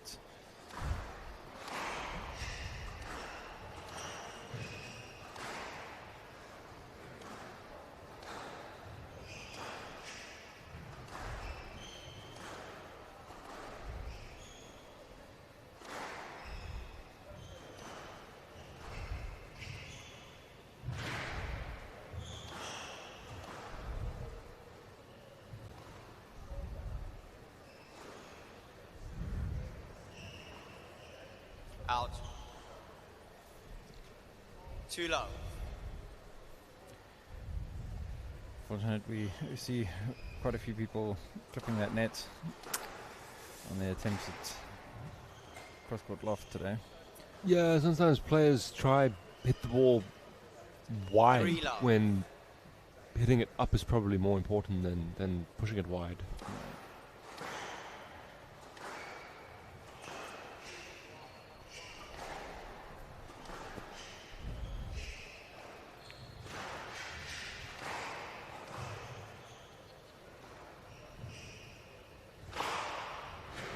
And Deval van Niekerk finds the sidewall nick, yeah.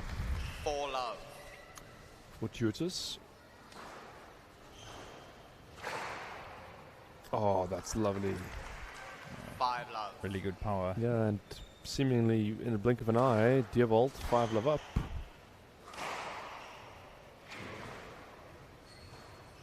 Yeah, out of position. 6 A love. simple finish.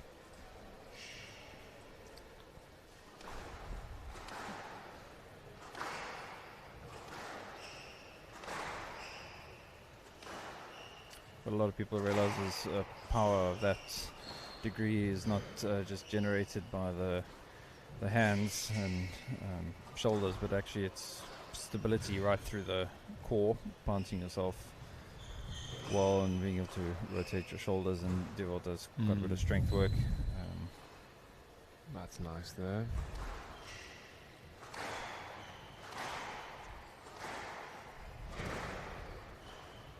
Yeah, and he's getting picked off here. Royal Vidler. 7 love.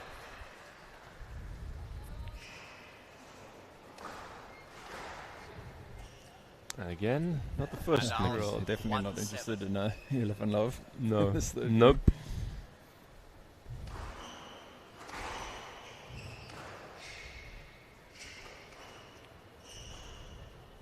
That's nice there. 2-7.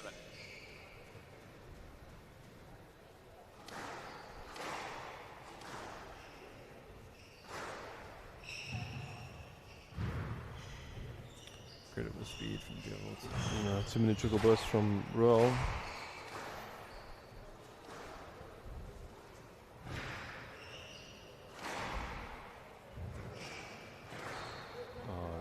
This is a lot of work for the big man.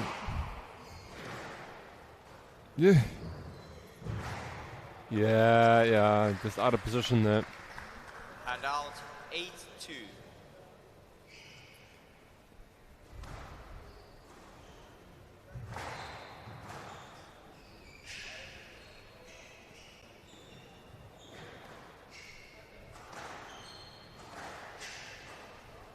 Yep, that's lovely. 9-2 from the left. Yeah, and the longer the investments that the U15 made at the start of the match are bearing fruit now, I think. Right. I was just going to say it was And out 3-9. common scoreline with Jahinga Khan was we would get very, very close seeming first two games, and then even the first game, yeah. Luna's 9-love or so in the third. Once your legs have done those hard yards, it's very difficult to follow through in the third. Yep. Much faster third game, and U15 the top seed and the 5-time defending champion. He serves to put his place into the semi-final. Stroke to Stroke. Funnicar. Going to be Stroke. These two players. 11-3 match to And Funnicar. U15 advances. 3 games to love. 11-6, 11-9, 11-3.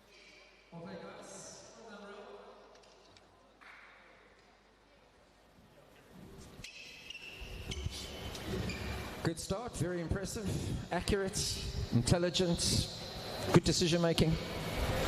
Yeah, I think in the beginning I hit good lines with good pace, but Raw likes that. So even though there's a lot of pace on it, it is accurate. He's using the pace, especially on the glass. So the plan in the third was to change up the whole game completely. Still hit the ball with pace, but just subtle holds and the subtle lifts and stuff like that, and just slow down, put in the drop. Yeah, it seemed to work well. You really made his court get big in that third game. I mean, he really started stretching on top of the pressure that you had. Did you feel that? Did you feel him being more extended? Yeah, well, in the second, I felt I played the best almost, and he got the closest, 11-9. So even though he was doing a lot of work, I was like, okay, well, I have to change it up a little bit, but I can still make the court big for him, but just slowing it down a little bit. You've created the privilege for yourself of having the opportunity to work with 4-time world champion Nick Matthew. He's become your coach now in the last 2.5, 3 years, is it? Tell us about the experience of working with someone that's achieved so much in the game of squash. Yeah, it's incredible. You learn a lot. The straight drive is not a straight drive anymore. He defines it to the littlest margins, and then he takes it to every single area on the court. If it's footwork, doesn't matter what it is. So you learn a lot. It's a struggle in the process because you have to learn, but as soon as it clicks, it works nicely. Damien said he thanked you for setting the standard and pulling himself, etc., along. Do you feel that you're doing that? Is it easy staying ahead? Has it become easier? I mean, you're the 5-time SA national champion, you're going for 6. Or do you feel that players like Damien are starting to challenge you even more? Yeah, well, every single time I've played Damien, he's played better. I think Jarvis, he played incredible. He didn't miss. So if he doesn't miss, then I have to pick up my game. But yeah, he's growing incredibly, Luan as well. And then obviously we promised each other to stick together and train and stuff, because it's the only way we're going to grow. John's also playing very well. So yeah, no, I know they're coming for me, but I'm going to stay as long as I can.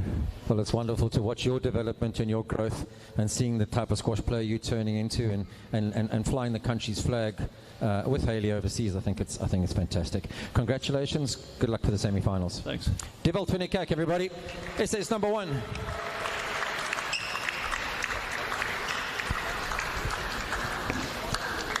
Right, that concludes the matches for the senior event today. They'll be back tomorrow with the semi-finals and the 5 to 8 playoffs.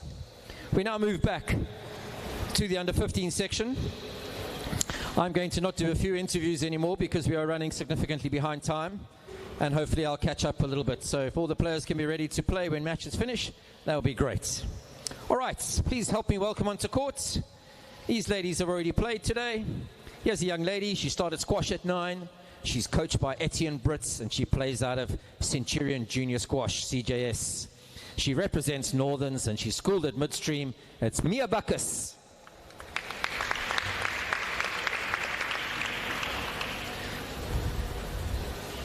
Her opponent goes by the nickname of Nan, and her favorite squash player is Hania El Hamami, the current world #1.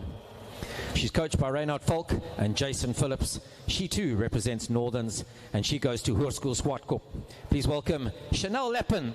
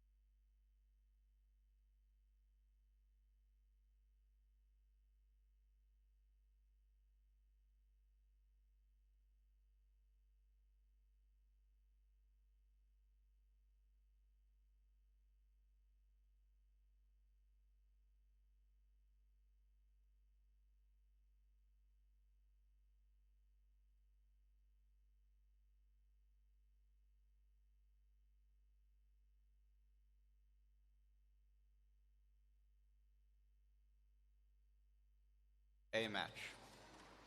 Chanel Lepun to serve, Mia Bacchus to receive. Best of 5 games. Welcome back to our afternoon, or what will also go into the evening session of the under-15s. There's a serve. And It's a up, start. 1 love. This is an under-15 girls match between Mia Bacchus and Chanel Lepun. Mia is in the northern shirt, and Chanel is in the black top with white skirt.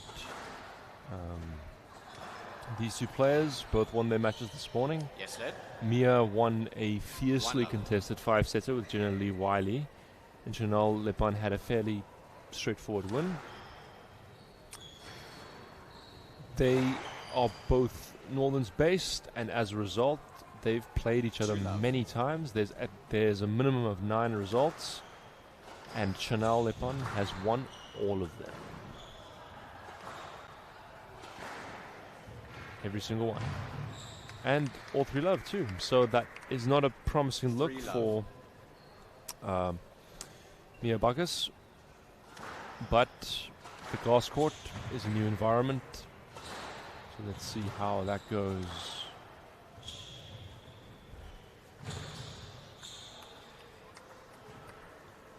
For love. Chanel, of course, comes from a very successful squash family. Her sister, Shantae, has played at the swim before. She's gone to World Juniors. And out. She plays for the SACD Ladies A side. Her cousin, Danae van Sale, was the champion here last year for the girls under 19. Also a World Juniors player. 5-1. And I think she did win the individual students at USA this year. And of course, their aunt, 6-1. Tennille, maiden name Swart van der Merwe, was a professional player herself and an outstanding player. As we just see, oh, that's a nice exchange there. 7-1. 7-1 to Mia Bacchus.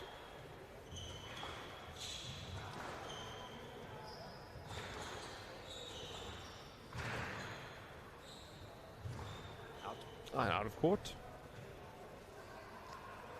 Handouts, 2-7. So 2-7. Just the scoreboard is reversed there. Mia has 7 and Chanel has 2. That's tight work. Yes, nice. And this is a very good start from Handouts, Mia. 8-2.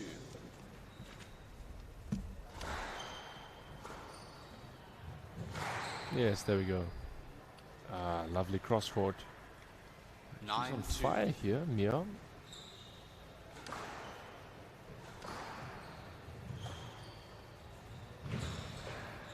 Triple boast comes in.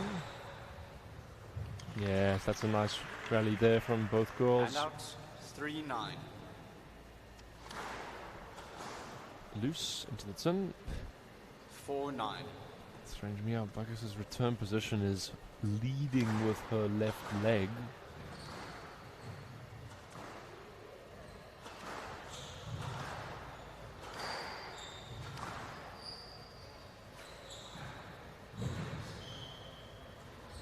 Oh, loose. And that gives the lower seed 10-4. Game Mia ball. 6 game balls.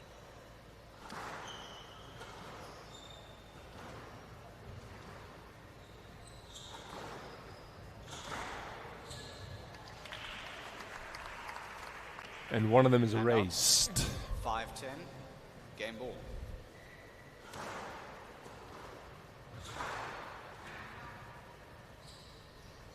No, that's a nice finish. Shaped as if she was going to play the straight drop and then just faded across court at the last moment into the tin. 7-10. The momentum can change so fast on this glass court, and especially. But I say that in vain because Mia Bacchus hits the winner, and she now leads 1 game to love.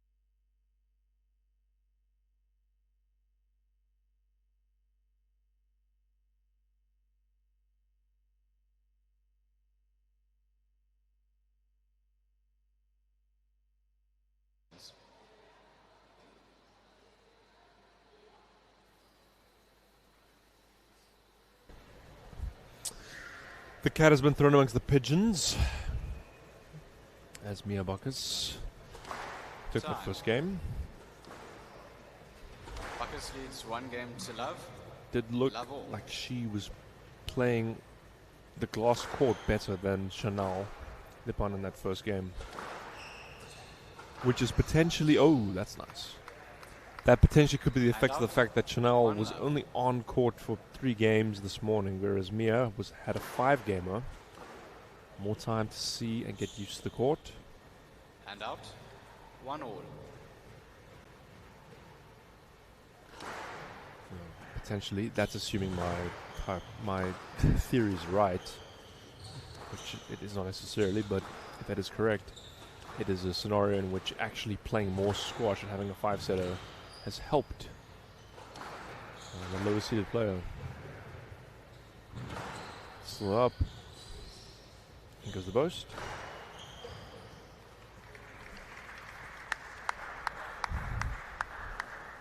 Two, 1.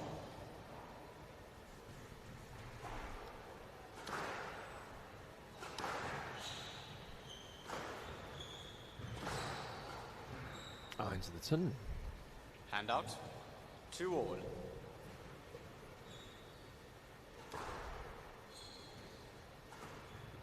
High boast. And there is the winner for Chanel. 3-2. Loose frame. And the reverse angle winner. Not been too many of those. That's like a running joke now. Make as many. Oh, and it keeps on going. Nice exchange with the players. 2 players there. Hand out. 3-4.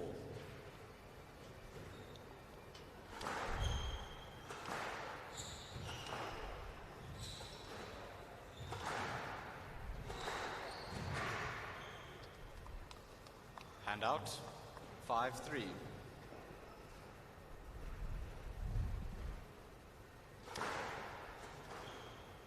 Not up. Quick fire rallies. Hand out. 4-5.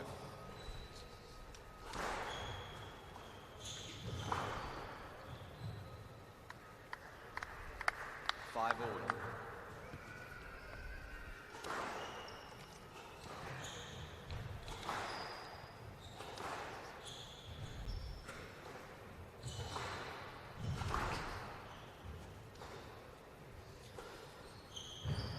Not up. On the right. Nice rally. 6-5. 6-5, Mia.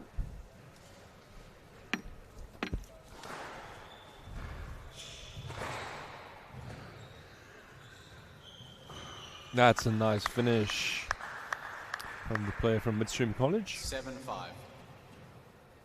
He's coached by Etienne Brits, so I think we can see JP Brits is in a corner. That really makes sense. 6-7. Keeping some advice from the family. So I believe Etienne is based 7 all. in the Pretoria area around Centurion Arena, whereas JP, of course, now is in the Eden area around Mossel Bay. And Chanel finds the tin. Hand out. 8-7.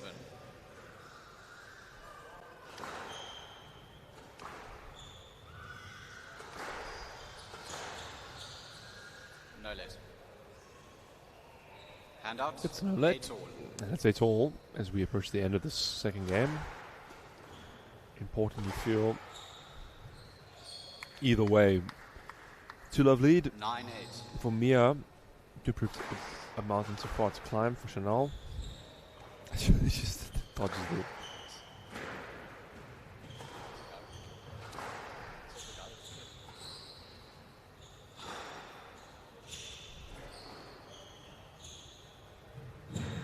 That's a nice exchange there. And finished in the front left. 10-8. Game ball. So 10-8, 2 game balls for the top seed.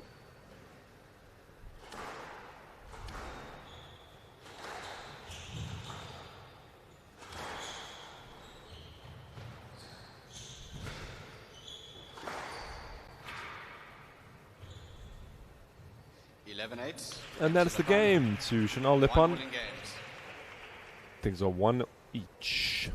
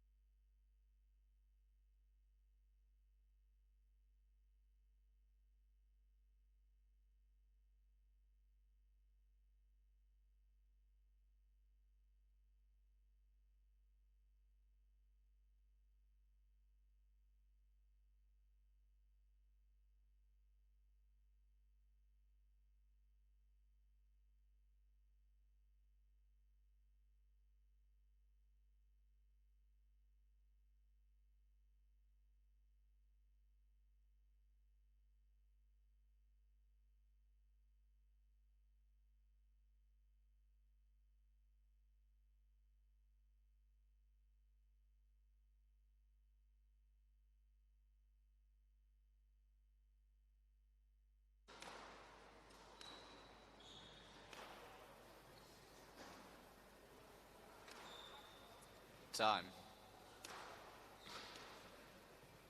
1 all in games. Lapan to serve. Love all. Hand out. 1 love. There's a scream of a winner there by Mia Bacchus.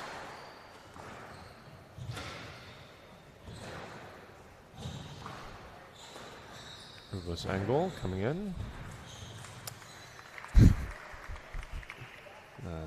Game not finding much success. This is a running joke at this point. Every time there's a bad one, I'm going to make a comment and smugly feel that justified my completely unbiased take that it's a terrible shot. 3 love.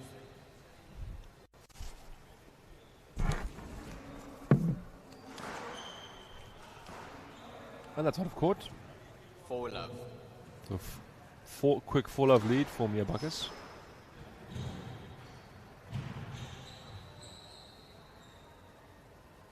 Yep, stroke to Bacchus. Yeah, that'll be a stroke.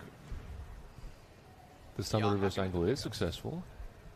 See, I can beat On the that. right, sorry. 5 love. Yeah. But great response to losing the second game here by the 4th seed.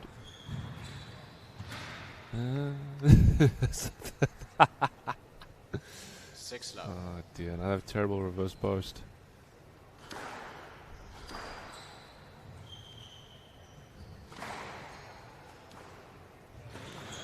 Oh, that's lovely. Off the back wall, but doesn't find the front wall. Hand out. 1-6.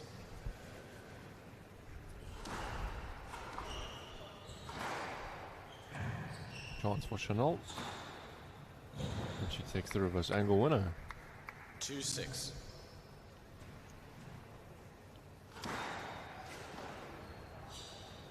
Ah, yes. Nice finish. 3-6.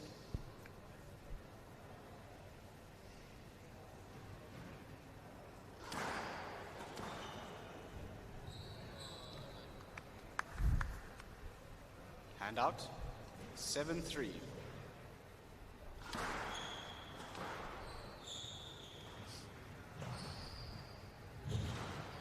Open court and the winner. Hand out. 4-7. 4-7. Oh, and the tin, that's a big point. Hand out. 8-4. 8-4, 7-5. Loose post. That might hit a back wall nick. Does not. And that's a sending her opponent in the wrong direction. 9-4. Good stuff from Mia Bacchus. And the post into the tin. And that gives the fourth seed game ball. 6 game balls. Loose. And she finds it in. Hand out. Survives 5, 1. 10, game ball. That's well lifted. Yeah, that's not coming back. Great shot. 6, 10, game ball.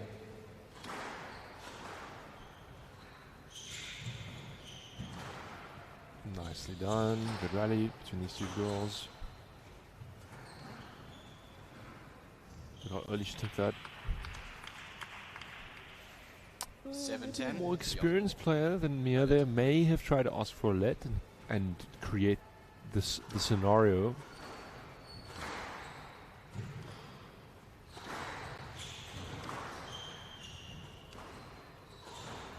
Oh, that's well played. 11-7. The relief there on Mia Bacchus' face. She leads 2 games to 1.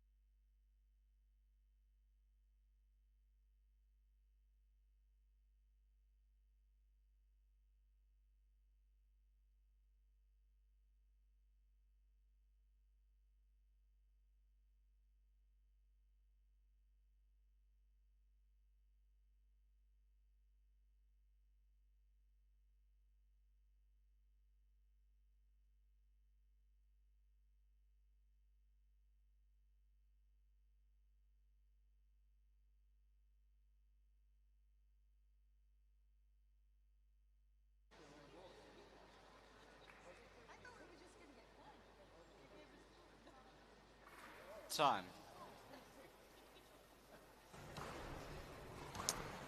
Potential upset on our hands here. Bacchus to serve. Love Mia ball. Bacchus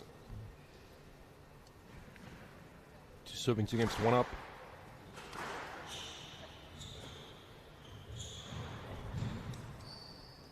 Stroke to Bacchus. Yeah, that can only be a stroke.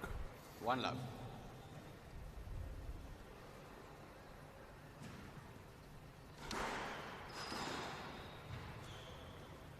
Chance. Chanel. And a clever reverse And angle out. winner this time. 1 all. Seeing quite a few in this match. Hand out. 2-1.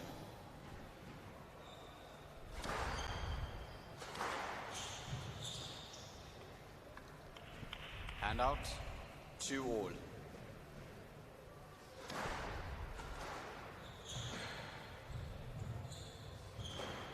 Oh, that's well straightened.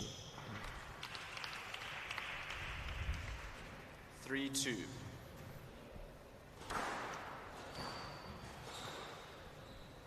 And another reverse angle winner. It's 2 for this game. 4-2. I should seriously actually start a record like those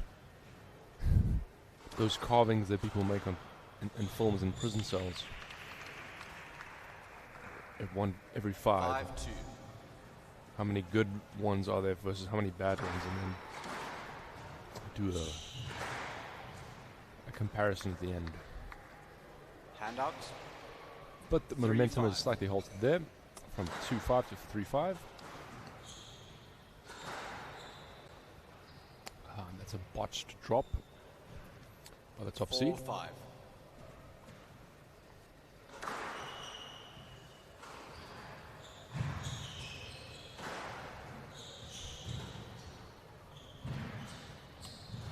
Oh, this is an exciting rally.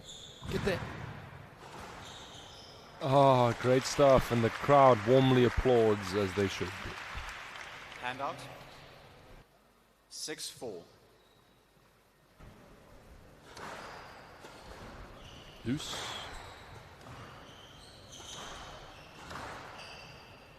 Stroke to the Yeah, bum. that'll be a stroke. 7-4. Maybe we're going to go to 5 here.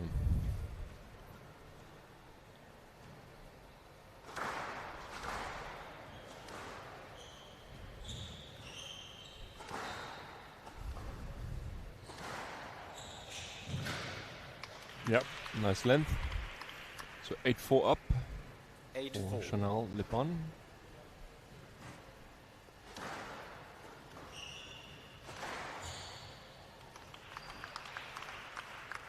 2 points away here from tying things up 9-4. here. And quite a few 5-setters today, actually. In the under 15s. There was not one in the seniors, despite 5-9. 1 or 2 threats of it happening.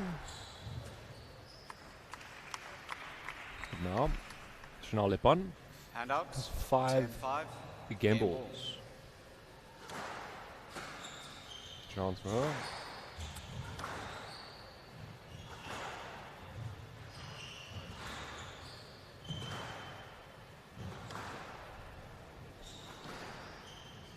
Longer rally, and that's the winner. 11-5. And we're going to 5. 2 Join warning us games. shortly for just that.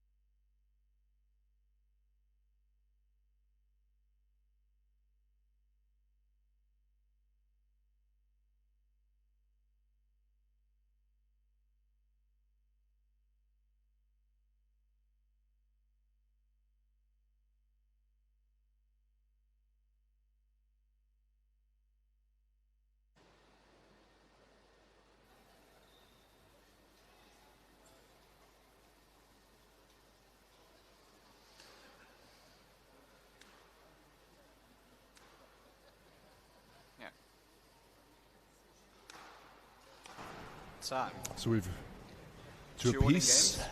Lafan to serve. Love all. Interesting match, this one. Where a reverse burst winner straight away. One love.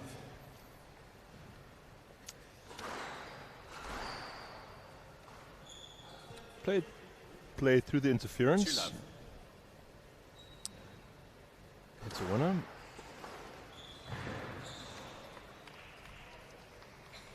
Handouts. So 1-2.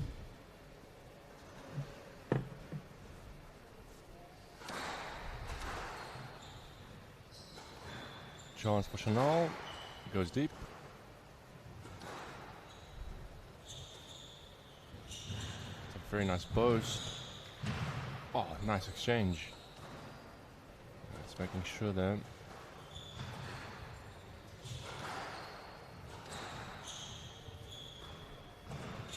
Oh, what a great rally.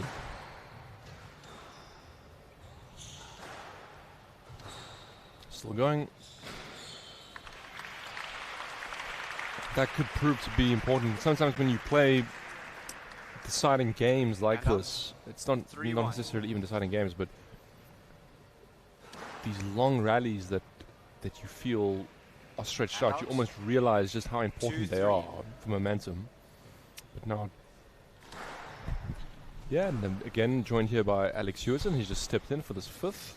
I don't know how much of this match you've seen so far. All of it so far. All of it, yeah. 2-3. Very seesaw, but exciting. Chance. Not up. Oh, it's a good get. No, but she's called that sportingly. That's nice. 3-all. Good sportsmanship. Chance for Chanel. There's been so many reverse angles in this match. Oh, that's nice. Handout. 4-3.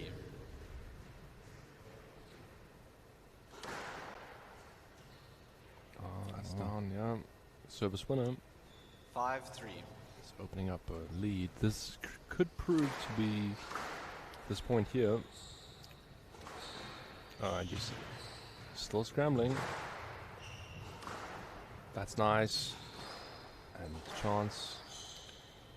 Ooh. Stroke to Bacchus. That gives a stroke. Oh, interesting.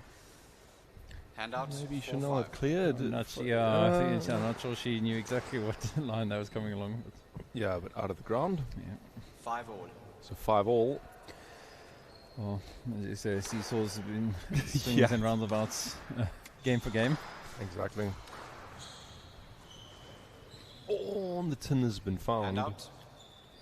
Doesn't bend her knees 6-5. there, yeah.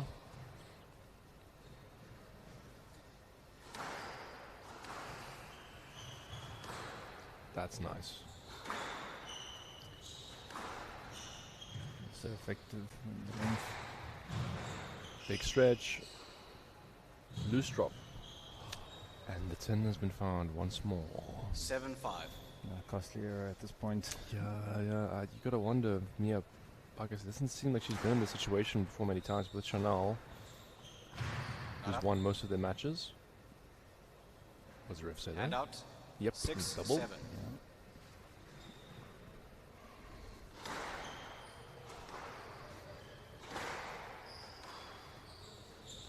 Chance? Yes. Oh. Handout. Just 8-6. a 2-point lead here as we head into the business end.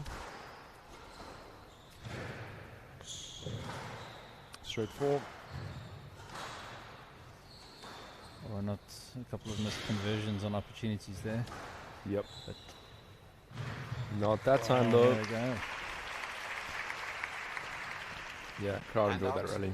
It is what we like to see at these nationals. Is nice competitive matches. It gets close and there's great participation for the crowd in the junior matches, which is great to see. Yeah, agreed.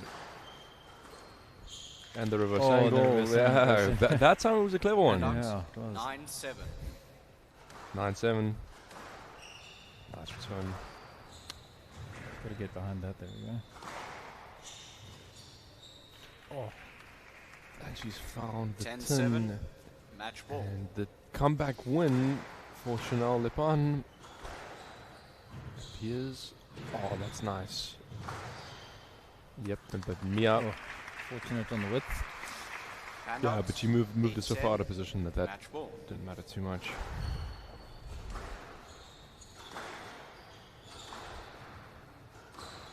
Loose. Could be all. Loose post. And she's found it. And these two girls exhausted. 7-11. Embrace. 11-8. And Chanel Lip on the top seed. She survives. She wins 3 games to 2.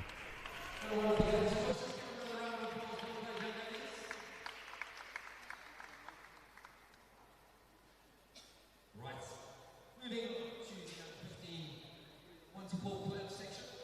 For the under 15 boys, the Growthpoint International top 8s.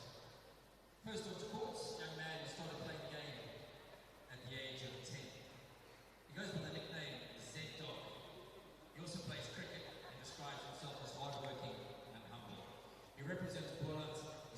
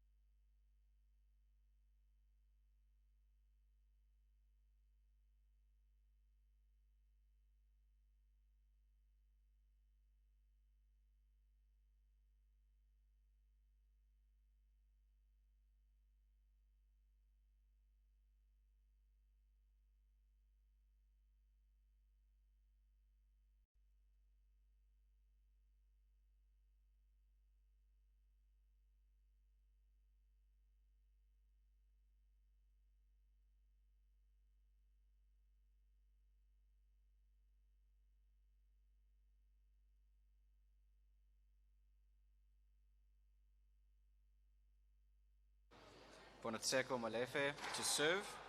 Xander Smith to receive. Best of 5 games. It's between Ponatseko Molefe in the white and red of Johannesburg Love all. kit. He's serving to Xander Smith in the all black kit. The Bolan player. One So love. they're playing in their provincial colours. I wonder if that's a coincidence or not.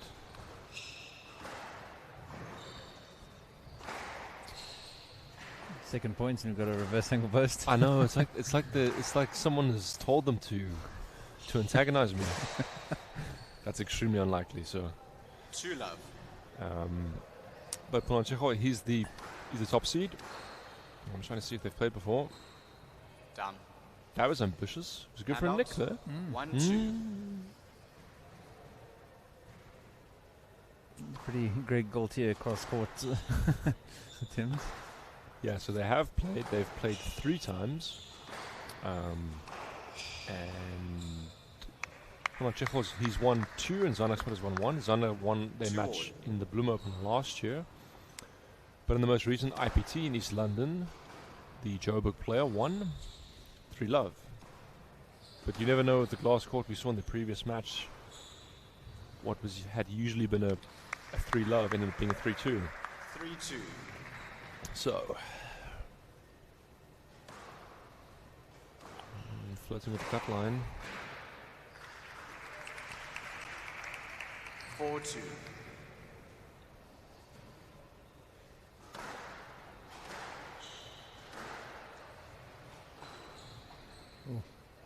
Swiss. Good errors there, yeah. Yeah.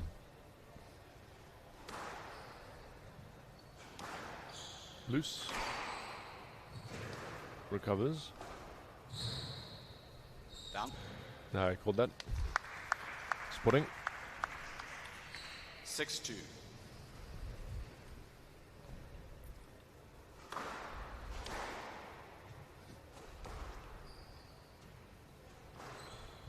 Oh, that's lovely. Much better angle there from the left there. Yeah, and you could see how he 3-6. shaped to cut that ball. Yeah, there was intention behind that.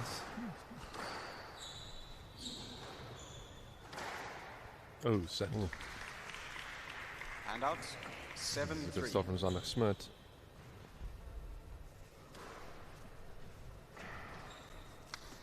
It's down. 8-3. 8-3.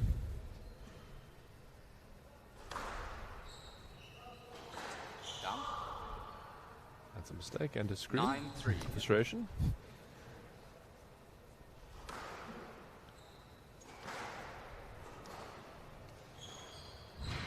That's a nice winner. Handouts. 4-9. So what is the top seed? Can the top seed decrease this lead? That's certainly not the start he was hoping for. No. You have to settle on.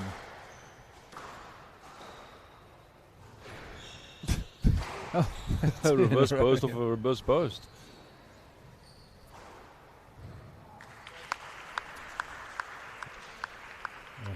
Handouts. 10-4. So it's Game 10-4 ball. and 6 game balls for the Bolan player. Loose and he gets Smith. the stroke. 11-4. Game to Smith. He leads Smith 1 game to leads love. 1 game to love.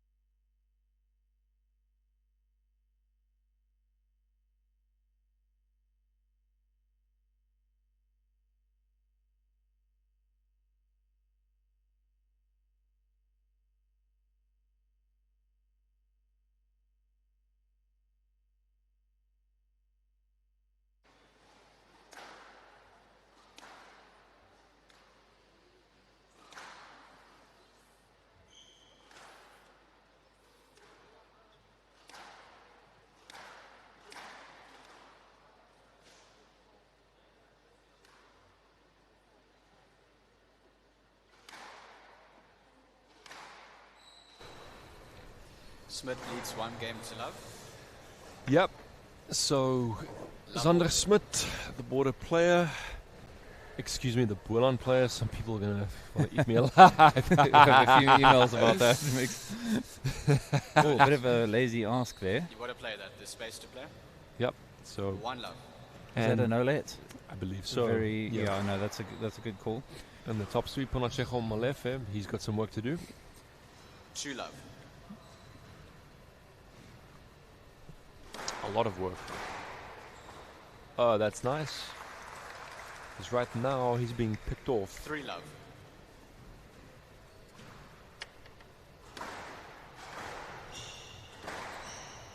Yes, lad. Well, he's going to have to... That's a generous lad. 3 love. Did he... Yeah, he gave a lad. I don't think he asked. But you don't think he asked? Oh, maybe not. Maybe he did. I think he did ask, yeah. Okay. I think they're quite fortunate there. That's nice. Off the back wall. But he's going to have to really work to build some rallies here, otherwise it's going to run away. Yeah, he looks out of sorts. Thunder looks very comfortable. He's playing sensible shots. Yeah, the thing with junior players is that's ambitious. I think I was watching Diewold's game. Stroke to Smith. You know how susceptible juniors are to seeing a highlight reel, and all they take away is the stuff the one nick that worked. Yeah, the one nick that worked. The one reverse post that worked. Down. That wasn't good. No, I was going to say. Surely. Yeah. Well, the one good thing about entertaining rallies like this is that it keeps for a long time today. It keeps you nice and alert. Yes, right. A lot of errors, And just out, 6-1. and overhitting. Whereas Zander's intentionally building his rallies here. Yeah, I mean, I'm going to imagine that coming from altitude, it's always hard. I can hear the frustration here. It's complicating 7-1. things. Coming from altitude is going to be hard, and then in addition to that, you're coming into a glass court. Right. And again, Zander Smit was on court for longer this morning than Ponachejo. 8-1. Yeah, Zander looking very comfortable out there. Yep. Oh, no ways. Oh, wow. That's impressive. Yeah. Got the second attempt, but the drop from Zander was equal to the task. He's not looking comfortable at all.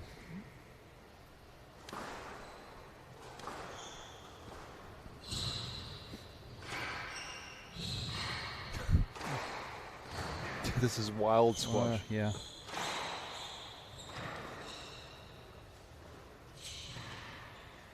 Oh. 10-1. Game ball.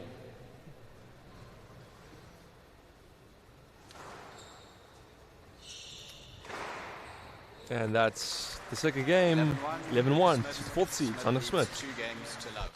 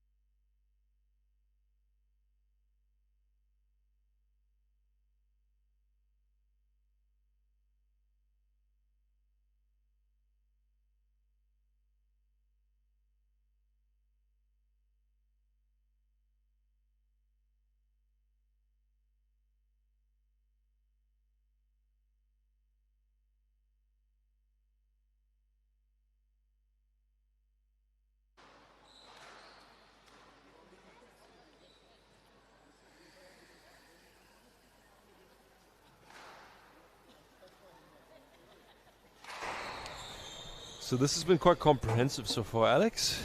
I think it's fair to say that Bonachevo Molefe is not quite at the races yet, struggling with the court.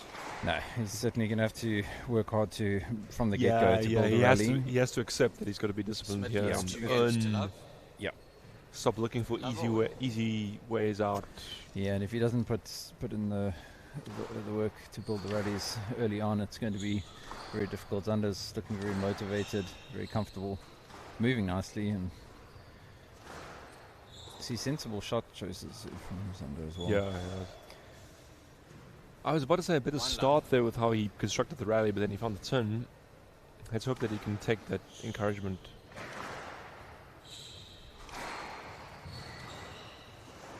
Just actually really impressive. Oh, lovely. That's great. Yeah. Hand out. 1 all. This young man does have nice touch. I was seeing him this morning.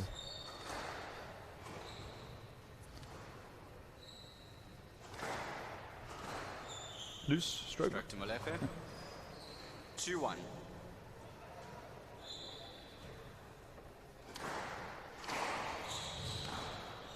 That's sure. Nice finish. Got good strength and stability. He positions himself well for his shots. And yeah. 2 all. Impressive stuff. Indeed, yeah. This is a very promising start. You just remind me of. That's wow. beautiful. Excellent. Yeah. Like, Shabana-esque cross-court feather into the drop there. Shot. He had the angle and he took it. So, Checho is the top seed, right, and Zander Smit is the fourth seed. Well, got clear signs of big match temperament, Zander. Yeah. Into the turn. Hand out. 3 all.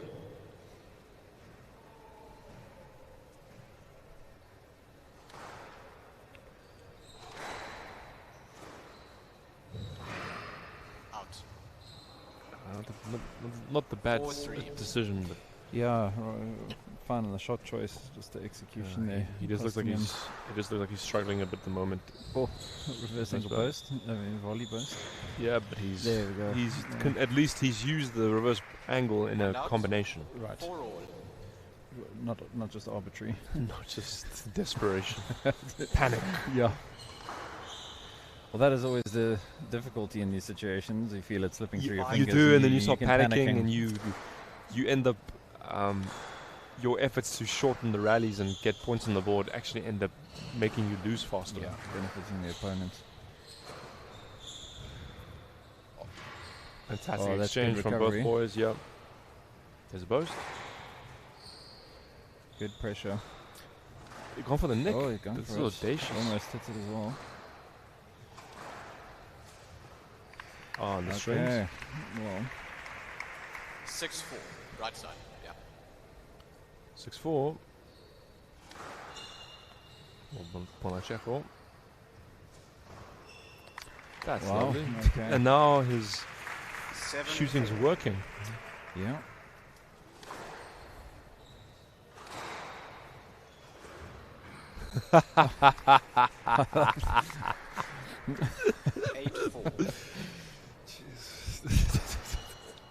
For those other juniors watching, please don't.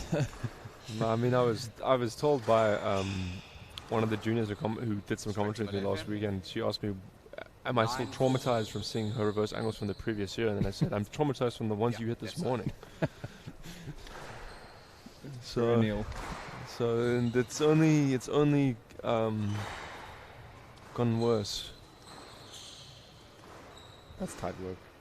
Yeah. 10-4. It's not the same degree of focus from Zander here, but Molefe being a lot more consistent. He's got a game ball. What does he do here? Naturally, it went for the neck. Hand out. 5-10. Game ball. The exuberance of youth there. Selective memory helps improve that ratio of successful cross courts. Some of the production team is swearing at me for saying that this is going to be a 5-setter, but 14th 5-setter of the day. So Oh, unfortunate there, just hitting it through the middle. And that's the third game. Top seed. He's back in business. 2 games to 1.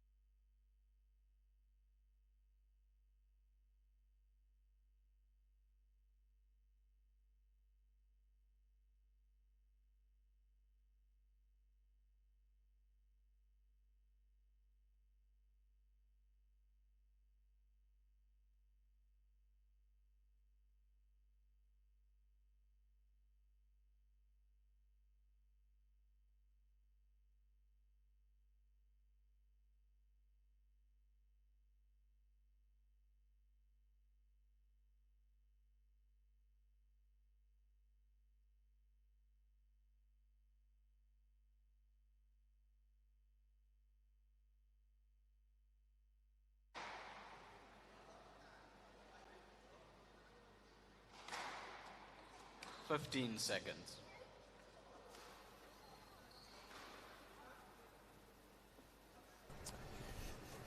Very seesaw here. Neither player has played well at the same time yet.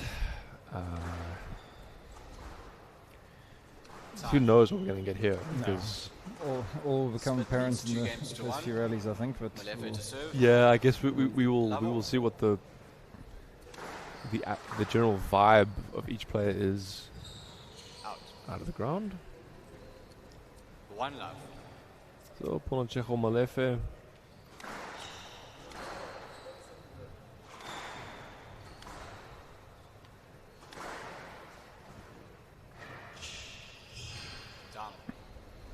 That's unlucky. Yeah. Two love. Serving right. The early signs point towards a fifth. Yeah, they do.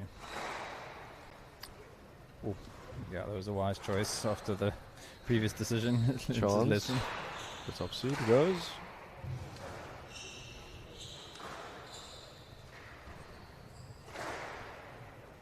Yeah, and Zander Smith with the kill. Hand out. 1-2.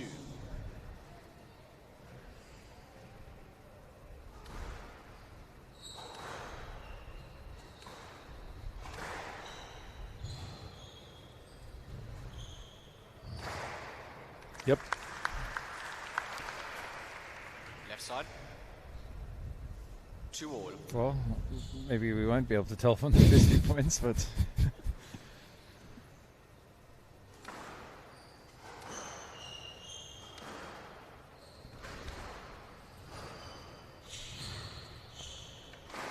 oh, it's a nice hold there by Zander Smith. 3-2.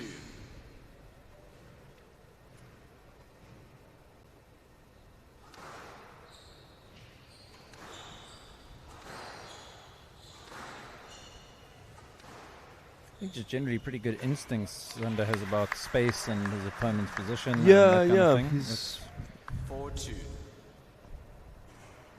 4-2. He's well organized. Right. I'll say that. Yeah.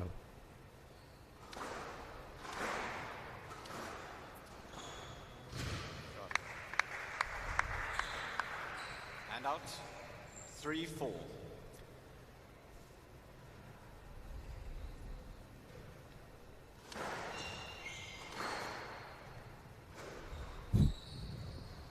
Yeah, that got what deserved. Right. A wild boast. 5-3. Both have to be especially intentional in the glass court, otherwise you end up in that situation. Oh, that's lovely. Great shot. Hand out. Good angle. 4-5. It's a hard shot to hit. Oh, any man's game at this point.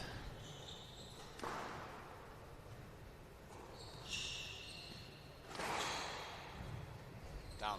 Oh, ooh, that was close. Hand out. 6-4. 6-4. Big rally this one. Yeah.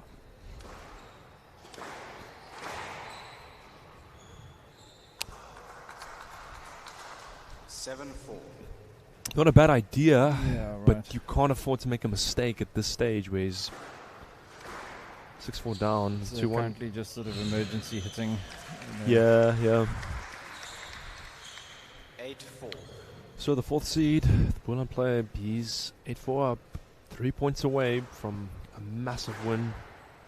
That's what's needed, is getting that ball down that side wall. Nice finish. He's looking strong here. 9-4. This is going to take a huge mental effort for Ponachejo. Stroke. That's unfortunate. Hand out. 5-9. Ask for let. Please. 5-9.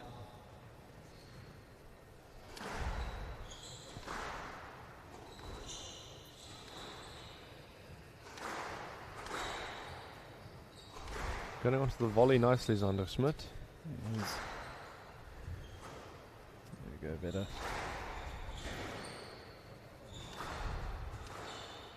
Oh.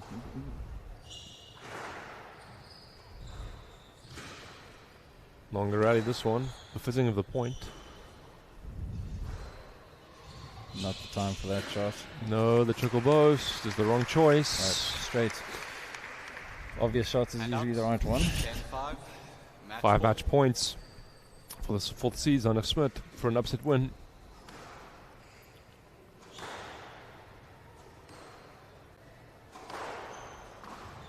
Loose. Oh, got away a bit with that one. Could be it. He's not going to get Yes, a that. Gets a yes.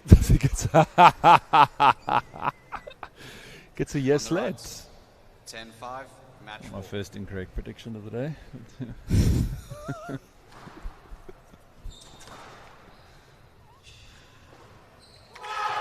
Oh, but this time he's won it. And done very, very well. He's won 3 games to 1. 11-1. 5-11. 11-5. Big upset win there. Unlucky Bucks. Right, we move on to the girls.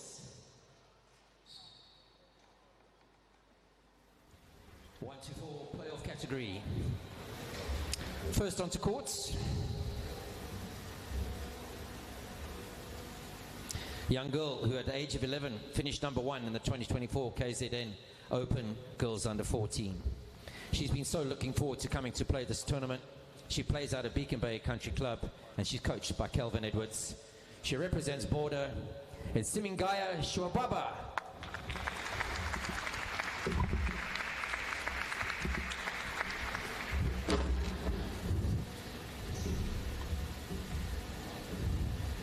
Her opponents to date has not represented South Africa yet, but it is her goal and she hopes to one day play for our country. She describes herself as friendly and hardworking. She represents Western Province, she's homeschooled and she's coached by Jacques Dumini. Please welcome Akifa Talib.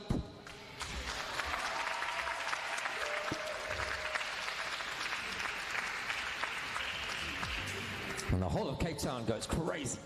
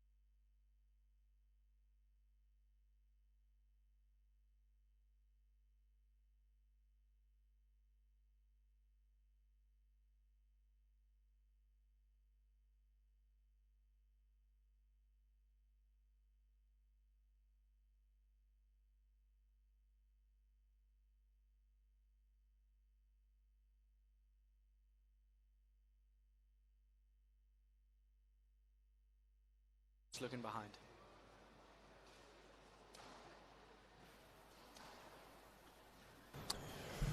This next Girls Under 15 match is a Pool A match between Akifa Talib. Looks like she's going to be serving, and she is in the blue shirt. And she will be playing Simengaya Shwababa. And she's in the black top and orange skirt. I don't think these two players have played before, at least according to the information that are available to me.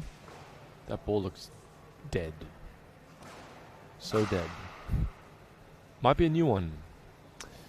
Either way, Akifa Talib had an impressive win this morning over the second seed. Let's go through that scores very quickly. It was against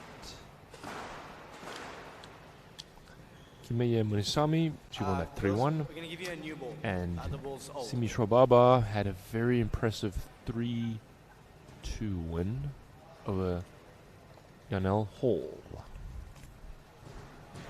And here they are, hours later. I don't know if they stayed all the time. Akifa is from Cape Town. She's homeschooled. So she could have gone home, probably did go home. And there's a nice contingent of, I assume, her family and friends which are here. They are warming up a new ball. And Simengaya Shwababa, she is from Border, Sterling Primary. She plays for BCC, Beacon Bay, or excuse me, BBCC, Beacon Bay Country Club, and is another one of Kelvin Edwards' players.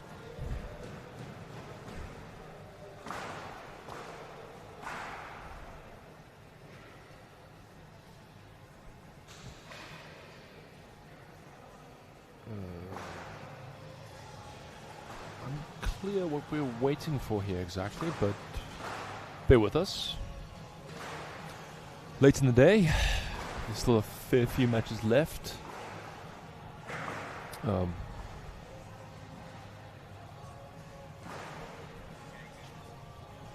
Yeah, I've just been reliably informed that they are warming up a new ball because the old ball was no longer in good condition, which is understandable.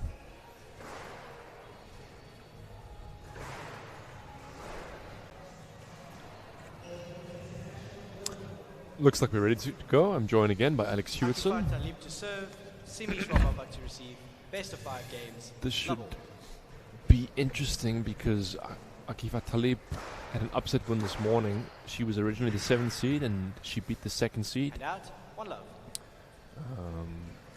And so now she's assumed that.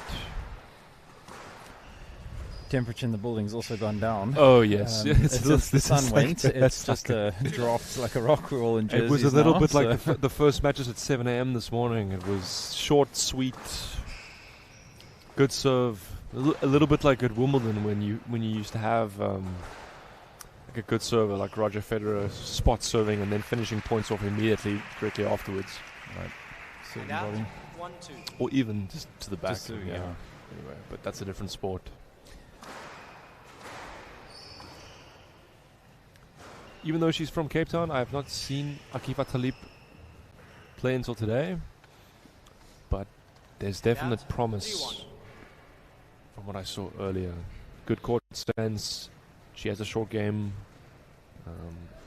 The building blocks are there for a player, depending on how hard she trains and wants to take the sport, for a very good player.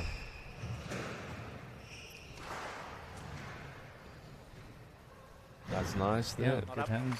Yeah, Simi Shwababa. Hand out, 2 One of Calvin Edwards' prospects. Okay. So another great border player. Who's worked with so many. Yes. Oh yes. Good angle. Yeah, we can hear Akifa's family and friends cheering on. It's nice for the home players to have the crowd support. Who's both? I thought you might have hit her because it went quite wide. Chance. That's nice. Some good athleticism as well from her. Say again? Some good athleticism from Fleet there as well. She just moves quite nicely.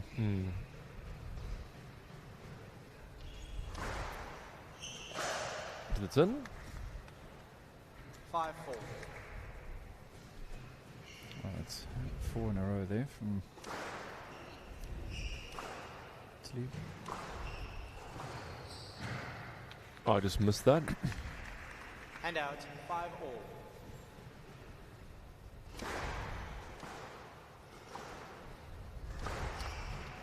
I think the referee for this 6-5. match is Devin Osborne, if I'm not mistaken. Yeah, he told me that he's only refereeing today, so he's got the late shift, and he's. Oh wow!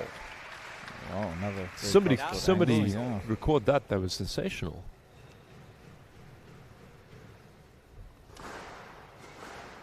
Down.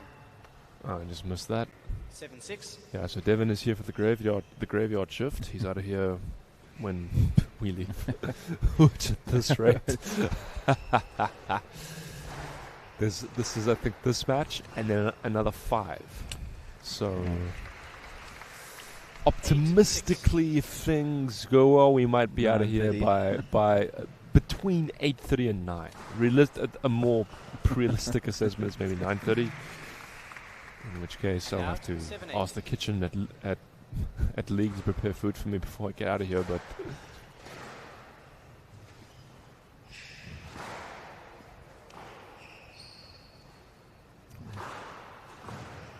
down. A large series of And mistakes. out, 9-7. yeah, so Sure. Akifa Talib 9-7 in this first game.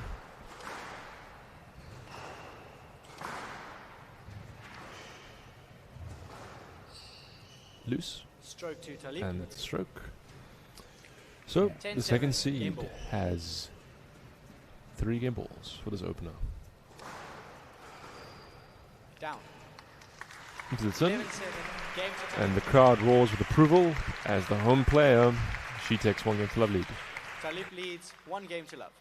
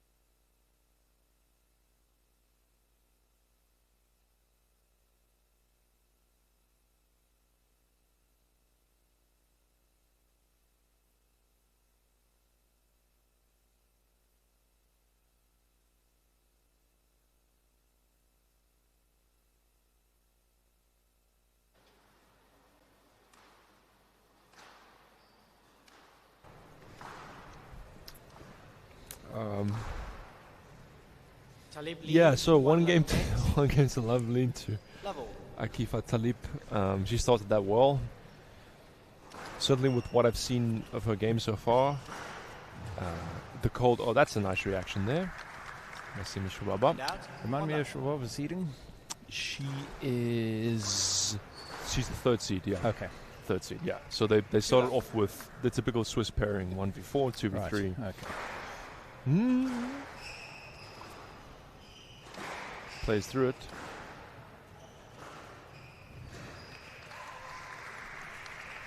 And out, 1-2.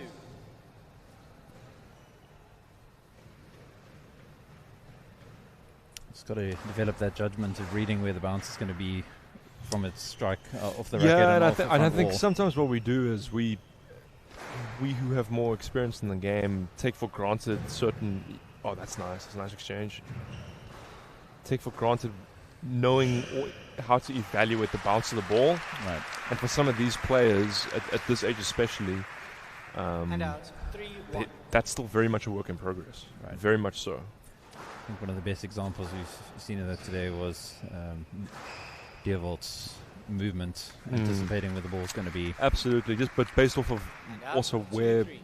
where is the ball, where's his opponent, how good is his shot, and then take a position that gives you the probability of right covering. So it's not just arriving by the ball; it's arriving in position for the kind of shot you want to hit as well. Yeah.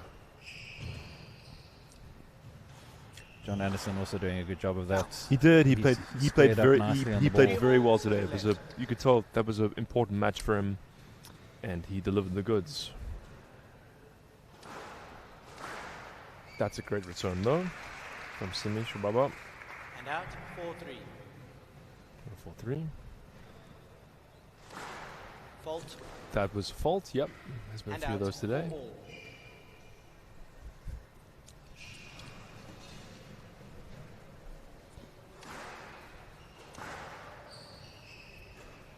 It's 20 court sprints. That'll, depending on. That's a nice finish. That's what I saw earlier from. 5-4. Nice backhand drop.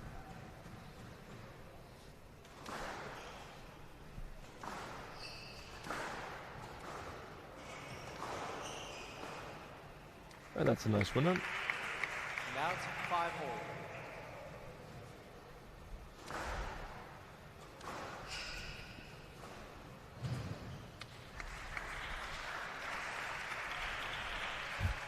Six-5.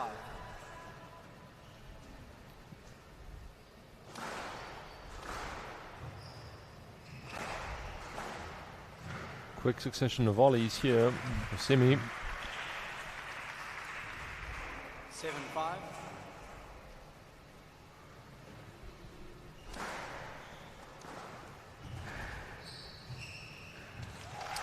She's in control there. Yeah, this is And out.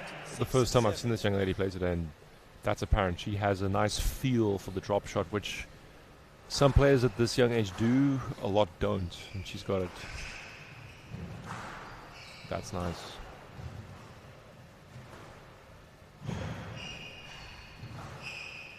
That's nice there. She's actually... That's the first time she's used the trickle, yes? Yes. Unlike some of the others where it's continuous. Less variation and more. Yeah. That's a nice serve again. 8-7. Winning lots of, especially now that it's this cold with the sun's gone down. Another example of judgment there. If you see it coming off the front wall, you know you need to step forward or step back to take before or after the class. And out. Read that. 8-all. So 8-all. Crucial phase of this match. Huge pressure, really good burst there. Yeah. And out. Nice cut on the ball as well. It wasn't hit too hard, so it stays forward. Yeah, if you see your opponent hanging back on their heels. Stroke to Talib. Lucky Vaz gets a stroke. 10-8. Game ball. So, 2 game balls for the second seed. From the left, yes. This would put her in a very positive position. Chance, big chance. And that drop. 11-8. She leads 2 games to love. Talib leads 2 games to love.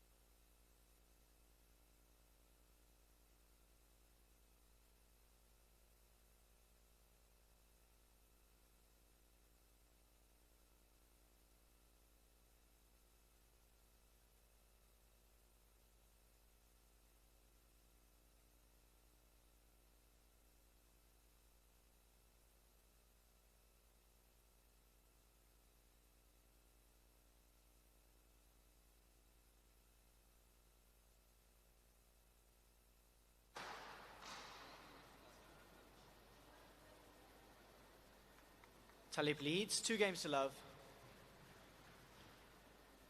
Love all. So Akiva Talib with a 2-1 lead here over Simon Gaya Shobaba. Simi going to have to pull out all the stops here. That's certainly a positive start. Yeah, I think I have to work on some good tight shots and lengths. Yeah, it's simple squash. Get your opponent behind you, Right.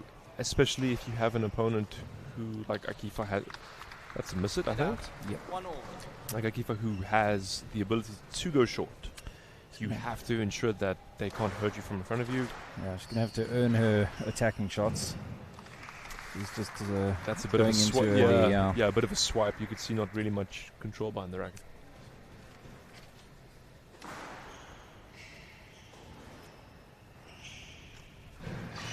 Not up, stop. Yeah, Balls the double bounce. referee saw a double. 3-1. 3-1. Akifa. Early lead for Akifa here. She's carrying some obviously solid momentum from the first 2 games, but she looks confident and she's strong. She's moving early. Yeah. And hitting the ball hard. Great accuracy. Yeah. There's a lot to like about her game that I'm seeing. 4-1. I'd heard a little bit about her. She has a younger brother who's 10. He's 11 now. But he played a league match at 10, and he beat one of Career Club's lowest league players, Chris Owen Collect. You might know him. Yeah, wow, that's impressive. Yeah. Okay. Chris was getting stick for losing to someone a fifth his age, but as is the case. Yeah. But I've not seen her play until today.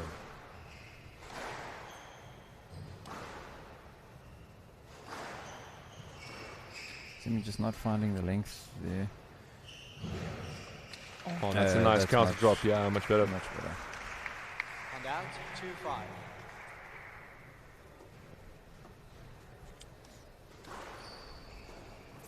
Chance for Simi. Goes deep.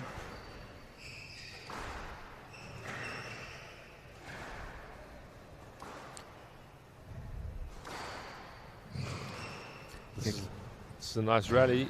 Not up. It's not up, yeah. Keeper's made very few unforced errors this whole match. Good Yeah, sign. that which is good too, because it's not like she's not attacking either. No. That's a nice sign.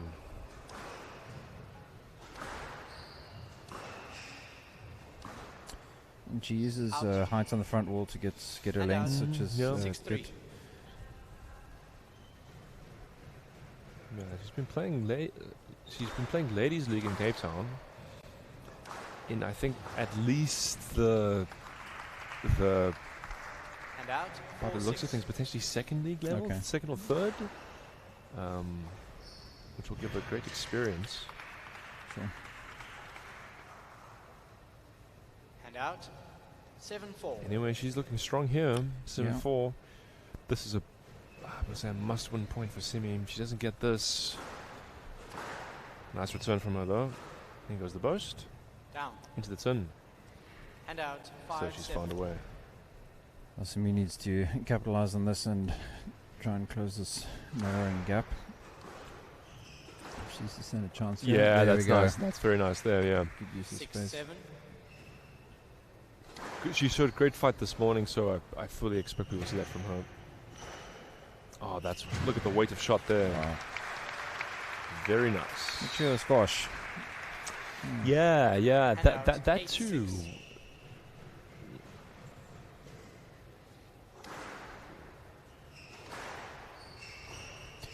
A lot of effort and thought into her serves as well, which is not always the that case. length there, yeah.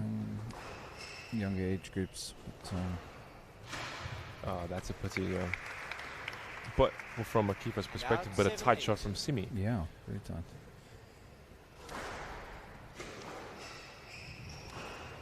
Chance. And the little boast.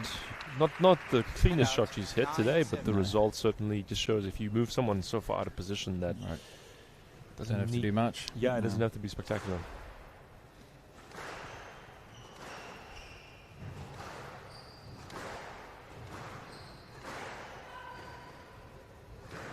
A good recovery there.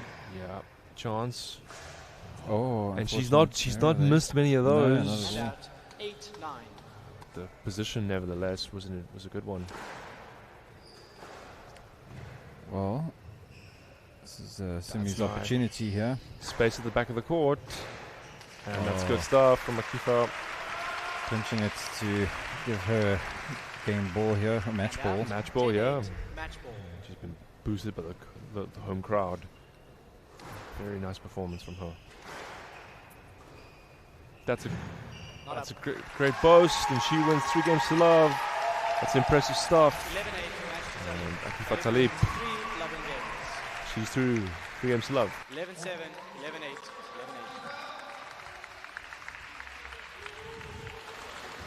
11-8. Well done, everybody.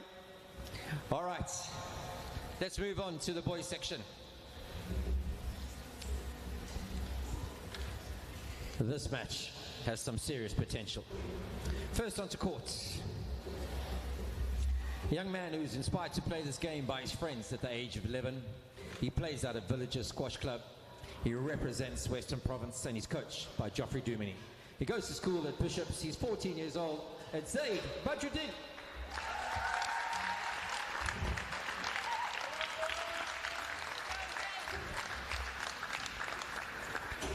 His opponents, he plays out of Fishhook. He goes by the nickname of Master Good, and he describes himself as happy and caring, and also blessed. He's coached by Johnny Abramser. He also represents Western Province. He's also 14, and he goes to Fishhook High School. It's Rupert Good.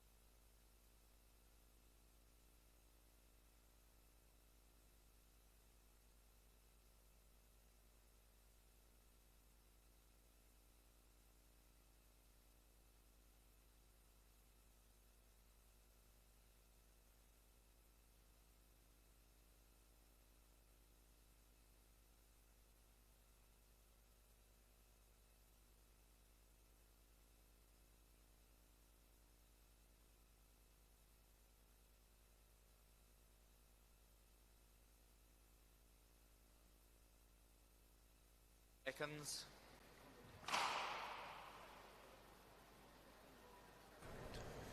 This is our final boys Pool A under 15 match of this evening.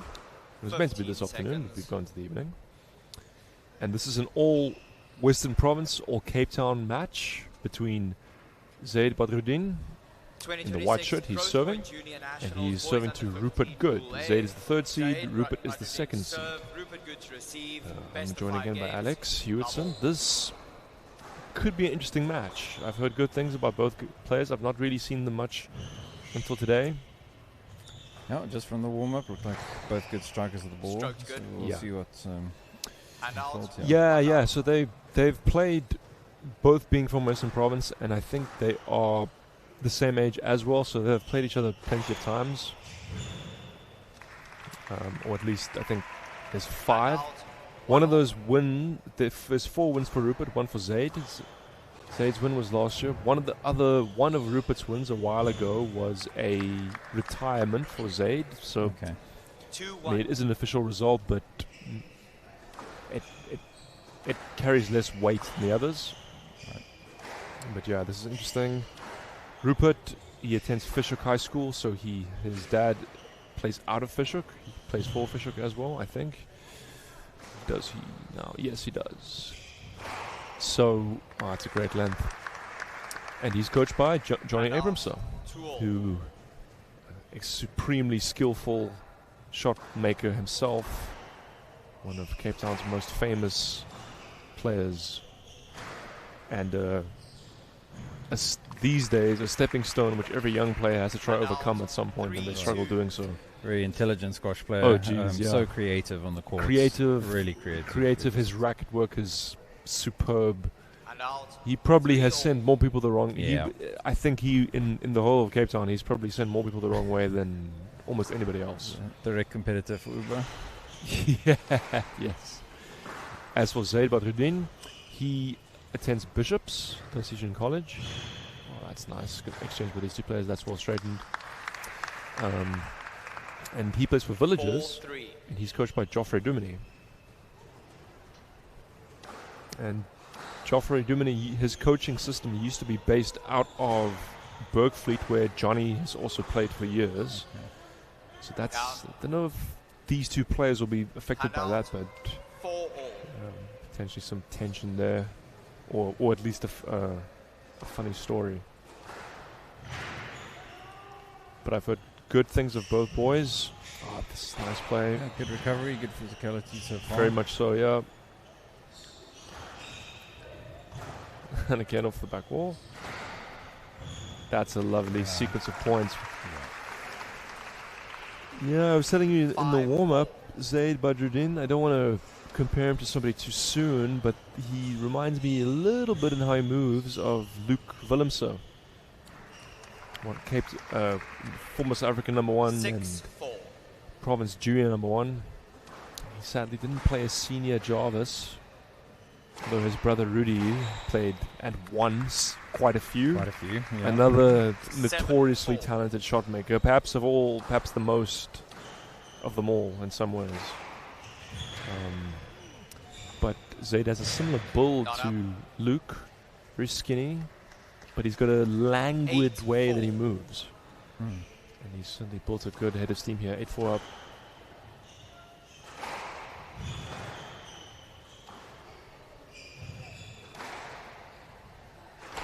To be honest, quite smooth, a little bit like Ali Farag, because of how it glides a little bit. Yeah. It remains to... You don't want to compare somebody to a 4-time world champion too soon. Even if Zaid is a very nice young man, he's very polite. I see him at Western Province Career Club every now and again. Very friendly, and I've heard good things about not just his game but his conduct on court, which is at this age very important. Good decision there 2 points ago from Lloyd there to play left. We don't want to be rewarding. Reverse boast. Yeah. And here it starts. Yeah. That time though worked out. We have a few spectators rising in. Yeah, from what I understand, I'm not the only person who's taken umbrage at the very liberal use of reverse bows today. One might say outbreak. The contagion. And that's the first game to save Badruddin. Impressive stuff from him. He's looking good. 1 game to love.